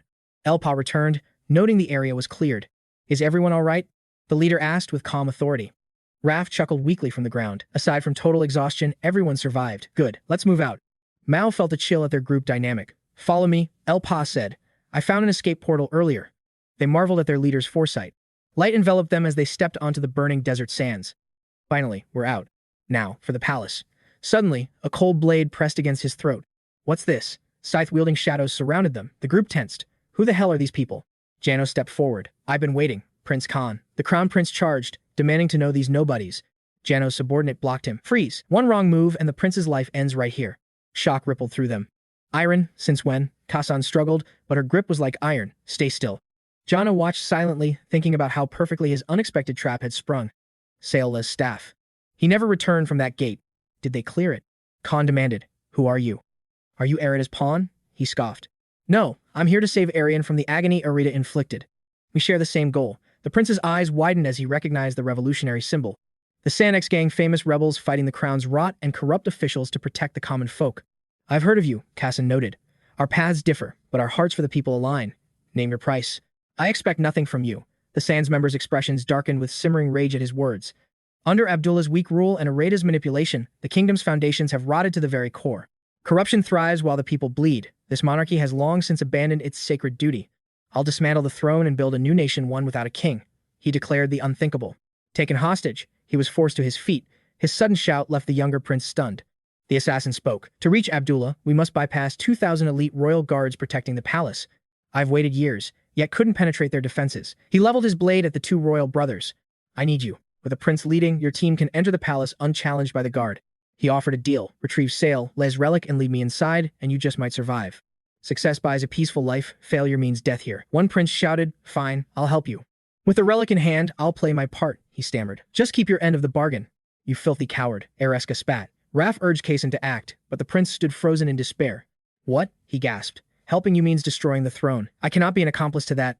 Jano's subordinate snarled, raising her blade. "Pathetic. Are you still clinging to your hollow dreams of power?"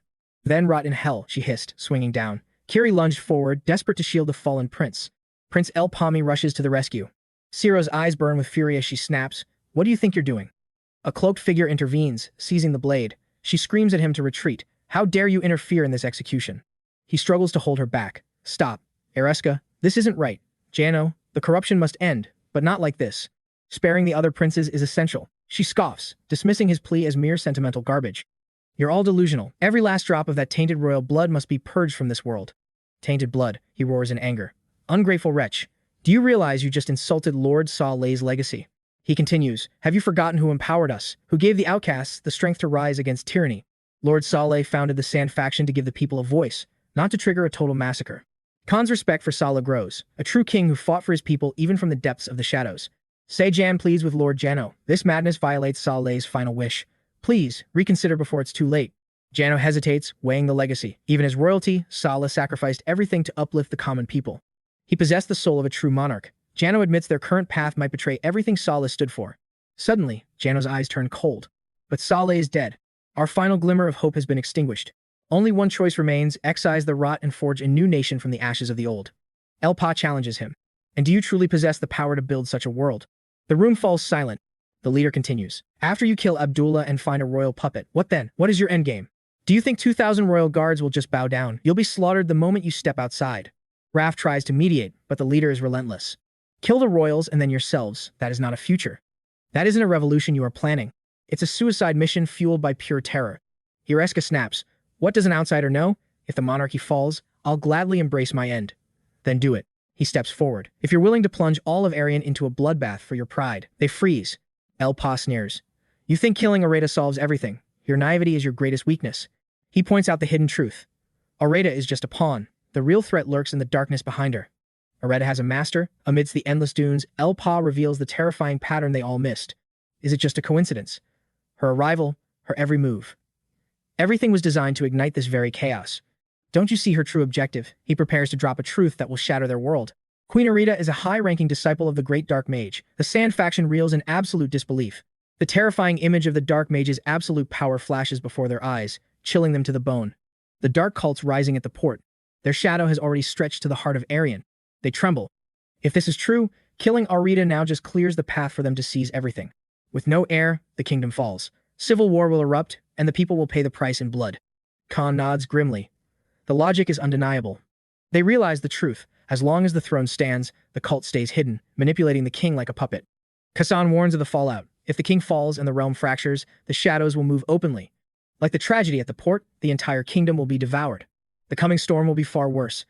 I am deeply sorry that the royal family failed to protect this land and its people. I care nothing for the throne, but the country needs a legitimate successor, not a bloody uprising. Khan's destiny is clear. The third prince has already conquered the prince's tomb with his overwhelming hidden power. This is the only way to save Aryan without a total massacre. Ariska's gaze shifts toward the young prince. Jano asks. To overthrow Abdullah and take the crown. Do you realize you'll become everyone's target? Khan closes his eyes. Abdullah was once great too. How can we trust that you won't fall from grace? Then watch me. Stand by my side, and if I ever lose my way, strike me down yourself. Jano is stunned. You choose to live with a blade at your throat? Why go this far?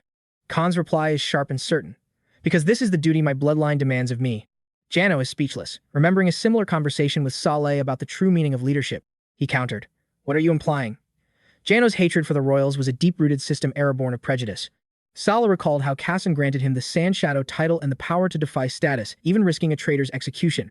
He couldn't fathom why a high-ranking royal would trigger such a dangerous hidden quest for commoners like them. Ghassan chuckled. Is my kindness that shocking? To him, this wasn't a random event, but the ultimate duty of a true ruler. Those words recalibrated Jano's heart. Fine. I'll trust your path one last time. He helped Ghassan up as the scene shifted. In your line of duty, a voice echoed within the palace walls. Have you recovered Saleh's ancient relic? Ghassan confirmed the find. The king inspected the item, realizing Arita's intelligence was riddled with bugs and lies. This outcome deviated completely from Arita's predictions. The king grew uneasy, unsure of her current location or her next move. Very well, the king announced. The victor of this succession race is Prince Ghassan. You have leveled up to heir. From this moment, the third prince shall be the crown prince. But Ghassan suddenly cut the king's proclamation short. No, father. I am not the heir. The room's atmosphere shattered. Before the king could react, a new presence stepped forward. You traitor, the king cursed. But Ghassan stood firm, declaring that from today, he would take the throne as king. The crown descended amidst a thunderous roar of approval. Aryan had a new master. Long live King Ghassan. He stood bathed in golden light and falling petals. The cheers for the new king echoed through every corner of the capital. Inside the palace, King Ghassan expressed his desire for his party members to stay. Have you changed your minds yet? 𝗨𝗚𝗏, I want you all by my side. I can grant you high-tier noble titles for everything you've done. 𝗨𝗚𝗏 declined the offer. I'm sorry, but our main quest involves dealing with those cultists first. We cannot stay here. I hope you understand. Ghassan respected their drive, though a part of him dreaded losing such legendary allies. Can I assume you'll return once the mission is cleared? Greedy kings like me don't like letting top-tier talent escape. 𝗨𝗚𝗏 smiled, offering a silent promise. Once everything is settled, we will reconsider your offer, Your Majesty. Kassan suddenly presented them with two massive reward chests. You're leaving, but I won't let you go with empty inventories. Attendants brought forward the promised loot.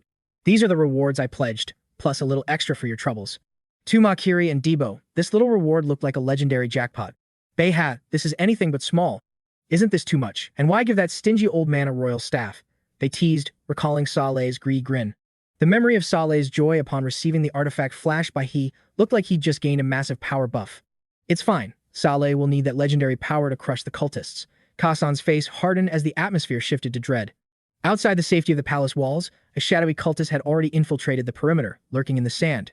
Before we returned through the portal, 𝗨𝗟𝗧𝗏 vanished, Kassan explained urgently. We have 0 clues on the cult's current coordinates. Do you have any way to track them? The king was desperate for an answer to this looming threat. 𝗨𝗨𝗨 analyzed the situation. I have a theory. Meanwhile, a bisected black mage cultist lay dying in the dirt.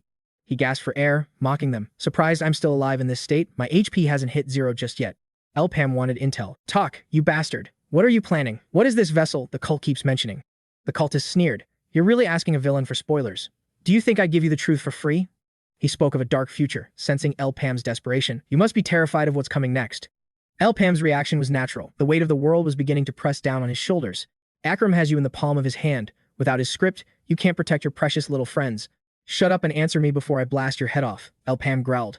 But the cultist remained defiant until the end. Akaram abandoned me. I'm just a witness now. The magic extending my life is finally reaching its limit. His body began to disintegrate into dark particles. As he faced permanent deletion, his fear was replaced by a hollow void. In the end, it doesn't even matter anymore, he whispered as his form started to fade into the wind. Go to 𝗥𝗟𝗚𝗥𝗘𝗏, he wheezed with a twisted smile. There, you'll find the truth and see the system's real face. It's a pity. I won't be there to see your expression when the whole world collapses around you. At the mention of 𝗥𝗟𝗚𝗥𝗘𝗏, 𝗨𝗨𝗨's mind raced. The city of legendary alchemists that was where the cult was nesting. Kassan pondered. 𝗥𝗟𝗚𝗥𝗘𝗏 isn't far, about a 3-day march. However, to enter that city, he paused, then pointed 𝗨𝗨𝗨 toward his next objective. You'll need to go with them. 𝗨𝗨𝗨 looked on, confused. Them? An intriguing tale indeed. Thank you for the intel. Sim's presence suddenly filled the room. I expected a mundane quest, but the stakes are rising. If 𝗥𝗟𝗚𝗥𝗘𝗏 is the destination, cultists are lurking. Kiri froze in her tracks. Lord Kassim, he offered a warm, veteran smile. Long time no see, Kiri. Kiri probed for his objective. What brings a master like you here? A distress call arrived from 𝗥𝗟𝗚𝗥𝗘𝗏. Rumors suggest forbidden experiments are being conducted deep within the city's heart. Blood-soaked labs and gruesome human trials were discovered. Left unchecked, this darkness will consume all of Manhwa. Kassim masked his grimace. 𝗥𝗟𝗚𝗥𝗘𝗏 usually settles its own debts, but this crisis has overwhelmed them. A classified request was sent, summoning the Knights of Kus for a covert operation. Entering undetected is the challenge, Sim mused. Kassan cut in, remembering a crucial inventory item, their pass. Kassan mentioned the key requirement, catching Sim off guard. A transit pass? Since when? 𝗥𝗟𝗚𝗥𝗘𝗏, the sacred land of alchemists. Rare, shimmering ores fuel their mysterious research. Boundless resources were required to fuel their hunger for alchemical mastery. Arian was their primary lifeline. Kassan revealed the official document used for high-tier resource exports. Knight Cygnus requested this preparation. The shadow over 𝗥𝗟𝗚𝗥𝗘𝗏 reeks of those cultist influence. Kassan assigned 𝗨𝗨𝗨 to reinforce Sim's trio for the upcoming high-rank mission. Join forces. Your combined stats will ensure victory. 𝗨𝗟𝗧𝗏, is this alliance truly wise? Under the desert's scorching gaze, the party embarked. Khan could no longer delay their fated journey. Destiny leaves no other path. Their legendary quest was beginning. The world cried out for their strength. They will conquer 𝗥𝗟𝗚𝗥𝗘𝗏 as they did here. Kassan watched their silhouettes fade, praying for success. Now, only faith and the agonizing wait for their return remained. With the weight of victory on their shoulders, they arrived only to be halted by a cold steel gate. Merchants from Arion, delivering ores, the sentinels sneered, barring their path. Turned back. Excuse me, what? 𝗥𝗟𝗚𝗥𝗘𝗏, the alchemist city. Bo bristled, ready for a fight. We have the system-approved pass. Let us in. See for yourself. But the guard remained unmoved. Negative. No arrival notification was registered for this unit. My patience is at 0, the guard grumbled. Don't make my shift any longer than it is. Keep this up, and a frantic messenger suddenly skidded to a halt. Wait, I have official authorization. She flashed the Genu Guild credentials. They are our guests. Forgive the delay, she apologized, leading them inside. The main route was compromised, forcing a detour. 𝗨𝗨𝗨's party remained suspicious of the guard's blatant hostility. Internal discord, the guide sighed. It's complex. 𝗥𝗟𝗚𝗥𝗘𝗏's alchemical system is fractured into 2 rival factions. Genuus follows the path of pure essence, while 𝗨𝗨𝗨 obsesses over fusing life with forbidden machinery. Their ideologies are polar opposites, a recipe for inevitable and violent conflict. Genuus invited you covertly to avoid 𝗨𝗨𝗨's interference. Suddenly, a massive, imposing gate loomed before them. We suspect 𝗨𝗨𝗨 is pulling the strings. Just then, an Alcano sentinel stepped forward, blocking their path. An investigation? Against us? The soldier's voice dripped with malice. Entry denied. Return to your holes. Security protocols have been heightened. Authorized Alcano personnel only. Bo's temper flared. Are you kidding me? 𝗤𝗏 intervened. An official diplomatic envoy from the 𝗤𝗏𝗟𝗏𝗏 Academy is being turned away? Is that your stance? The soldier shrugged dismissively. Unless you're a high ranker or the principal, beat it. 𝗤𝗏 smirked. Oh, really? The soldier blinked. Who are you then? I am 𝗤𝗏, chief technical researcher of the 𝗤𝗏𝗟𝗏𝗏 Academy. The stunned soldier could only watch in silence as the high-level party marched through the gates. The group split into squads. As the sun dipped below the horizon, no leads had surfaced. We swept every sector, Miner grumbled. Not a single abnormal stat found. Kiri chimed in. Their research methods are twisted, Kiri observed. Kasim nodded. No significant findings on our end either. 𝗤𝗏's eyes sharpened. If they're hiding it this well, there's only one place left. Bo leaned in. Where? Suddenly, a teammate called out her name. 𝗤𝗏 flinched, her composure breaking into a nervous stutter. My apologies. This is classified data. Kasim roared. Are you serious? You're the one who hired us. If there is a truth we must know, don't hide it. 𝗨𝗟𝗧𝗜𝗍's voice was low and heavy. You're talking about the abyss beneath us, aren't you? 𝗤𝗏 gasped at 𝗤𝗏𝗟𝗏𝗏's insight. How did he know? He had already activated his subterranean detection skill to scan the depths. The mana density is so high, it's blurring my vision, but something massive is definitely lurking under our feet. A complex, labyrinthine network of tunnels flickered in 𝗨𝗟𝗧𝗏's mind. A colossal maze. If a secret lab existed, this was its heart. Driven into a corner, 𝗤𝗏 finally decided to reveal the dark reality. That place isn't just a lab. It's a black site established by an alchemist obsessed with forbidden, taboo research. Beneath the surface lies a twisted maze, crawling with failed experiments and the lingering grudges of dead alchemists. I've never descended myself, but rumors say these tunnels form a secret artery between 𝗤𝗏𝗟𝗏𝗏 and Ancon. Miner's temper flared upon hearing this. What? You should have disclosed this hidden map data from the very beginning. We could have taken a shortcut. 𝗤𝗏 stammered. This is top secret information, restricted to only the elite few. Unauthorized entry is a death sentence. 𝗤𝗏 looked distressed. Without the security pass, we can't. Sudden panic seized her as she searched her gear. The pass was missing. No. What do I do? It's gone. If I lost it, I'm finished. I'll be in massive trouble. 𝗤𝗏𝗟𝗏𝗏 silently questioned if she truly was a top-tier researcher. 𝗤𝗏𝗏𝗏𝗏 let out a weary sigh. Nothing in this quest is ever easy. Is it? Bang. Bang. Someone hammered on the heavy door. Screaming in rage, 𝗥𝗘𝗚𝗥𝗘𝗦𝗏𝗏's mechanical voice droned. Stop shouting. I just woke up. I was wondering who was making such a fuss. The queen had become a grotesque shadow of her former self. The elixir. Give me the beauty restoration potion right now, the queen demanded, her voice shrill with desperation.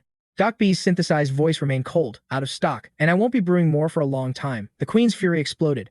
Absurd. I refuse to exist in this hideous state. 𝗥𝗘𝗚𝗥𝗘𝗦𝗏 snapped back, clearly annoyed by her royal tantrum. Go whine to someone else. I'm busy. 𝗥𝗘𝗚𝗥𝗘𝗦𝗏 glared at the surveillance monitors. I have uninvited guests to entertain.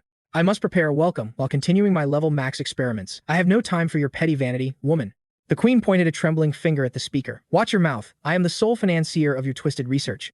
She continued to bash the door. Did you forget our contract? I know you have a hidden stash. Hand it over. After a chilling pause, 𝗥𝗘𝗚𝗥𝗘𝗦𝗏 finally spoke. Ah, the contract. I provide the beauty, you provide the resources. The heavy door slowly creaked open. The queen's face turned pale as a dark shadow loomed over her. Two glowing red eyes flared. A massive, robotic hand reached for her. Perhaps I should just carve that ugly face away forever. */ crimson fluid sprayed across the room. The queen's crown hit the floor. The deal was officially terminated. Deep in the lightless tunnels, two subordinates arrived with a report. 𝗤𝗏𝗟𝗏𝗏 scouts are currently sweeping the streets above. The wheelchair clicked as it moved. Do they suspect our operation is running right beneath their feet? The principal of 𝗥𝗏𝗏𝗏𝗏 Academy barked orders with a cold glare. Ensure absolute silence. No one enters this sector. No one. From the shadows, two figures watched the meeting. 𝗤𝗏's companion gasped. Isn't that the principal of 𝗥𝗏𝗏𝗏𝗏 Academy? So, they really are plotting a coup down here. 𝗥𝗏𝗏𝗏𝗏 narrowed his eyes. We finally have our smoking gun. 𝗤𝗏 signaled a retreat. Fall back for now. Our objective was only to identify the mastermind behind this conspiracy. But fate was cruel. 𝗤𝗏's foot struck a metal pipe, the echoing clang ringing through the tunnel like an alarm. The principal's group froze. He spun around, his eyes burning with killing intent. Who's there? Reveal yourselves. 𝗤𝗏 tumbled clumsily, ruining their cover completely. I'm so sorry. I messed up. The principal's guards instantly pinpointed their location and lunged. Seeing the uniforms, they realized the intruder's identity. Those clothes. Genuous rats. 𝗤𝗏's ally desperately pulled out a chemical grenade from his belt. We have no choice. Before he could throw it, a precise shot shattered the vial in his hand. Don't even try it. The guards roared, closing the distance to seize the 𝗤𝗏𝗟𝗏𝗏 intruders while they were vulnerable. 𝗤𝗏 sighed, stepping into the light. With one lightning-fast move, he neutralized both guards before they could even blink. 𝗤𝗏 leveled his blade at the principal's throat. Game over. The old man hissed a curse through gritted teeth. It's the end of the line, principal. 𝗞𝗟𝗚𝗥𝗘𝗏's voice was ice. Do you have any excuses for this blatant treason? How dare you judge me? The principal spat. You 𝗤𝗔𝗡s bastards are the true filth in this world. He let out a maniacal laugh. But enjoy your small victory. Nothing will go according to your plan. You're all doomed. 𝗏𝗏𝗡 was stunned by the principal's words. What? Purple lightning just surged out of nowhere. One of Mad's minions used the chaos to flee, leaving 𝗤𝗏𝗡 in a burning rage. The mysterious figure who unleashed the lightning stepped forward with chilling arrogance. Rest well, foolish alchemists. The blond man smiled, purple sparks dancing around his elegant suit. The Lightning Emperor. 𝗥𝗘𝗚𝗥𝗚𝗏's mind flashed back to a rainy, blood-soaked battle. In his memory, 𝗥𝗘𝗚𝗥 stood amidst the fallen, strangling a helpless girl with purple electricity.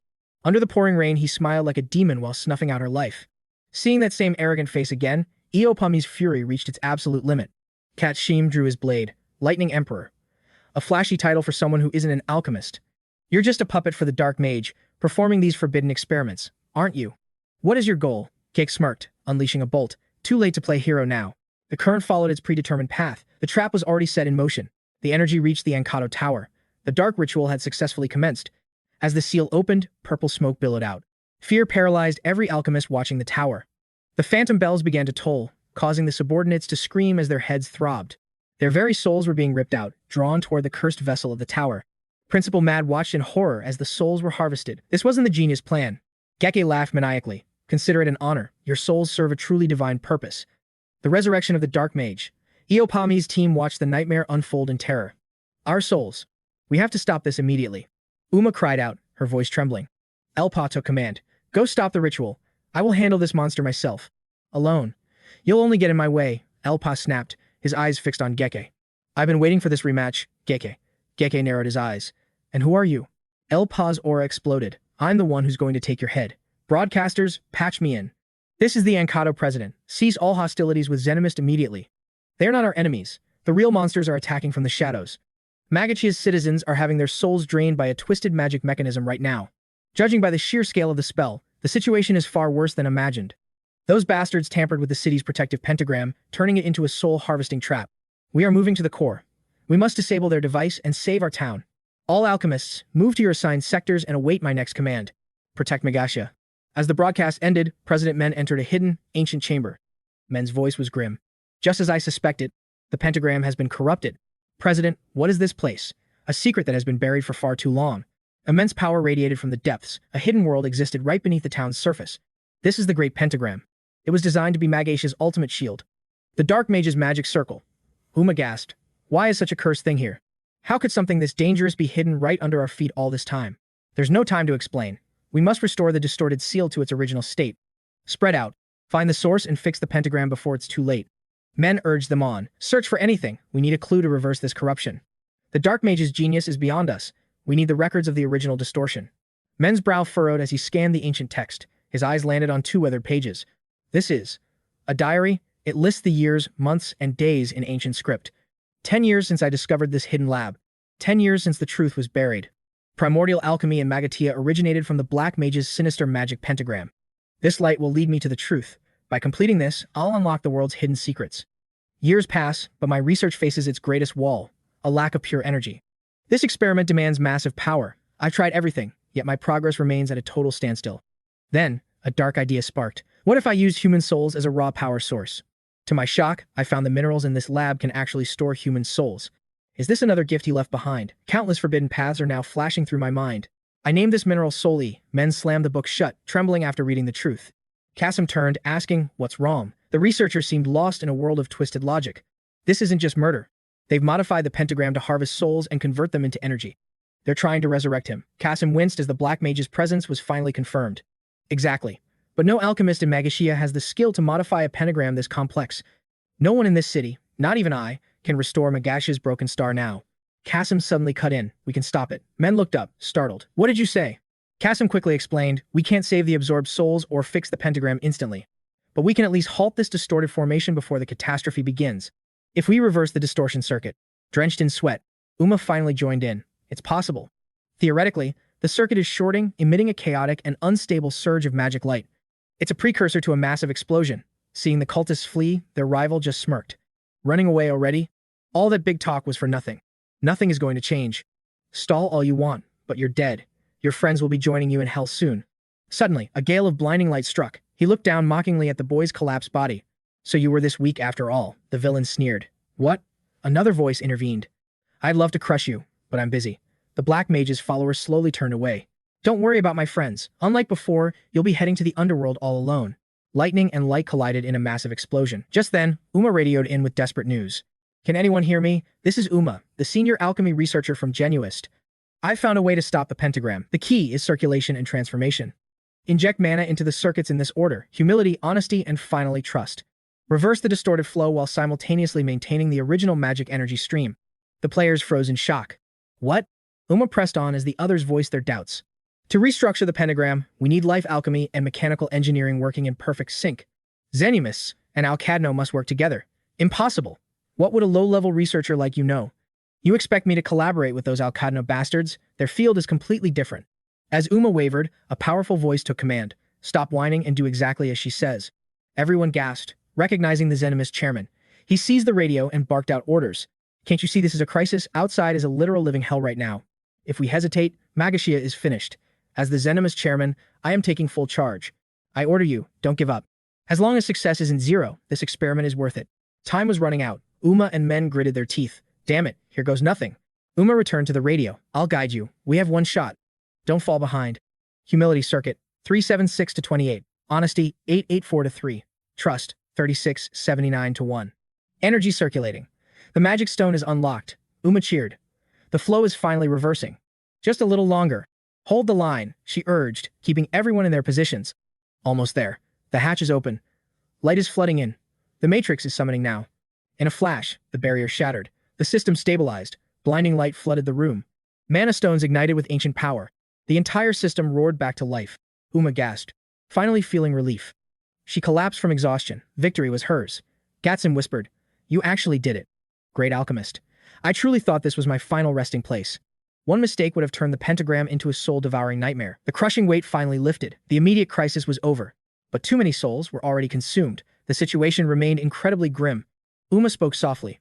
Why would they do this? Are they actually trying to resurrect the Dark Mage? 𝗥𝗘𝗚𝗥 replied sternly.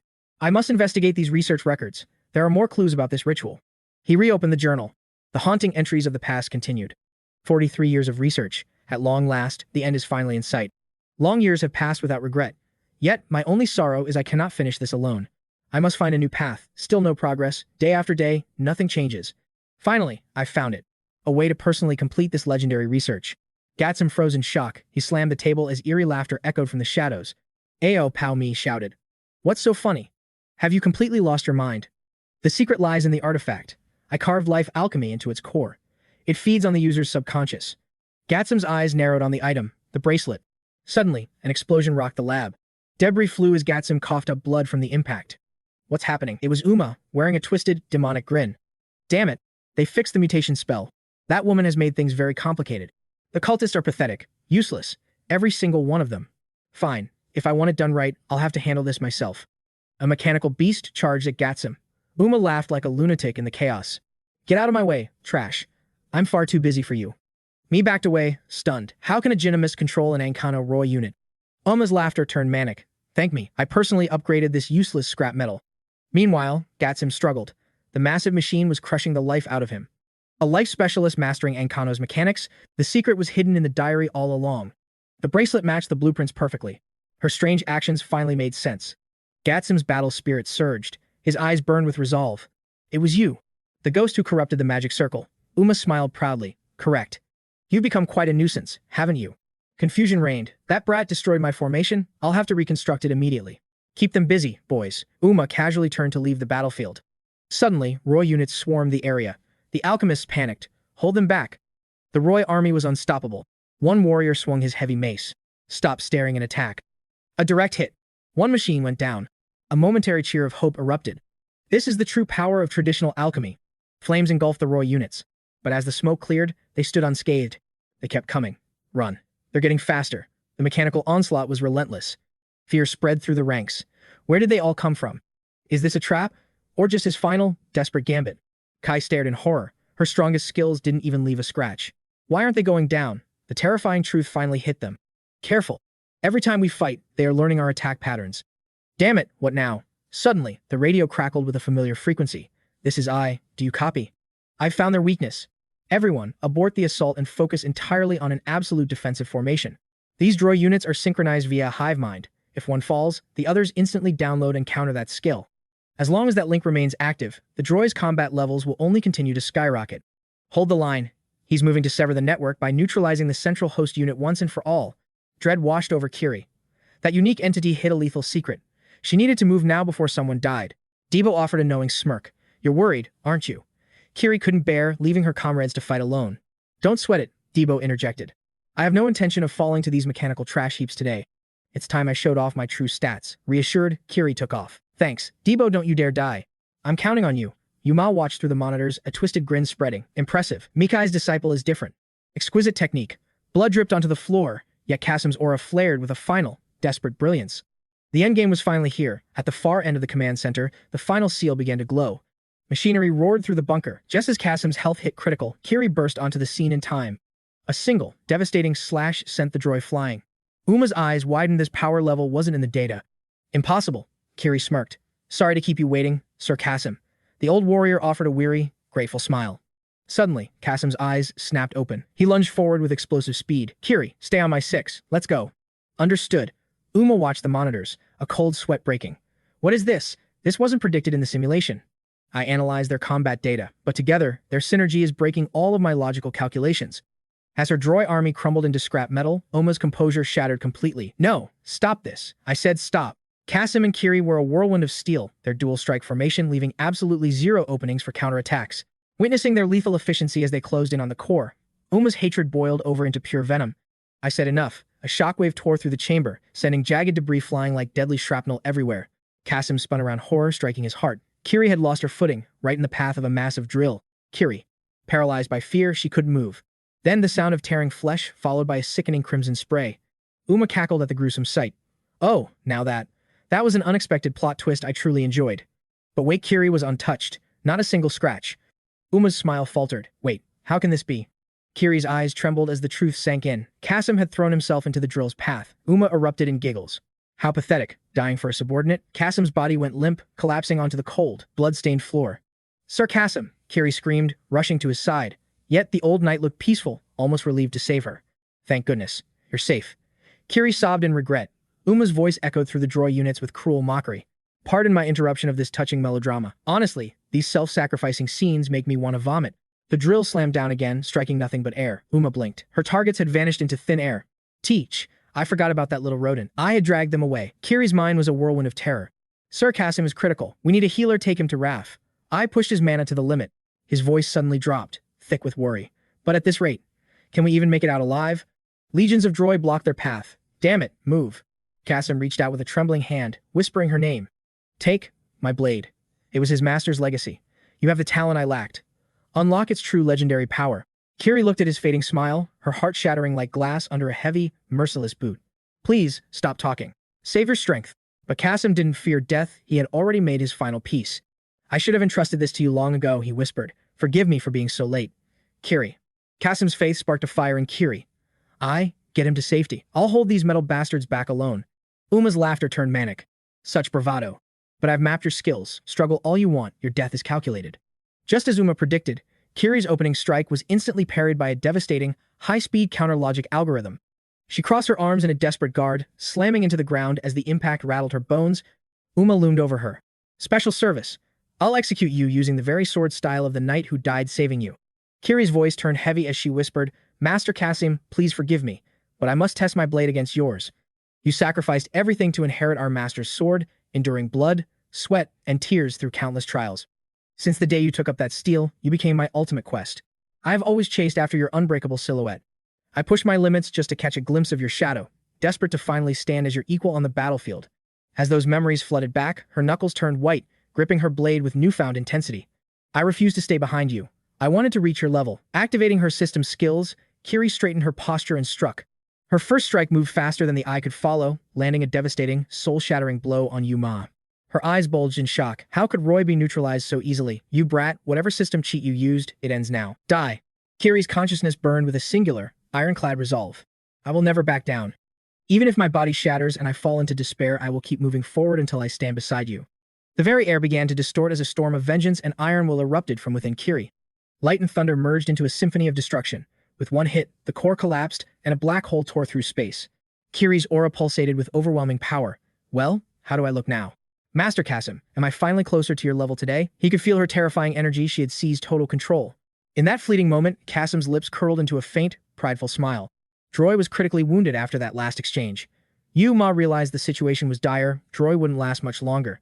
She glanced at Dio, who was still desperately battling Roy. Teach, this is bad. I just need a little more time. Panic flared as she saw Minor eliminate another Roy. 𝗬𝗏 tried to steady her breathing. If this continued, they were finished. Stay calm, she hissed to herself, sensing that the corruption of the core was finally nearing its completion. She scanned the nearby soul crystals, her brow furrowing. The remaining soul essence is far too low. Without a massive energy source, the ritual will fail. Where can I find enough power to fuel the system? Suddenly, a twisted laugh escaped her lips as she tore off her robe. I'm a fool. I almost forgot his gift. Without a single second of hesitation, 𝗬𝗏 plunged herself into the massive mana reservoir. Debo rushed toward the group, his voice trembling. Kiri, are you okay? Then, seeing 𝗤𝗚𝗥𝗏 motionless, everyone gasped in pure horror. Master 𝗤𝗚𝗥𝗏 looked up, his voice strained but firm. Forget about me. Finish the mission. He demanded answers from the panicked crowd. What is happening here? Chairman Kan, his face pale, began to explain the nightmare. It's madness. I don't even know where to begin. Before he could finish, Matt cut him off. 𝗬𝗏 is controlling Roy and trying to restart the forbidden ritual. His eyes went wide with rage. What? Are you serious? Before he could finish his sentence, a wave of abyssal, dark energy washed over them like a tidal wave. Debo shivered as the malevolent pressure intensified. The air grew heavy, and everyone began to panic. What is this pressure? This terrifying aura? It's coming from over there. Everyone, fall back, quickly. The darkness continued to expand across the room. Moments later, the oppressive energy had completely claimed the entire area. Inside the mana tank, 𝗬𝗏 whispered to herself, savoring the power. She then turned her mocking gaze toward the alchemists. I've just finished the emergency evolution. Thanks for waiting, you pathetic alchemists. Chairman Kan gritted his teeth in fury. You lured those pawns here, performed taboo human experiments. And now this ritual?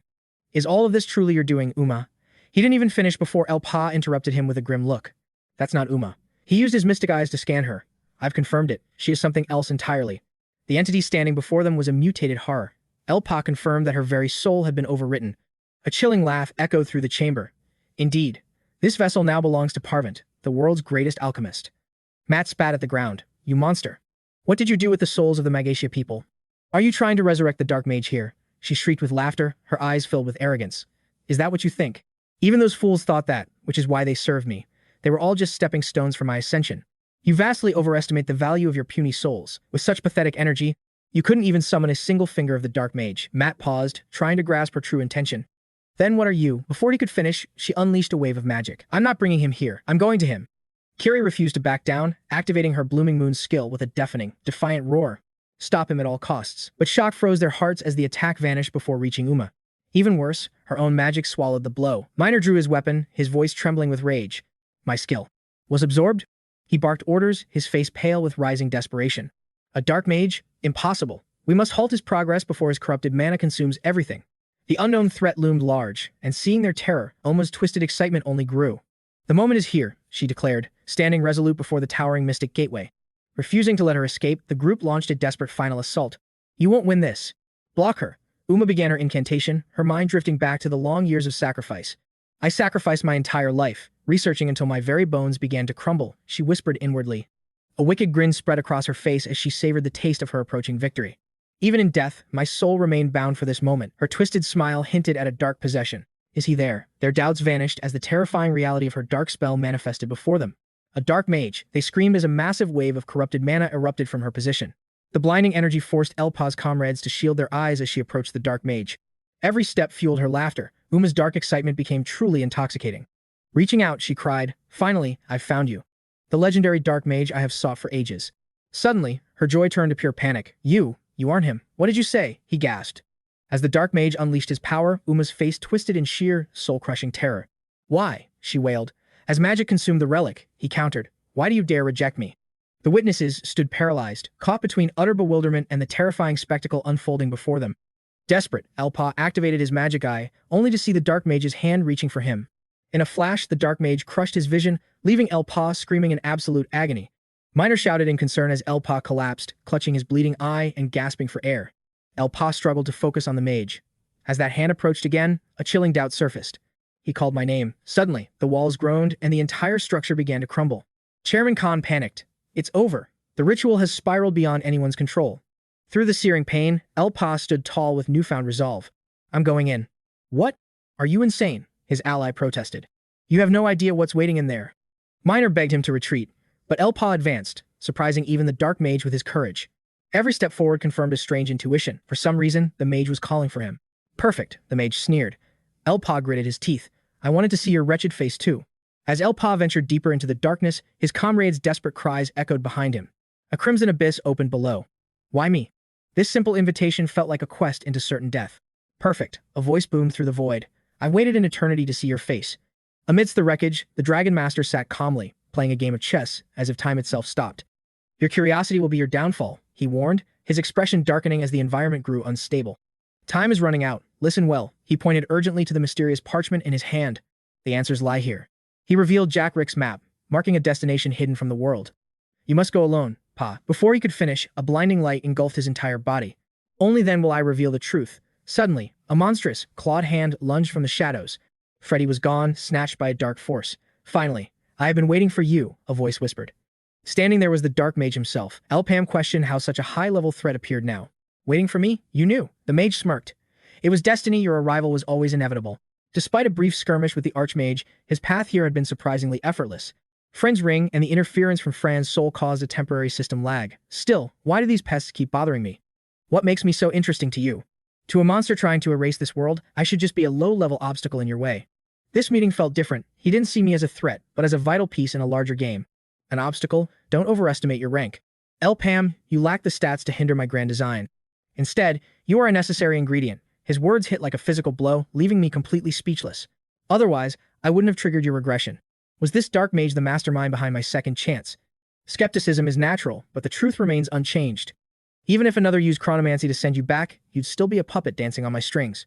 You carry secrets you don't recognize, but without my will, your awakening would have been impossible. For I am the true master of the laws that govern time. Trembling with rage, I demanded answers. Why you? He simply smirked, offering no explanation at all. I've shown enough mercy. My objective isn't the simple destruction of this world as you assume. The mystery deepened as he refused to clarify. If I truly desired ruin, this reality would be ash. Faced with his overwhelming aura, I was paralyzed, forced to endure his crushing pressure. He wasn't bluffing. Why would a god-tier entity like him bother sparing a world he could erase? I seek something far greater than mere collapse. It sounds ironic, doesn't it? A dark lord wanting to be a savior. The very idea of him saving this world was a joke. Save us? After the blood you spilled. 𝗨𝗚𝗟𝗡 screamed, her voice cracking with pure despair. Is this your idea of salvation? Unmoved by my fury, he spoke calmly. Forgive my lack of hospitality. With a simple snap of his fingers, reality warped. We were suddenly in a stark room, a stone chessboard sitting between us. Sit, you have a hero's face, but a clouded heart. This is a very long story. He began spinning a tale from before my resurrection, back to the dawn of World M. The primordial world was a wasteland of shifting sands where humanity lived like hunted prey. 365 ancient gods waged eternal war, tearing the sky apart for their own rules. Mortals were mere ants under their boots, and even the flow of time was a chaotic mess. Then, the three overseers appeared, entities forged by the first creator to bring balance. They gifted humans the power to strike back, a system of strength to defy the heavens themselves. Armed with this new power, humanity fought a bloody war to seal the old gods away. Once the dust settled, they established an elite order to govern the new era. The overseers birthed transcendence to rule, building a world governed by light, life, and time. This reality, the ME world, was the pinnacle of their creation. After enduring his lengthy lecture, 𝗨𝗚𝗟𝗡 could only offer a sharp retort. So what? Is this history lesson supposed to justify your crimes? He chuckled at my obvious impatience. No appreciation for the classics. His eyes crinkled with amusement as he urged me to focus. Listen well. The answers you seek are buried within these ancient memories. He continued. A world of perfect order sounds like a dream, but in the end, it was a nightmare. Human greed proved more destructive than any god. War and suffering became the new currency. The source of pain simply shifted from divine beings to the humans themselves. The weak were still trampled, while shadows moved in the background to seize absolute control. Yet, a few sought the ultimate truth, hoping to patch the glitches in this broken world. A noble goal, but nearly impossible to execute. I was once just like them. I dreamt of a world where no one suffered, but every path led to a dead end. However, after 1,000 years of research through the system, the final conclusion I reached was soul-crushing despair, bound in a pitch-black abyss. Heavy iron chains weigh on my solitude, guiding this world. No, that was never necessary. This chaotic and unstable world is exactly what those gods intended from the start. The system isn't a scale of justice. It's a rigged game where one's gain is another's loss. The higher beings designed this realm for human suffering. Existence is nothing but a shackle. They don't care about the feelings or the souls of the beings they've created.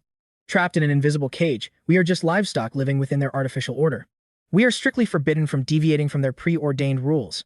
Do you believe the world would rejoice if I vanished? The gears of fate never stop turning. Nothing will change. People remain puppets of the overseers, screaming in silent rage. That goes for both of us. Once again, he shattered the enemy's delusional logic, fate or free will. I don't care. A world where everyone is happy is a fairy tale. Cutting the chatter, he went straight for the jugular with a cold provocation. Knowing the truth, would you still abandon your friends to satisfy those gods? Rage surged within him. Was all this sacrifice just to preserve this broken world? Change is irrelevant. As long as this world exists, it will continue its twisted cycle. Your understanding doesn't matter. If the higher beings desire it, reality will bend. Your choices and sacrifices are meaningless. No life has value on their cosmic chessboard. Not a single soul truly matters. Yet, we cannot shatter the board they created. You asked about salvation? I'm not planning on simple, mindless destruction. Like the orb glowing in his hand, his dark ambition flickered with intensity. I'll break the cage the overseers built and forge a world where we control our destiny. A realm beyond their reach with infinite potential. A simple dream, yet an impossible task. Not destruction, but a total system reset. A reset. That's just a fancy word for annihilation. Every single entity currently in existence is under the direct interference of the overseers. That is why everything must be erased to birth the new world I desire. Once my ultimate plan is complete, I won't have to listen to this nonsense again. Is that your salvation? His anger flared as his answer remained unchanged. I don't care about your gods or free will. 𝗤𝗡𝗟𝗄𝗡 aura blazed with fury. If your plan requires my friends' deaths, I'll stop you myself, Dark Mage. He stood tall, unfazed. Your will is irrelevant. Everything is proceeding as planned. Facing that smug and emotionless expression, his patience finally snapped. To hell with your plan, you're just like them. He smirked at the defiance. The ground began to shake, a pity, but our time in this instance is running out. Our chat was fun, but everything returns to zero. Return now, 𝗨𝗚𝗟𝗡. I hope you're stronger next time. Suddenly, the battle cry, 𝗨𝗚𝗟𝗡, echoed out. He emerged from the smoke, carrying a girl covered in severe wounds. He calmed the panic group. Don't worry, the entity inside her has vanished. Boss, we were so worried. They cheered. Is the nightmare really over now? Glaring at the temporal rift, he vowed, wait for me, Dark Mage. Next time. It was finally over. 3 days later, the magnificent city began to stabilize. Kiri sat in deep thought. The fanatical cultists within 𝗤𝗏𝗚 had all been purged. Amidst the crowd, Pa spoke to a girl. Any signs of possession? No. Thanks to you. Who knew the interesting artifact would harbor such a terrifying demonic presence? My memories are fractured. She touched her scarred arm. Ever since the bracelet shattered, the ordeal is finally over. His soul likely vanished with that artifact. Good riddance to that monster. Entering the new zone, Du couldn't stop his endless questioning. Wait, where exactly are we right now? Another problem, she replied swiftly. No, this is the secret laboratory we discovered only yesterday. It's connected to my private lab. It seems 𝗤𝗏𝗟𝗏 used this place while I was still unconscious. A brand new hidden lab. This is a high-level cultist den, so we must remain on high alert. I have a bad feeling about this. Clearing this place solo seems far too risky for me. The entire party gathered in the room. I need everyone's help to sweep this entire area clean. Greedy John's eyes sparkled instantly. Free loot? Look at all these rare 𝗤𝗏𝗟𝗏 artifacts lying around. We'll make a fortune selling these. 𝗤𝗏𝗟𝗏 tried to intervene, but his greed was already moving. Stop touching things that aren't yours. It's all trash anyway. What's the harm in taking a few? Didn't you hear her say it's dangerous? Without hesitation, Dibbo rushed forward to shove him back. But his grip was like iron. Listen when spoken to. Let go. Ever heard of finders, keepers? You greedy brat. During their heated struggle, a mysterious purple vial crashed violently onto the floor. Kiri cried out, Dibbo. She rushed over in a panic. Are you hurt? Are you okay after that? That damn brat ruined my precious haul. They kept bickering, neither one willing to take the blame. Stop blaming others. If you'd listened, you wouldn't have body swapped after that chemical reaction triggered. They glared at each other in pure fury. My manly face became a child's. You're dead, bastard. And my handsome face turned into an ugly old man. How can I live like this now? What a ridiculous name for such potent medicine. Is this the legendary appearance alteration potion? A cosmetic potion? They stared at her, desperate for an answer. You actually know what this is? Is there a way back? I'm sorry. The formula was lost ages ago. My knowledge is limited. Disappointment crushed them instantly. No way back? Am I stuck with this face for my entire life? Why are you more upset than me? Because I hate it more. Meanwhile, 𝗤𝗏𝗟𝗏 studied a note. Well, I don't think you need to panic. She held a memo detailing a specific trade deal. The primary client for this high-tier potion is none other than Queen Arena herself. She trades resources to the cultists for it. Records show she receives a fresh supply every month. That means the effect is temporary. He gripped a new vial. Appearance alteration potion, huh? A wicked plan was forming. This could be quite useful. Suddenly, a group entered the building. Leaving so soon? Thank you. Because of your party, 𝗤𝗏𝗟𝗏 has finally been saved. He pondered, asking his team, What's our next move? Suddenly, his entire vision went pitch black. Old memories flooded back. Memories of times him, times the one who granted me power to defeat Ban Rock. It was none other than that legendary man. The great hero, Freud. I felt like he was trying to send a vital message to me. As the hero who sealed the Black Mage 800 years ago, he must know the secret. I must find him. Everyone, I'm heading to a destination I've put off for far too long. The place you've been delaying, where exactly is that? He pulled out an ancient parchment. It was Freud's treasure map. The entire party stood there speechless. Treasure, his eyes gleamed with greed. Hey, don't make that disgusting face using my body. Miner was completely stunned. Freud's map? That thing actually exists? You never mentioned it to us. I received it as a quest reward for rescuing Jack Rick. I was just too busy before. But the situation has changed. Tell us sooner. Let me come. Please, take me along. As a scholar of the mystic arts, I must study Freud's legendary records myself. Me too. Take me. They bickered fiercely. Why should an incompetent fool like you join us? Shut it, you loud idiots. Don't you both have your own research projects to finish first? Seeing their hidden potential, he let them join. Longtime rivals, 𝗤𝗎𝗓 and 𝗥𝗘𝗚𝗥𝗘𝗦, finally joined forces. From this moment, the history of both academies will be rewritten. Is this not 𝗤𝗍𝗔𝗥𝗦's ultimate research quest? Without hesitation, he praised the work. This research truly holds legendary value. An unlikely alliance formed. I despise working with that man, but his logic is undeniable. 𝗤𝗏 smiled with satisfaction. Her earlier attempts to intervene had clearly ended in failure. If I go both days, I'll be trapped in this overtime hell. Sorry, I've been ranting for a while. I almost forgot the main objective. Did you find the coordinates marked on that map? Finding it with just a map is a rank S challenge. Don't worry, I've already recruited a top-tier expert. Their cold stares said it all. The newcomer was unwelcome. Long time no see, everyone. It was him, a sly kid, but a true specialist in tracking. Now, where's that map hidden? Trust 𝗞𝗟𝗚, this hero rank tracker. Suddenly, a cheerful voice echoed. Fancy meeting you here. Miner was the first to greet him. Since the gate incident, right? How did you find us? 𝗨𝗟𝗧𝗜𝗠 summoned me. I'd never miss a hero's ruin. They pushed forward through the harsh, shifting desert. We've been trekking for half a day. Is the treasure still that far? Even 𝗤𝗏 was losing his cool. Treasure this, treasure that. Kiri's patience finally snapped, and she cut the conversation short. Honestly, with a face like that, just the thought of him touching her felt absolutely repulsive. Can you stop touching things with that face? You're creeping Kiri out. Sorry, I didn't mean it like that. Do, please. I wasn't trying to be mean. But before she could explain, boom.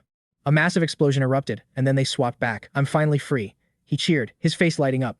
I thought I'd be stuck with that hideous face forever. But with one swift kick, 𝗬𝗏𝗏 sent him tumbling. Your face is revolting. Use the system correctly, and even your physical form will adapt. Furthermore, the effect duration will increase. Your party is as chaotic as ever, isn't it? As they bickered, Miner spoke up. Is our progress on track? We aren't there yet, are we? 𝗞𝗟𝗚 didn't miss a beat. No need to worry. Everyone, prepare yourselves, we've already arrived. They stood before a towering, ancient fortress. According to the map, this legendary place was Abraxas. Freed's hidden ruins are definitely inside, but standing before, it was the easy part. Entering was another story. How do we get in? Isn't it obvious? Just bypass the system with pure mana output. He began to boast again. Watch and learn. Breaking this seal is child's play. Suddenly, everyone froze. A massive entity erupted from the earth. It was a monster. A monster. Both of them turned their fury toward him instantly.